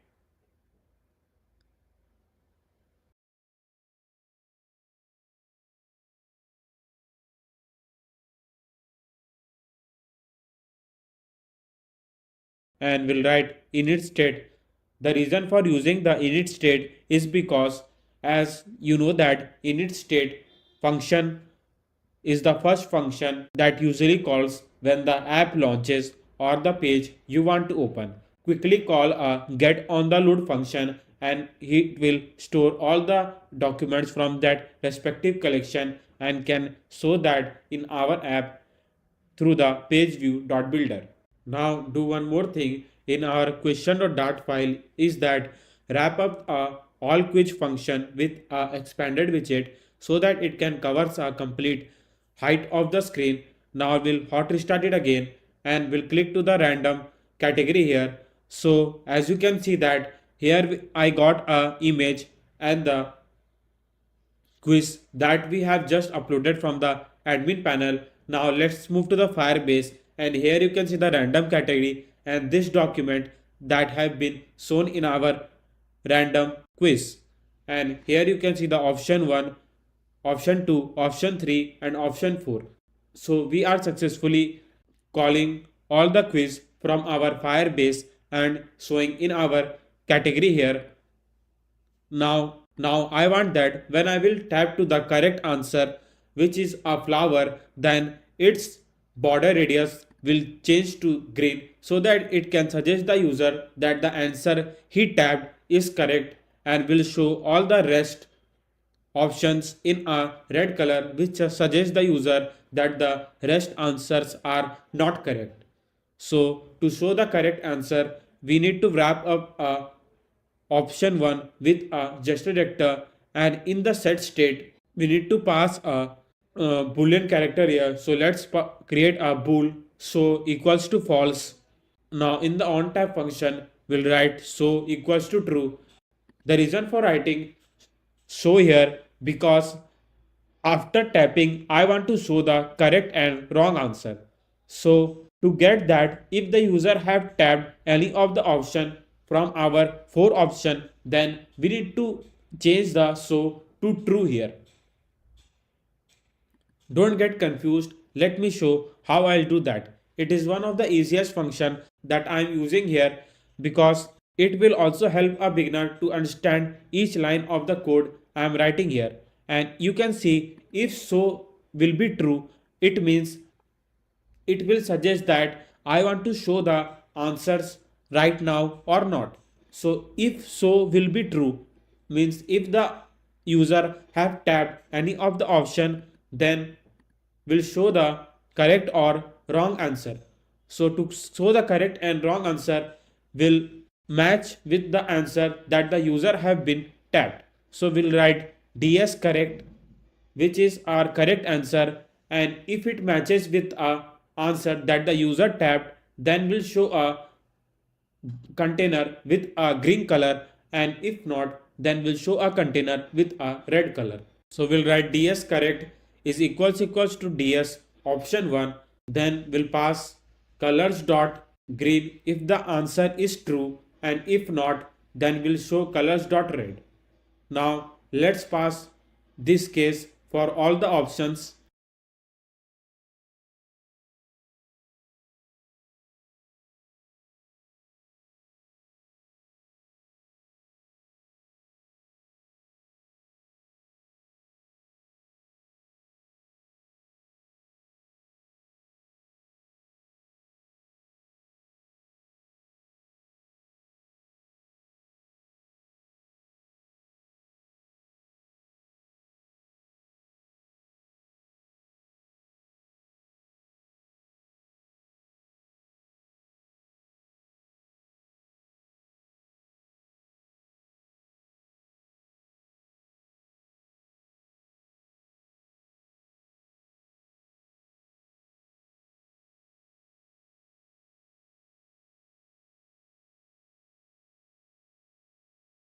So it is done.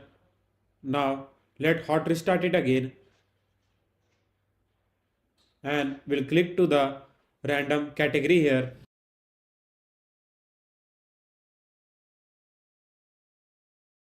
Now we'll press the correct answer, which is flower here. So when I press the correct answer, you can see that our container changes to a green color, which suggests the user that you have tapped a right answer for this image, and other container is on the red color, which suggests that it is a wrong option for this image.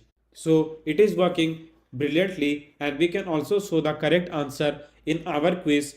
Now let's move to the place section, and here you can see the correct answer is heels.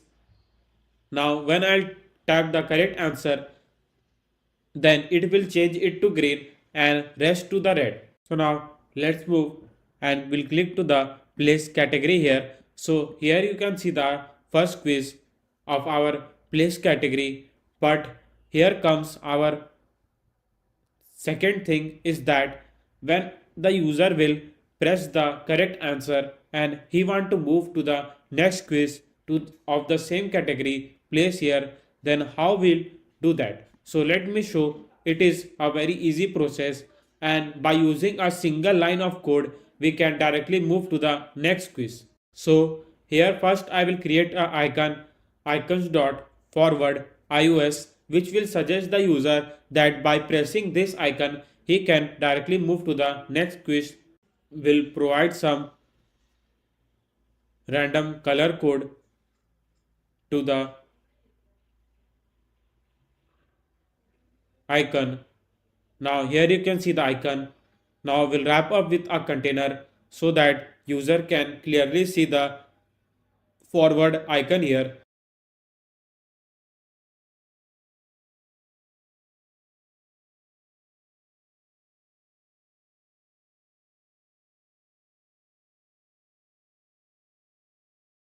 Now we'll give the padding, decoration, border.all and border radius to our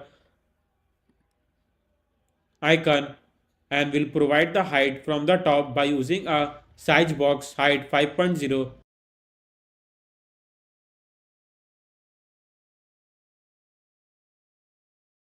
Now I want to move the icon to the right side of the screen, so I will wrap up a container with a row widget, and will write main axis alignment dot end so that it can directly move our icon to the right side of the screen. Now we'll wrap up a row with a gesture detector, and in the on tab function I will create a function controller dot next page. You already know that we have created a controller for our page view. So here it comes a reason why I have created a controller for our page view. Now to move the quiz to the next page, we need a controller here so that we can control the page view builder accordingly. Now in the onType function, I will write controller dot next page and will pass a duration. Basically, duration will suggest how much time you want to take to move the page from one page to the another. And in the curve, you can provide many curves like bounce in, ease in, etc. So I will write ease in because I don't want any animation here. You can provide animation according to your choice and can make it more attractive. Now let's move and we'll click to the place category here. So here our first quiz. Now I'll click to the correct answer fields here. So it shows a correct answer here. Now in the place category, you can see that there is a second document which is our second quiz. Now when I'll click to the forward icon, then it will directly move to the next quiz of that same category. But here you can see that it is already telling us the correct answer. So to remove the correct answer, we need to make our show boolean character to false again.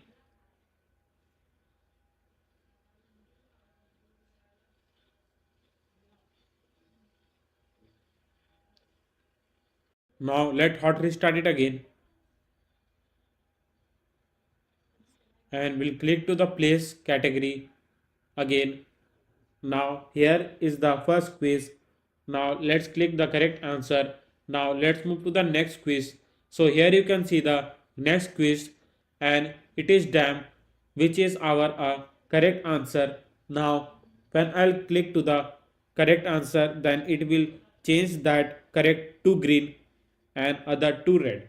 So we can successfully move to the next quiz and can play unlimited quiz for that specific category, and through the admin panel we can upload as much quiz we want. So we have successfully made a quiz app with the admin panel from scratch, and you have added one more app to your app bucket list. So you have third app to your app bucket list.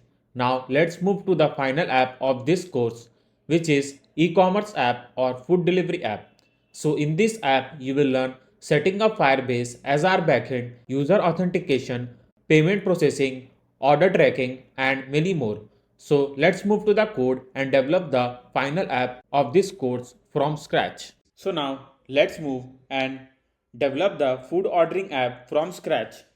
So I will move and create a folder named pages here. Now inside the pages folder, I will create a new file named home.dart, and inside the home.dart, I will create a stateful widget named home here.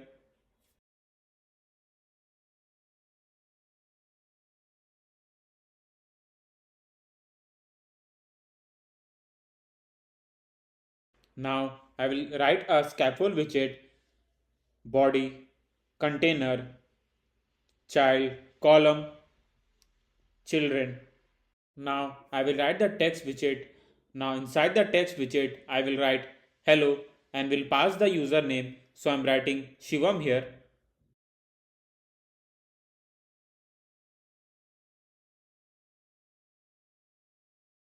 Now I will give some styling to the text widget here.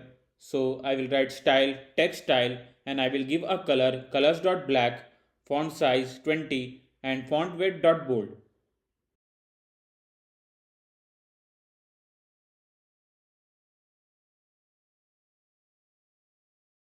Now I will move to the main.dart file and I will call the home page so that I can show you what all things I am writing in home.dart file.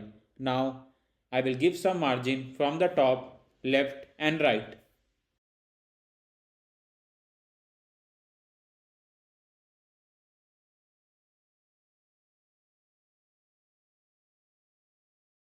Now it is done.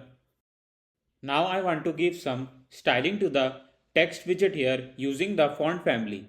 So I will go to the Google font website and I will write a Poppins here and I will download the font family from here and will unzip the zip file and will create a new folder name fonts here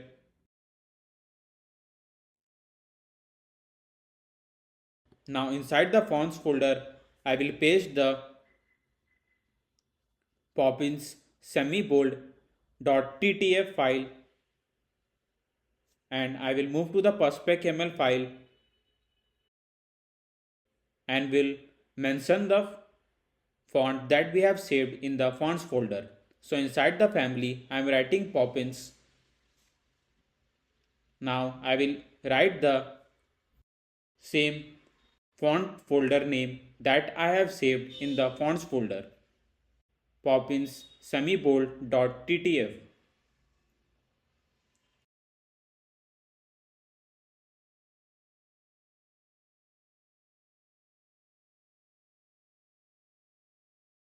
Now I'll move to the home.dart file again and we'll move to the text widget, and I will write font family. Inside the font family, I will write poppins here.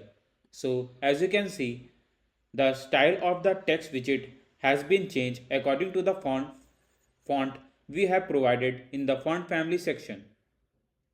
So now it's look good.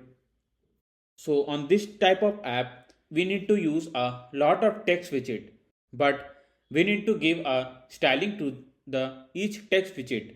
So inside the text style, if I will write all the things again and again, I mean if I will write colors, font size, font weight, font family again and again, then it will cover up to 5 to 6 lines to just mention a text widget, and like this the code will become very long and it will be very confusing for the developer to write the complete code. So I have decided that giving the style to text widget again and again, I mean writing the 5 to 6 lines again and again, I will handle the styling to the text widget in the single line. Let me show how I will do that. So in the lib, I will create a new folder name widgets here. Now inside the widgets folder, I will create a new file name support widget, and I will create a class name app widget.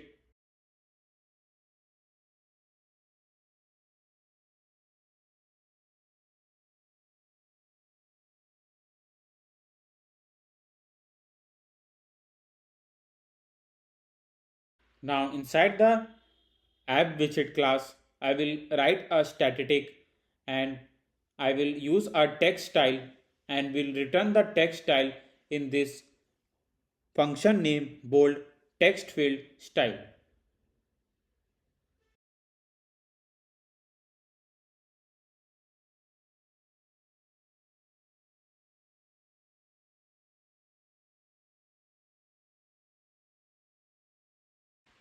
Copy the same text style that we have provided to this text widget and will paste it here.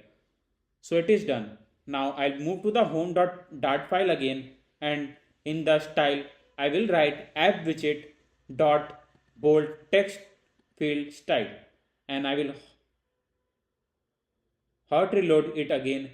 And now as you can see, by just writing one line of code, I am giving my style to the text widget here.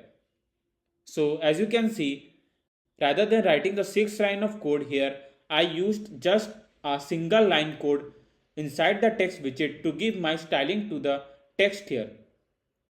So now when we provide some more styling to the text widget, then we can create a more static file inside the class name app widget here, and we will call that each styling by just using a class name and a function where we have stored a specific style for each text widget.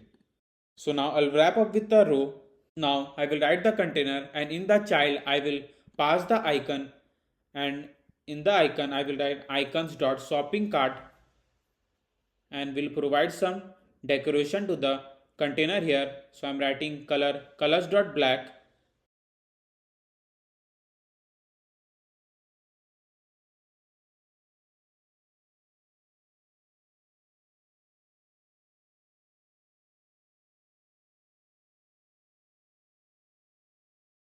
I have pasted it outside the row, so it is showing me in the column widget. So let me paste it inside the row widget.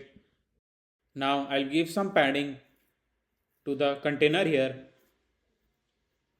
So whenever the user will press on this container, then they will move to the shopping cart where they can see all the items they have added and they can pay and check out to the app.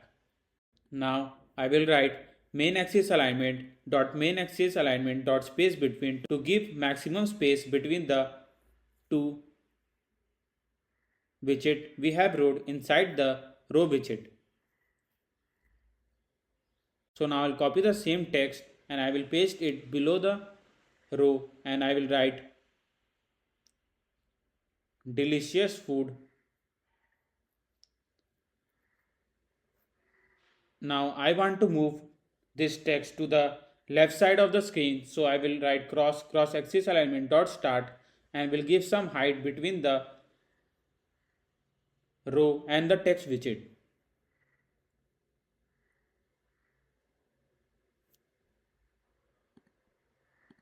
So it is done. Basically it is a headline, so I need this text in more bigger size. So I will move to the widget.support again and I will copy the same text style and will paste it here and will change the function name to header text field style and will change the font size to 24. Now I will call the same function in the style. So as you can see, our font has been changed. What we have passed in headline text field style. Now I'll pass one more text widget below the delicious food text. Now I want it to be in the light black color and size should be small and it should be not in bold. Now I will call the same function name light text field style using the app widget class here. So as you can see,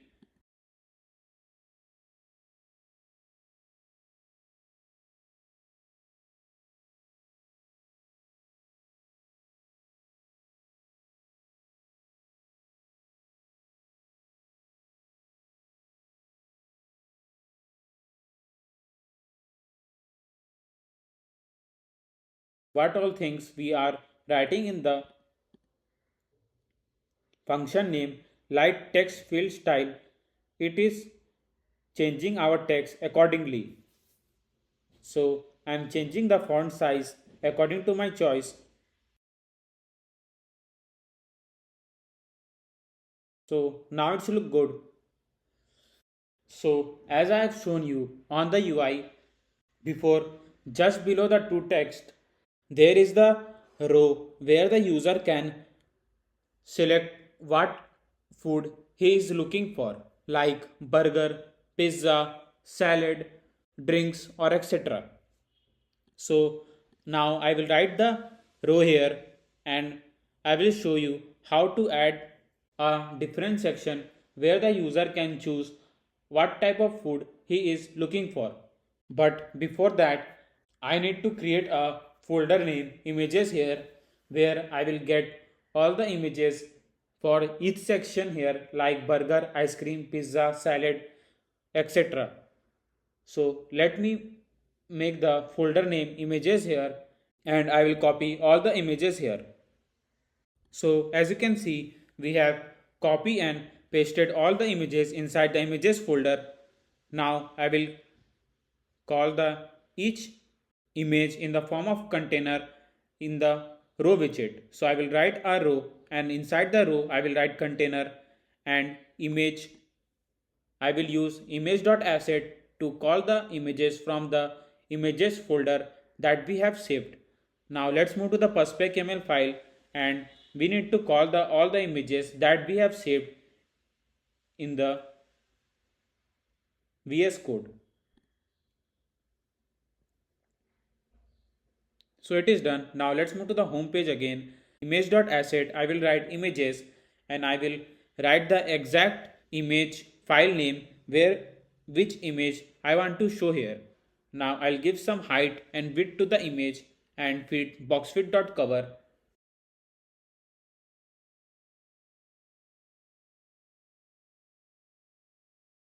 So as you can see, our image has been appeared now.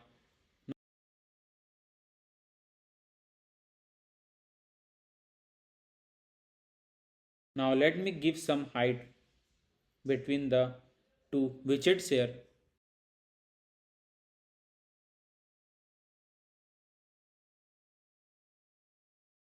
Now I'll wrap up the container with the material widget and will give some elevation to the container here and will provide some border radius to the material widget.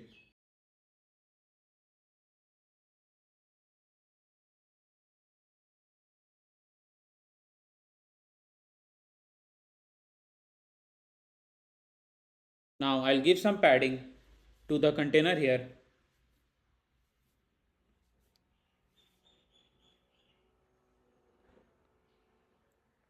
Now I'll copy the same material and container widget and will paste it inside the row widget because we need to show all the three sections that are left. And I will use a main axis alignment dot space between so that I can provide the maximum space between the widgets that we have passed in the row widget. Now I will rename the each file name so that we can show the different images in the material widget here.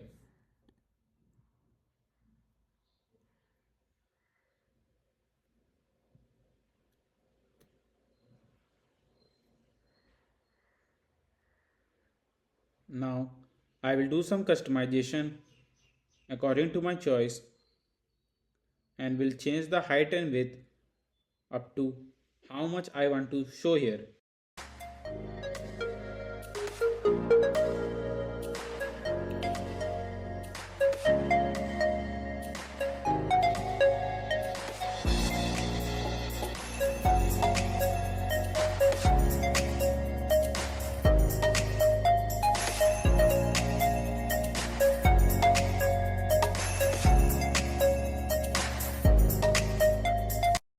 So now it's look good. I want that whenever the user will click on the ice cream image, then the container background color will become black so that the user will get to know that they have selected the ice cream section here. And if we make the container background black, then we need to change the image color to white. And we will do all the things for the other three sections like pizza, salad and burger. So if the user select on the ice cream, then we will show all the food items related to the ice cream in our home page. And when he clicks on the pizza, then we will show all the things and food related to the pizza. So we need to keep on changing the color here. So if the user will click on the ice cream, then its background color will become black and image of the ice cream will change into the white so the user can get the hint that they have selected the ice cream image here. Now if he clicks on pizza, then we will make the ice cream image to white and image to black as you can see now so that he can know that he has selected pizza and we will show all the things related to the pizza. So I will handle all this case using the boolean character here. So I will write a bool ice cream and will make it to false. Same for pizza, salad and burger.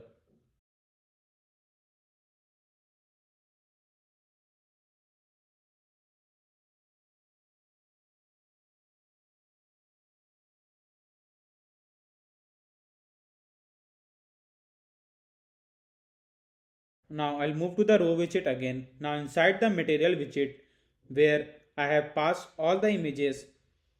I will wrap up with a gesture detector. In onTap method, I will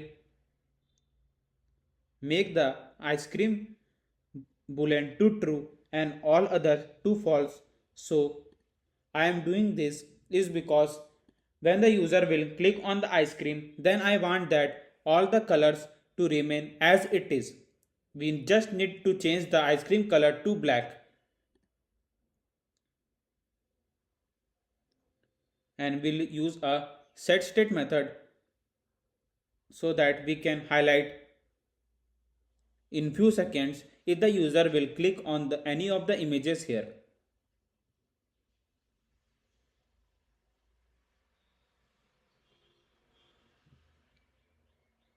Now inside the decoration, box decoration, I will make the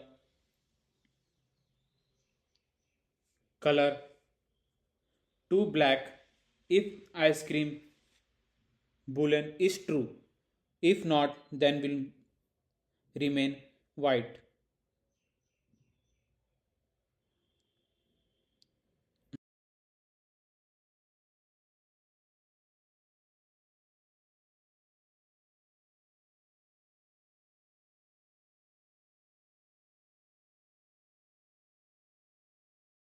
Now let me provide some border radius to the container here.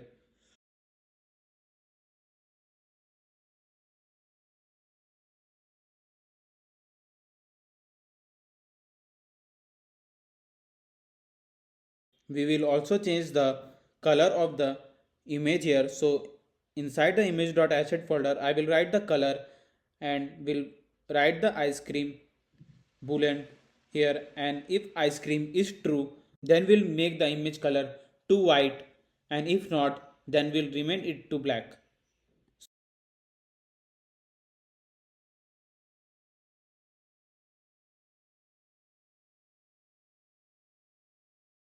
So as you can see, when I have selected the ice cream image here, then its background color changes to black and the color of the image, I mean the ice cream image, changes to white.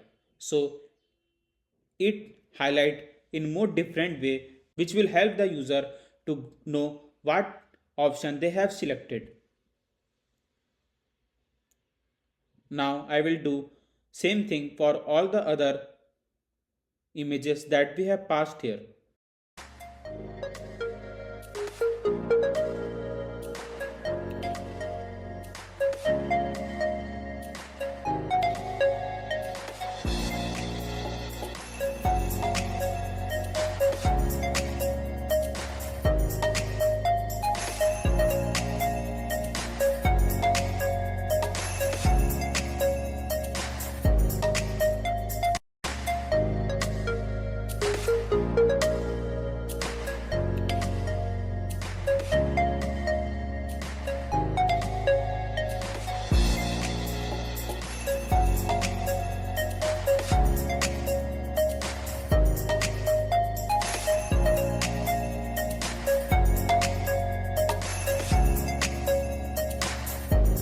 So it is done.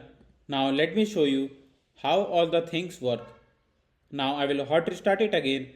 So as you can see, when I have selected to the pizza, then all the images will become as it is how we have shown in the starting. Pizza container will become black and the image color will changes to the white. So this will work for all the images that we have passed in our row widget. So now it's look good. Now I will write the widget and will give a function name show item here, and will return all the things that we have wrote inside the row. So I will cut and paste it inside the function name show item here. This is because my idea is that just not to make the app from scratch, but on this project I will also look at to provide a clean code inside the VS Code so that each developer can get what all things we are writing inside the code here. So If they want to make any of the customization according to his choice, then he can do in just few seconds. He just not need to look at the complete code again and again, which will be very confusing for the developer to make a simple customization in the app. So to provide clean code, I am trying to make our code as small as I can. So if I will use a widget here and will write a function name show item here, so by just passing the one line like show item function inside the column widget, it will show all the row here. So for this idea, do not forget to hit the like and subscribe my channel for more such videos we have in the store. Though I also need your support in the form of like and subscribe, because this will give us more power to make such more videos and provide you such more series again and again on this channel. So now I'll provide some height. Now inside the row I want to show the food items in the form of the list view, but what I'm thinking is that first I want to show all the items in the horizontal form. I mean, the user can scroll all the food in the horizontal form, and just below it will allow the user to scroll all the food items in the vertical form. So let me show you how I will do that. So inside the row widget, I will write a container and I will write a child column children and will pass the image of the food that we want to show at the top, then the name and a small line about that food, and then the price of that food.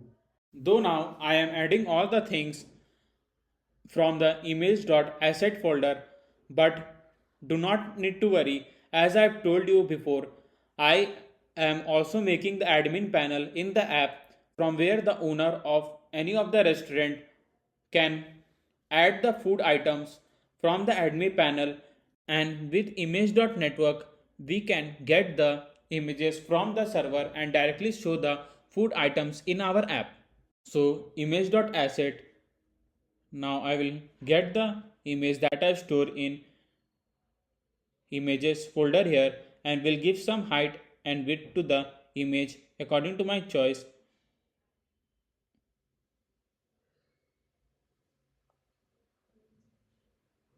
There is no need to necessary to copy the exact height and width of the images that I provided here. You can provide any height and width according to your choice. So as you can see, I have shown a salad image here. Now just below it, I will pass the name of the food that I've shown in the image. So inside the text widget, I will write veggie taco has, and I will pass the style to the text widget using the app widget class. Now I want this text to be in the semi bold, so I will move to the widget support.dart again and will create a new function named semi bold text fill style.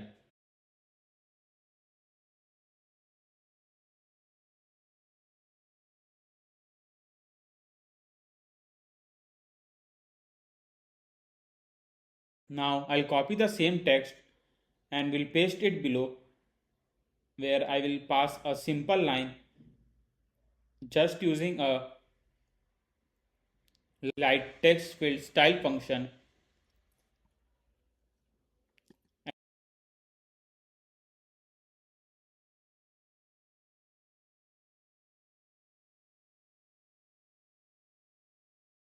and will use cross axis alignment dot start to move all the text at the left side of the screen.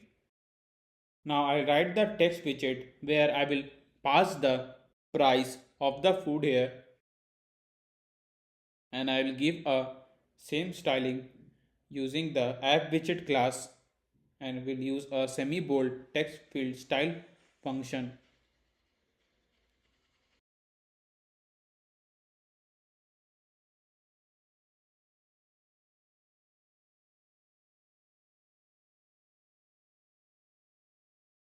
Now I'll give some height between the text widget.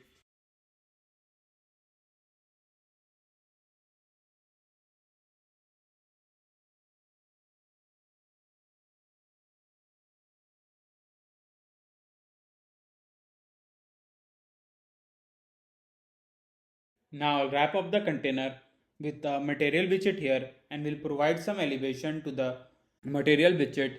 Now I'll want to give some padding to the container here.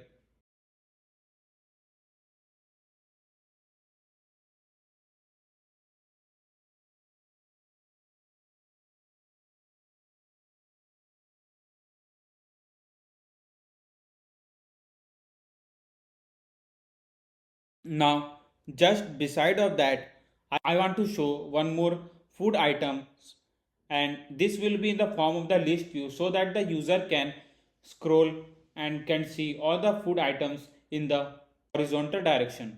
So now I'll wrap up the row with a single child scroll view. I will copy the same food item that we have stored in material and container widget and will paste inside the row widget. So as you can see, we are facing some error from the right side because, and I will give the scroll direction axis dot horizontal here. So as you can see, after giving the single child scroll view, we are facing some space problem here. So I will give some margin inside the container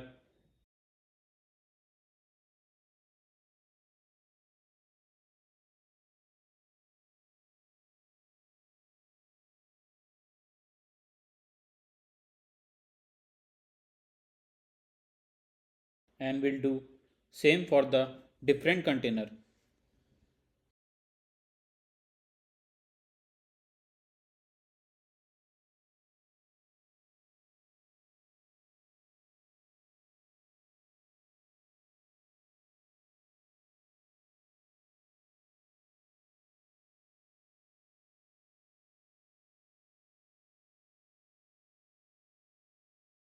So now it's look more good. So as you can see, we can also scroll the things that we have stored in the row widget here.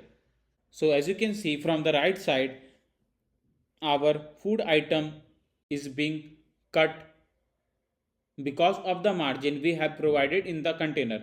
But I don't want to show the cut from the right side because it will not look good and the user can't read the full name of the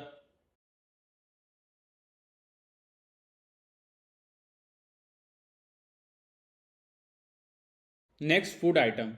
So I'll move to the container and will remove the margin from the right side and will wrap up any of the container where we want to provide the margin or space from the right side.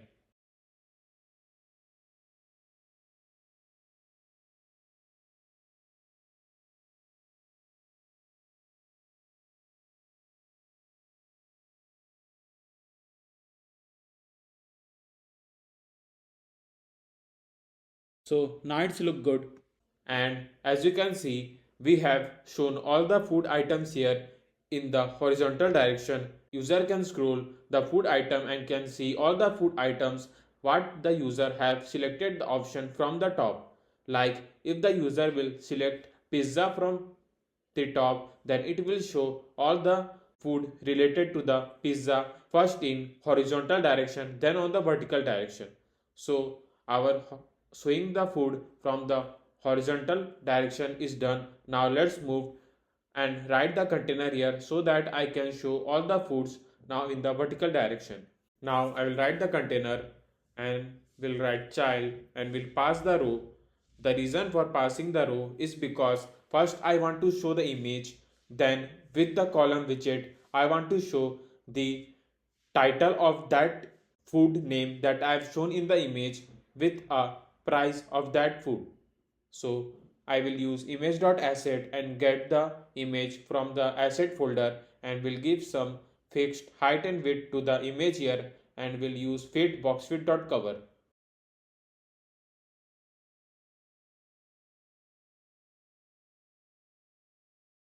So as you can see the image here, now I will give the spacing from the top. So I will use a size box height 30.0.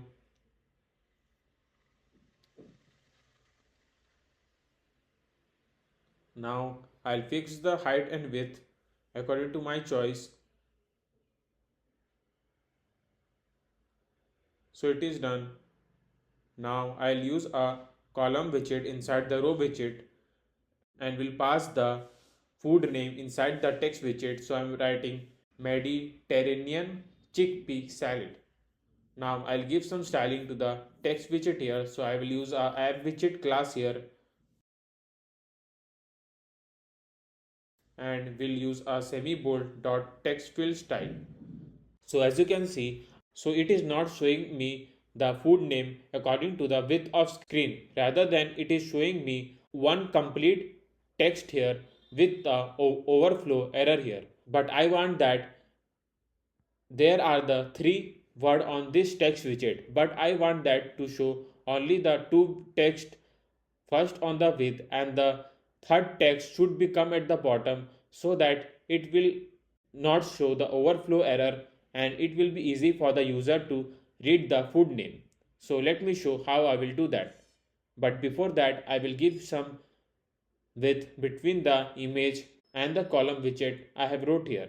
Now I will wrap up the text with the container widget and will give the fixed width to the container here so that whenever we pass the text inside the text widget, then we'll tell the text widget that we have this much maximum space and you can change the line according to that. So after giving the space, as you can see, it is changing the line according to the width we are providing in the container. Now I'll use a cross axis alignment dot start to move the text to the top. Now I'll copy the same container again and will paste it here. Now I'll write one more text, honey, goat, cheese. Basically this is just a simple detail about the food. Now I'll give some spacing to between these two text widget.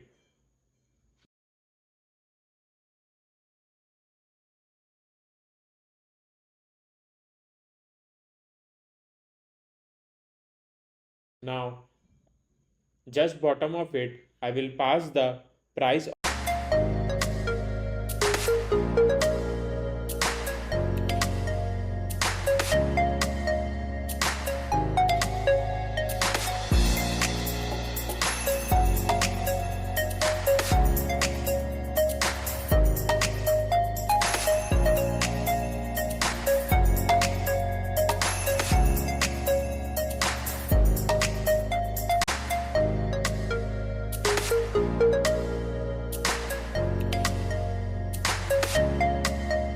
Now I'll wrap up the container with the material widget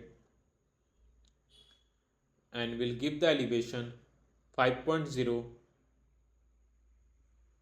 and will provide some border radius inside the material widget. So border radius dot circular 20 here. Now I'll wrap up the material widget with the container again so that I can provide some margin from the right side.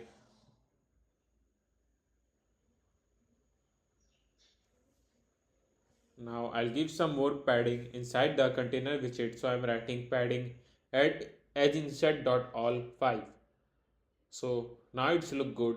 So now I will show you how I will add the app bar in my app. Though there are many app bars you can use in the Flutter, but I will use the most unique one which has a unique design and the smooth navigation to the different pages. So now let's move to the perf dev and I will write a curve navigation bar here. Now I'll copy the package from here and paste it inside the perspec.ml file. Now inside the pages folder, I will create a new file name bottom name.dart and I will name the stateful widget name bottom name.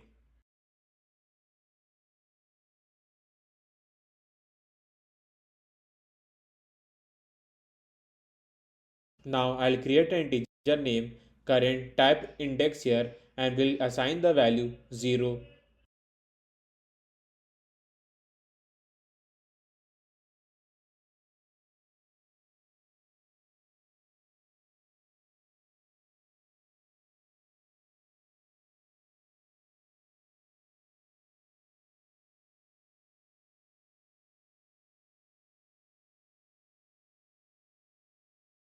And we'll create a list name pages here and we'll create one more widget name current page here.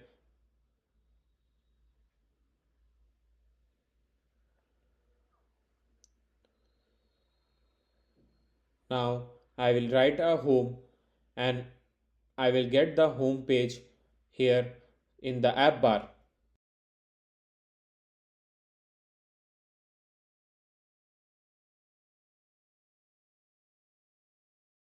Now I'll go to the pages folder and will create a new file name wallet.dart here, and inside the wallet.dart file I will create a stateful widget name wallet here.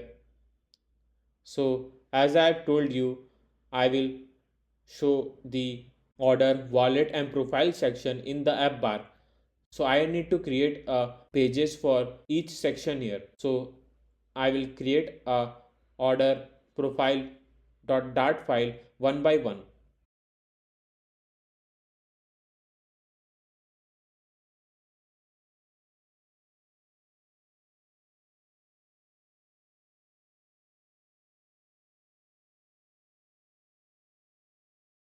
Now I'll pass all this file that I've just created now inside the bottom name.dart. So I will write profile and will pass the profile, same for order and wallet.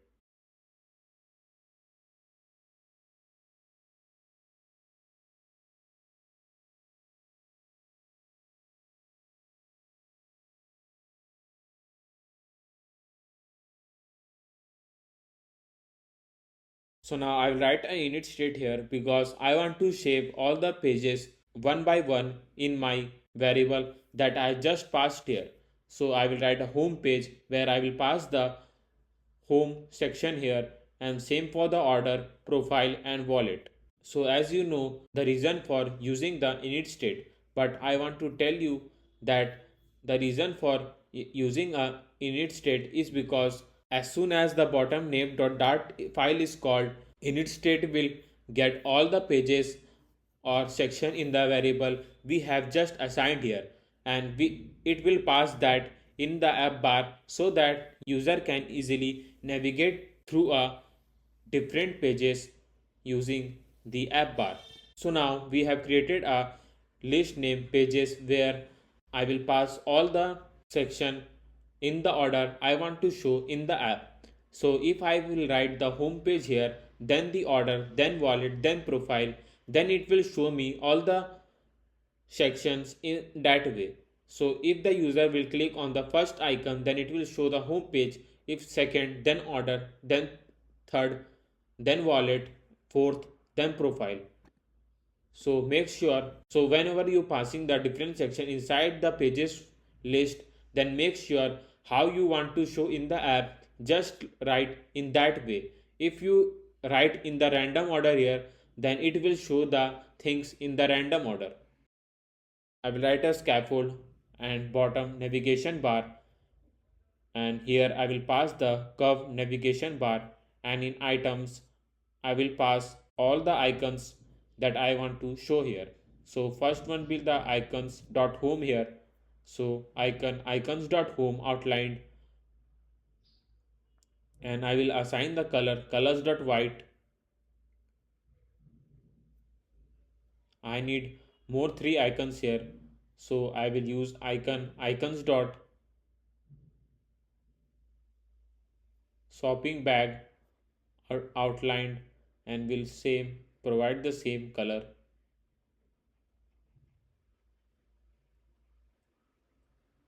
Same for the wallet and profile.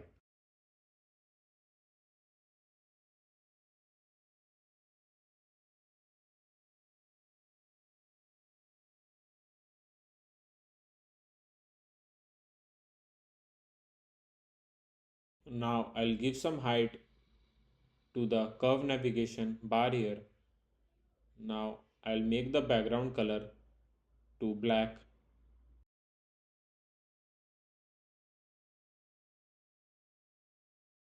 Now I'll write an animation duration. Basically, animation duration is something like how much time it will take to show the animation when the user will click on any of the icon. So in the duration I am providing the milliseconds 500,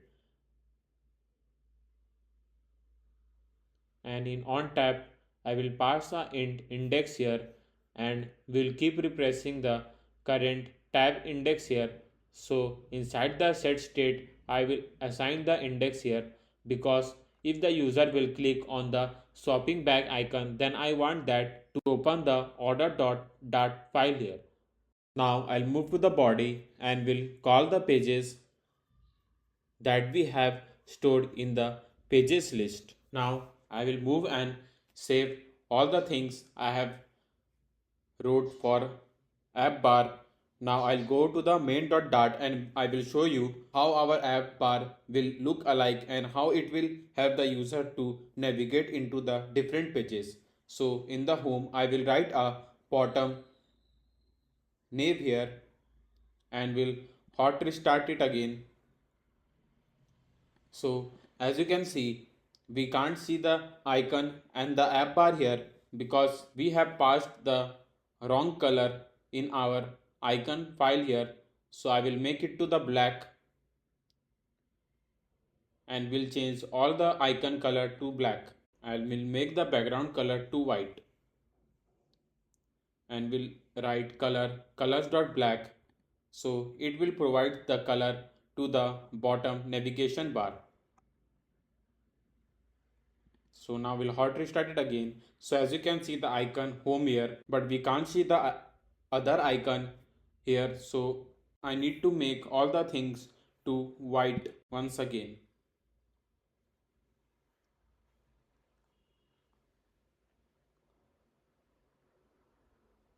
So now as you can see the app bar here, and I can move to the different pages in just few seconds. So now if I want to move to the order page, so I will click on the order icon and it will take me to the order page directly in just few seconds. Same for the wallet and profile. So our app bar part is done. Now I will show you whenever the user will click on any of the food, then it will take him to the detail page section where at the top it will show the image, then the name of that food with the quantity he want to add in the cart and a detail about that food. So we will do all these things in details.dart file. So let's move to the pages folder and we'll create a new file named details.dart. Now I will create a stateful widget name details here. Now scaffold, body, container, child, column, children. Now inside the children, now I want to show the icons dot arrow back iOS, so that whenever the user will move to the detail page, then they can click on this icon and can go directly to the home page. But let's move to the home page again and we'll wrap up the container where we have shown food item with a gesture detector here, so that we can move to the detail page.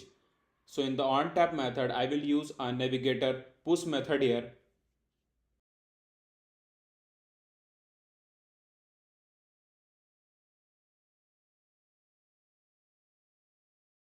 We'll move to the detail page again. So as you can see, when I tap to the food item, then I directly move to the detail page.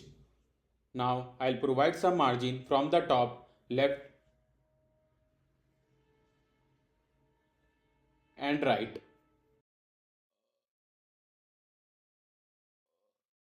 So as you can see the icon here, now we'll wrap up the icon with the gesture director here, and in the on tap method, I will write navigator dot pop context so that it will move to the home page.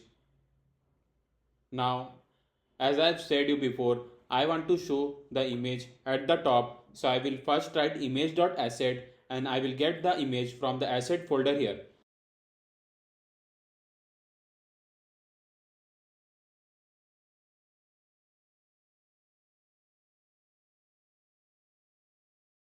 Want to move the icon to the left side of screen, so I will write cross axis alignment dot start.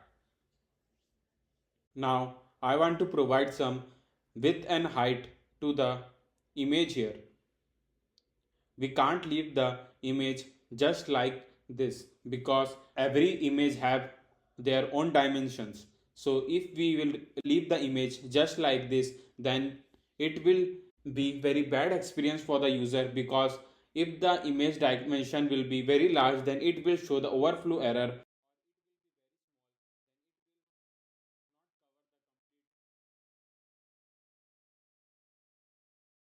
And will provide some height media query dot of context dot size dot height divided by 3. Now fit box fit dot cover. But using fit box fit dot cover, you can see our image is got cut from top and the bottom. But I will show you now one more function named fit box fit dot fill. Basically, fit box fit dot fill is that which tells the image to fill the space of the width and height we have provided here. It will just fill the image with a width and height I have just provided here. So as you can see, using fit.fill and changing some height in media query, our image covers the complete width and height of the screen, and it is now highly responsive, and it will be as it is on the multiple device you can test. I have shown you in just two videos how to use fit.boxfit.cover and fit.boxfit.fill, and what is the difference between the two functions when you use in image.asset or image.network or any image function. So if you like my idea of showing all the functions one by one and using that in the app, so do not forget to hit that like button and do subscribe my channel so that you won't miss out any of the videos that we upload on this series. So now let's move forward, and I will write a text widget here so that I can show my food name here. Now inside the text widget, I will write the food name. Now inside the style, I will use app widget class and will give the styling to the text widget here. I will provide some height from the top. Now I'll provide the some more text widget just below Mediterranean text widget, and will make it to bold, and just above the text will make it to semi bold so it will look more attractive. Now inside the row I will write the icons dot remove, and will provide a colors dot white. Will provide some decoration to the container here, so I will use a box decoration.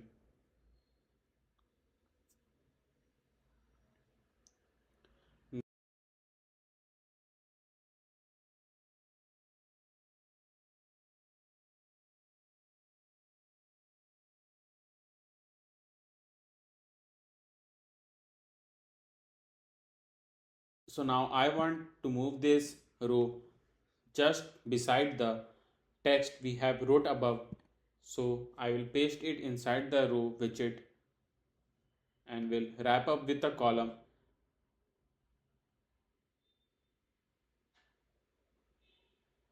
and will use main axis alignment dot space between.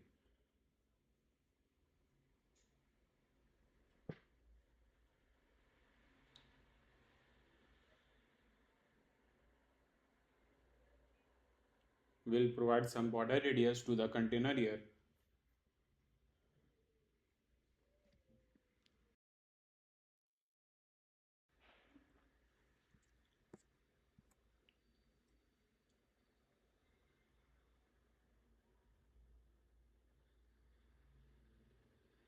We'll copy the same container and we'll paste it here and we'll change the icon name to add. Now just between these two icon I will show the text widget where we will show the count.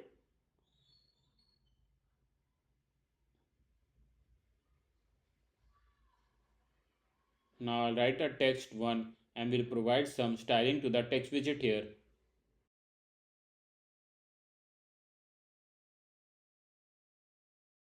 There is a lot of space between the icon and the text we had wrote between the icon. So I will remove a space between from here and I will write a spacer here, so it will provide some maximum space between the two widgets, and will provide the size box and will give a fixed width space between the icon and the text. So,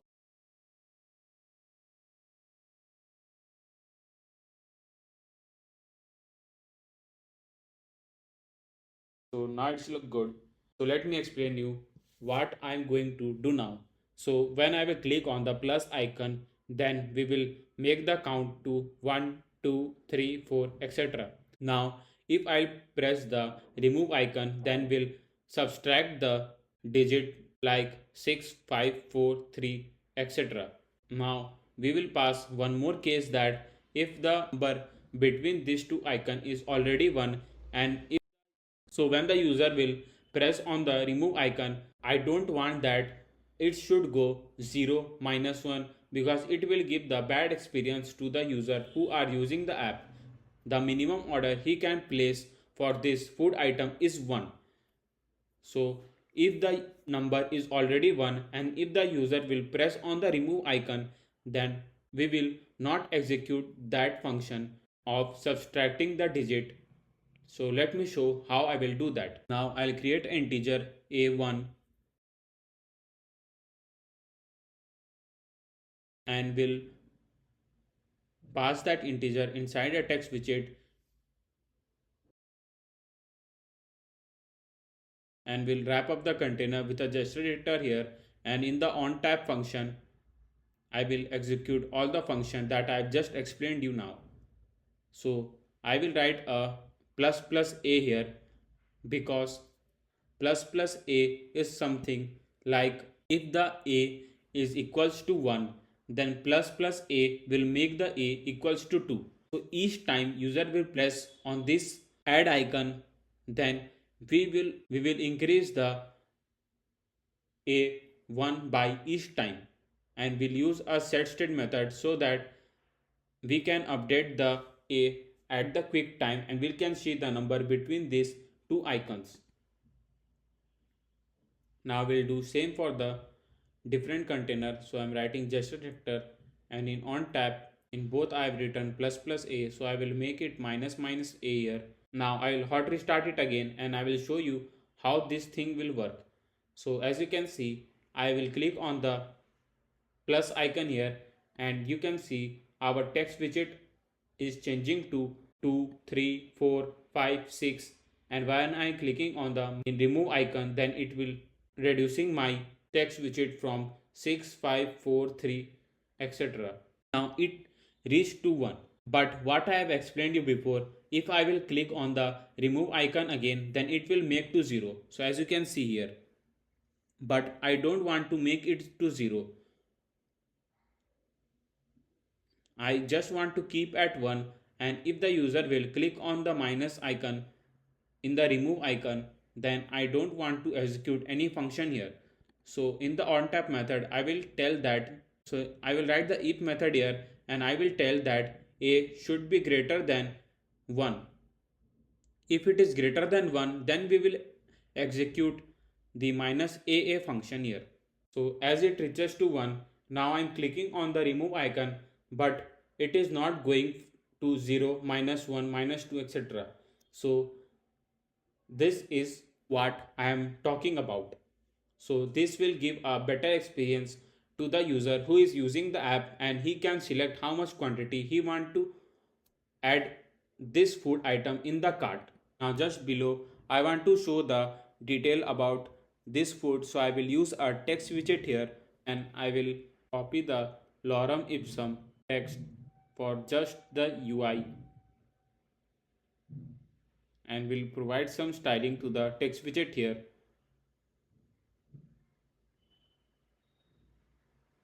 We'll give the spacing.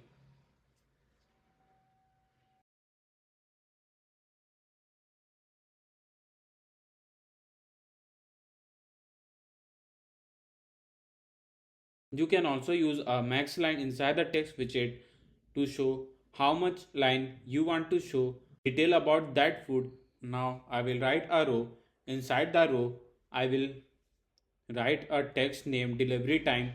I will also show the delivery time here because I want to tell the user how much time it will take him to get this food delivered at the location he have provided here.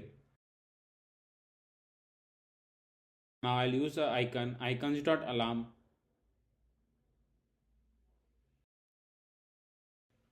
I will provide some color and just beside of it I will tell how much time it will take the restaurant to deliver the food at the user's location.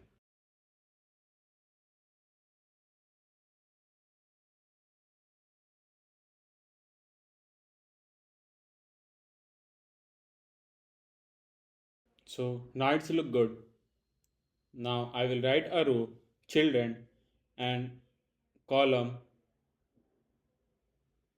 and will provide the text widget total price here because I want to show how much total price the user have to pay whenever he adding this food item in the cart, because when we will increase the quantity from here then we'll keep on changing the total price again and again. So it will indicate that up to how much quantity the user have to pay the total price for this food item. And just beside of it I will make the icon name add to cart so that user can press this button and can directly add this food into the cart. So let me execute all this thing that I have just explained you here.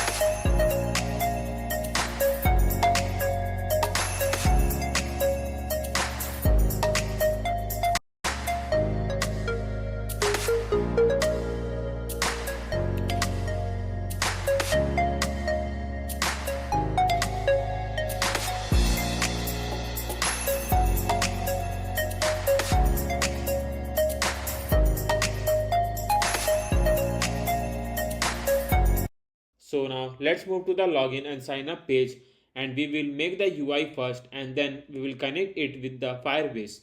Let's move to the pages folder and I will create a new file name login.dart here, and I will create a stateful widget name login here.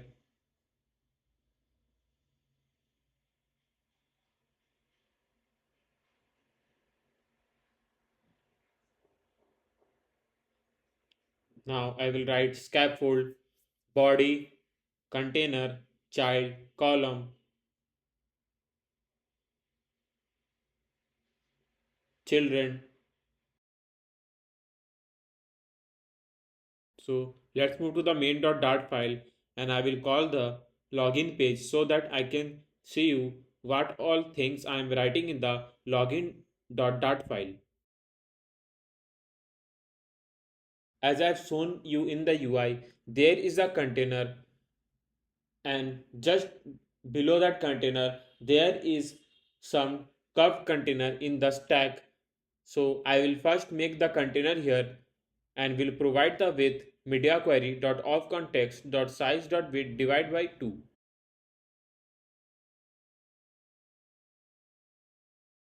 And in the decoration I will write box decoration and I'll pass the linear gradient color here. Sorry, I have wrote a width there. I will replace it with the height and I will write with media query dot of context dot size dot width. The reason for using the linear gradient in the box decoration is because basically whenever you want to provide a two color or the mixtures of two or more color in the container, then you need to use a linear gradient here and you can assign from where you want to mix or start this two color. There is a two function name begin and end here. So let me show you how I will do that. So first I will pass one customize color code here and I will pass one more color. So I will write color and I will pass the customize color code here and I want to begin it from the top left. So I will write begin and I will write alignment dot top left. So alignment dot top left will allow to start the first color that we have passed in the colors list here. So it will start with the color that we have passed first in the colors list and end with the color that we have wrote in the colors list at the last. I mean the second color I have wrote inside the colors list. So inside the end I will write alignment dot bottom right here. So as you can see it creates the mixture of the two colors here. Basically there is a light color which is starting from the top left position and it is going darker with a with the color that we have passed on the second. So as you can see from the top left, it is starting with the color that we have passed in the colors list at the top. I mean the light color that I have passed in the colors list, which will be the first color, and the from the bottom right it will end with the color that I have passed in the second position in the colors list. So it creates the mixture of these two color in the container. So whenever you need to combine two or more color, always use a linear gradient here and you can give the command from where you want to start and where you want to end. I have just used a top left and bottom right here. You can use alignment dot top right or anything you want. Now as I have shown you in the UI, there is a curve container over this container. So I will use a stack here. So I will remove the column from here and will name it to stack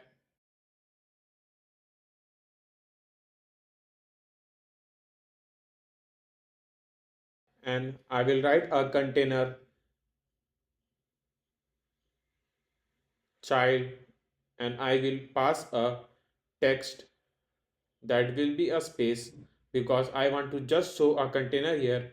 So I will write a decoration, box decoration, color, colors dot white,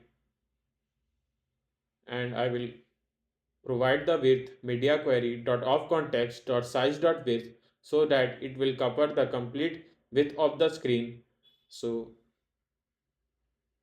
as you can see the container at the top, now I need to provide some border radius. So I write border radius dot only. From the top left position I want to give some border radius, so I will use a top left radius dot circular 20 and from top right radius dot circular 20.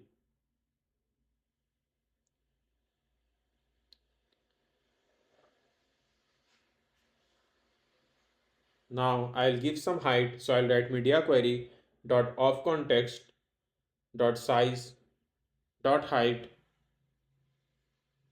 divided by 2. So it covers the complete height of the screen, but I will provide some margin from the top. So I will write margin edge inset dot only top media query dot of context dot size dot height divided by 3. Now, you might be thinking that why I'm using a media query again and again to provide height, width, or spacing from the top. Basically, media query app makes your app highly responsive. If you will give a fixed height and width inside the login and sign up page, then when you will test on the multiple device or in the Flutter web, then you will definitely face the overflow error. To escape the overflow error, you might use a media query here so that it makes your app highly responsive and it will give a better user experience whenever the user is testing the app in the multiple device. So inside the container, I will write a column here, and in using the image.asset, I will pass the logo of our app. So I will use image.asset image logo.png, and I will use again a media query to provide a width to the image and fit boxfit.cover.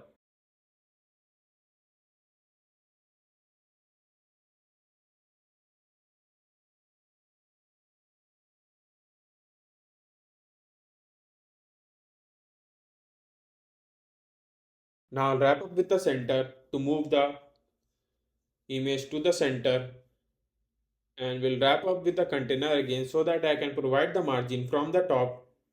So I will write top 50.0.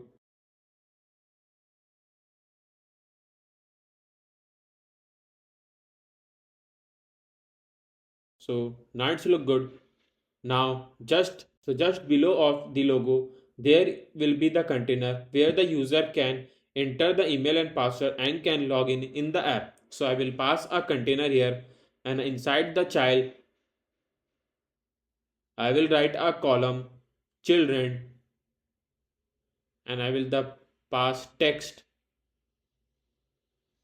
Inside the text I will write a login here, and I will give some style using a app widget class.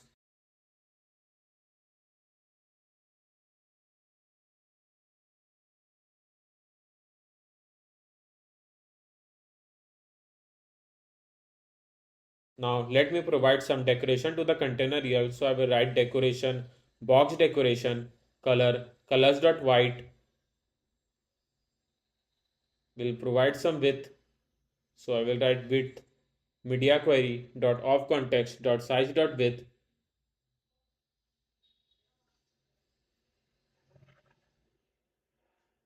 Though we doesn't want to provide the complete width to the container here, so I'll provide some margin from left and right. So now it's look good. Let me give some spacing between the two widgets here.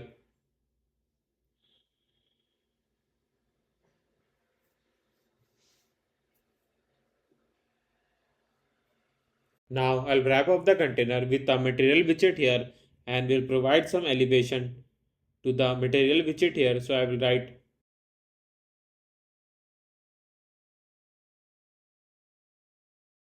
5.0.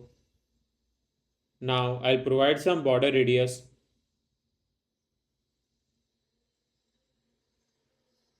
So I will write border radius dot circular 10, and will provide the same border radius to the material widget.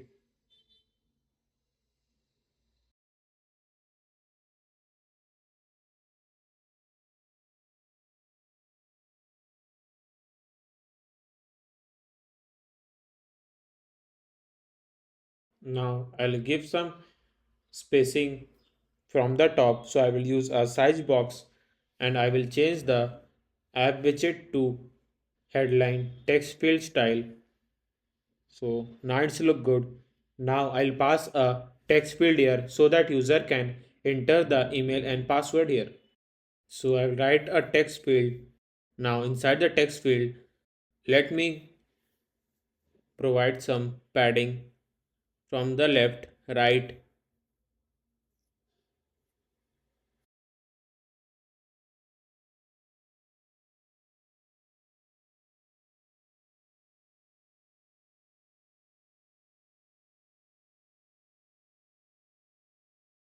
and inside the text field I will write decoration, input decoration, and I will pass a hint text here So I will write hint text email here. Now I'll provide some style to the hint text here. So I'll use a hint style and we'll use app widget class to provide some styling to the hint text here.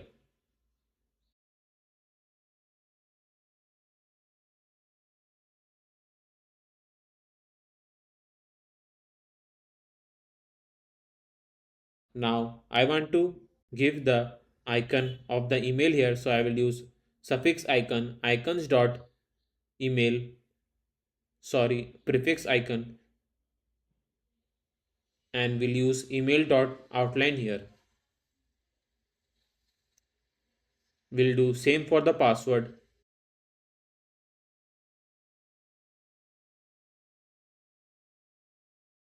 and we'll rename the hint text with password here, and we'll change the icon too.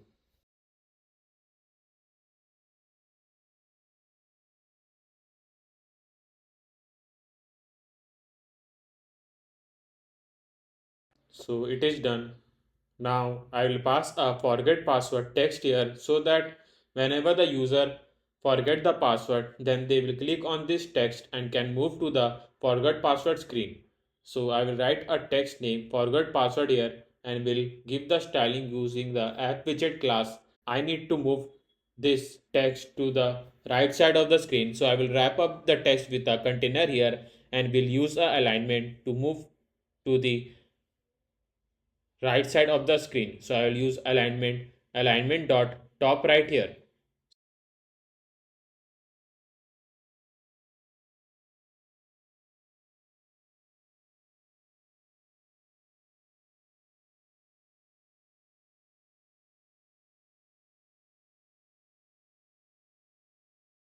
So as you can see, after giving the alignment, the text widget move directly to the right side of the screen. Now I will create a login button here so that user can press on this button and can directly authenticate in the app. So I will create a customized button here.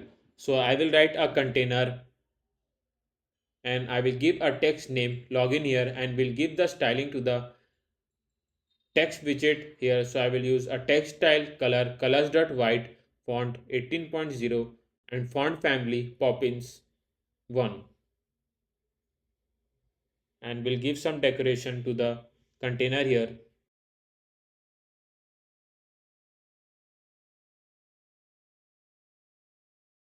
So I'll pass a customized color code here. So I will write color and will pass the color code. One more thing I want to tell you that whenever you are passing the color code inside the color function here, then make sure you start with 0xFF.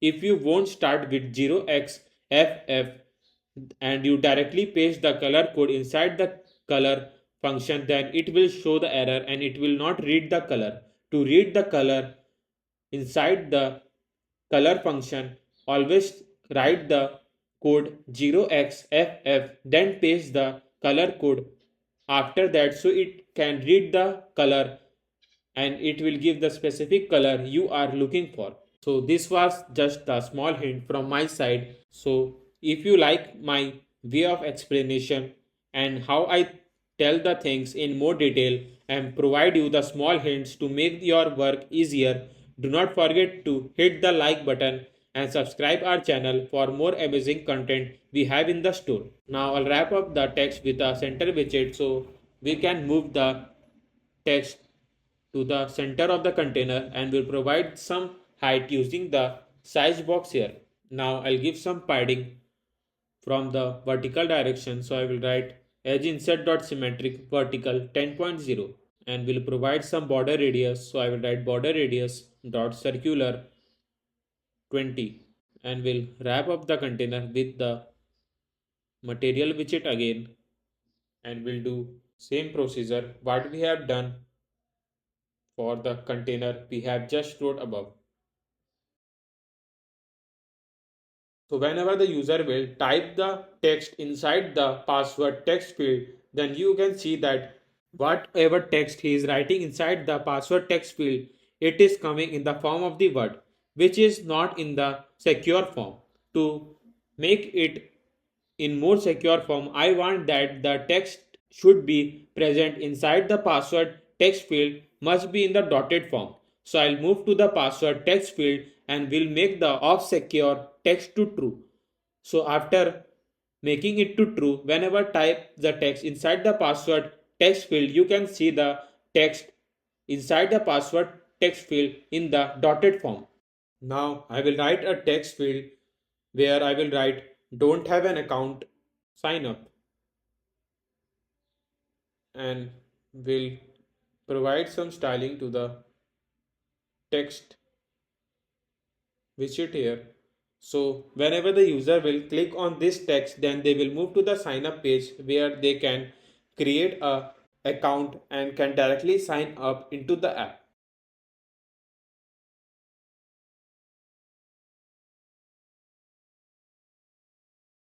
So now it's look good. So our login page is done. Now we will move to the pages folder and will create a new file name signup.dart, and I will name our stateful widget name signup here.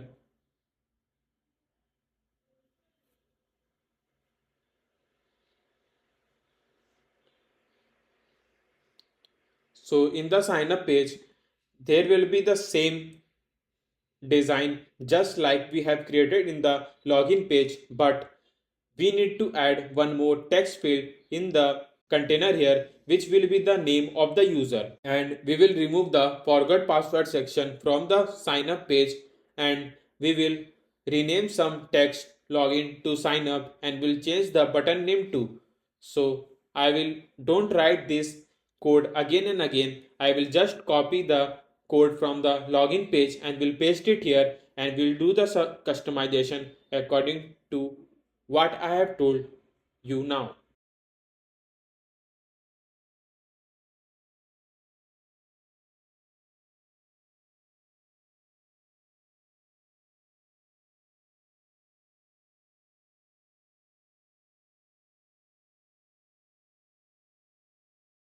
As I've told you, I will rename the text, so I will write a sign up here.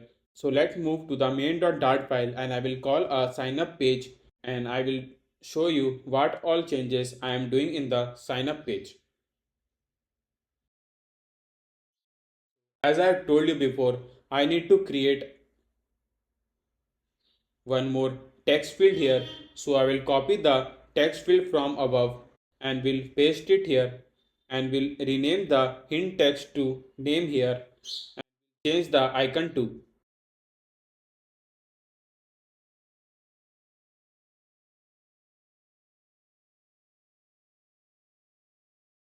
So as you can see the overflow error here, because we need to increase the height of the text here. So I will go to the height and will change the height here. So now it's look good, and will rename the button to sign up here, and will change the text to already have an account login.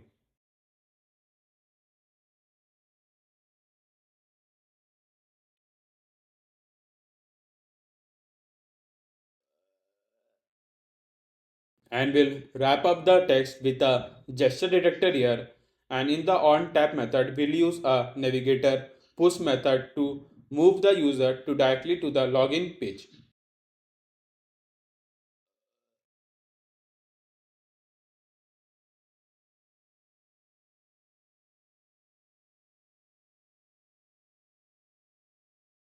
And we'll copy the same method and we'll paste it in the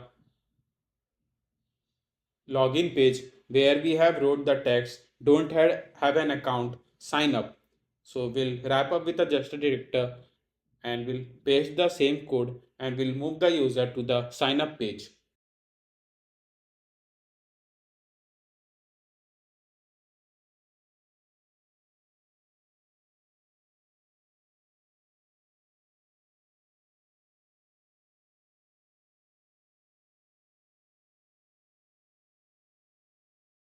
So our login and sign up page is done, and we can easily navigate to the different screen by just clicking on the text here.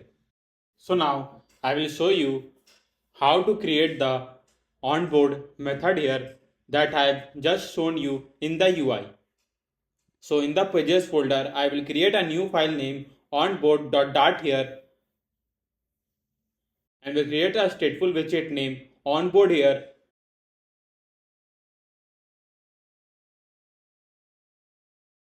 and will create a int current index and will assign the integer 0 and will create a late page controller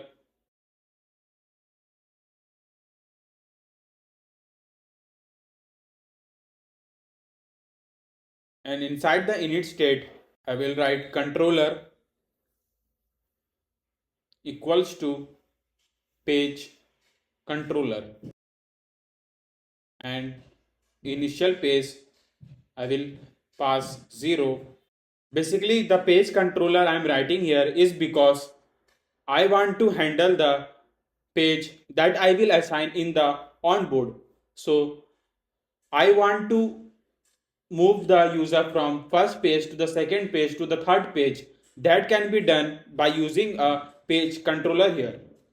In void dispose controller.dispose, if you want to dispose any of the function, I mean if you want to end any of the function, then you can call a function inside the void dispose. Now column children and we'll use a page view.builder to show all the pages in the onboard function. So item builder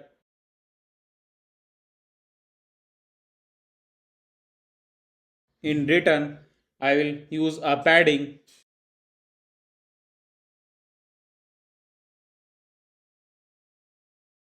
edge inset dot all 20 and will write a child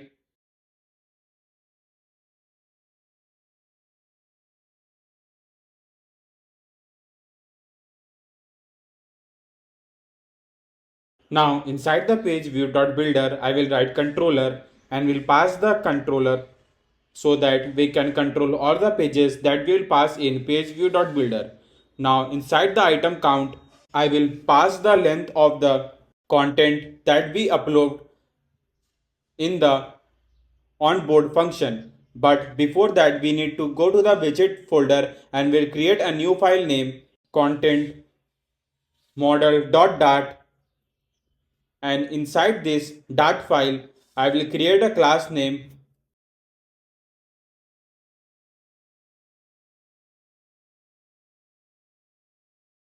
onboarding content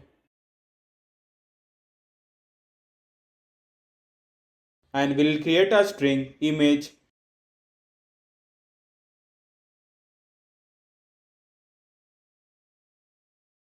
and we'll create another string title and description.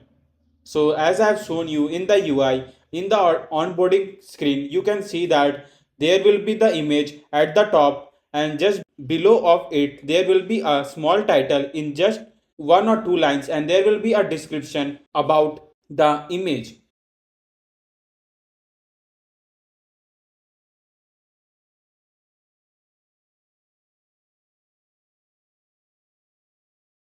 Now I will write onboarding content function here and will get the description, image and title on this function.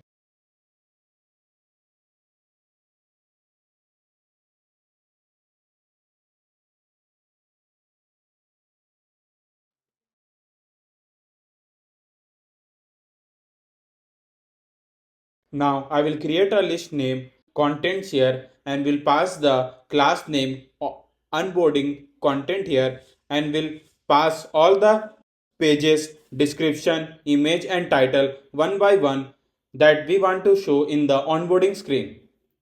So in the description, I will for the first onboarding screen. So in the description, I will write pick your food from our menu more than 35 times and will pass the image that we have saved in the images folder. So I will write image screen1.png and will pass the title too.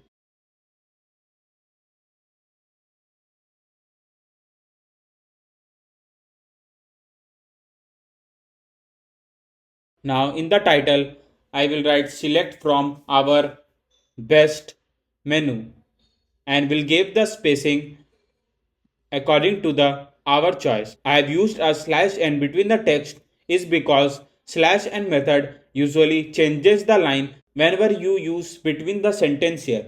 So for an example, select from our will be the first sentence and using a slash n it will change the line and it will show the space that we have passed here, then it will write a best menu. So you can use a slash n method whenever you want to change the line in the sentence, and we will do same for the other two screens.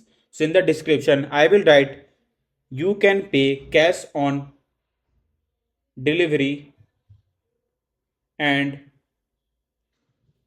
card payment is available,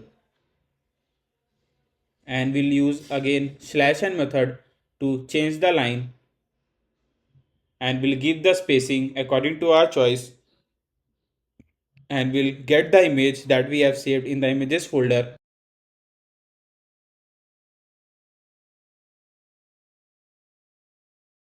and we'll write same for the title and we'll write easy and online payment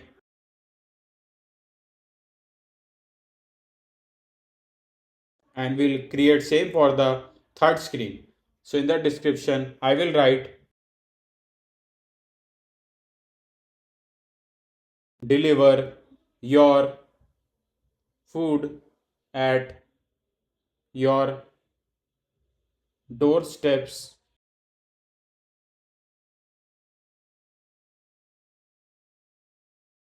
and we'll use same slash n method and we'll get the image from the images folder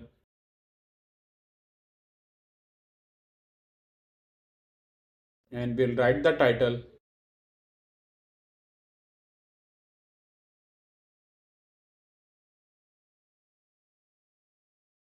so in the title I will write quick delivery at your doorstep. Now let's move to the onboard.dart file again and we will call all the things that we have saved in the contents list. So I will write in item count contents dot length.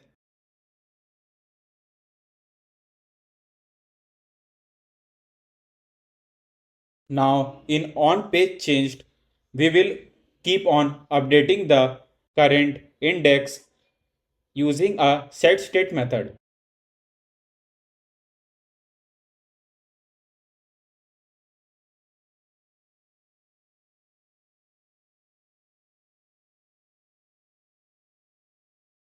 And inside the column I will pass the image.asset here and we'll get the image from the asset folder.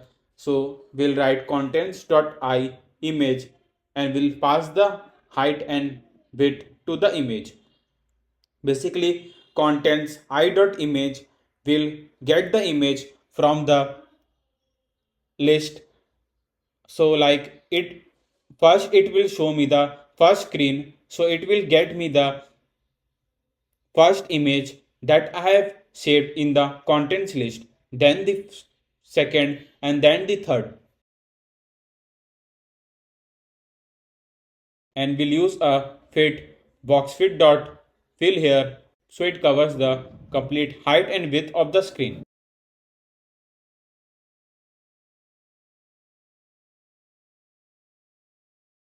Now I will write a size box height 40.0 and will pass the title here. So now inside the column I will pass a text widget where we will show the title of our onboarding screen.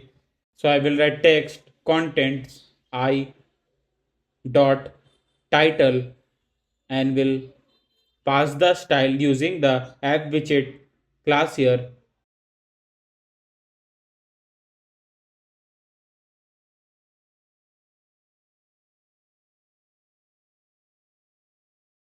Now I will use a size box to give the height between the two text widget here, and just below of it I will pass the description here. So I will use a same content I dot description and will give the styling using the app widget class here.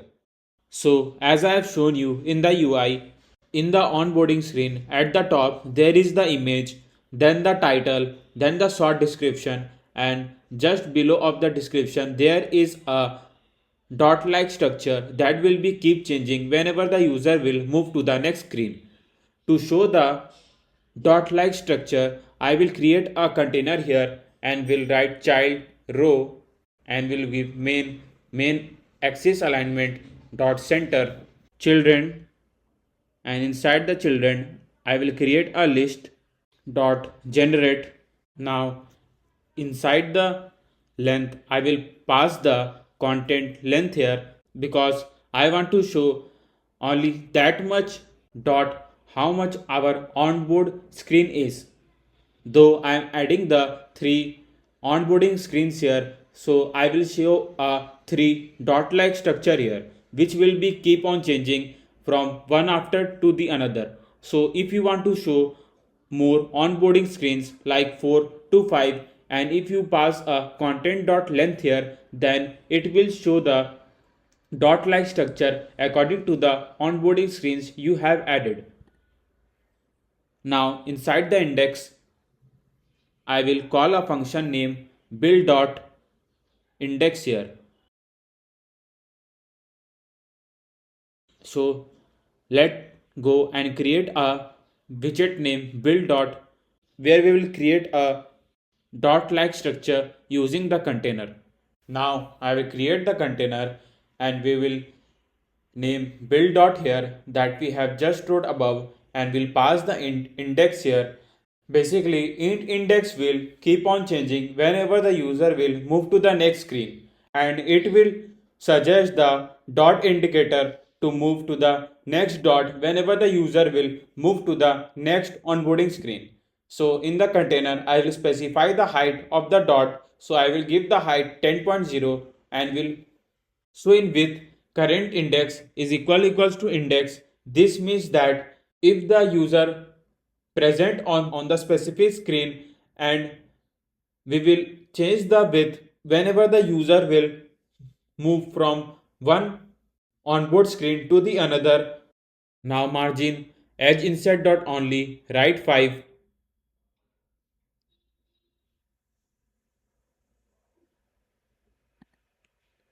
and will provide a box decoration border radius dot circular 6 and will provide the color.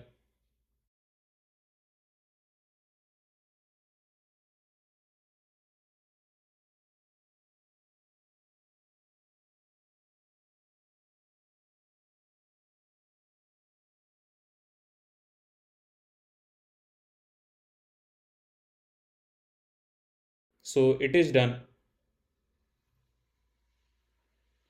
Now just below of the dot indicator we will pass a customize button here. So as I have shown you in the UI, there will be a button which will help the user to go from one onboarding screen to the another. So if he click on the next button, then it will take him to directly to the next onboarding screen, and if he clicks on the start button, then it will take him to the sign up page where the user can sign up into the app and can directly move to the home page of the app. So I will create a customize button using a container here and will pass the text next here and will give the styling to the text widget using the app widget class here, and will wrap up the container with a gesture editor here, and in the onTap method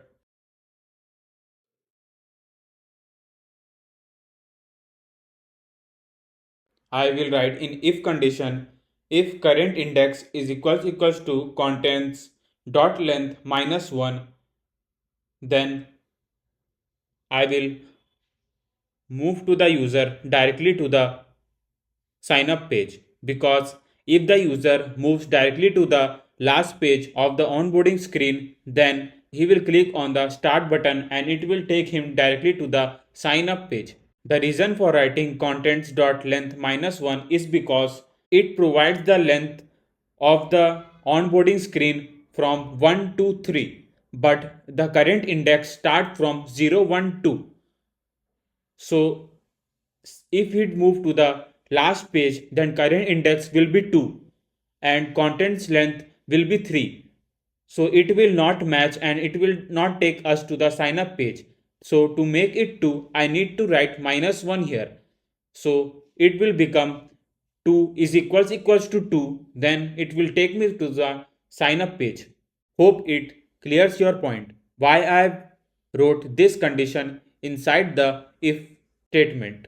Now we'll use a controller.next page to move to the next page and will pass a duration of moving to the next page will be 100 milliseconds, and in the curve I will write curves dot bounce in. There are many curves animation you can use according to your choice.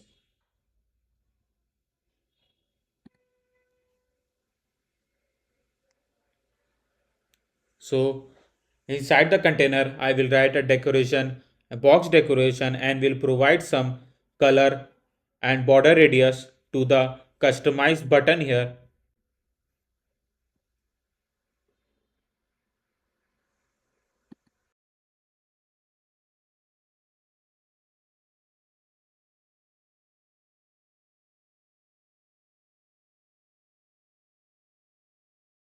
I will remove a app widget class that we have used for the styling because we need to provide the text in the white color. So I will use a style text style and will provide a color colors.white. Now let's move to the main.dart file again and I will call the onboarding screen. We are facing some minor error here because it is showing that a render box error because it can't covers the complete height of the screen. So I will go to the onboard.dart again and will wrap up the page view.builder with the expanded widget which will indicate him to covers the complete height and width of the screen according to his choice. So now we'll hot reload it again. Now as you can see the our onboarding screen with the image at the top, then the title, description and the button. But I need to do lot of customization here to make it more attractive. So I will change the height of the image according to the my choice and will do the customization of the image. So let me do the customization according to I have shown you in the UI at the starting of the video.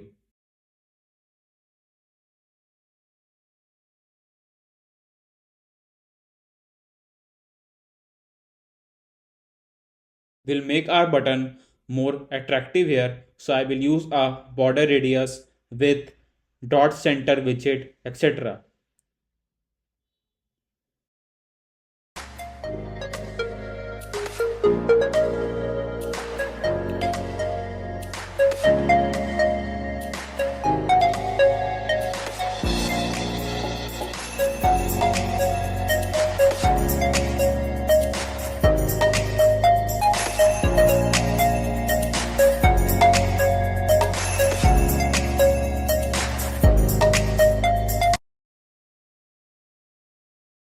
Now I'll provide some space between the title description so that it will look more clear whenever user is reading the title and description in our onboarding screen.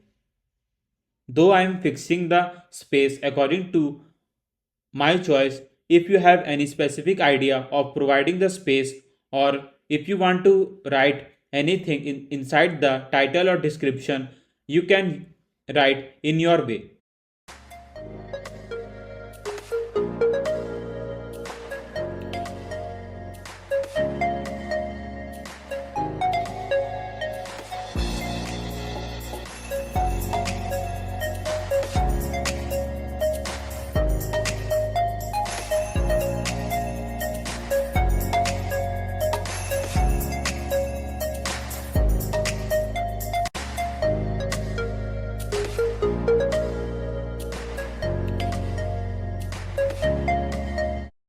So our onboarding screen is done.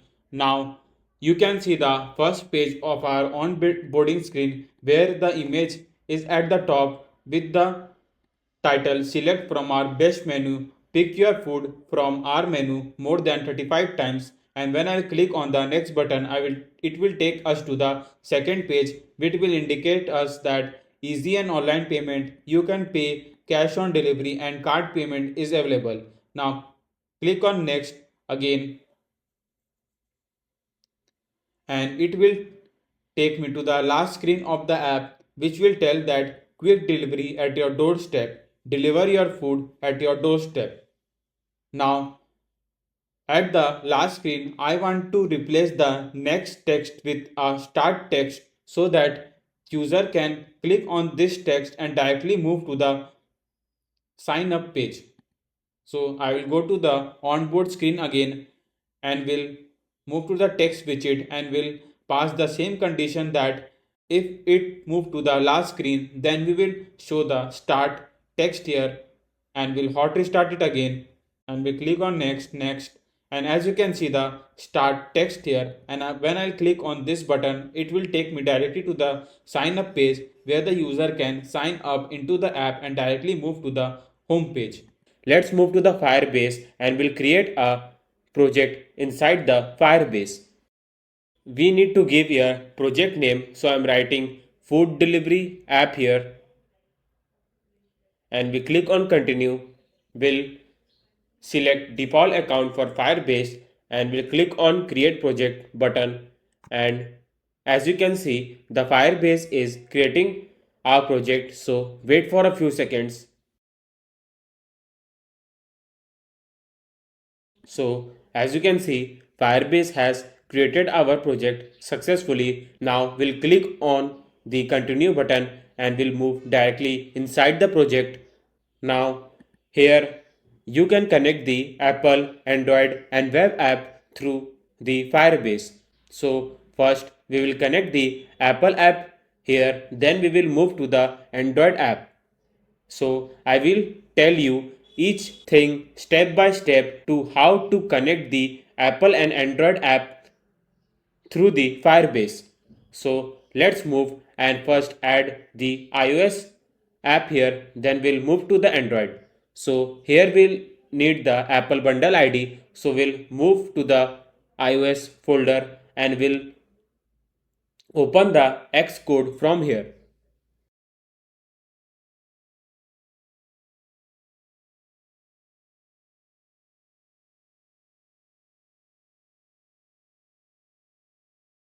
Now we'll move to the runner and we'll go to the signing and capabilities and we'll copy the bundle identifier from here and we'll paste it inside the Apple bundle ID. Now we'll click on register app, wait for a few seconds. Now download the Google service info.plist file and we need to paste it inside the Xcode. One thing, make sure that it should be Google service info.plist file. If anything is written rather than this, then make sure you edit them. Now we'll paste it below the info and we'll click on finish. It is done. Now we'll click on next, again on next. Now continue to the console. So as you can see, we have successfully added the iOS app here. Now we'll move to the Android app. Now we need the Android package name here. So we'll go to the Android app build.gradle file and we'll copy the application ID from here and we'll paste it inside the Android package name. Now we'll click on the register app again and we'll wait for a few seconds. Now we will download the Google service.json file and will paste it inside the Android app folder. Also make sure that it should be google-service.json file. So now it is done. Now click on next. Now copy the ID from here and we'll paste it inside the Android build.gradle file. So in class path, we'll paste this ID and we'll change some lines of the code here and we'll remove the unwanted things that we don't want inside the class path.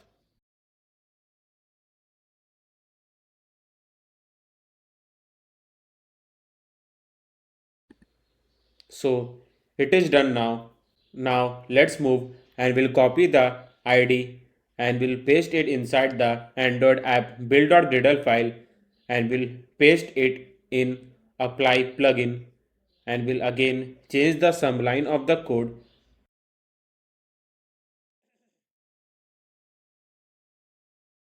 Now we'll copy the dependencies from here and we'll paste it inside the same file.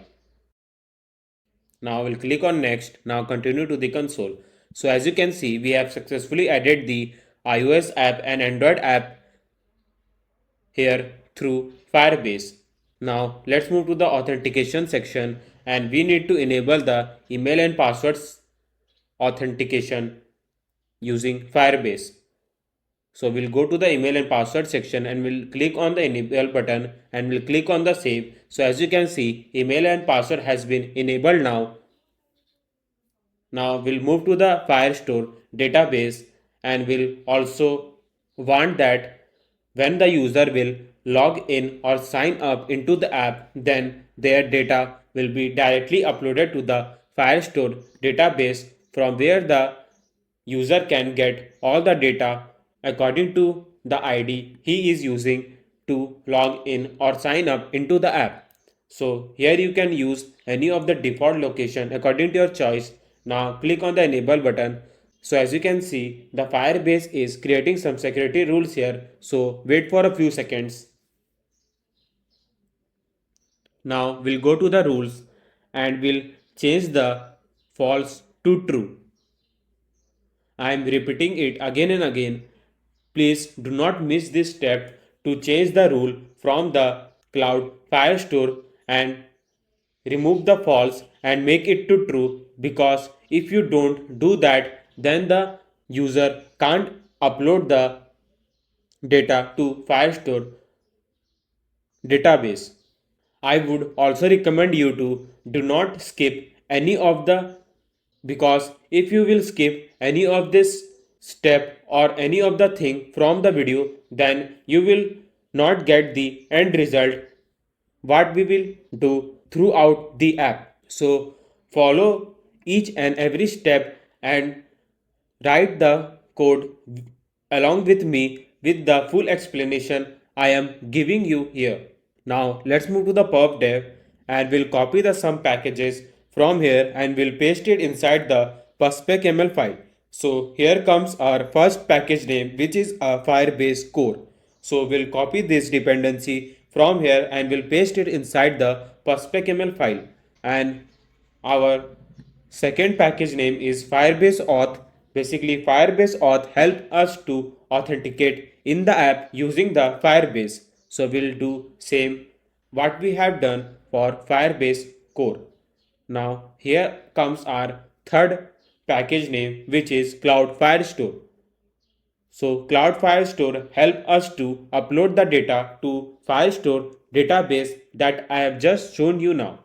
So we'll copy the same dependency and we'll paste it inside the pub.spec.ml file. Now we'll run the packages that I've just pasted it here.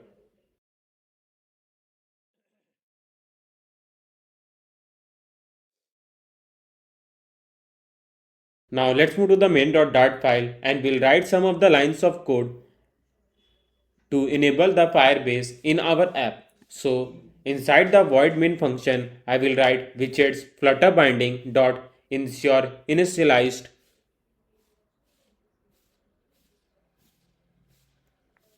Now await Firebase dot initialize app. Now let's move to the signup.dart file again and we'll write a few function in the signup.dart file to enable the email authentication in our app. So in the sign up page, as you can see, there are the three text field name, email and password.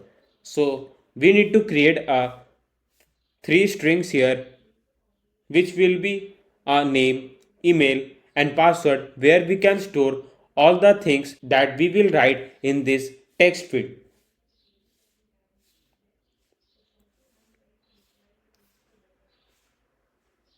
Now text editing controller name controller equals to new text editing controller. Basically text editing controller help us to manage the things we write on this text field. Now we'll do same for the email and password. One more thing I want to recommend you is that don't copy the code directly from the source code and paste it inside the this Dart file and run the app. This will not help you to learn anything that we will just write here. I will recommend you to follow along with me and just write the code with me with the full explanation I am giving here so that you can understand the each lines of code I am just writing in this Dart file, because this will help you to customize your app in your way, and if you want to do any of the changes according to your choice then you can do it very easily. But if you will just copy the code and will paste it here, then you can't customize the app according to your choice and you will find very difficult to change any of the lines from this source file. Now I will create a function name registration here. Basically, registration function will be called whenever the user will sign up into the app. So like when the user will fill all the details on this text field and will click on the sign up button, then the registration function will be called, which will tell the user to directly move inside the app and start ordering the food according to his choice. Now, inside the registration function, I will write some lines of code here and I will explain you after writing the complete registration function here.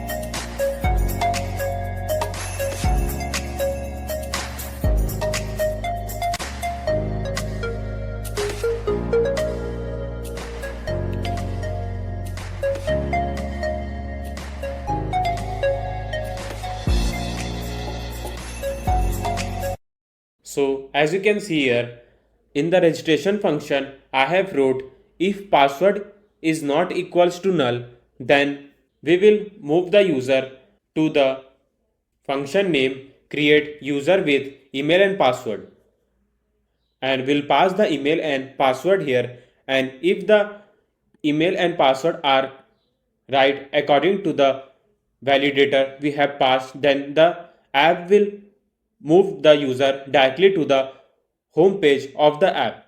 Now if the password is weak and it matches with e.code function, then it will show password provided is too weak, and if the email is already in use then it will show that account already exists. Now I'll create a final form key, global key, form state. The reason for using the global key is because in each text field I want to check that if the user have entered all the things correctly inside the text field or not. So by using the global key I can check all the cases inside the each text field. Now I'll move to the column and will wrap up the column with a form widget here, and will pass the key form key that we have just mentioned above in the form of the global key. Now We'll rename the text field to text form field, and when controller will pass the name controller,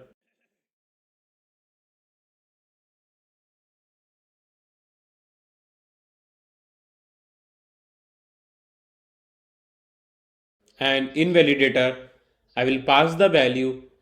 If the value is null or empty, then we'll tell the user to enter the name here.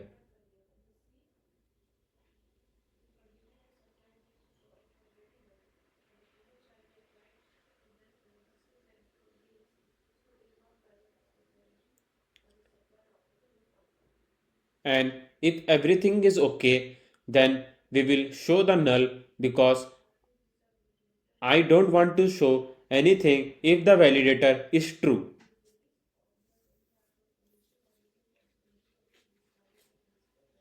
Now we'll copy the same thing and we'll do same for the email and password.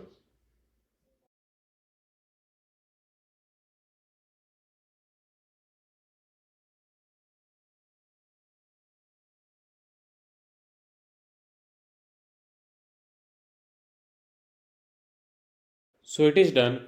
Now let's move to the sign up button here, and we'll wrap up the sign up button with the gesture detector widget here. In on tab, I will pass that if form key dot current state dot validate.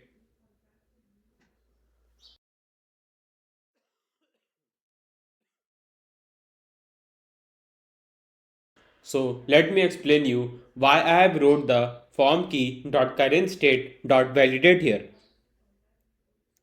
The reason for writing the form key dot current state dot validate is because, as you know, in each text field we have wrote the validator here. So using the if case, first it will check that if all the validator is true or not.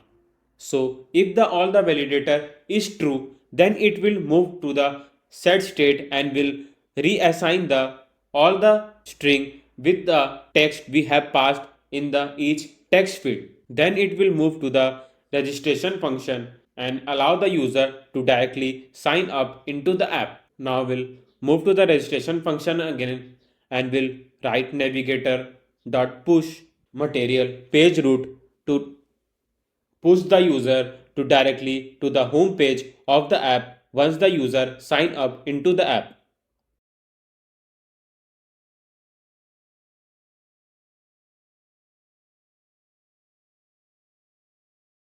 Now I am writing the push replacement here rather than push is because if you write just push here and make the user to directly move to the home page of the app, then he can move to the sign up page again using the back button. But if you write the push replacement here, then he can't move to the sign up page again. So our sign up page is done and we have wrote all the function related to the sign up page here. Now let's move and run the app here. So I'm writing the flutter clean in the terminal section.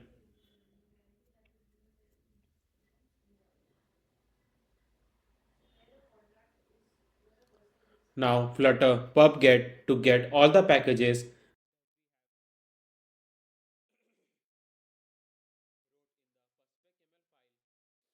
Now flutter run to run the app in the iOS emulator. Now wait for a few seconds. As you can see that our app is launching in the emulator that we have just assigned here. Our build is done and we have successfully launched our app. Now here is the onboarding screen and we click on next, again on next, and click on the start button, and we'll move directly to the sign up page. Now inside the username I will write my name here. So I'm writing Shivam Gupta here, and in the email section I will write the random email here, and will write the password and we'll click on the sign up button. So as you can see, we have registered successfully and we have directly moved to the home page of the app. So our sign up function is working properly and our email authentication through the sign up page is done. Now we'll move to the login page. But before moving to the login page, I need a small help from you. If you are loving this awesome series, then please do not forget to hit the like button in this video because this helps us to create more videos for you and create a amazing app more in coming future. Now let's move to the login.dart page again and we'll create a function for our login page here so that user can directly log in into the app. So in the login page there are the two text field name, email and password. So we'll create a two string name, email and password here.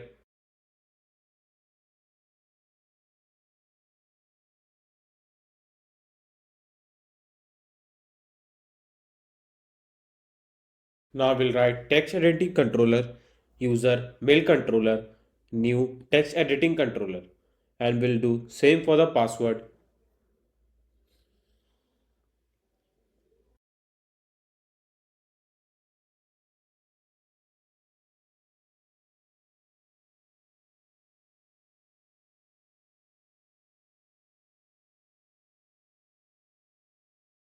Now we'll create a function name user login here that will be called whenever the user will click on the login button here. So let me write the few lines of code inside the user login function here and I will explain you once I wrote all the code inside the user login function here.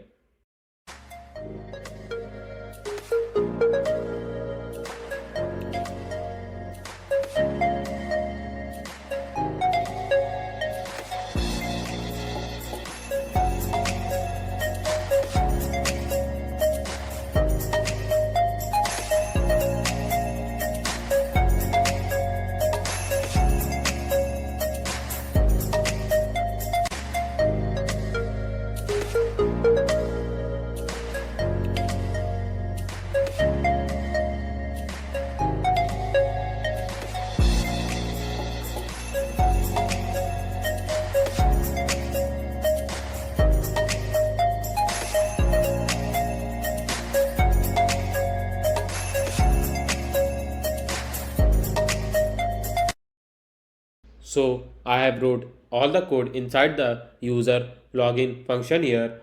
We have wrote a function name sign in with email and password where we'll pass the user email and password here and if the user email has been not found then we'll pass that no user found for that email and if the password doesn't match with the user email then we'll pass that wrong password provided by user here. Now we'll move to the column and we'll wrap up the column widget with a form widget here and we'll pass the key. So let's move and create the global key here that we have created just for the sign up page.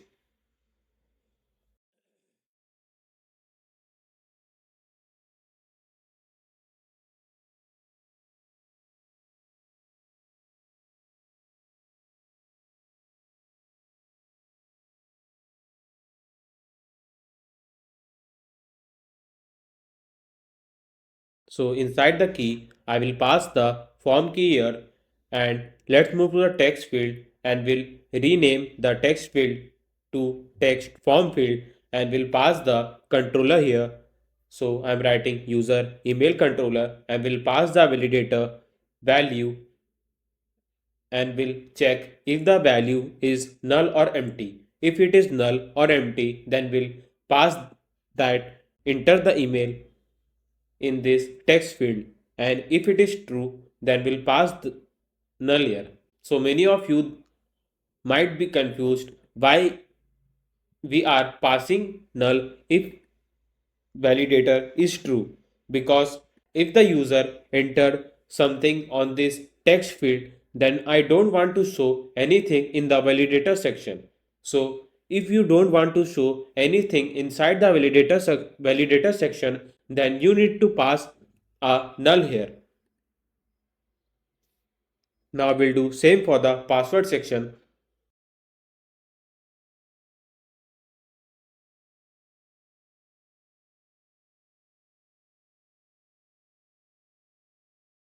Now we'll move to the login button here and we'll wrap up the widget name just a director here, and in the onTap function we'll pass the same current state validator that we have wrote just for the sign up page.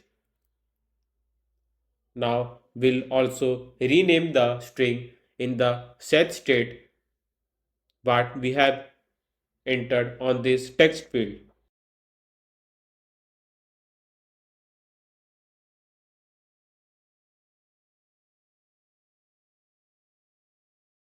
Now we'll hot restart it again and we click on next again on start button.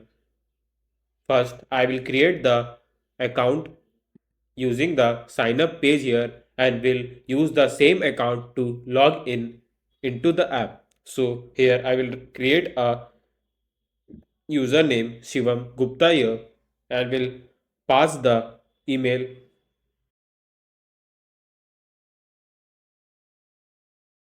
Shivam456 at the rate gmail.com and will pass the password and click on the sign up button and will wait for a few seconds. So as you can see, we have registered successfully. Now I will use the same account to log in into the app.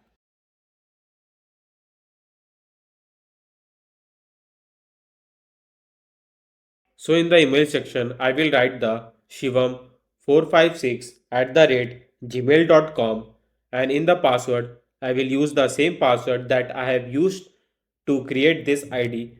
Now we'll click on the login button, and as you can see, we have successfully logged in into the app and directly moved to the home page of the app. So our sign up and login page is done and it is working brilliantly how we are expecting. Now you have learned how to use the email authentication in the app and how to log in and sign up in the app.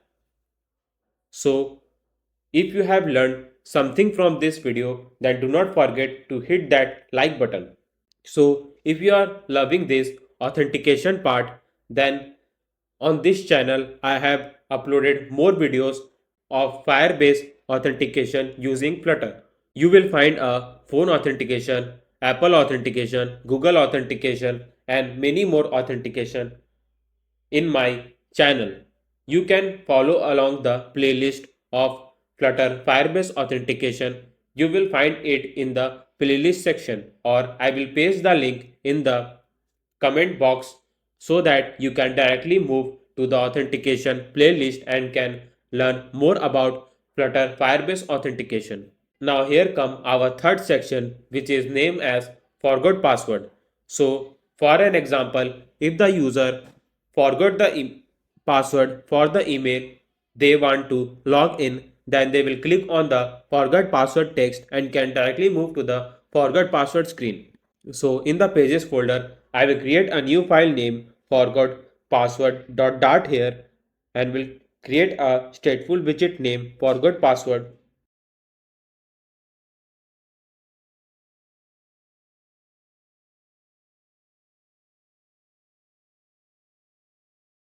Now I will write scaffold container child column.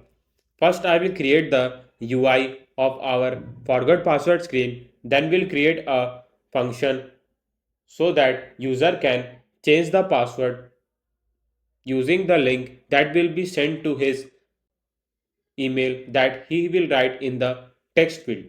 So I will write the container here and will align the using alignment dot top center here and will write the child text and will pass the text name password recovery, which will be the headline of our this page, and will give some styling to the text widget here.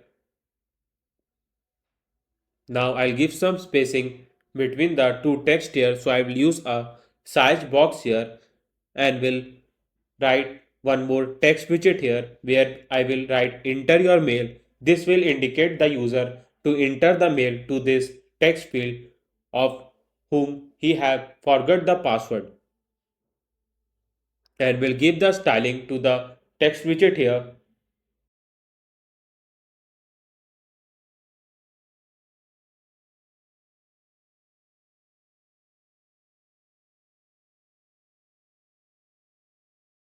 Now I will write a widget name expanded here, and in the child I will write a form widget which will help us to validate what we have done on this on the last two page name sign up and login, and will provide the padding using the padding widget here, and will use a list view to assign all the things in the vertical direction.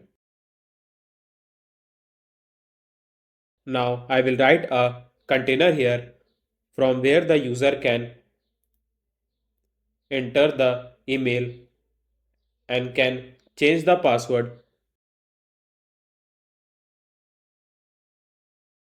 Now inside the child, I will write a text form field, and in the controller, I will pass the text editing controller. So I will write text editing controller mail controller equals to new text editing controller, and will pass the same mail controller to the text form field.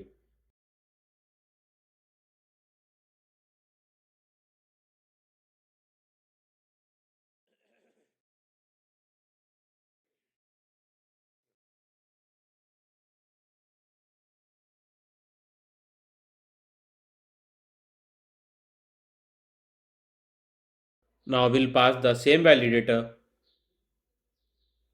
that we have done on the past.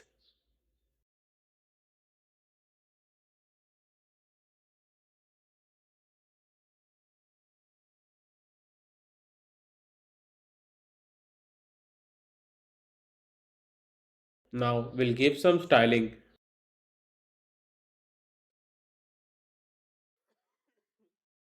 to the text that will pass inside the text field here, and we'll use our decoration input decoration to provide some decoration to the text form field here.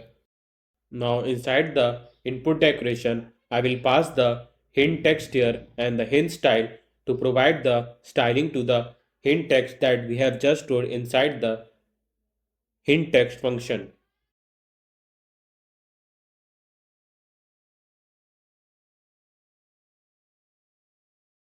and we'll give the prefix icon icons dot person here, and will provide some color to the icon here. Now I will write size box height 40.0 because I will create a customized button name send email here through using a container widget. So I will write container and will give some margin here. So I will write edge insert dot only left 10.0, and will write child row main axis alignment dot center, and in children I will write and will give some fixed width to the container here, and I will provide the width 140 and will give the padding to the container here. So I will use edge insert dot all 10. Now decoration box decoration, and will give some decoration to the container here. So I will write colors dot black, and will provide border radius. So border radius dot circular 10, and we'll write child again, and we'll use a center widget, then a text widget to center the text inside the container, and we'll write the text send email, and we'll give the styling to the text widget here.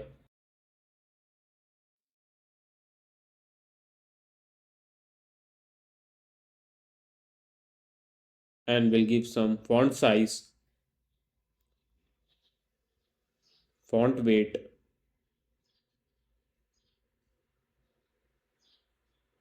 Though I'm giving the fixed font size and font weight and color according to my choice, but if you have any better idea or any better color, or if you want to give any other design to the container, you can go in your way. If you do the customization according to your choice, then it will give the better experience to you to understand the each line of code that I am writing here. So now let's move and wrap up the forgot password text in the login page with a gesture detector and directly move to the user directly to the forgot password.dat file or forgot password screen. Now I will show you what all things I have just wrote in the forgot password.dat file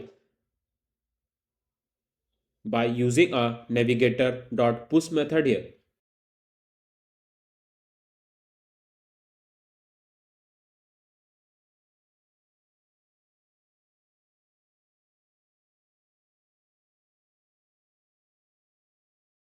So it is done. Now I will hot reload it again and will click on the forgot password text and will move to the forgot password screen. So as you can see, we can't see any text right now here because all the text are in the white color. So we need to go to the forgot password.dart file again and we need to go to the scaffold and we'll give the background color to black. Now we'll hot reload it again.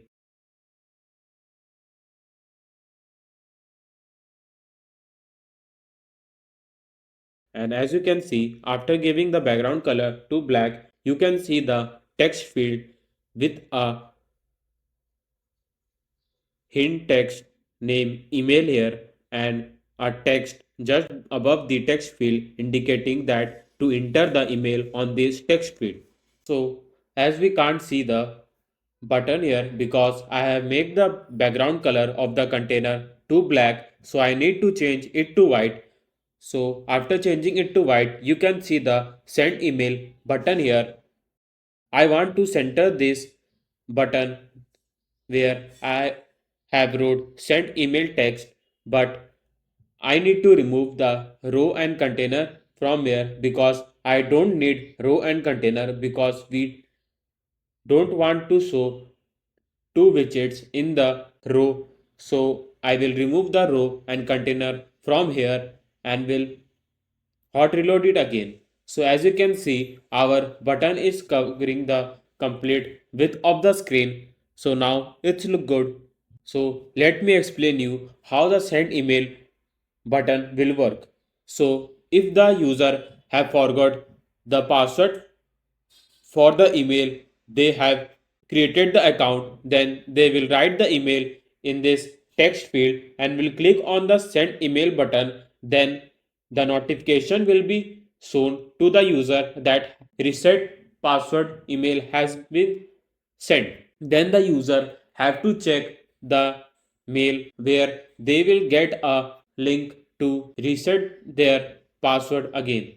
And after resetting the password, they can log in with a same email and the new password. Now we'll write size box and we'll give some height between the two widgets here, and inside the row I will write children and will pass the text name don't have an account and will give the styling to the text widget here.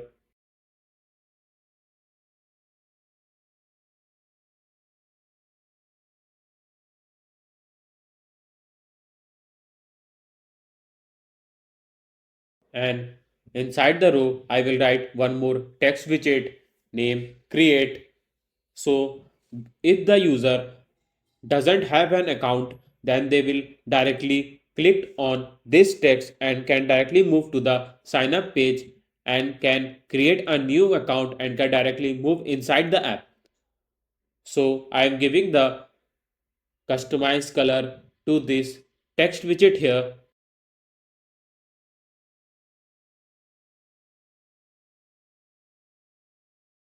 Now I'll give some font size 20.0, font weight .w500, and we'll wrap up the text widget with a gesture director, and in onTap method we'll use navigator.push method to directly move to the sign up page.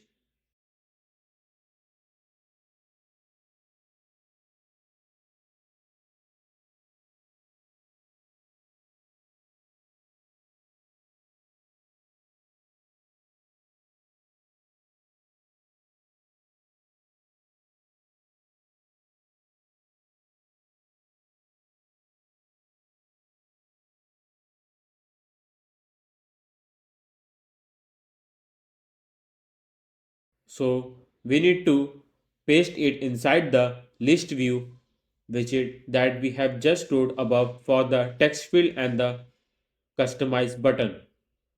Now we'll hot reload it again and we'll move the text to the center of the screen. So I will use a main axis alignment dot center in the row widget.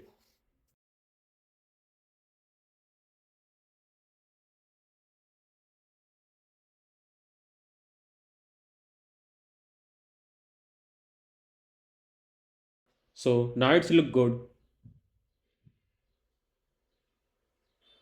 Now, as you can see, when I will click on the create button, then it will directly move to the sign up page. And when I'll click on the forgot password text in the login section, then we'll move to the forgot password screen again. Now, here comes our one of the main function for our forgot password screen. But before that, I need to create a string name email here because there is only one text field, and will create a same global key that we have created on the sign up and login page.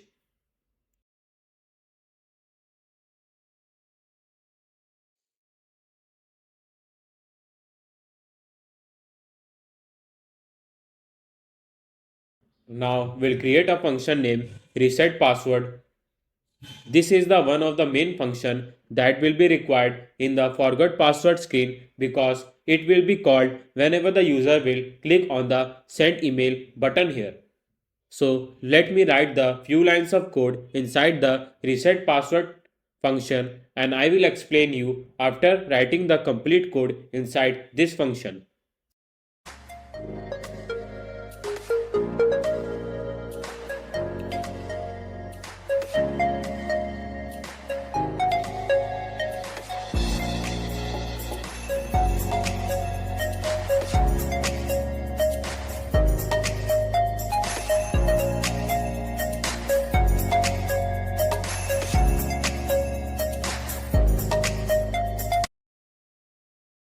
So let me explain you what all things I have wrote in the reset password function here.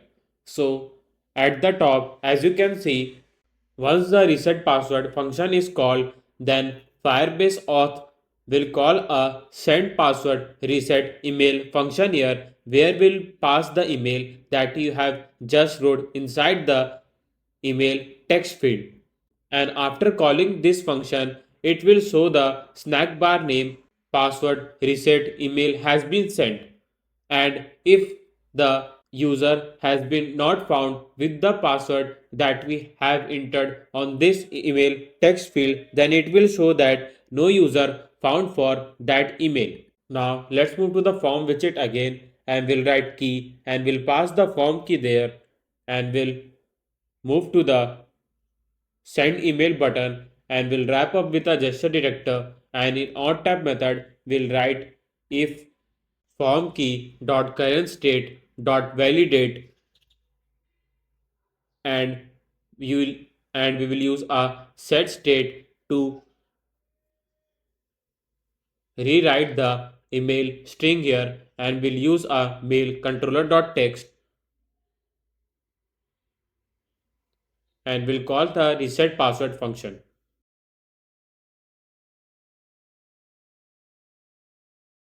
and we'll hot restart it again, and I will show you how the forget password screen function will work here. So Now let's move to the login page, and for an example, if you have forgot this email password that I have just stored inside the email section to log in into the app, you will click on the forgot password text.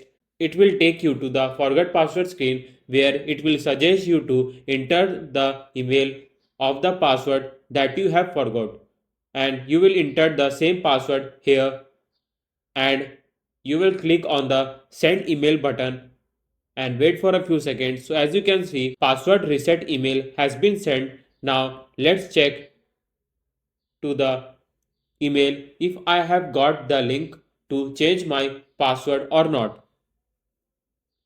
So here as you can see, I have got the link to change my password for the email I have just wrote in the login page. So after clicking to the link, it will take us to the new tab which will name a reset password, and it is telling us to write a new password here. So after writing the new password, as you can see, password has been changed successfully and you can now sign in with your new password. So now let's move to the wallet page, and we'll create the UI of our wallet page. Then we will add the Stripe payment gateway in the app so that user can directly add the money to the wallet using the app. Now let's move to the code, and we'll write a scaffold here: body, container, child, column, children, and we'll write the text, and inside the text widget we'll write wallet here, which will be the headline of our wallet page, and in the style we'll use a app widget class, and we'll use semi-bold dot text field style to give the style to our text widget. Now we'll center the text widget using the center widget here. Now we'll give the margin from the top, so I will use margin edge inset dot only top 50.0. I will change the style to headline text field style.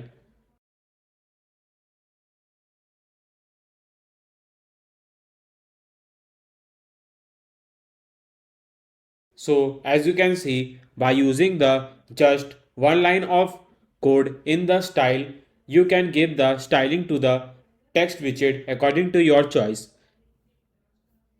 Now we'll use a material widget here. So we'll wrap up the container with a material widget, and we'll give the elevation 2.0, and we'll give the padding to the container here. So I'll use padding edge inset dot only bottom 10.0. Now we'll give some more spacing from the top. Now it's look good.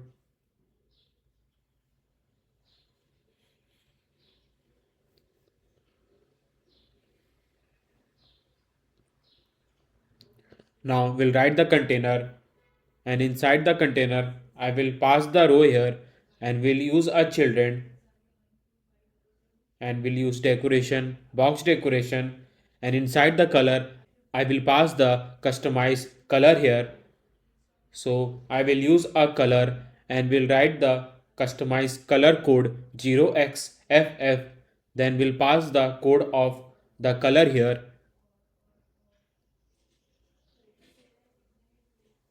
So if you are watching this series from the starting, then you know the reason why I have used a 0xFF to write the customized color code here. Now we want the container to use a complete width of the screen, so we'll use a media query inside the width, and we'll use image.asset images, and we'll pass the wallet image here that I've saved in the images folder, and we'll give some height and width to the image here, and we'll use fitboxfit.cover to cover the complete width and height of the image that we have just provided here. So as you can see the wallet image here. Now we'll give the spacing, size box height 30.0.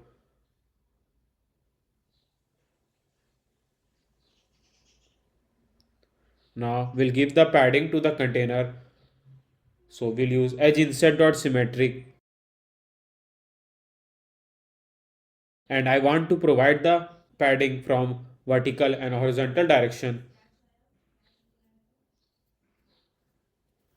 Now I will use a size box with 40.0, and inside the row I will pass a column widget here, and in the children I will pass one text widget where I will write your wallet and will provide the styling to the text widget using the app widget class here.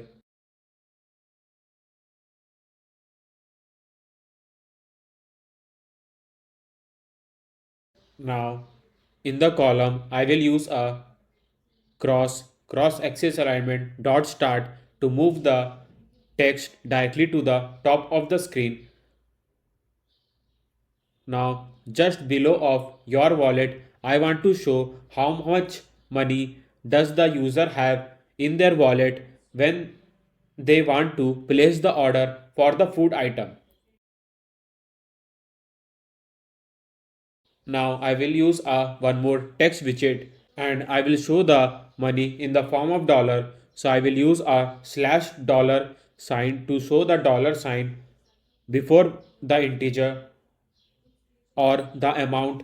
Now I'll give the styling to the text widget here.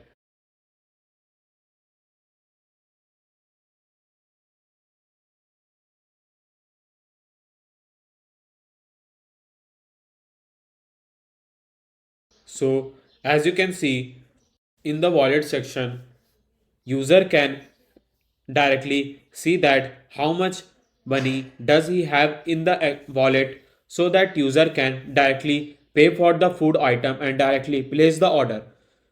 Now I will write one more text widget in the column widget, and I will use a cross axis alignment dot start.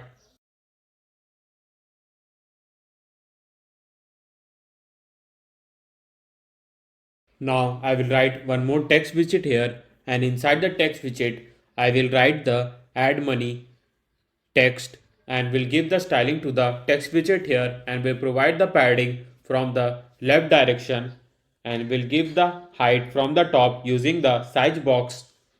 Now inside the row I will write the children and will give the spacing between the two widgets here.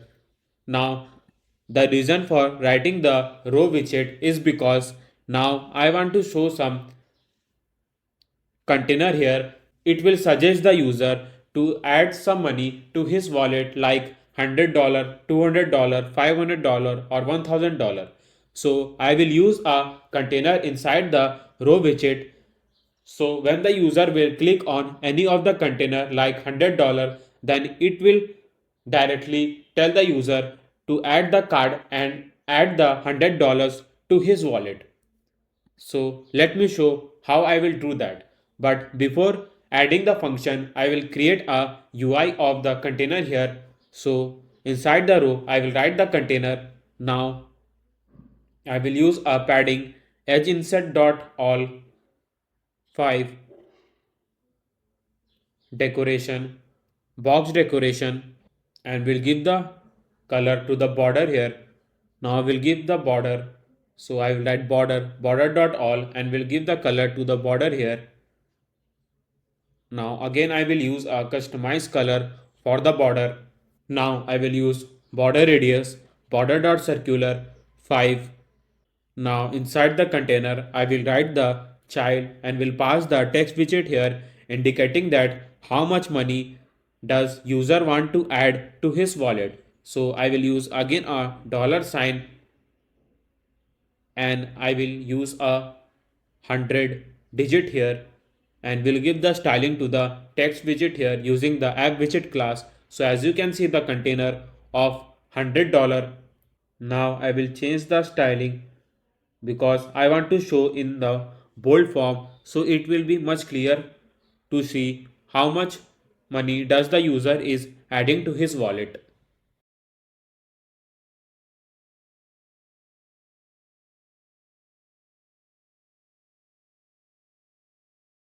Now I'll copy the same container and will paste it here. and will change the number from 100 to 500, 1000 and 2000. So here you can see the 4 container. So user can directly add the money by pressing on this container, and I will use main axis dot alignment dot space evenly so that each container get the even space in the row widget. Now let's move and create one customized button name add money here using the container. So for an instance, if the user want to add the money according to his choice like $49, $50 or less than $50, then they can use a add money button where they will click and a alert dialog box will be appear so that in the text field they can enter the amount like $50 and can add directly to his wallet.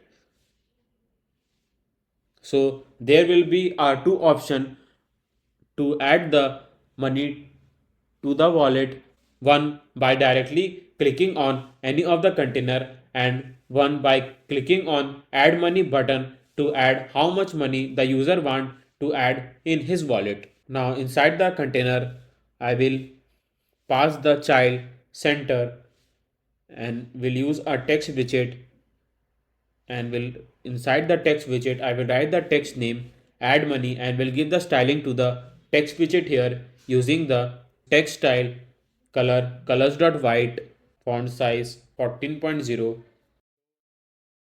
Though I didn't use a app widget class here because here I want to provide the color in the white form, but in the app widget all the colors are in the black form. So if you want you can add this styling in the app widget class and you can show the styling in just in one line using the app widget class here. So it is done. Now we'll provide some margin. So I will use edge inset dot symmetric and will pass vertical 20.0, sorry, horizontal 20.0. Now we'll provide some border radius to the container here.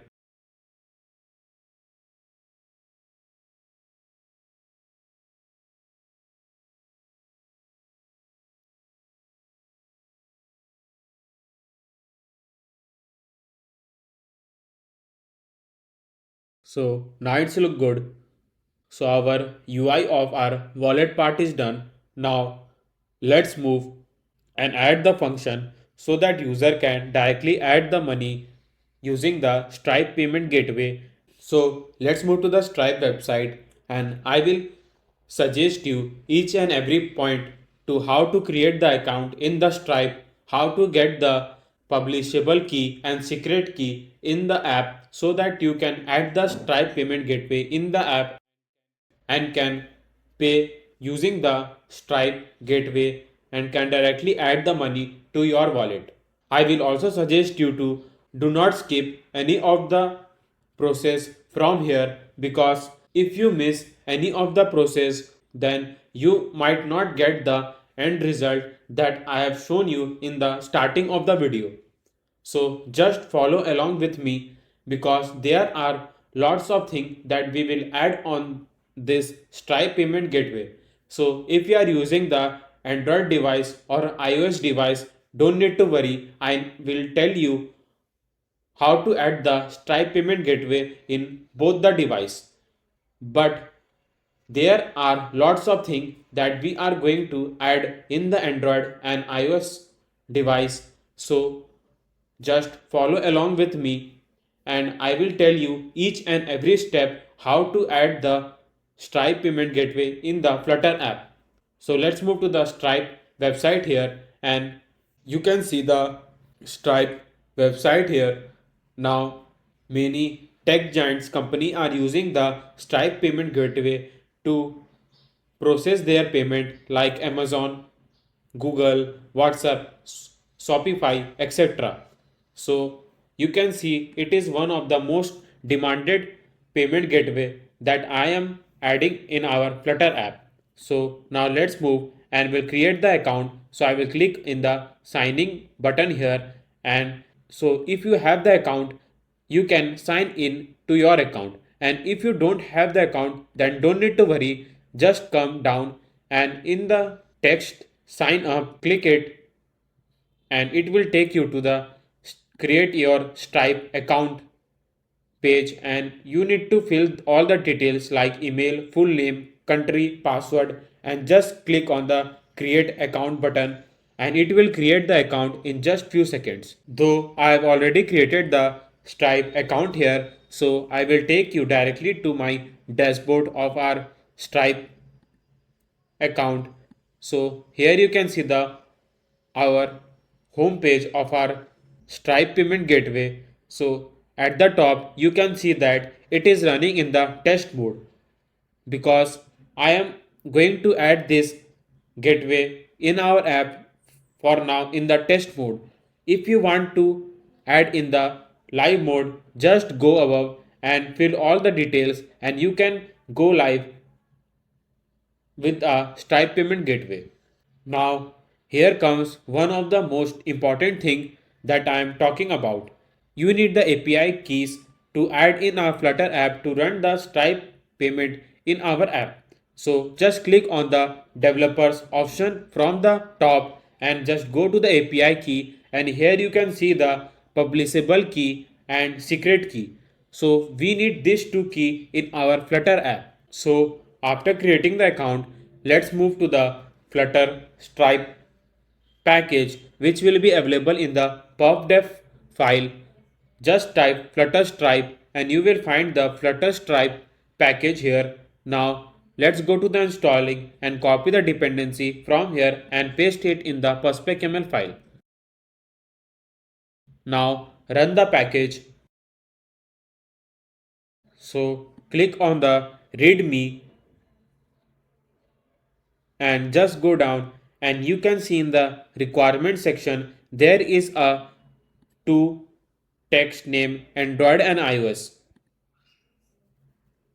So in the Android it has wrote the complete setup for a Flutter Stripe, and in the iOS it has wrote the complete setup.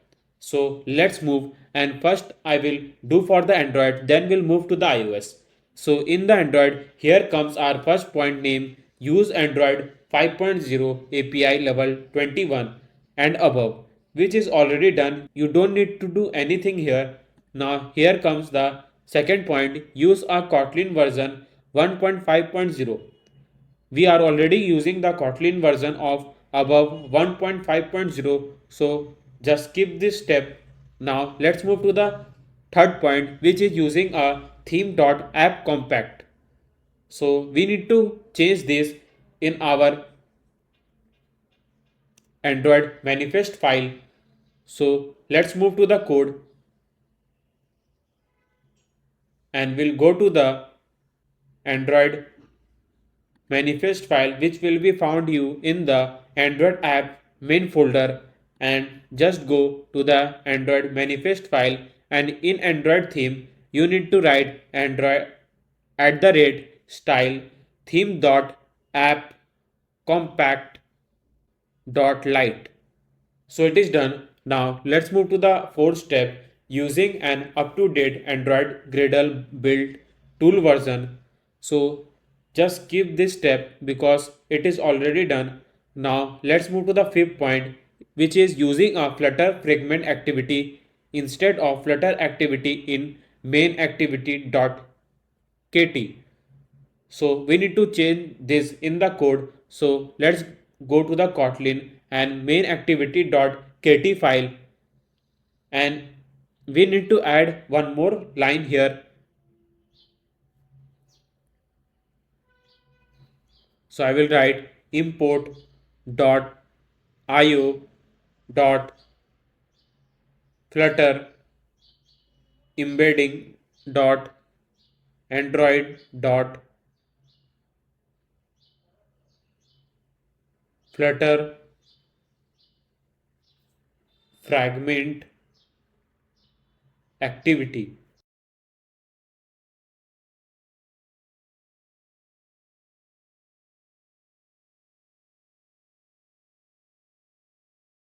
and we need to change the Flutter activity to Flutter fragment activity.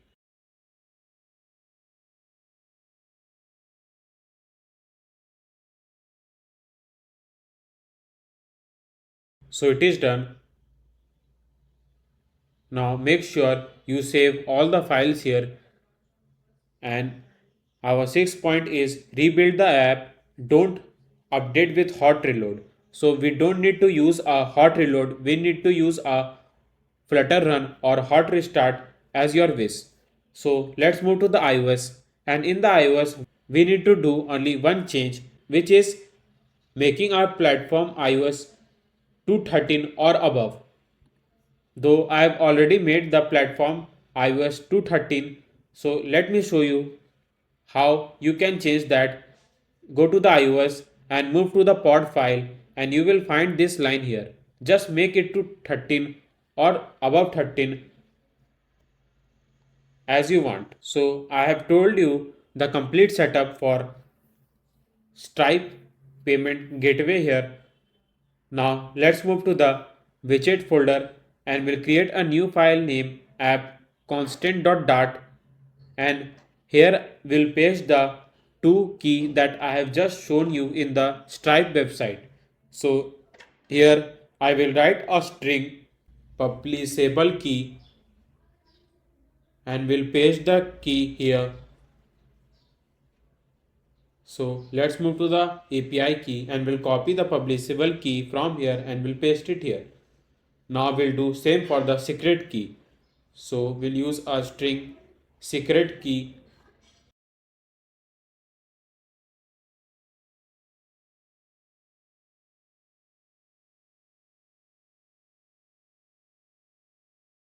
and we'll reveal the text key here,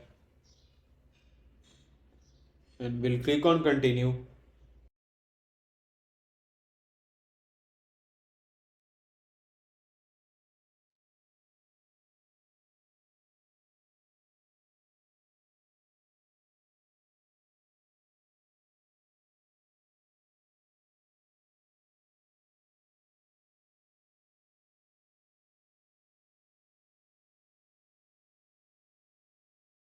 Now let's move to the main.dart file again, and we'll call the publish key here.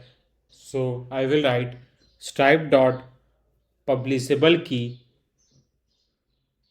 equals to, and we'll pass the same publishable key that we have just wrote in app constant.dart. So it is done.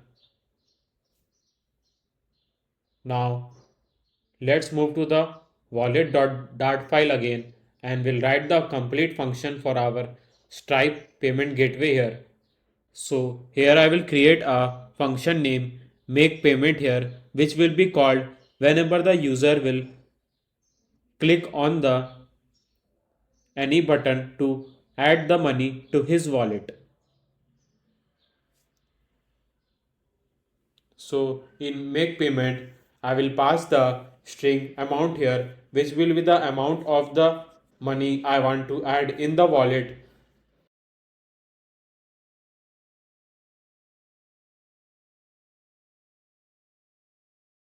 So I will write map string dynamic, and will write payment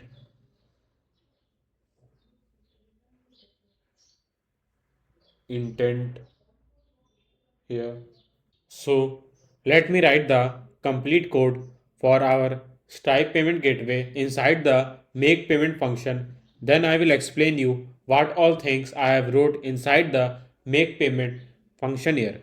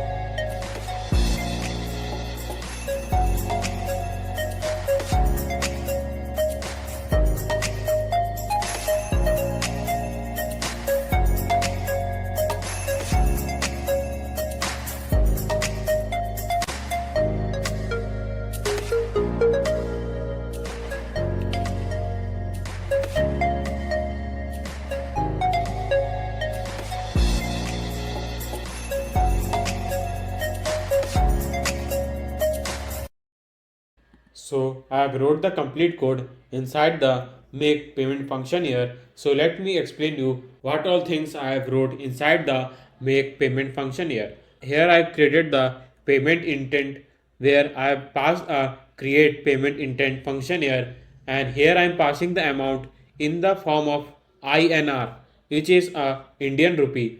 So if you want to pass in any of the currency code, then you can write in your way. So for an example, if you want to pass in the dollars, so you can write USD here. So I have passed the merchant random display name here. You can write anything. After payment is successful, we'll use a show dialog box to show that the user that payment has been successful and amount has been added to his wallet, and we'll use a icon dot check circle to show the amount has been added to his wallet. For a reason, if our payment is cancelled or not done, then we'll show the error which will be directly shown to the terminal, and it will tell us why the payment is not successful. And if the payment is cancelled, then it will show the user that payment has been cancelled and it has and the amount has not been added to his wallet.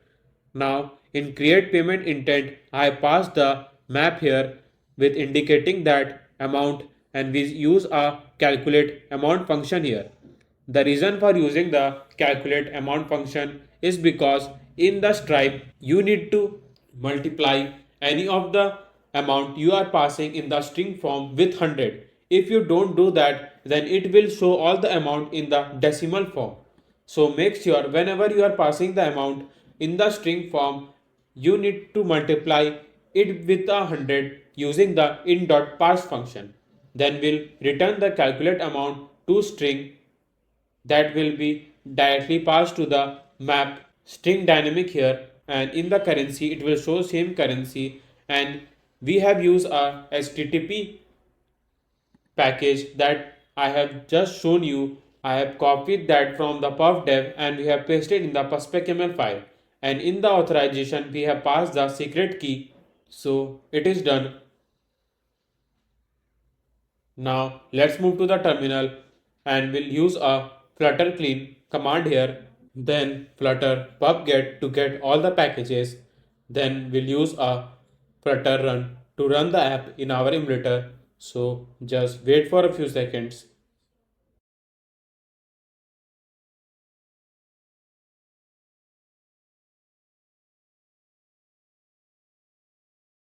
So as you can see, our app has launched successfully. Now let's move to the wallet section here, and here when I will click to the $100 container here, you can see the our payment gateway is working brilliantly, and it has shown us a box where it is showing that we can add our payment information to add the $100 in our wallet.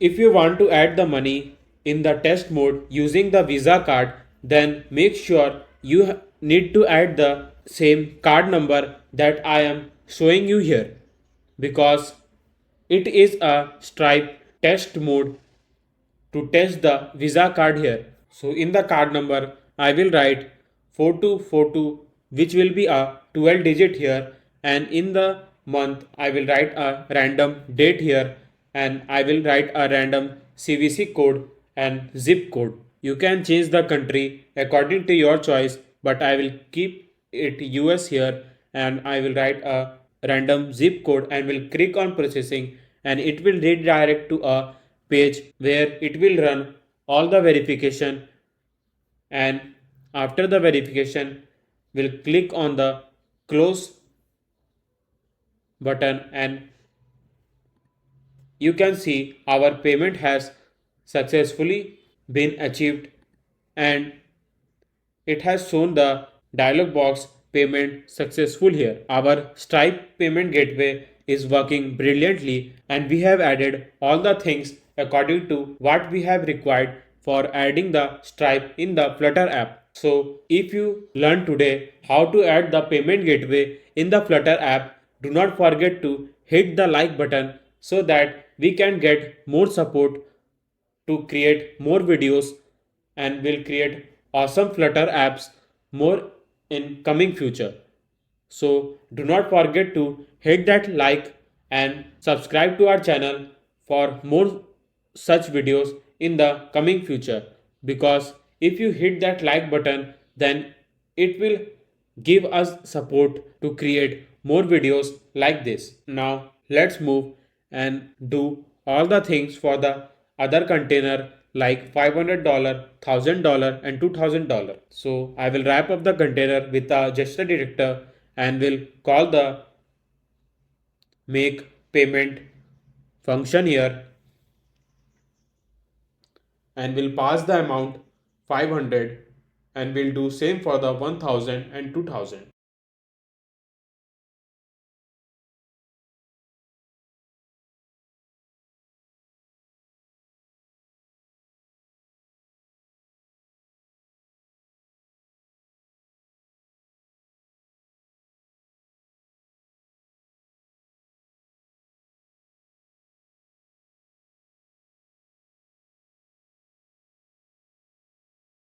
Now will hot reload it again, and when I will click on 2000 it will show again the dialog box to add the payment information here. So I will use the same card number and will fill all the same detail that I just told you before and will click on pay, and it redirect us for some verification and will click on the close text here. So as you can see our payment has been successful, but as you can see after adding the money to our wallet it is not updating here so that user can see how much money has been added to his wallet. So we need to update the wallet whenever the user will add the money directly from here. So let's move to the signup.dart file again, and here I will upload the user detail to Firestore database that I have shown you in the last video. So in the map I will use a string dynamic here and will name the map add user info. String dynamic is because first in the map where we will pass the string which will be the name, and in the dynamic we can pass name, integer, string, boolean or anything. So I refer you to use a map string dynamic here, and first we'll pass the name of the user. So I will use name controller.text and email, and same for the wallet, though I'm assigning the wallet to 0 because once the user create the account then we'll show the wallet to 0 and will keep on updating whenever the user will add the money to his wallet. So in the string I need to pass the ID here, so I will use a random alphanumeric, but before writing random alphanumeric function here, we need to go to the perf dev and we need to copy the random string package from here and we'll paste it inside the perspecml file.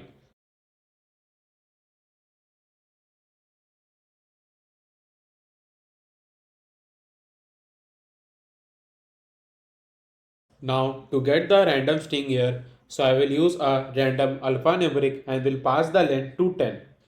Now I will get the same ID here, so I will use ID and will pass the same ID inside the map. Now let me show you how it will be shown in the Firebase. So let's go to the Firebase, and in the Firestore database where we have just set up some security rules in our last video, you can see the collection section here which will be a collection name users, and it will show the ID that I've just wrote using the random alpha numeric function here, and then we'll pass all the users detail in the user's collection here. But before adding the detail to the database, we need to create a folder named service here, and inside the service folder I will create a new file name database.dart and will create a class named database methods. Will write future, add user detail, and will pass the map string dynamic here that we have just stored in the sign up page, and will name the user info map and will pass the ID of the document that we need to assign, and will return await Firebase Firestore.instance and will name the collection name to users,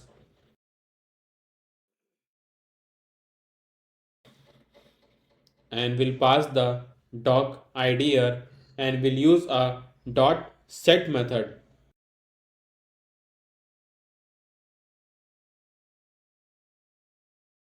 and will pass the map of the user detail. So here you can see the future collection name users. So collection name users will be shown in the collection, and the doc ID will be shown in the between, and at the right it will show the user detail. So we'll pass the database methods in the signup.dart file. So I will write await database methods dot add user detail, and will pass the map here add user info, and will pass the ID. So through the database method, we are uploading the data to the Firebase, but we need to also save the data locally because we need the name, email, wallet and ID of the user again and again in the app. So if we call from server again and again, then it will cover the lot of the code and it will take the lot of time to call the each thing from the server and display on the app. To save the user detail locally in the app, we will use a package name shared preference here. Basically, shared preference help us to save the data locally in the Flutter app. So here I will move to the service folder and will create a new file name shared pref.dart, and inside the this Dart file, I will save all the shared preference method. Now let's move to the perf dev and we will go and search share preference here, and will copy the package from here and will paste it inside the perspecml file. Now run the package.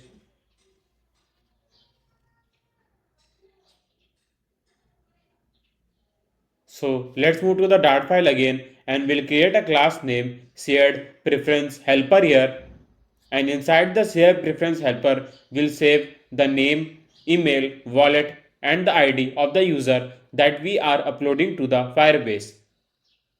So here through the static method I will create a string name user ID key and will save the specific ID of the user that we have assigned using the random alphanumeric 10 here, and will do same for the name, email and wallet.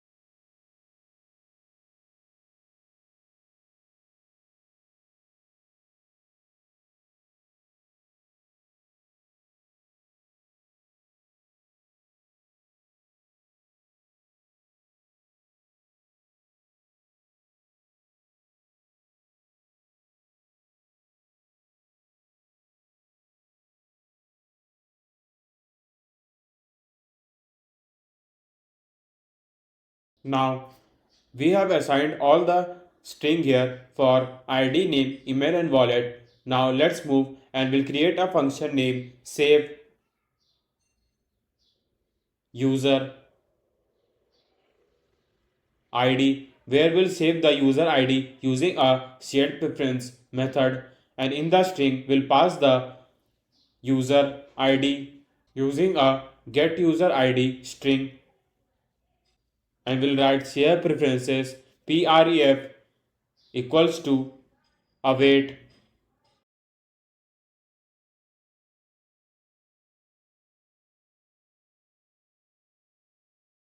shared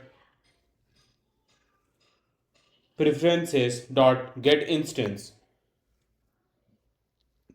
and we'll return the pref dot set string, and we'll pass the user id key and the value get user id. So using a shared preference method, we'll save the user id here. Now many of the users might be thinking that why I have used the async await function here. Async await help us to call the one function completely then move to the next line. So if you want that one function calls complete then move to the second function, then make sure you use a async await function. Now we'll save all the string for the name, email and the wallet.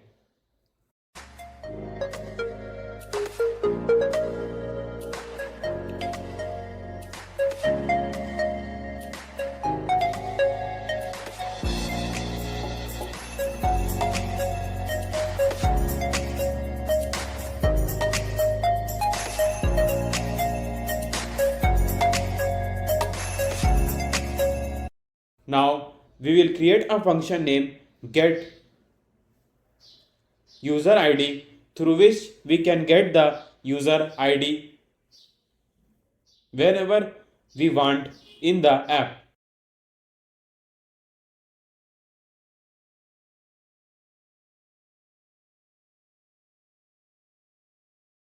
And we'll use again shared preferences pref equals to await shared preference helper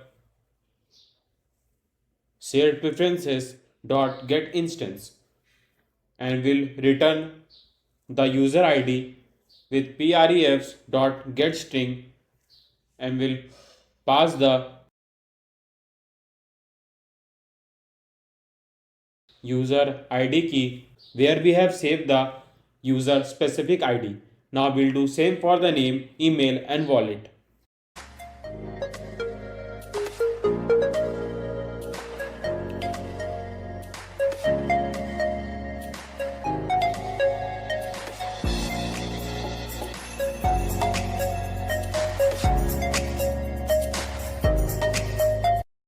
Now let's move to the signup.dart file, and we'll save all the string that we have wrote inside the shared pref.dart file.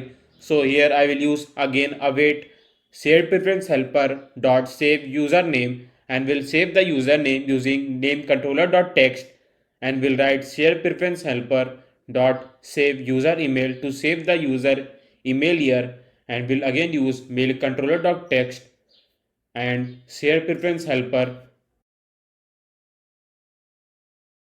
to save the user wallet here,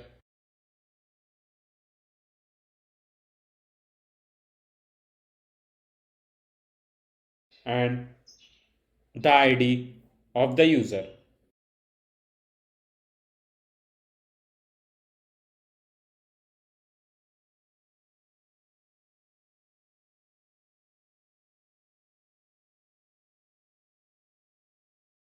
Now let's go to the wallet.dart file, and let me show you how we'll call the things that we have saved in the shared preference method. So here I will create a string name wallet here, and will use a function name get the shared preference to get all the things that we have saved in the shared preference, and will use a wallet equals to await shared preference helper dot, and we'll use a get user wallet function here to get the wallet of the user, and we'll use a set state method. Now we'll use on the load because I want that whenever the wallet function will be called, then the on the load function will be called first, and it call all the necessary things that will required on this page. So we'll use get shared preference and we'll use a set state. Now here we'll use a function name init state here because as I've told you, we want that on the load function to be called as soon as the wallet page open in the app. Now we'll create a int teaser name add here where we will add the wallet and so that how much money has been added to the user wallet here. So we'll go to the make payment function here and in the display payment sheet just above the show dialog box we'll add the wallet and show the update as soon as possible. So we'll use add and we'll use in.parse because as I have shown you, we are saving the wallet in the form of the string. So to add the two integers, we need to parse the string to the integer. So I will use in.parse and will pass the wallet where we have the current wallet of the user and will add how much amount does added to the user wallet using a in.parse amount. So it will show the updated wallet here and we'll use await and we'll call the shared preference helper and we'll update the wallet again. So after the dialog box is shown, I want to update the wallet in just few seconds. So I will again use await method and will call the get shared pref method here. So we have wrote the complete function for our wallet section. Now let's go to the main.dart file and I will show you what all things I have done just now to add the complete backend for the wallet. So first we'll create the account using the sign up page, then we'll move to the wallet page. So let me run the app. So I'll use a flutter clean command here, then flutter pub get and then flutter run to run the app in the emulator. So just wait for a few seconds. So as you can see, our app has launched successfully. Now let's move to the sign up page again and we'll create the new account so that I can show you what all things have been uploaded to the Firestore database. So I will write a name Shivam Gupta here and will use a random email here and same for the password. And we'll click on the sign up button and we'll wait for a few seconds. So as you can see, we have registered successfully and directly moved to the home page of the app. Now let's move to the Firestore and just refresh this page. So as you can see the collection name users here, what I have told you before with a specific ID and the user detail that I have just passed in the sign up page with the specific ID, name and the wallet. So here it is showing the wallet 0 which will show in the app. So here I will keep on updating the wallet. So in the test widget, I will pass the value wallet that we have saved in the shared preference method. If the wallet is null, then will show a single child scroll view and once it is called, then will show the wallet page here.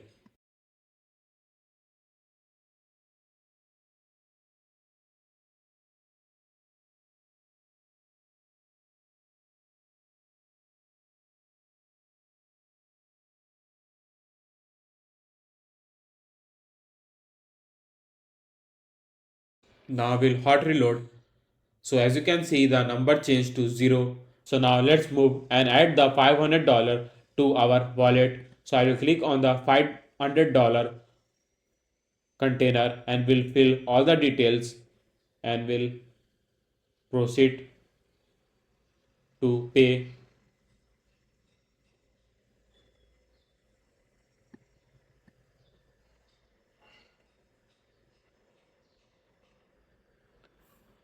So as we can see payment is successful and $500 has been updated and it is showing that $500 has been added to our wallet here.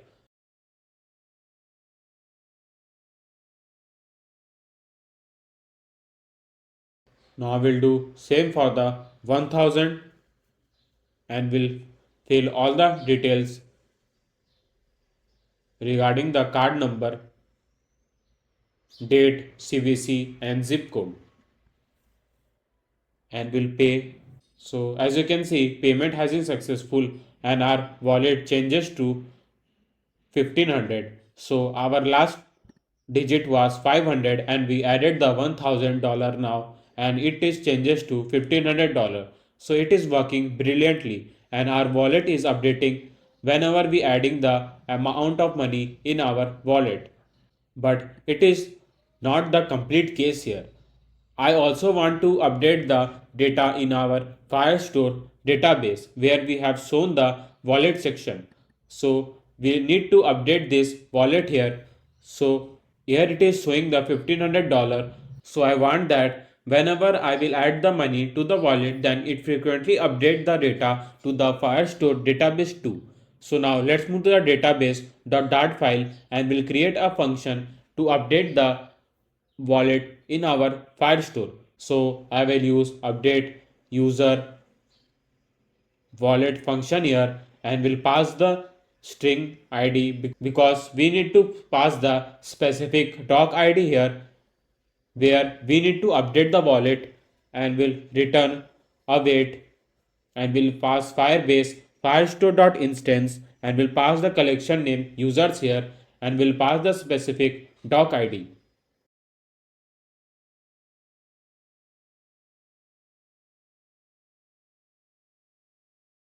So we need to update the wallet field here. So we need to write as it is wrote in the Firestore and we need to pass the amount what we want to show in the wallet section and we'll do pass same on the wallet field here. So it is done. Now let's move to the wallet.dart file again and we'll call the function that I've just wrote here. So we'll use await method again and we will use database methods dot update user wallet and we'll pass the amount and the ID. So here I need to go to the string and we need to call the ID of the user from the shared preference method here.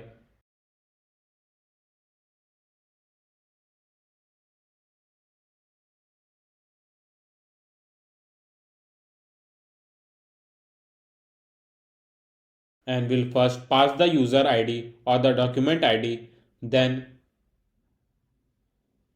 we'll pass the total amount. So I will pass the integer add to string.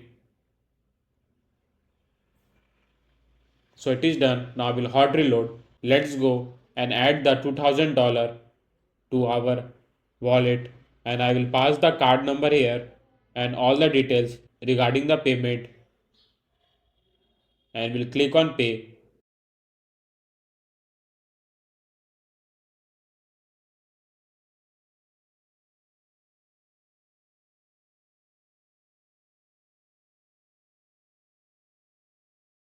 So our payment is successful, but we can't update the wallet here. We are facing some error here. So let me see what error we are facing. So as you can see, it is showing the null check operator used on a null value. I think the ID we have just passed in the shared preference method is null. So I need to run the complete apps here.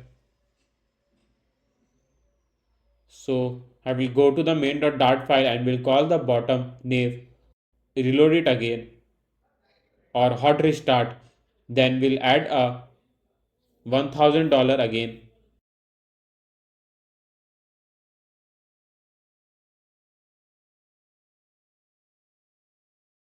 So our payment is successful and as you can see our wallet has been updated and added the $1000 to the wallet. Now let's move and check the Firestore database. So as you can see our wallet has been updated to 4500 that I've just shown you on the app. So it is working brilliantly and how much money we are adding on the app, it is frequently updating it to the Firestore database. So do not forget to hit the like button because we have successfully added all the function regarding the wallet and our wallet page is working brilliantly with our Stripe payment gateway.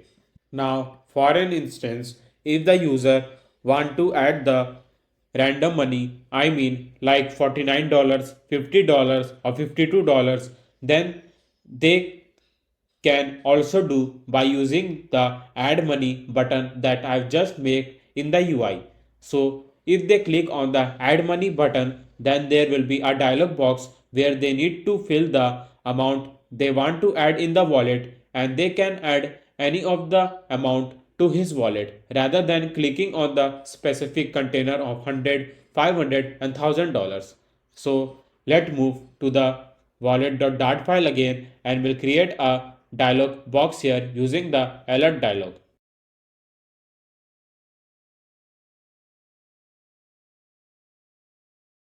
So I will write future and will write the function name open edit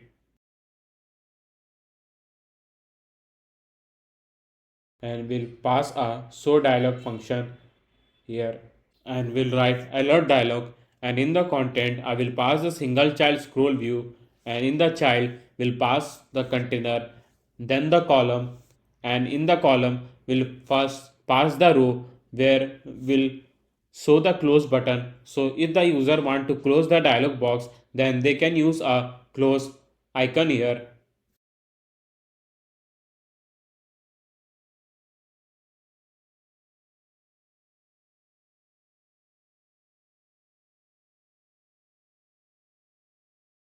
and we'll wrap up the icon with a gesture editor and in the on tab we'll pass a navigator dot pop in text to pop out the dialog box.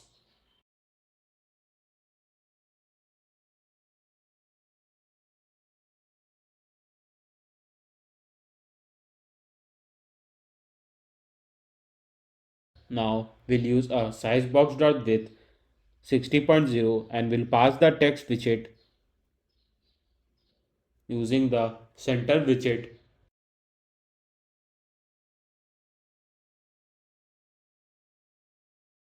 name add money here and we'll give the styling to the text widget here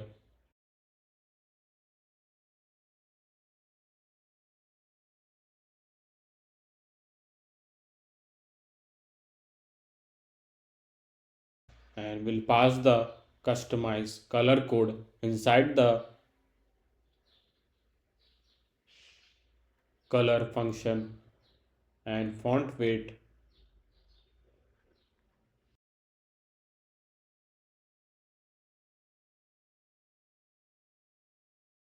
Now in the column I will write the size box height 20.0 and will write one more text widget here suggesting the user to write the amount on the text field that will pass on the container here.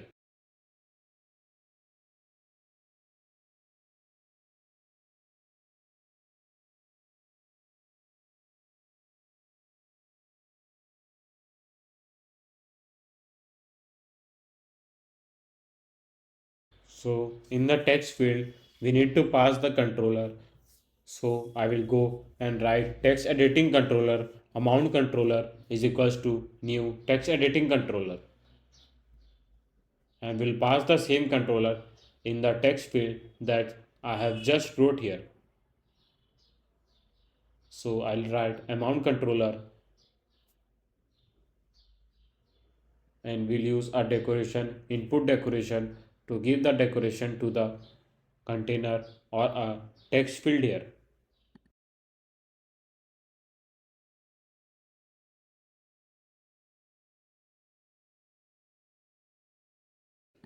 Now we'll create a customized button using the container so that user can click on the pay and can directly add the money to his wallet.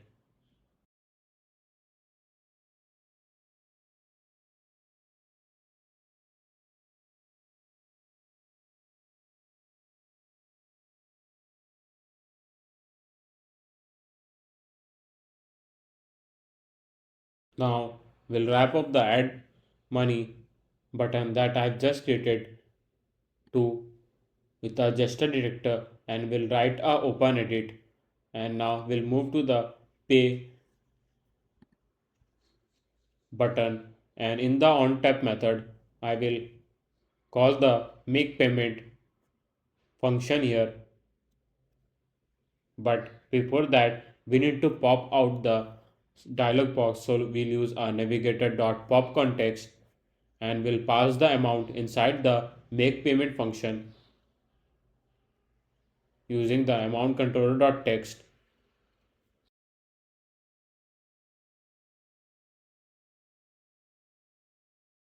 So now we'll hot reload it again. So as you can see, when I'll click on the add money button, then it is showing the dialog box, but we need to center the button. So I will use a center widget here. So now it's look good. Now in enter amount text field, I will write 200 here and will pay using the Stripe payment gateway. So our payment is successful, and as you can see our $200 has been added to the wallet and it has been frequently updated to the Firestore database. Let's move to the lib folder and we'll create a new folder name admin here, and inside the admin folder I will create a new file name admin login.dart, where we'll create the admin login page where the user can enter the username and password and can directly move to the admin panel of the app. And here I will create a stateful widget name admin login here.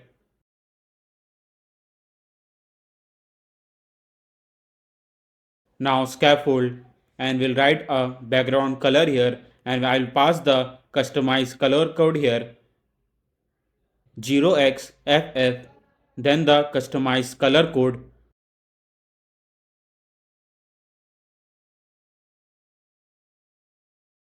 Now body, container, child, stack, and inside the stack I will write children, and in the children first I will write container, and in container will pass the margin edge inset dot only, and will give the margin from the top by using the media query to make the app highly responsive. Now media query dot of context dot size dot height divide by 2, and padding edge inset dot only top 45.0 and left 20.0, right 20.0. Now we'll give the height again by using the media query method here. So media query dot of context dot size dot height, and we'll do same for the width.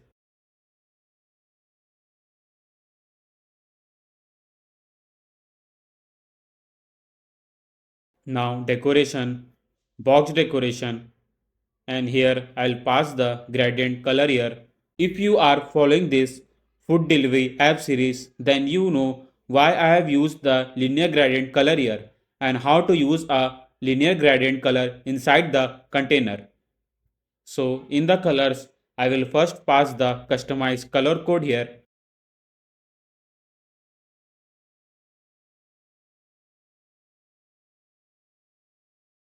Now begin alignment dot top left and alignment dot bottom right.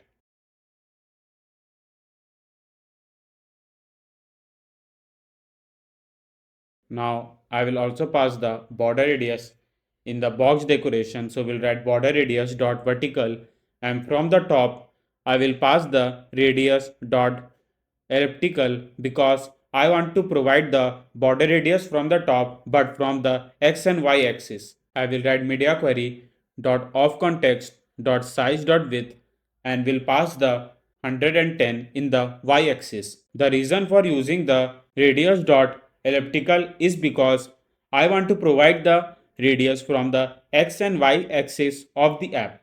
So to provide the radius from the x or y axis, you can use the radius dot elliptical here. Now we'll write container and we'll pass the margin here. So edge insert dot only, left 30.0, right 30.0 and top 60.0. And in the child, I will first pass the form key, and in the key I will write form key, which will be the global key. So let's move and assign the global key here.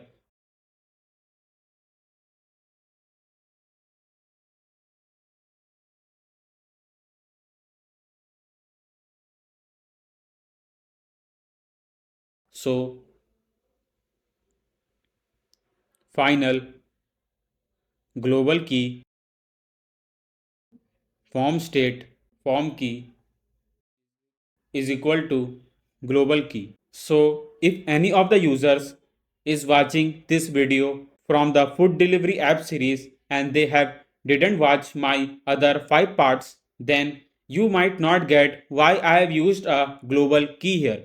So I will request you all to follow the complete food delivery app series playlist and you will get what all things I am writing here because I have explained each and everything in the last part of this app series. So I will paste the playlist link in the comment box so you can click on and can follow the complete food delivery app series. Now we'll write children and inside the children I will pass the text widget here. So in the text widget I will write let's start with admin and we'll give the styling to the text widget here.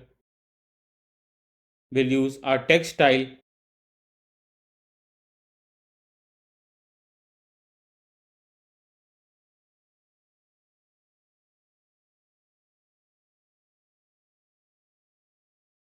So it is done. Now we'll give the size box height 30.0. Now we'll use a material widget to give the elevation to the container here. Now we'll write border radius to give the border radius to the material widget. So border radius dot circular 20 and in the child I will first pass the container here and inside the container I will give the height using the media query again. So media query dot of context dot size dot height divide by 2.2. So reason for writing the media query and dividing it by 2.2 is because through the media query it will give me the complete height of the screen. By dividing it by any digit, it will give the specific height I need for the container. And it will be highly responsive in the different devices if you can test it. Now decoration, box decoration, and we'll write colors.white and we'll provide the border radius to the container here. Now you might be thinking that what all code I am writing in the admin login.dart. Sorry, let me show you what all things I have wrote inside the admin login.dart here. Now let's move to the main.dart file and here I will call the admin login here and we'll hot restart it again. So as you can see the complete page of the admin login page and here you can see the circular container which I have wrote by using the radius.elliptical and you can see that by giving the top radius.elliptical media query dot of context and height and on the y-axis 110 it gives me the circular container here from the top with a x and y axis. Now from the top it gives the height divide by 2 which will be the half of the container height from the top and you can see the text widget which I have just wrote. Let's start with admin and the material widget at the top of the container. So everything is written inside the stack. That's why you can see that each container overlap with other container easily.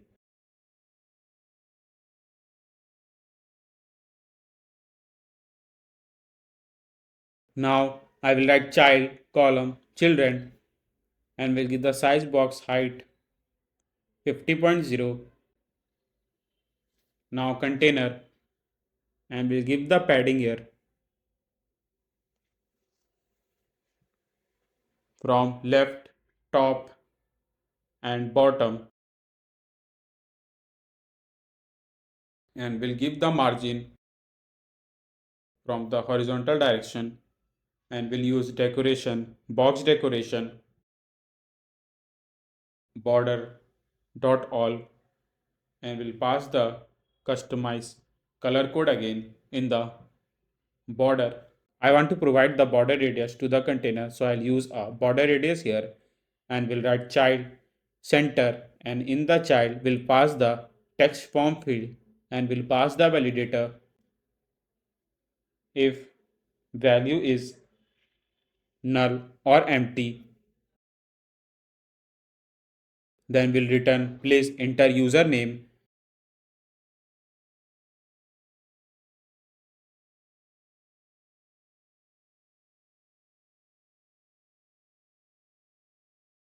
and in the controller I will pass the text editing controller. So let's move and write text editing controller user name controller equals to new text editing controller, and we'll pass username controller in the controller of the text form field.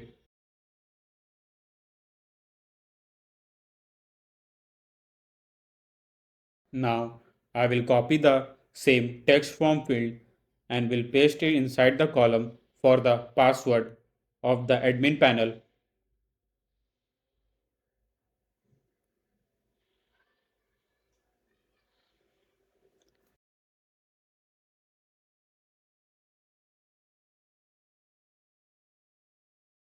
Now you can see that there is a line at the bottom in the text form field.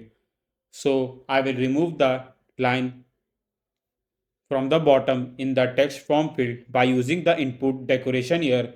So let's move and write decoration input decoration and write border input border dot none. Now we'll hot reload it again. So as you can see that by just writing one line, it removes the underline in the text form field. Now we'll do same for the password. Now let's move to the input decoration again, because here I will write a hint text username and will pass the hint style to give the styling to the hint that I have just wrote here. So in the text style I will write color and will pass the customized color code again.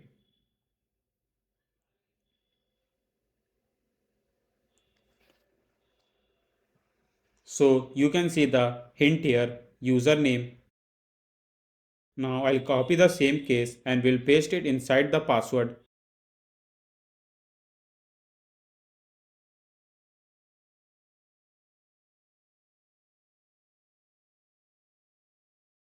and will just change all the things that we have wrote inside the text form field. So I will remove and will write the hint text password here and will create one more text editing controller for the password. So user password controller is equals to new text editing controller and will write please enter password here and will pass the text editing controller in the controller for the password.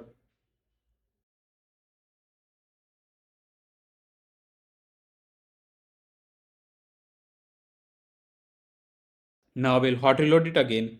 Now size box height 40.0. Now we'll create a customized button so that user can directly click on login button and can log in inside the admin panel. So we'll first pass the padding here, then margin. Now we'll give the width media query dot of context dot size dot width.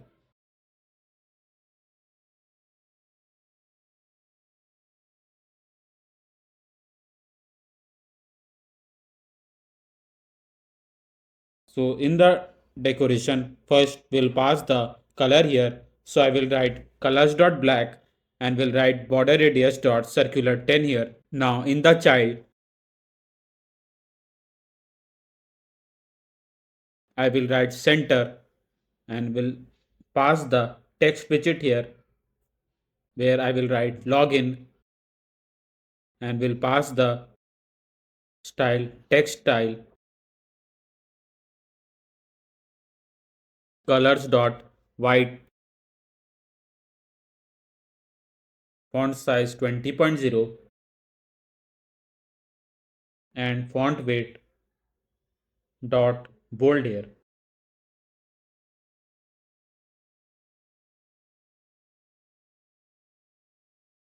So it is done. Now I will hot reload it again. So as you can see the login button here. Now let's move and create the function so that user can directly click on the login button and can directly move to the admin panel of the app. So here I will use the fixed username and fixed password for the admin panel because it will be unique so that any of the user who are using the app might cannot enter the admin panel easily. It must be secure because the admin can manage the complete app from the admin panel. So we need to create a unique username and password here. So in the username, I will write Peter, which will be the username for the admin panel and password 123456 and will click on the login button and can directly move to the admin panel of the app. But let's move to the Firebase and here I need to create a collection name admin here where in the ID I first need to write a Peter, which will be the username for the admin panel and the password that I've just shown you in the app, which will be 123456.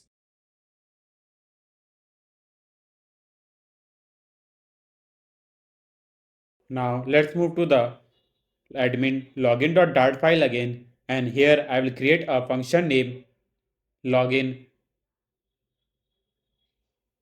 admin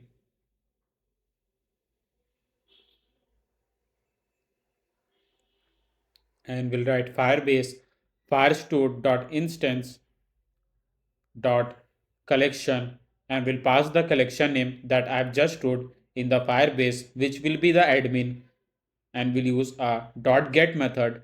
And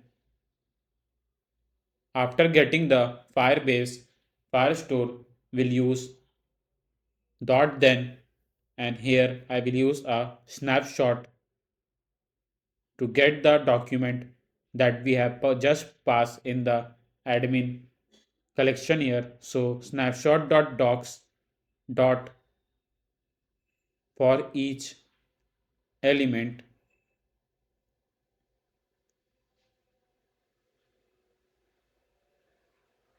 for each result.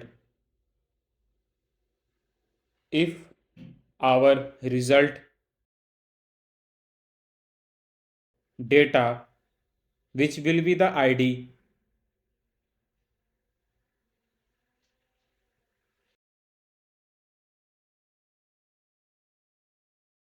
and it not equals to the username dot controller dot text where the admin have entered the username, then we'll show the snack bar here that the enter username is not correct. So I'll move to the signup.dart file again and we'll copy the same source snack bar and we'll paste it here and we'll change just the text here. So we'll write your ID is not correct, which will indicate the admin that the ID they have just wrote in the admin is not correct.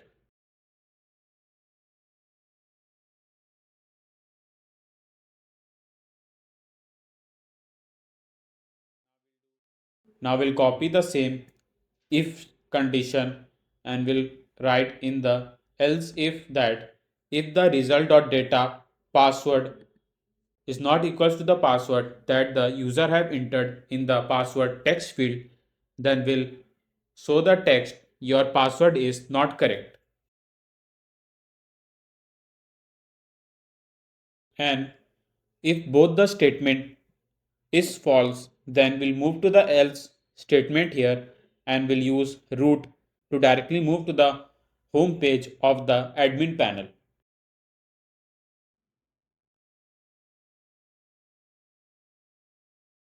So in the admin, I will create a home admin.dart file here and will give the stateful widget name home admin.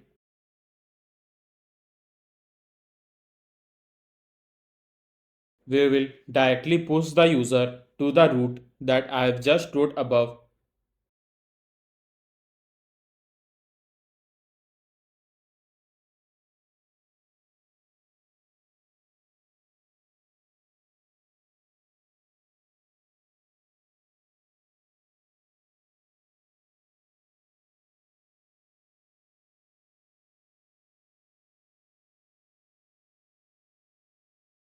So it is done. Now let's move to the login button and we'll wrap up the login button with a gesture detector and we'll pass the login admin function here.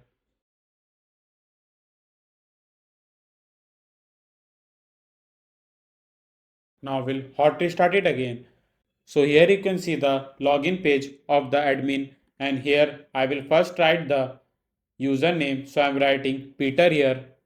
Now we'll enter the password 123456 and we'll click on the login button. So as you can see, we have successfully logged in inside the home page of the admin from where the admin can manage the complete app. So now let's move to the home admin.dart file and here I will create a container so that admin can directly add the food item to the app. So we'll create a container and we'll give the margin as insert.only top 50.0 left 20.0 and right 20.0.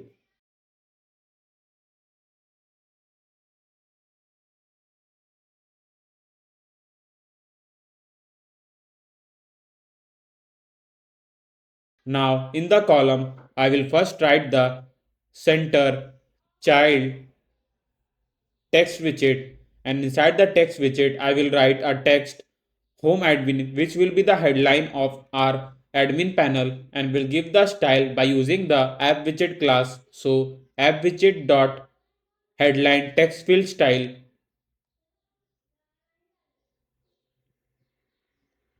Now I'll hot restart it again. So let me show you what all things I have wrote inside the home admin page. So we'll go to the main.dart file and we'll call the home admin here and we'll hot restart it again. So you can see the headline of our admin panel which is home admin. Now let's move and we'll create a container in the column widget and we'll wrap up the container with our material widget. So we'll write material and we'll write elevation 10.0 and we'll provide the border radius to the material widget. So border radius dot circular 10. Now child center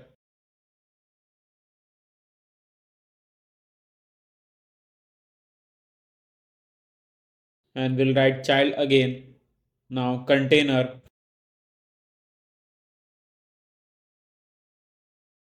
padding edge inset dot all 4 decoration box decoration and in the box decoration I'll pass the will pass the color. So I will use colors dot black. Now border radius dot circular 10. Now child row children.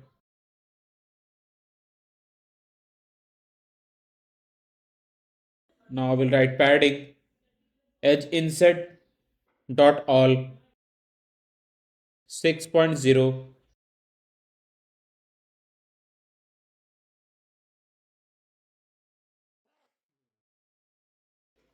image dot asset. So we will get the random food item image here so that user can get the hint to add the food item by clicking the container here. So I will write images food.jpg. I will get the image that I've saved in the images folder and will give the specific height and width to the image and fit boxfit.cover. If you want, you can add any of the images according to your choice and download it in the images folder. And you can call the image by using the image.asset function. There is no necessary to copy the exact image that I am pasting on this admin panel. I will write size box again and will provide the width 30.0 text and will write add food item. Now we'll give styling to the text widget by using the text style. So you can see the text name add food items here.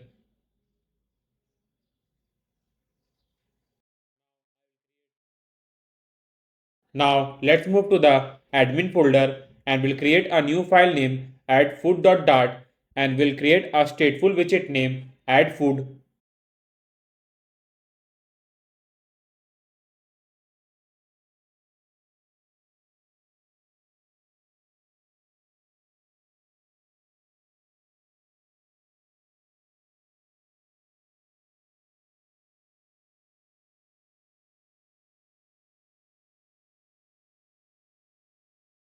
Now let's move to the home admin again and we'll wrap up the material widget with a gesture detector and in the on tab by using the navigator.push method I will call the add_food.dart file so that user can directly move to the add food page and can add the food item to the app.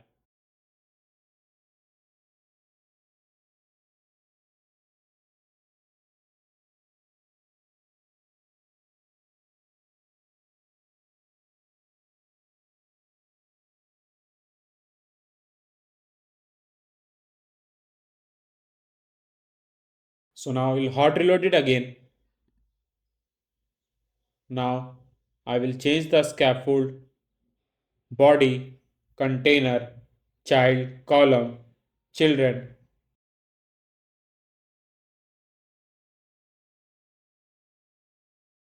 Now we'll give the app bar from the top.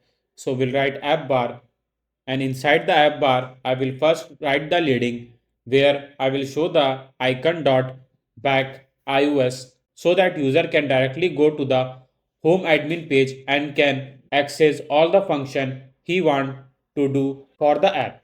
Now we'll pass the customized color code for the icon that we are passing in the leading. Basically, leading in the app bar is that it shows the icon on the left side of the app bar. So if you want to show any of the icon from the left side of the app bar, you can use the leading here. Now we'll wrap up with the gesture detector and in the on tap method I will write navigator.pop context to pop it to the home page.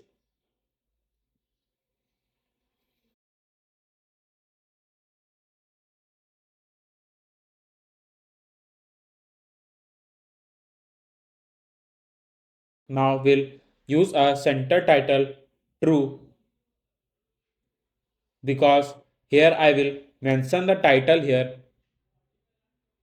So if I will make center title to true, it will directly center my title in the app bar. So in the title, I will first pass the text widget here. So in the text widget, I will write a text add item and will give the style by using the app widget class. Now let's move to the column. Now in the container, I will write margin edge insert dot only left 20.0, right 20.0 and from the top 20.0 and same from the bottom.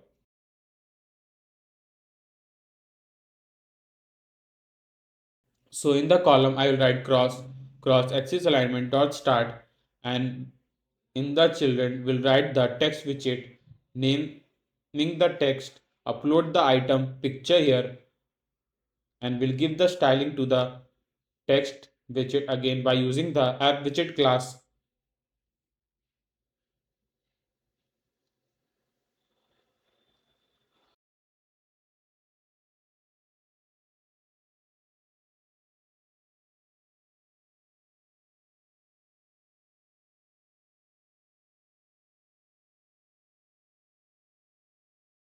here you can see that there is a complete white screen. So I will hot reload it again. So you can see the all things that I have just added in the add food.dart file. Now let's move and create the container here so that user can directly click on the container, and by using the gallery they can upload the image to the Firebase storage. So first I will write the material and will give the elevation 4.0. Now border radius dot circular and will write 20. Now child container, and in the container I will first write the width, which will be the specific width of 150. Now we'll write decoration, box decoration, border dot all. Now we'll pass the color, colors dot black, width 1.5, and border radius 20. So here you can see the container.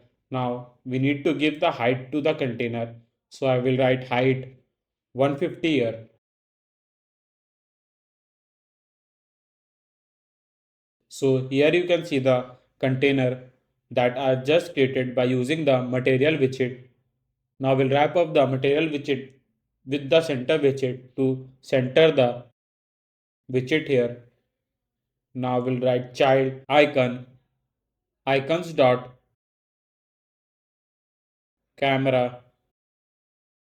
So I have told you that when the user will click on this container, then by using the image picker method, the app will pick the image from the gallery by the user's choice and directly upload the image to the Firebase storage, and we can access that image in the app easily. So we'll give the size box height 30.0.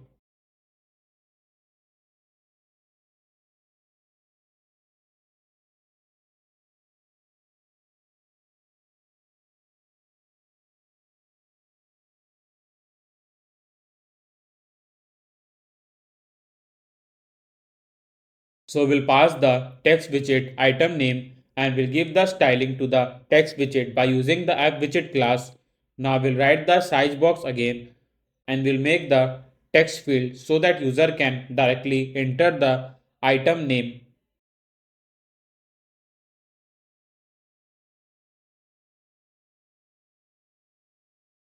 So I'm creating a text field by using the container widget here.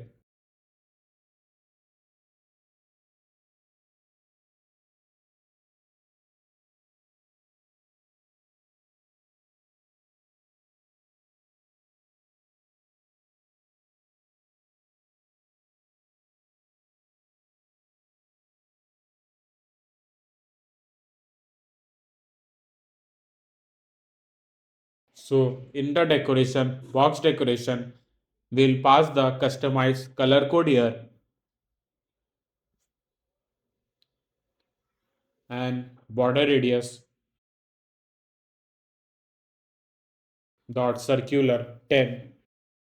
Now child text field, and in the decoration input decoration will mention the border input border dot none so that we can't see any underline in the text field, and in the hint text I will pass the enter item name, suggesting the user to enter the item name in this text field, and will give the hint style to the hint that I have just passed here.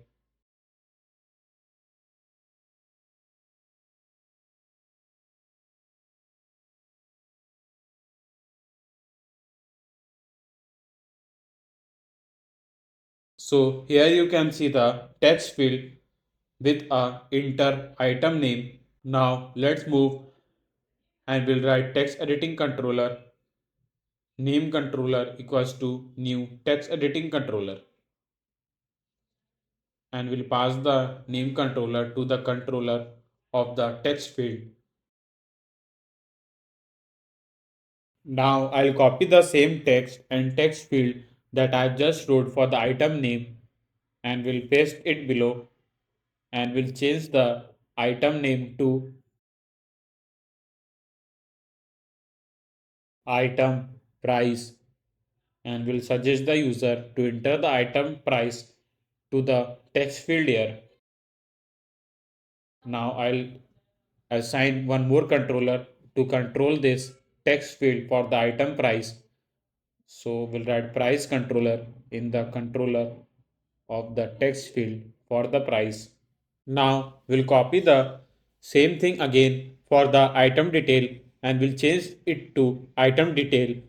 And here might be the case that the user will enter more than one line in the item detail. So I will use a max line in the text field to increase the length of the text field and will assign it to 6 and hot reload. So as you can see, after giving the max line to 6, it increases the text field size for the item detail. Now we'll write the controller for the item detail here, and in the controller we'll first pass the detail controller. So now let's move and create the drop down button because I want that whenever the user will click on the drop down button, then there will be the specific category for the food item he want to upload the food. For example, if he want to upload the burger, then he will select the burger category from the select category drop down button. So you have seen on the home page of the app there are basically four categories. So let's move and create the drop down button in the add item page. So here I will first write container.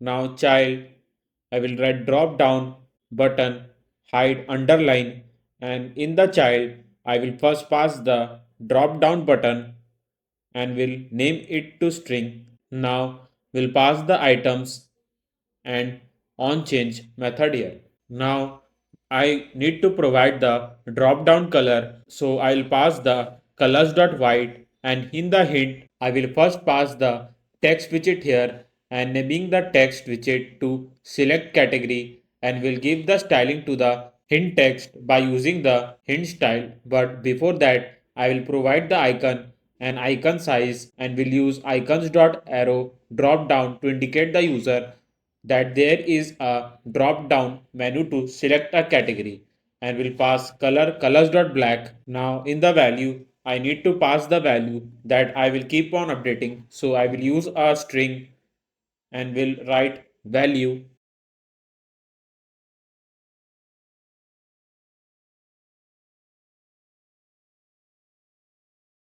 Now I will write final and will provide the list that we will pass in the drop down menu.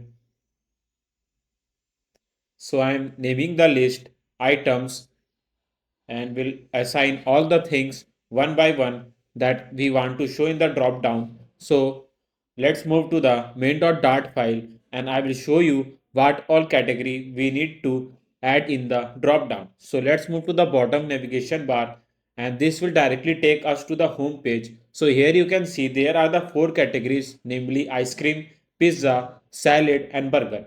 So let's go and add that all in the add food.dart file. And here first I will write ice cream, then burger, then salad,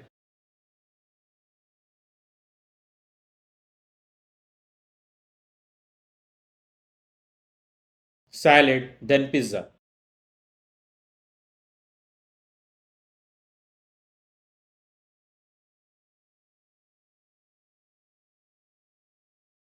Now I'll call the same list in the drop down. So in the items,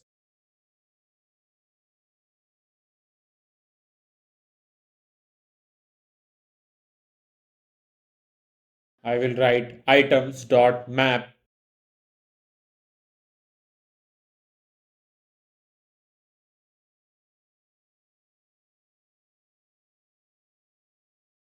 and will pass the item that we will get one by one from the items list, and we'll use our drop down menu button. Now in the drop down menu button, we'll write a text widget and we'll call the item that we get from the item list here. Now we'll assign the drop down menu item to .toList function to change it to the list. Now we need to assign the drop down menu item to the string to get all the text here. Now we'll give the styling to the text widget here. So style text style, and in the font size I will write 18.0 and colors dot black, and in the onChange method I will first write the value and will use a set state so that I can update the value string that I just wrote above.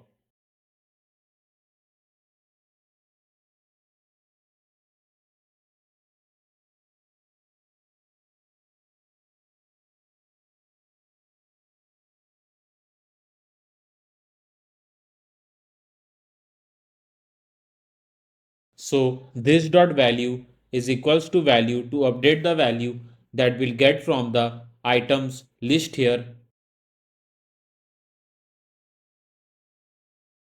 Now let's move to the home admin again so that I can show you what all things I've just wrote in the add item here. So here you can see the overflow error because I forgot to write a single child scroll view so that user can scroll this page easily. So let's move to the add food.dart file again and we'll wrap up the container with a single child scroll view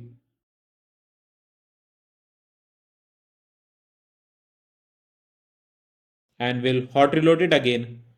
But here you can see there are still some error because it is saying that item value doesn't match with the length we have passed and it is not true.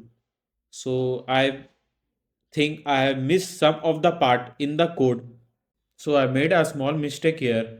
I forgot to write a value in the drop menu item. So we'll assign it to item again. Now we'll hot restart it again. So you can see the select category option here. But before that, let me provide the height between the two widgets here. So I'll provide height 20.0 and I will give some more margin from the bottom. Now I will hot reload it again. So here you can see the different category. Now let's move and I will copy the same text widget for the category and we'll change it to select category and we'll give the height between the two widgets.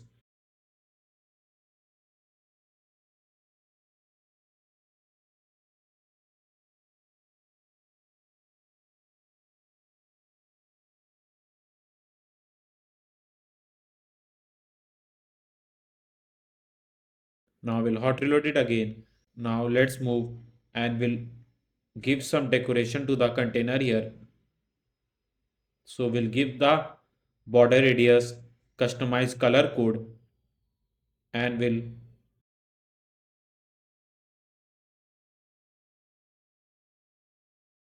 give the width mediocre dot of context dot size dot width.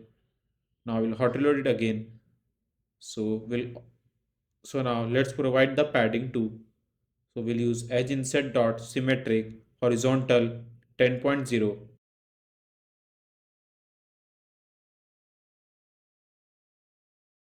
Now border radius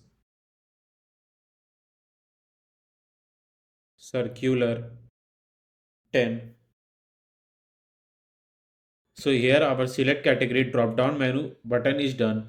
Now I will show you how it is working. So when I'll click on the drop down button, you can see the user can choose the category according to his choice, like ice cream, burger. Now let's move and we'll create a customize button here, name add, so that user can add the item that he had just filled above, like image, name, price, and detail.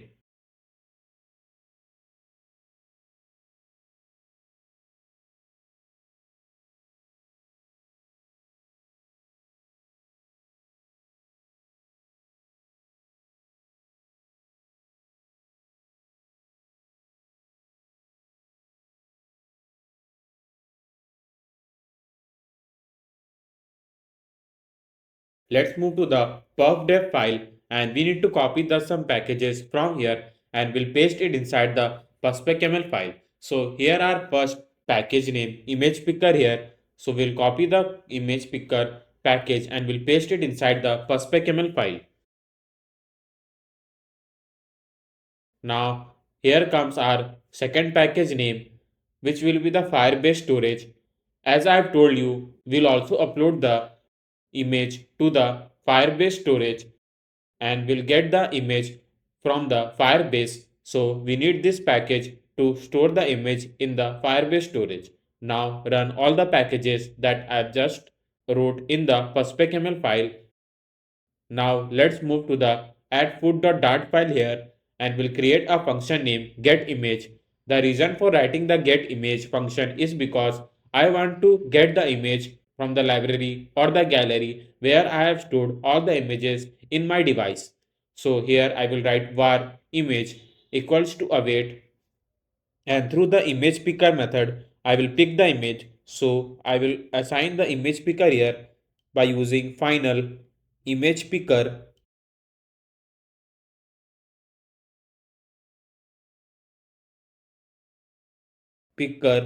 is equal to image picker.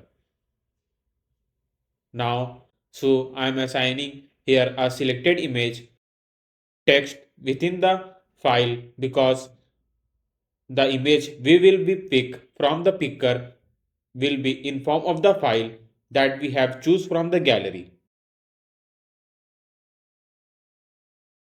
Now await will write picker dot pick image so that we can pick the image. Now we'll write the source image source.gallery because I have told you that we will pick the image from the gallery, but here you can see there is a two option from where you can pick the image like camera and gallery. So you can also use a camera here. So whenever you click on the upload item picture, then camera app will open and it will tell you to click the image and the clicked image will be directly shown to the app here. Now we'll assign the file that we have picked in the set selected image and we'll use a set state. Now if selected image is equals to null, then we will show that the camera to pick the image, and if the image is already picked and it is stored in the selected image, then we'll show the image by using the image.file here. So in the image.file, we'll pass the selected image where our image has been stored. Now feed boxfit.cover so that the image will cover the complete width and height of the container that we have just assigned above. Now let's move to the image picker because in the readme file you can see that for the iOS you need to add this three things like NS photo library usage description, NS camera usage description, and NS microphone usage description. So you need to add this all in the info.plist file which is in the runner folder. So let's move to the iOS folder here. Now in the info.plist file, we need to save all the three commands that I have just shown you in the readme file.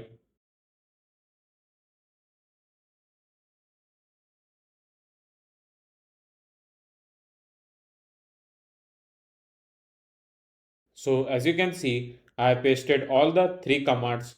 Now let's move to the terminal and I will write a flutter clean here, then flutter run to run the app in our iOS emulator here.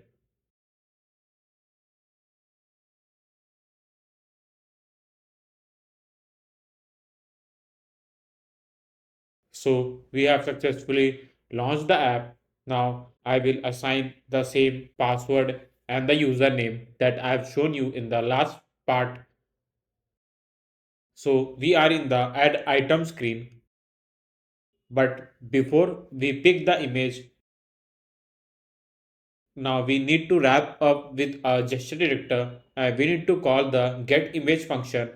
So after clicking the icon here, it is suggest us to pick the image from the gallery. Now click on done.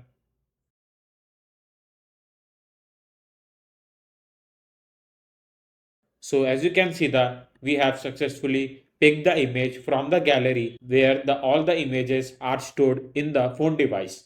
Now to give the border radius to the image here, we need to wrap up with a clip react widget and we need to pass a border radius dot circular 20 here.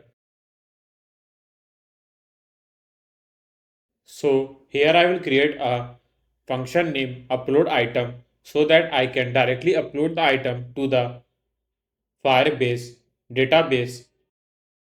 And first we will store the image to the Firebase storage. So we'll check that if selected image is not equals to null and the name controller.text is not equals to null, and will pass same command for the price and the detail. The reason for passing this fourth thing is because I want that user to fill all the detail, then he can access the add button to add the item directly to the app.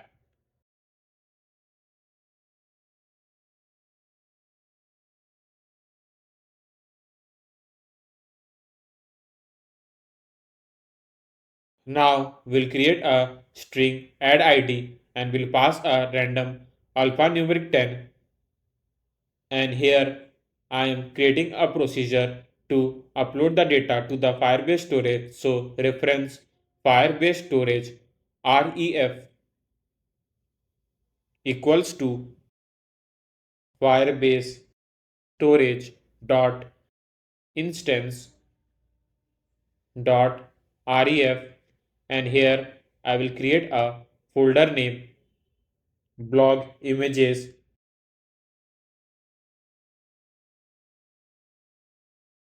and will assign the child add id, which will be the random id that I just stored in the string.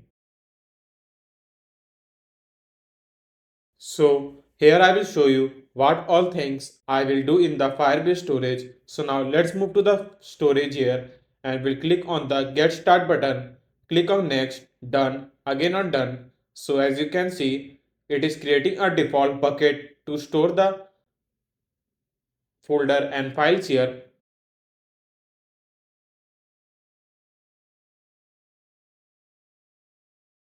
Now we'll change the same rules what we have done for the Firestore database to upload the image to the Firebase. So we'll change it to true and we'll click on the publish button. So it is done. Now the blog image which I was wrote in the child, it will create a folder here, and inside the blog image folder it will store all the images with a unique random id which we have stored in the add id string. Now we'll write final upload task equals to Firebase storage ref dot put file, where we'll pass the selected image.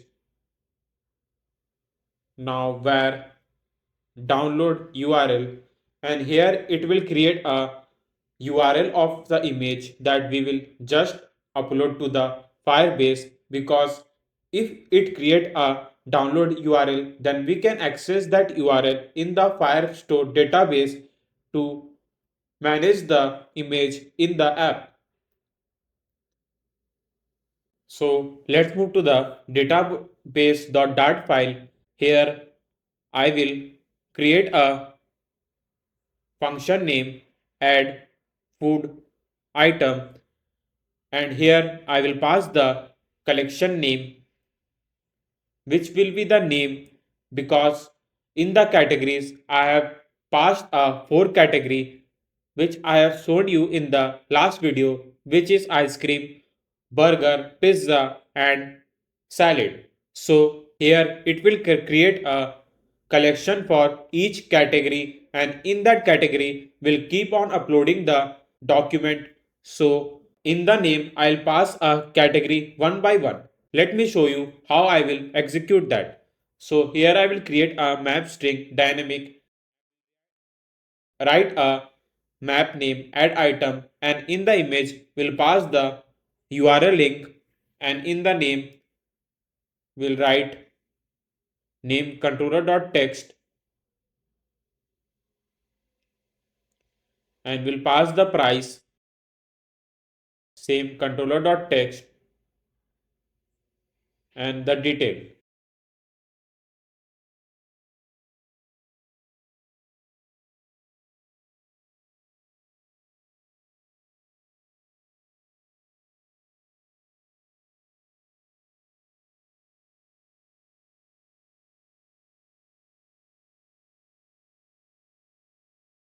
Now await database methods dot add food item, and here we'll pass a map name add item, and in the name, as I've told you, we'll pass a category.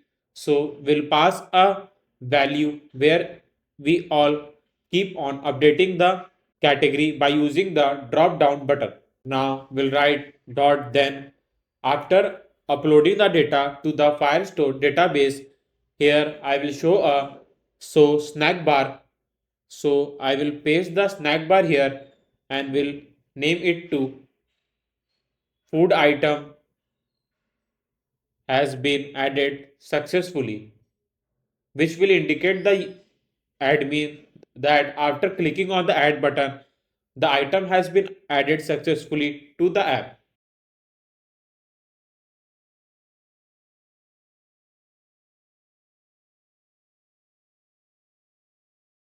Now we'll wrap up the customize button with a gesture detector, and in the onTap method I will pass a upload item function here and will hot restart it again.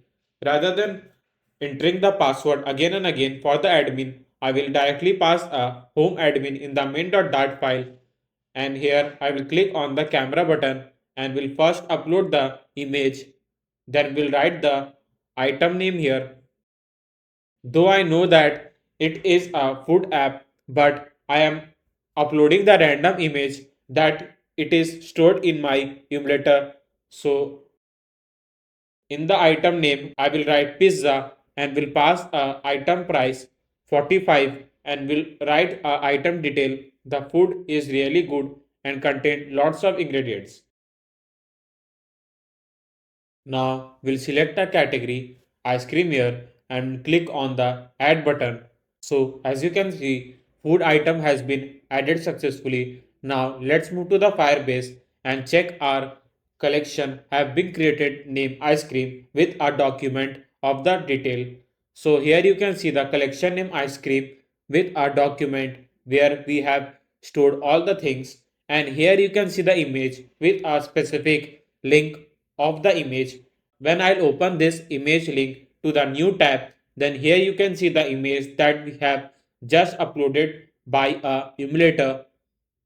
Now we'll go to the storage, and in the storage you can see the block images folder with a specific ID of that image that we have uploaded from the emulator. So you can see that we have successfully added a feature in our app to upload the image to the Firebase storage and access that image in the Firestore database. So for this success, do not forget to hit that like button and do not forget to hit that subscribe button so that you won't miss out on any of the videos we upload on this channel. So now let's move to the home page, and here I will show you all the food items that we have just stored in the Firestore database. So here you can see the 4 categories in our home page, and after clicking the each category, I want to show the specific food item for that category in first horizontal form, then in the vertical form. and after clicking to the image, it is also show the food item in the detail with the name, image, quantity, etc. Now let's move and call the image from the Firestore database. But let's move to the Firebase, and here I've created a collection for each food item that I've just shown you in the app. But before moving to the code, I am hoping that you are following this food delivery app series because we have completed the 7 parts in this series. And if you are following this food delivery app series from the first part, then I am comfortable to say that you have learned lot of things till now if you are following this complete food delivery app series. And if you missed any of the part from this series, then you can see the link of the complete food delivery app series playlist in the comment box. Though I have tried my best to explain this series in more easy way, and if anyone is learning the Flutter language from the scratch, then it will be very easy for them to follow this complete series. Though our food delivery app series is coming to the end, and I am sure that there will be a more series in the coming future. So now let's move to the code again. So let's move to the database.dart file, and here I will create a function by using stream query snapshot so that I can get all the details that I have just stored in the Firebase. So here I will create a function name get food item, and in the string I will write first name, and again by giving name I mean to say that I will pass the category one by one. So Firebase firestore.instance.collection and will pass the specific category and will snapshot all the documents that will be available in that category. Now here I will create a stream, food item stream. Now many of the users might be thinking that why I have used a stream here. Basically stream builder helps us to get all the documents or data from the Firestore database, and it is very comfortable to use in the app because it shows all the updates in the real time, and it takes just a few seconds to load all the data in our app. So I am suggesting that if you are getting the data from the Firestore database, then make sure that you always use a stream builder here. Now on the load function, I will write food item stream, and by the database method, I will get all the documents that available in the pizza collection here, and in the init state I will write on the load function so that it quickly loads as the app starts.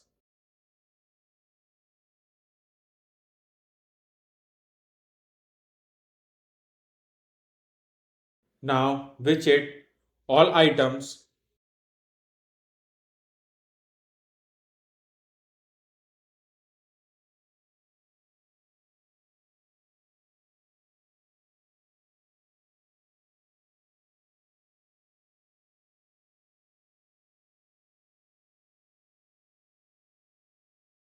and will return stream builder, and in the builder will first pass context, async snapshot, and in the stream we will pass our same stream that we have just assigned above, which will be the food item stream, and in the return we need to remove the async here because it can't be assigned in the widget function.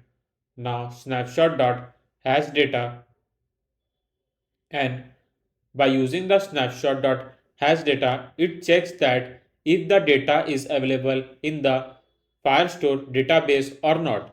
So if it is available, then we'll use a list view dot builder to show all the documents in the form of list view, and in the item builder we'll first pass the context and index of all the document, and if the snapshot didn't have any data then we'll show a circular progress indicator, and we'll assign the padding as inset.0 so there will be no padding in the list view, and in the item count I will write snapshot.data.docs.length to get all the length of the document that we have just stored in the Firestore database, and will give a sync wrap to true,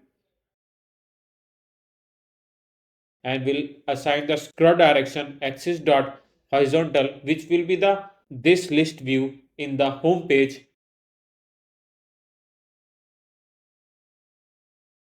So document snapshot ds equals to snapshot.data.docs index to get the index of the document.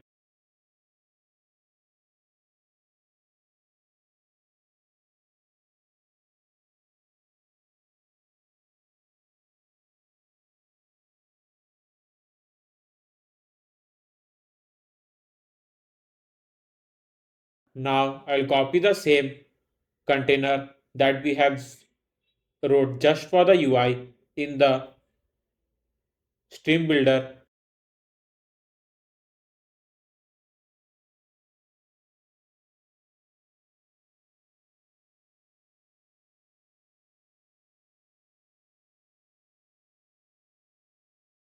So image.network, because as I've shown you the image that we have just stored is in the form of HTTP link, so we need to use a image.network and ds image to get the image and the ds name to get the name of the food item here.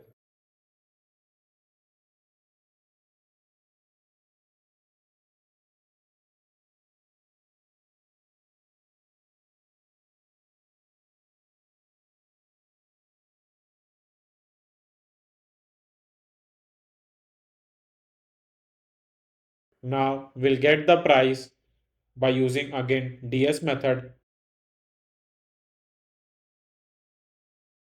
So it is done. Now let's move,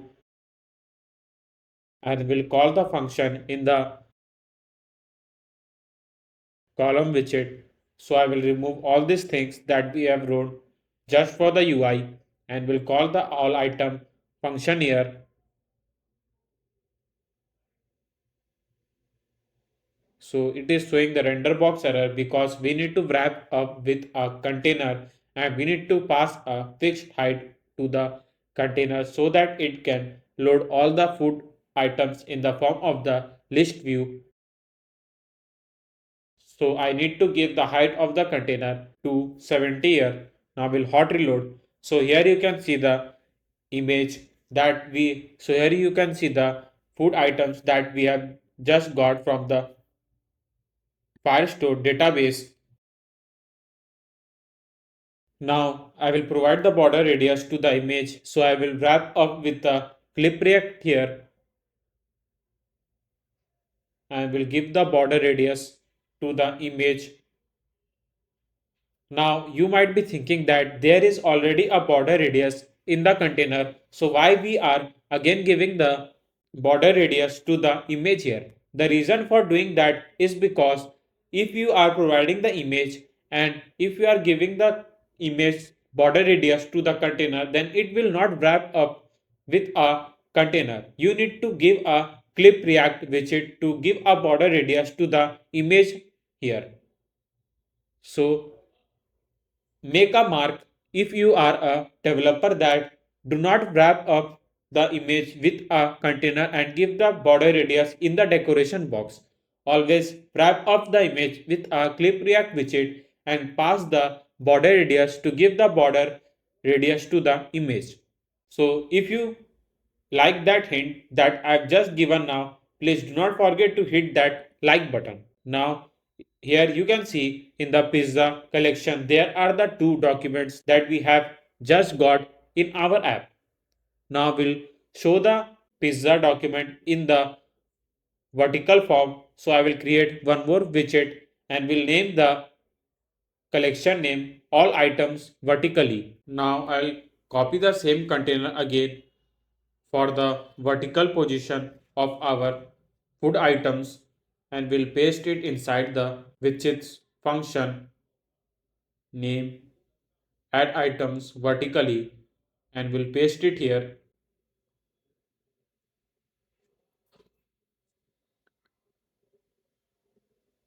and we'll do image.network and we'll pass the same data that we have just done for the other function.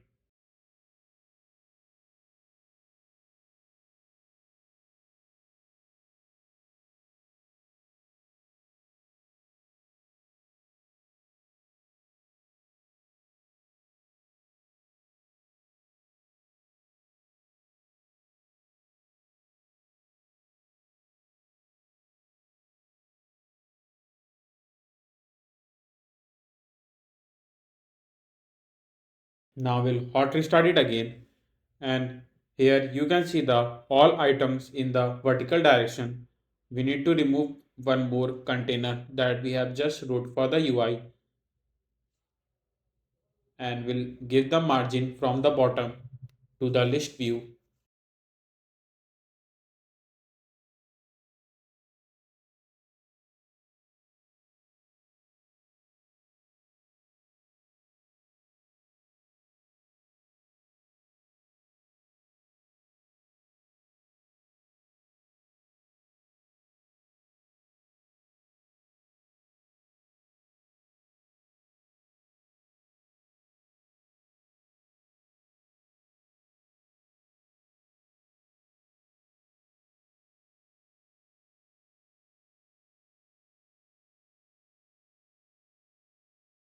We'll remove the height from the top.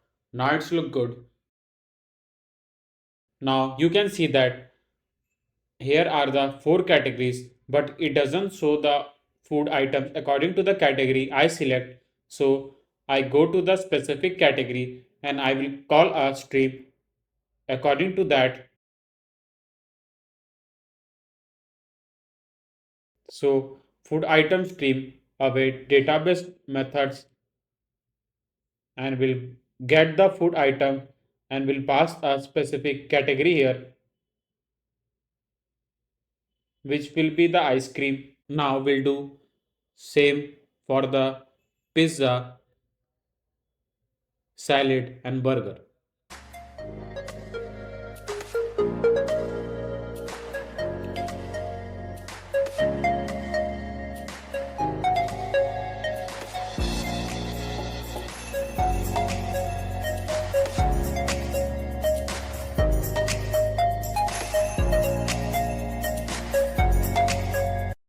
So as you can see that when I will press the first category here, which is ice cream, then it's showing all the data that we have stored in the ice cream category and will shift to the pizza, salad and burger.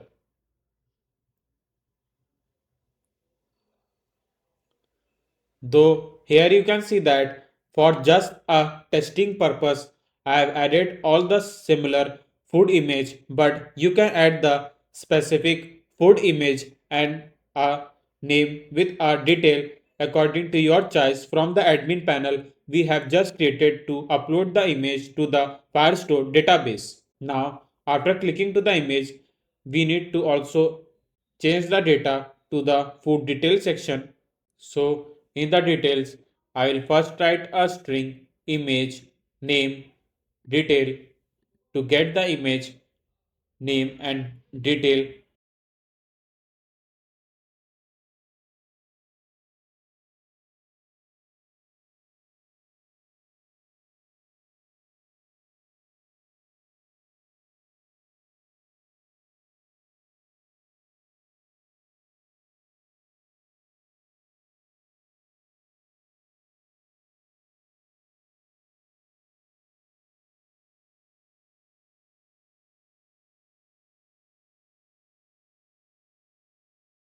And image.network to get the image that is on the HTTP form.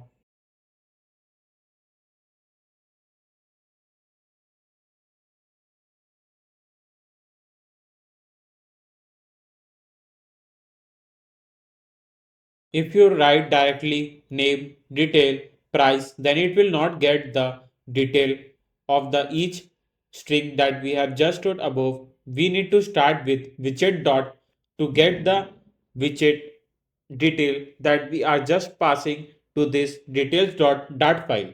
Now in the details, I will write detail and will pass the ds detail to get the detail of the specific document, and we'll do same for the name, price,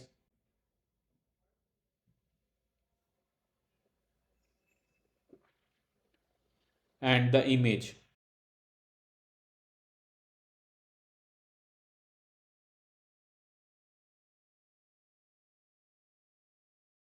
Now we'll hot restart it again. So as you can see, when I will click to a specific food items, then it shows the image, name, and the food detail here.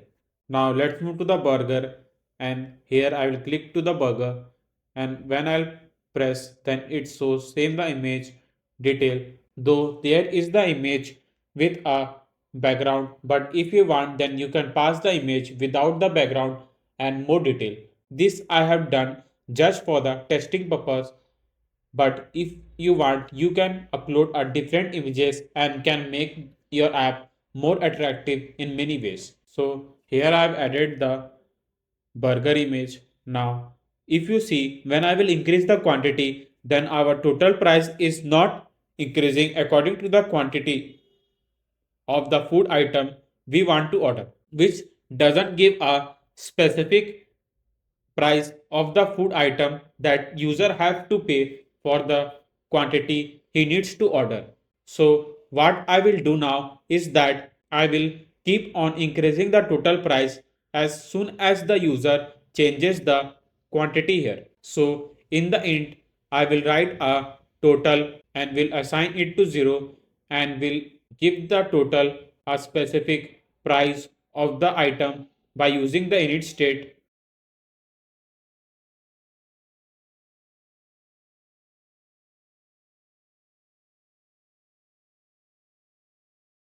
We'll use int.parse here because widget.price is in the form of the string, so we need to parse it to the integer. So we'll write int.parse here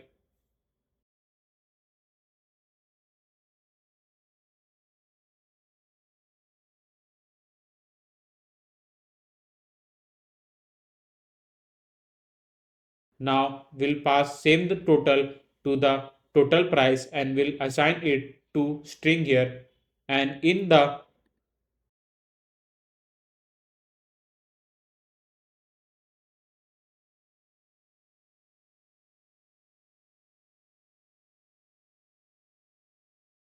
++a, which help us to increase the quantity of the food item. There we will write total equals to total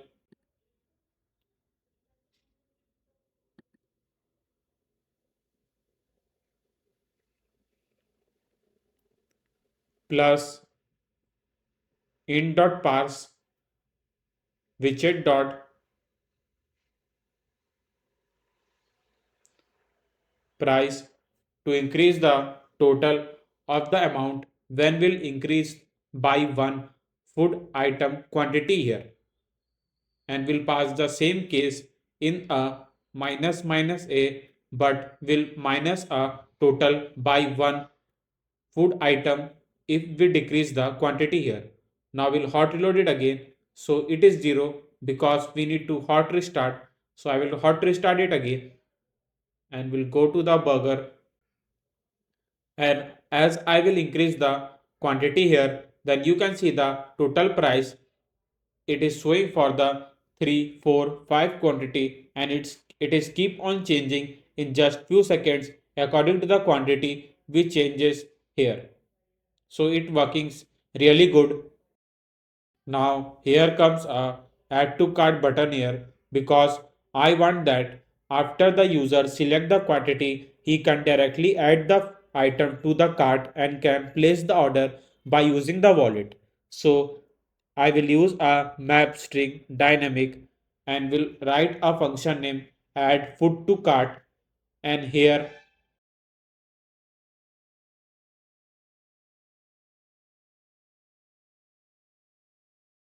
I will pass the name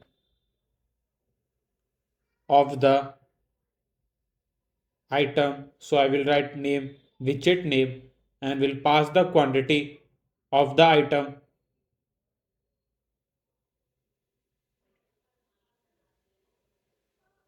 So we'll write a dot to string because a is in the form of integer.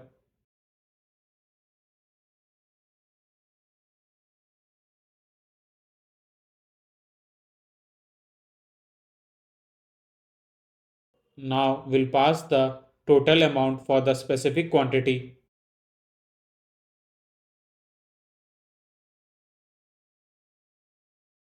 Now the image of the food item. So widget dot image.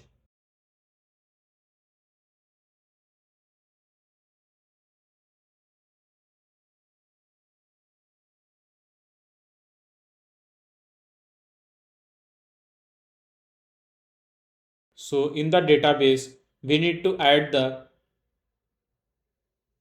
food item to the cart of the user. So here I will create a function name add food to cart,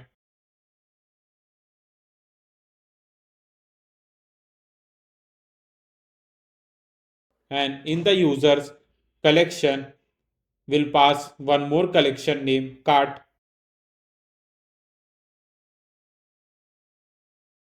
and will pass a add user info map to pass the map database method add food to cart, and will write add food to cart, and in the id will pass a id of the user to upload the food item to his cart by using his specific id.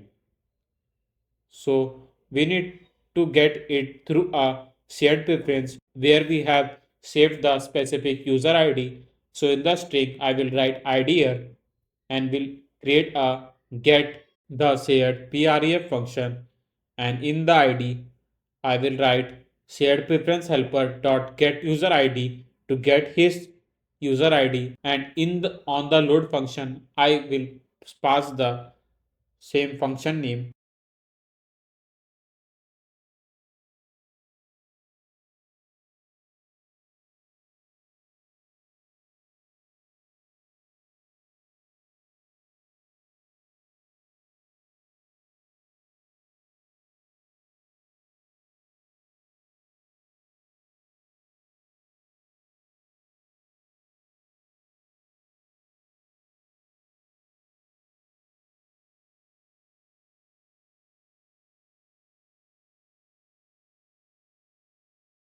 Now we'll pass a specific ID to the database method.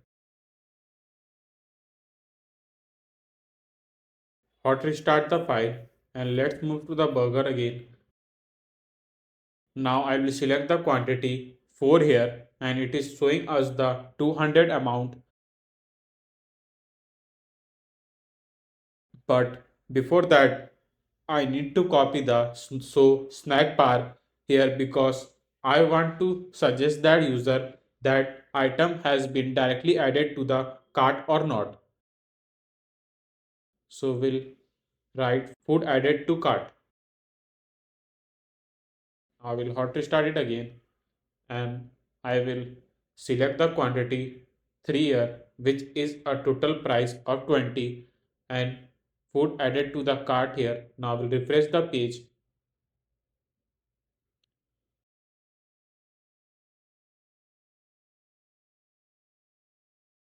So here is my ID, and here is a cart collection with a ID of the document where we have just uploaded with a quantity 3 and the total amount 150. So as you can see how brilliantly our app is working, and we have successfully added the food item to the our food cart one by one. Let's move to the profile page, and here I will write scaffold. As I have shown you the profile page in the starting of the video where you can see the curve container at the top. So here in the stack I will first write container, edge insert dot only left 40.0 and will give the padding from the top left and right position. Now we'll write height media query dot of context dot size dot height divided by 4.3. Now we'll give the width media query dot of context dot size dot width so that it can cover the complete width of the screen. Now in the decoration I will write box decoration and will first pass the color, so colors dot black.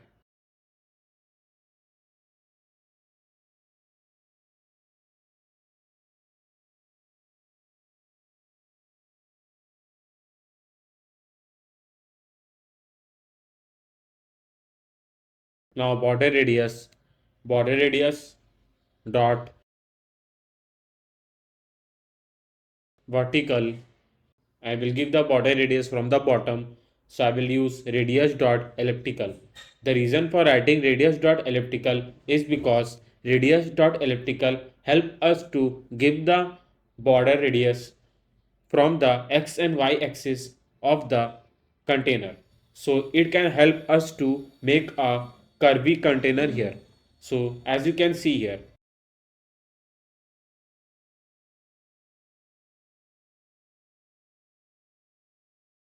so now I want to show the user's image here so that user can directly change the image from the profile page and can upload the image according to his choice. So here I will use some random pick for now from the images folder. Then we will connect it with a Firebase storage so that user can change the profile pic according to his choice. Now we'll write container and we'll give the margin edge insert dot only from top media query dot of context dot size dot height divided by 6.5. Now in the child I will write material elevation 10.0 and will give the border radius to the material widget. So border radius dot circular 60.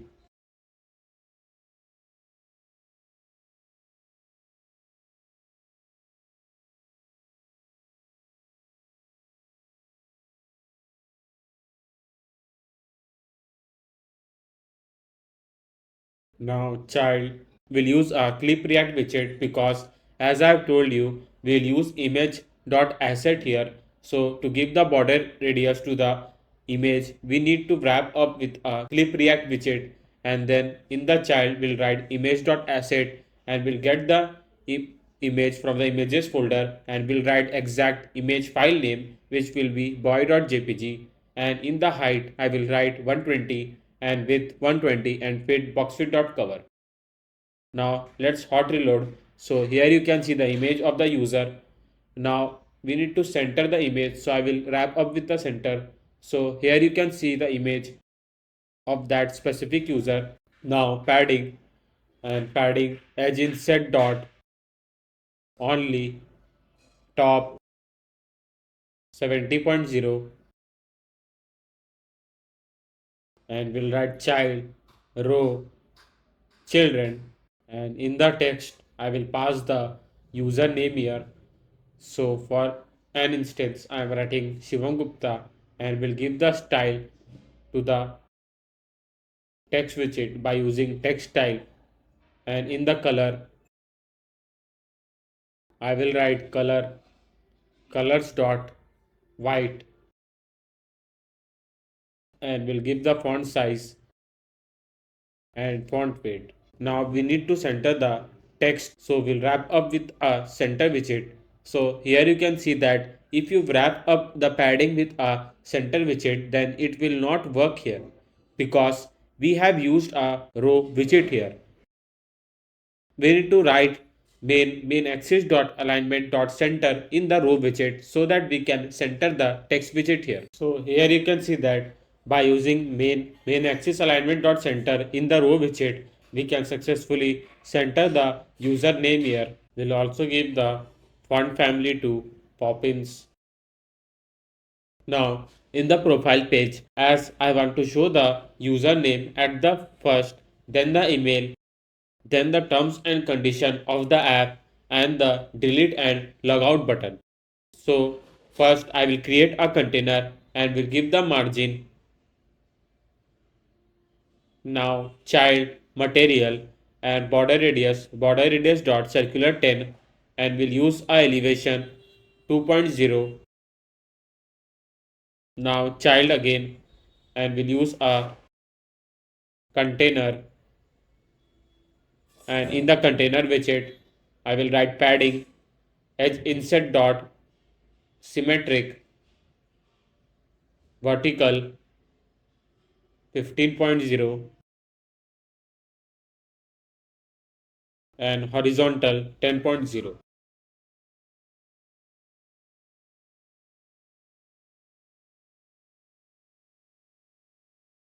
Now I will write decoration, box decoration, colors dot white, and will give the border radius. So we'll write border radius dot circular 10. Now in the container I will write child, row, children, and will use icons dot person.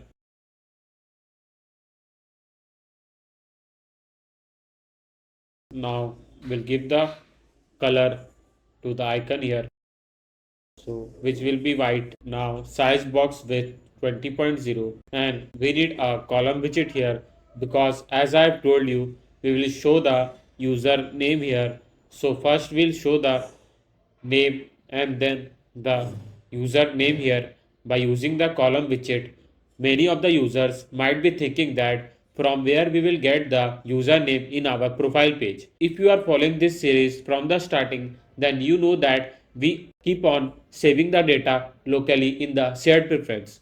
So we have also saved the user name and the email in the shared preference. So we'll get the username from the shared preference.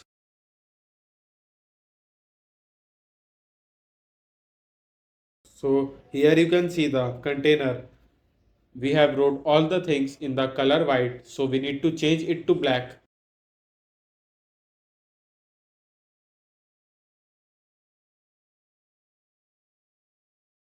So it is done. Now we'll hot reload. Now I want to move the name and the username into the right side. So we'll write cross axis alignment dot start in the column widget. So it is done. Now we'll give the height from the top. So I'll use size box dot height 20.0. So we'll paste one more container below the name, and here we'll show the user email. As I told you that there will be a one more section named terms and condition, so that user can see all the terms and condition related to this app. Now we'll create two more buttons for delete and log out.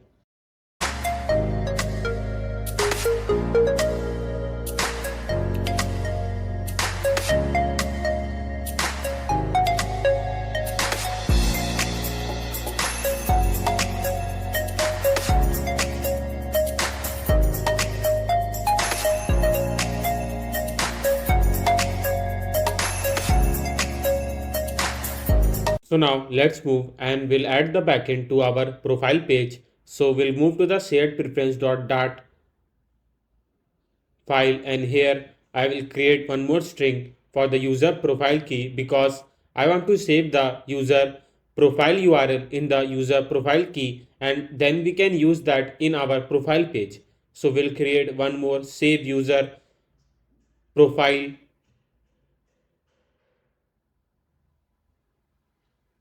function here, and will use a get user profile string to get the user profile pic, and will save it to the save user profile function.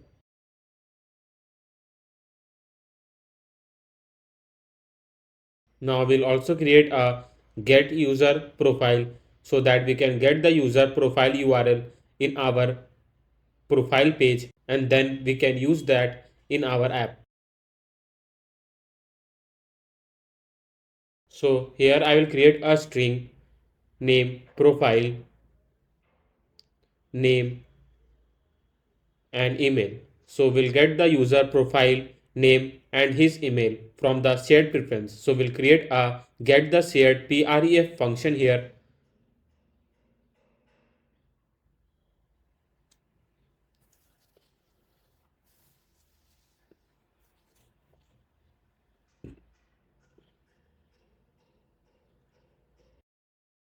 and we'll write async profile is equals to await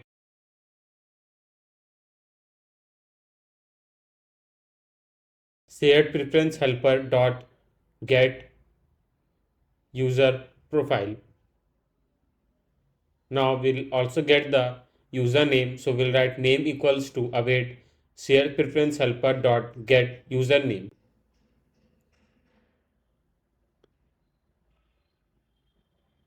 and we'll do same for the email.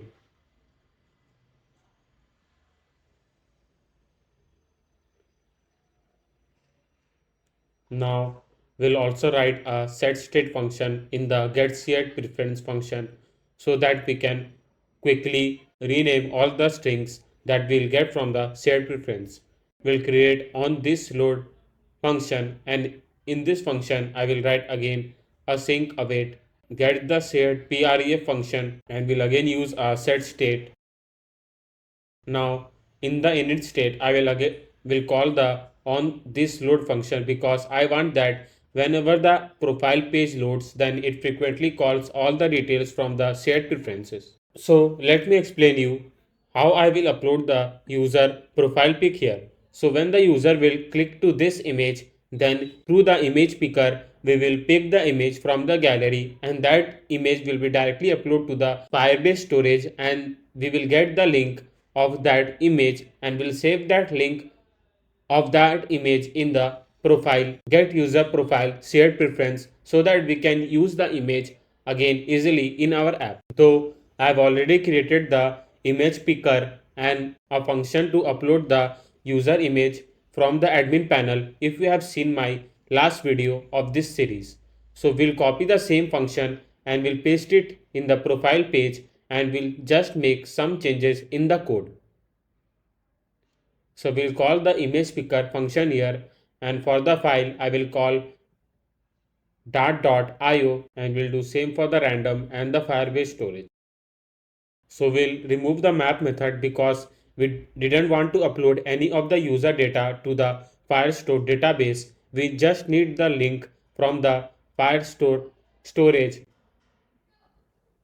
So we'll write share preference helper dot save user profile, and we'll save the user profile from the download URL link, and we'll again use a await method.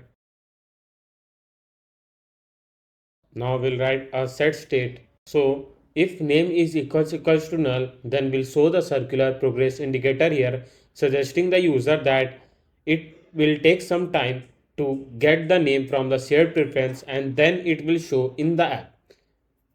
So if you don't write a circular progress indicator here, then it will frequently throws the error for just 1 and 2 seconds, and then it will show the name and the email and the profile of the user, so which will be not look good when the user are using the app.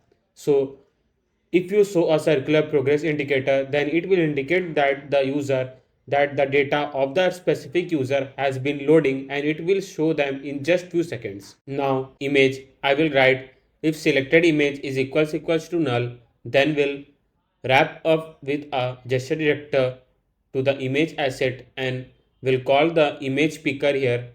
So we have got the image picker function in the get image function, so we'll call a get image function, and if the selected image is not null, then we'll show the image of that specific user. So we'll get the image from image.file function, and we'll get the selected image from there. So we'll write image.network because I want to first get the user profile where we are saving the user pic through the shared preference method. And if the profile is equals to null, then we'll show this asset image. So you are clear why I'm using the profile is equals to null here. So we'll get the image from the images folder. Now if profile is equals to null, then we'll show the random image of the user, And if there is a profile link of that specific user, then we'll use that image.network to show the user image here. And if the selected image is not null, then we'll show that through a image.file here. I hope that you won't found any complex to write image function here, because if you code with me, then you will get to know why I have used all this function in the user profile pic here. Now in the text we'll pass the username, which will get through the user name here. Now in the name we'll pass a name string where we are getting the username from the shared preference and the email.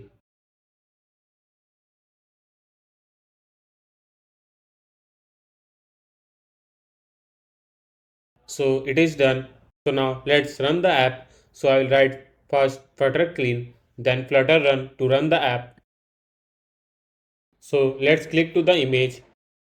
Now it opens a gallery of my phone where I can select the image through the image picker method, and you can see that it frequently changes the user image here.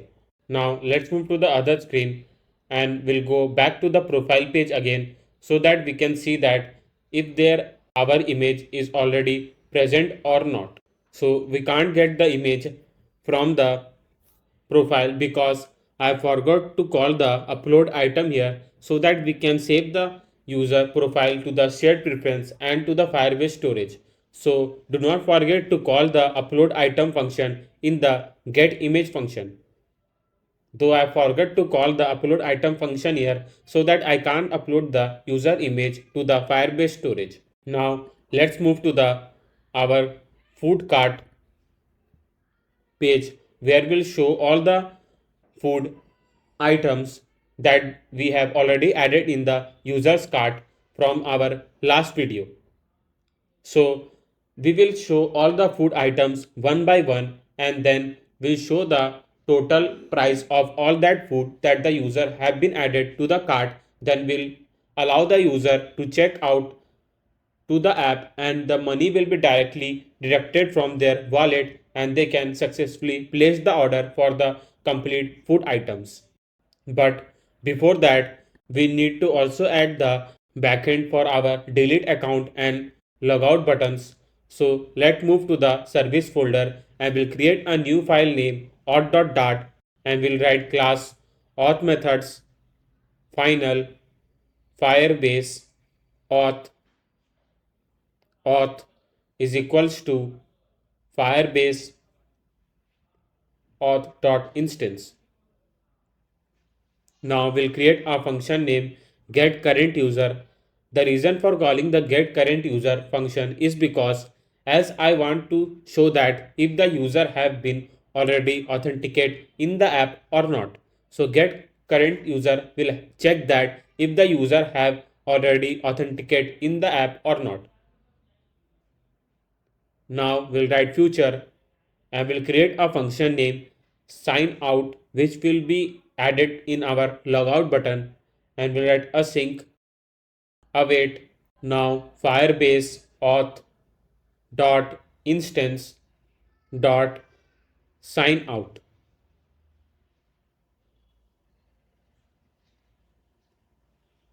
So we have created a function for our logout button. Now let's move to the delete account button.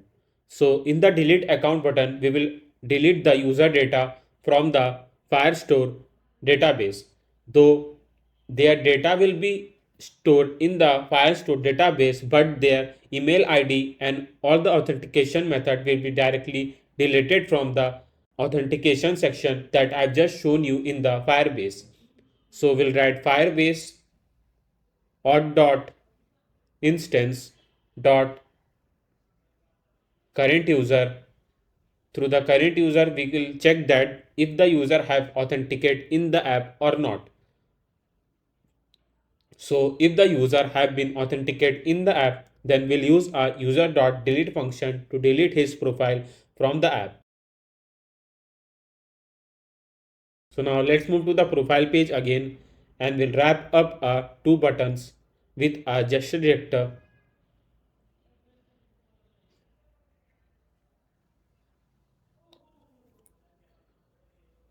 And in the onTap method, we'll write auth methods dot sign out for our logout button, and we'll call auth methods dot delete account for our delete account button.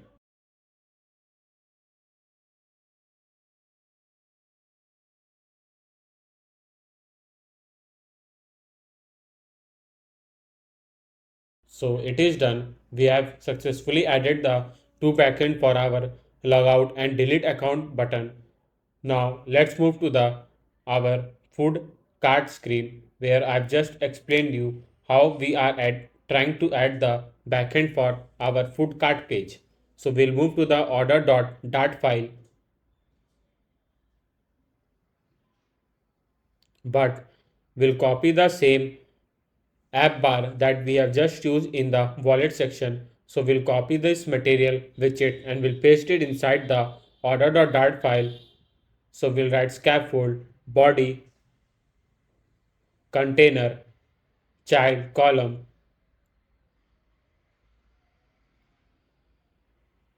children, and we'll paste our material widget and we'll name the text widget to food cart. So here you can see the text. Now we'll give the margin from the top.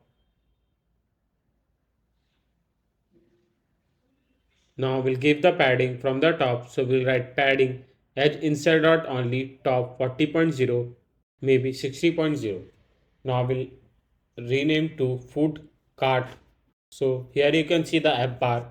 Now we'll create a container where we'll show the quantity of the food item, then the image of that specific food, and then the price and the name of that food. And just below of it, there will be the total price and the checkout button.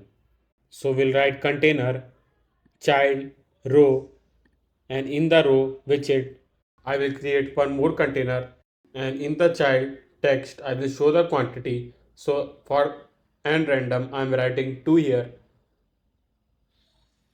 and we'll use decoration, box decoration,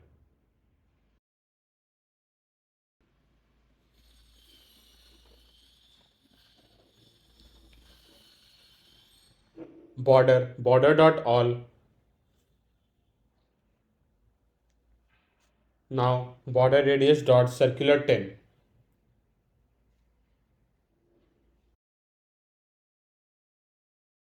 Now we'll give the height 70 and width 30, and we'll also wrap up a text widget with a center widget. So here you can see the container. We'll give the margin edge insert dot only left 20.0 and right 20.0.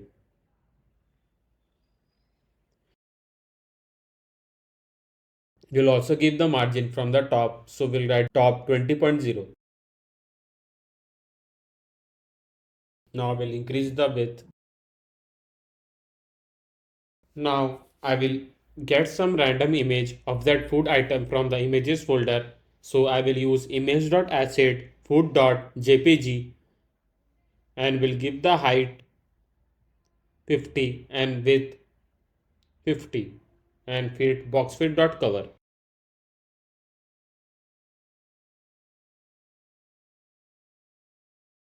Though I will call all these details from the Firestore database from the user's cart, though I'm just creating the UI, then we'll use our stream builder to get all the food items in our food cart. Now we'll wrap up the image asset with a clip react widget.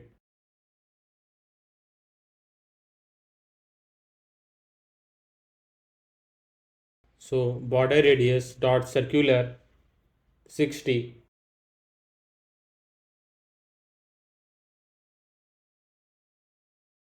Now decoration, box decoration, border radius dot circular 10. Now we'll wrap up a container with a material widget. and we'll pass the same border radius to the material widget.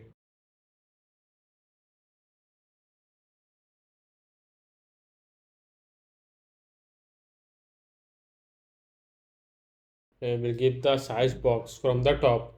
So we'll write size box 20.0. Now we'll wrap a material widget with a container widget again because I want to also provide the margin to the material widget here.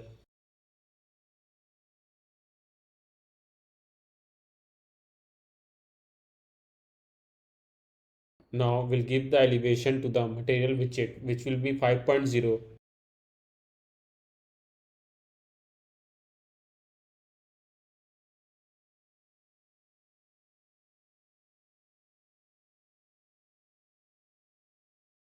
Now we'll give the padding.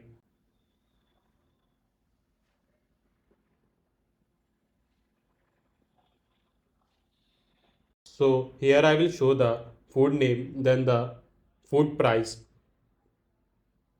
So I will create a column widget, and in the column widget we'll first show the food name in our children.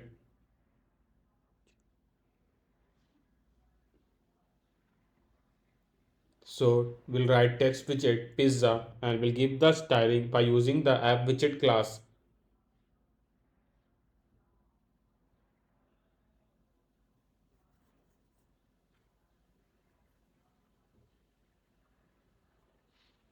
Now we'll write cross axis alignment dot start to move the text to the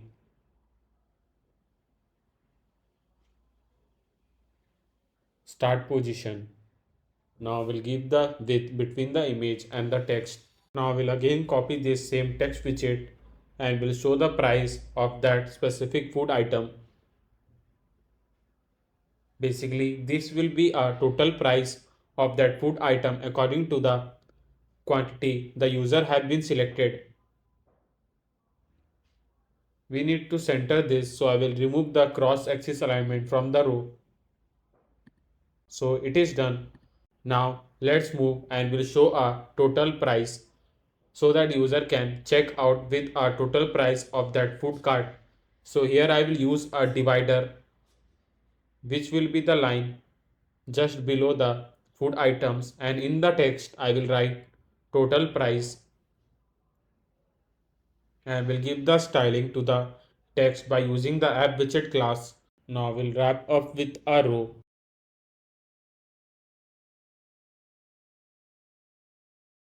and we'll write text and we'll show the total price of all the food items here. So we'll write 50.0 and we'll give the styling to this text widget.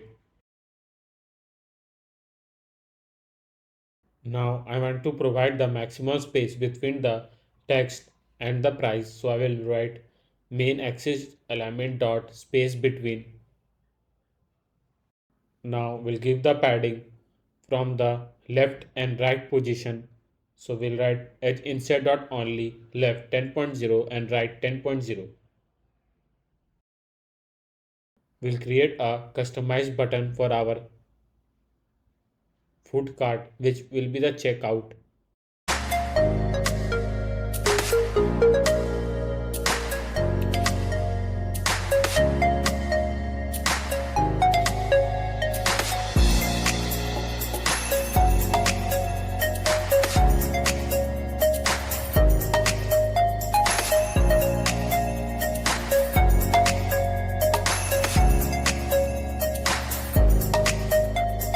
So I've created the button for our food cart.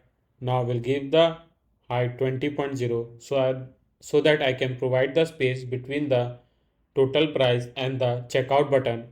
Now I want to move the total price and the checkout button to the bottom so that user can see all the food items first and then they can see the total price and the checkout button. So we'll use a spacer here and we'll give the margin so that I can provide some space from the bottom, though it get completely stuck with a bottom navigation bar. So now it's look good. Now let's call all the food items from the Firestore database where we have stored in the users collection. So instead of writing the stream builder function again and again, I will copy the stream builder function from our home.dart file and will paste it here and will rename the function to food cart and will create a function name stream food stream here.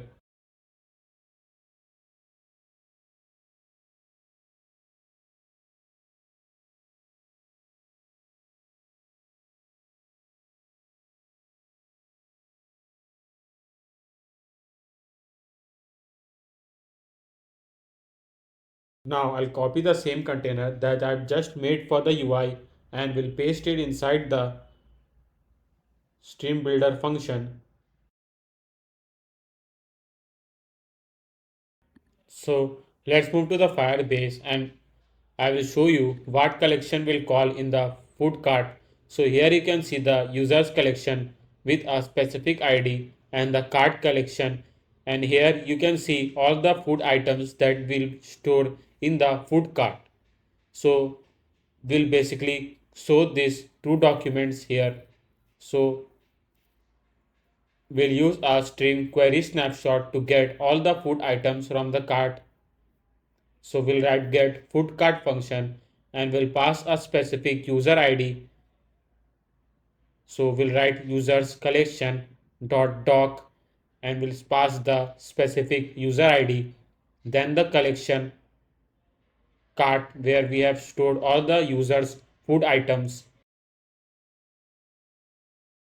dot snapshot. So now let's move to the order.dart file again and we'll call the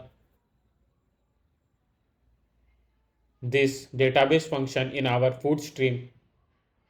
So first I will write string id because I need to get the user specific id from the shared preference. So we'll write get the shared pref async id equals to await shared preference helper dot get user id, and we'll use again a set state method. Now we'll create on the load so that it can frequently load when the app launches.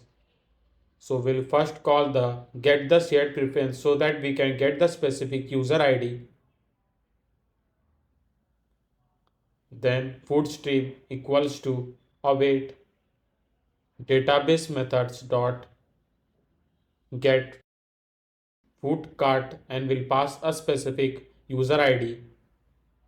Now set state again. Now in the init state, I will first call on the load function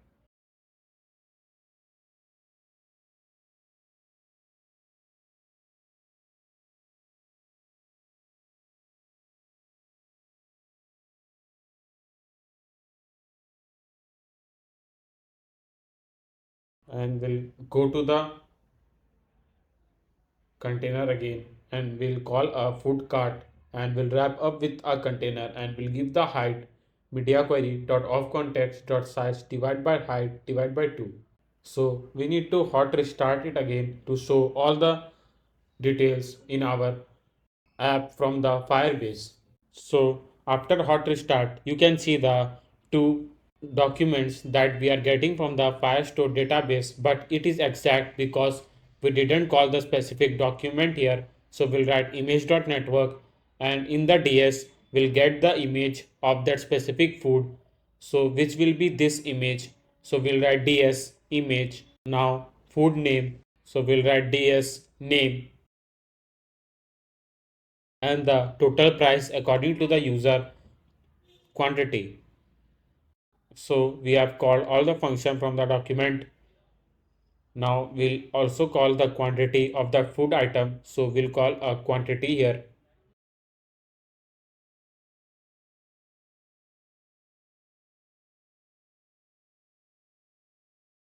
and we'll give the spacing between the two container.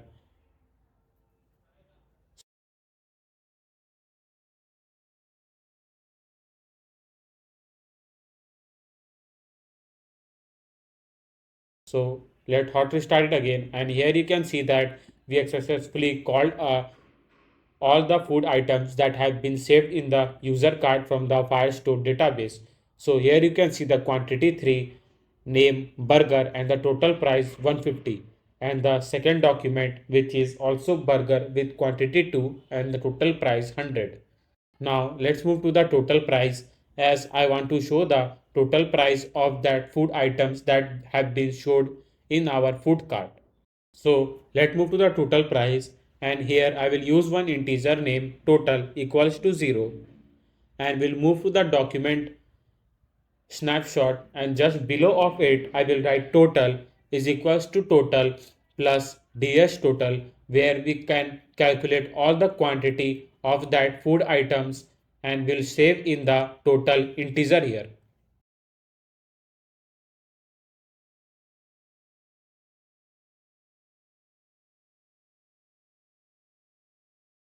Now we'll call a total integer in our total price so that we can show the total amount of all the food items. Total.toString, because our total is in the form of integer, so we need to name it to toString, and we'll add a dollar sign.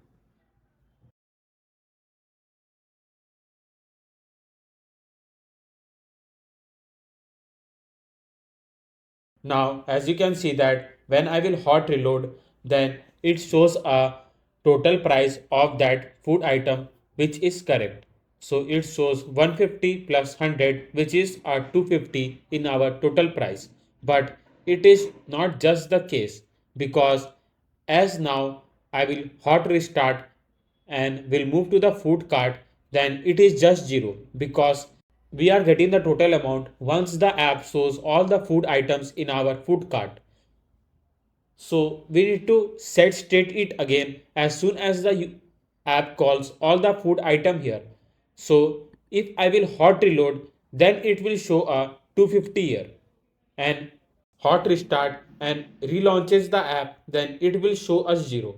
So this is a problem that we need to fix. I hope that you understand what I'm talking about. So let hot restart it again, and here you can see 0 again, because it tell us to use a set state again, and rename the total price here.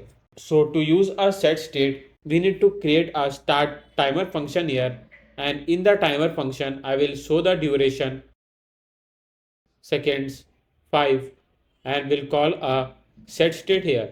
So let me explain you how this function will work.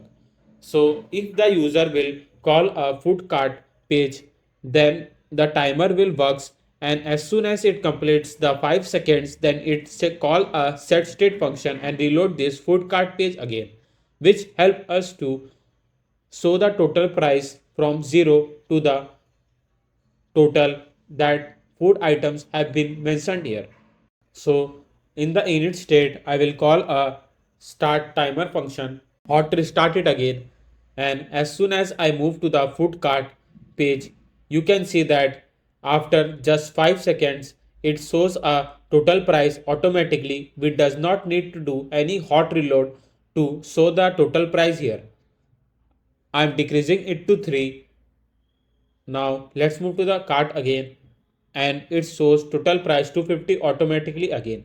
So here it is working brilliantly, and it is showing the total price of our food items in just few seconds. So now let's move to the our checkout button. Now I want that when the user will click in the checkout button, then the money will be directly directed from his wallet. So let's move to the Firebase, and here you can see that we'll also reduce the wallet from the user's account. So we'll call a update user wallet function, which we have already created here, so that we can update the user wallet from this function. So we'll now wrap up a button with a gesture director, and in the onTap method. So we need to deduct the user wallet amount from the wallet that they have saved in the shared preference. So we'll call a user wallet from the shared preference helper method. Now in the checkout,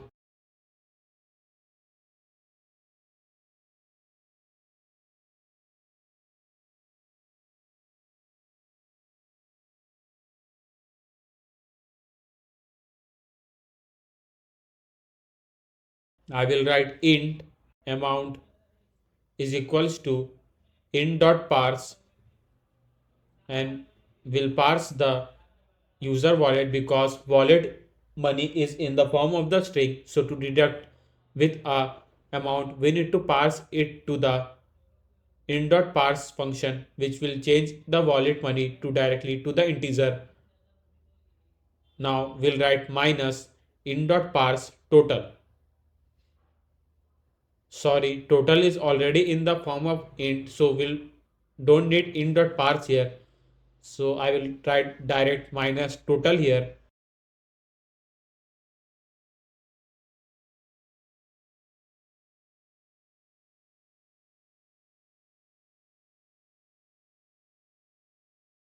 So async await. Now we'll update the user amount to the Firestore database because I want to update as soon as the user check out and update the user wallet to the user section. We'll also save the user money in our shared preference.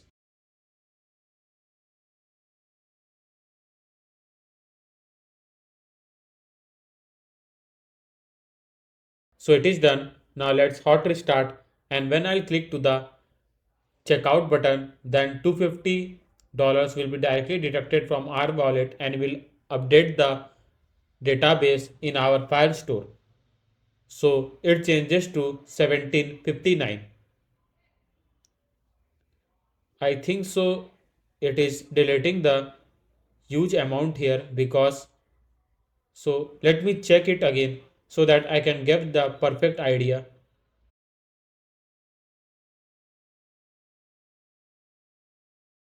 Now we'll click in the checkout button again.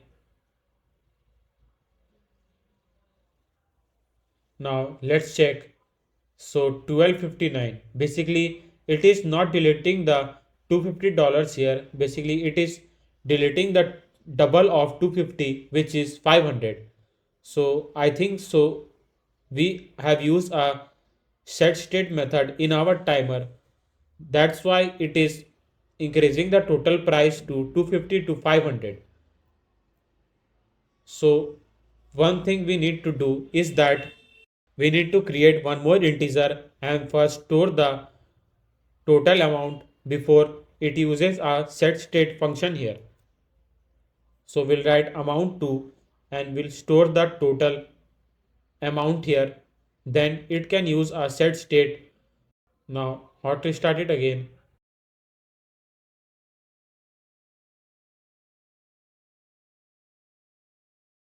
So here you can see that when I click to the checkout button, then it is deleting the $500 here. So when I will remove the total here and will write amount to and hot restart it again.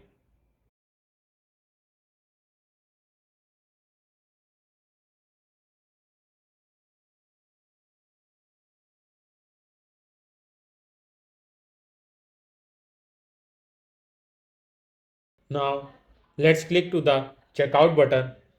So you can see that now it is deleting the $250, which is the correct amount that have been deleted from our wallet. So our checkout button is also working brilliantly, and we have also done a complete backend for our food cart page. Now let's check it again. Now I'll click in the checkout button and it is again deleting the correct amount, which is $250. And there you have it. So you have 5 real projects to your app bucket list, and also you have learned lots of things regarding the Flutter and Firebase. And now I am assured that you can develop your own projects too. But I have a small request from you. Please do not forget to hit that subscribe button because I have seen 90% of you are loving our videos but haven't hit that subscribe button yet. Please show some support by hitting that subscribe button. And also do not forget to share the video so that we can add some more fellow developers to our channel. Until then, keep coding, keep having fun. I will see you next time. Thanks for watching.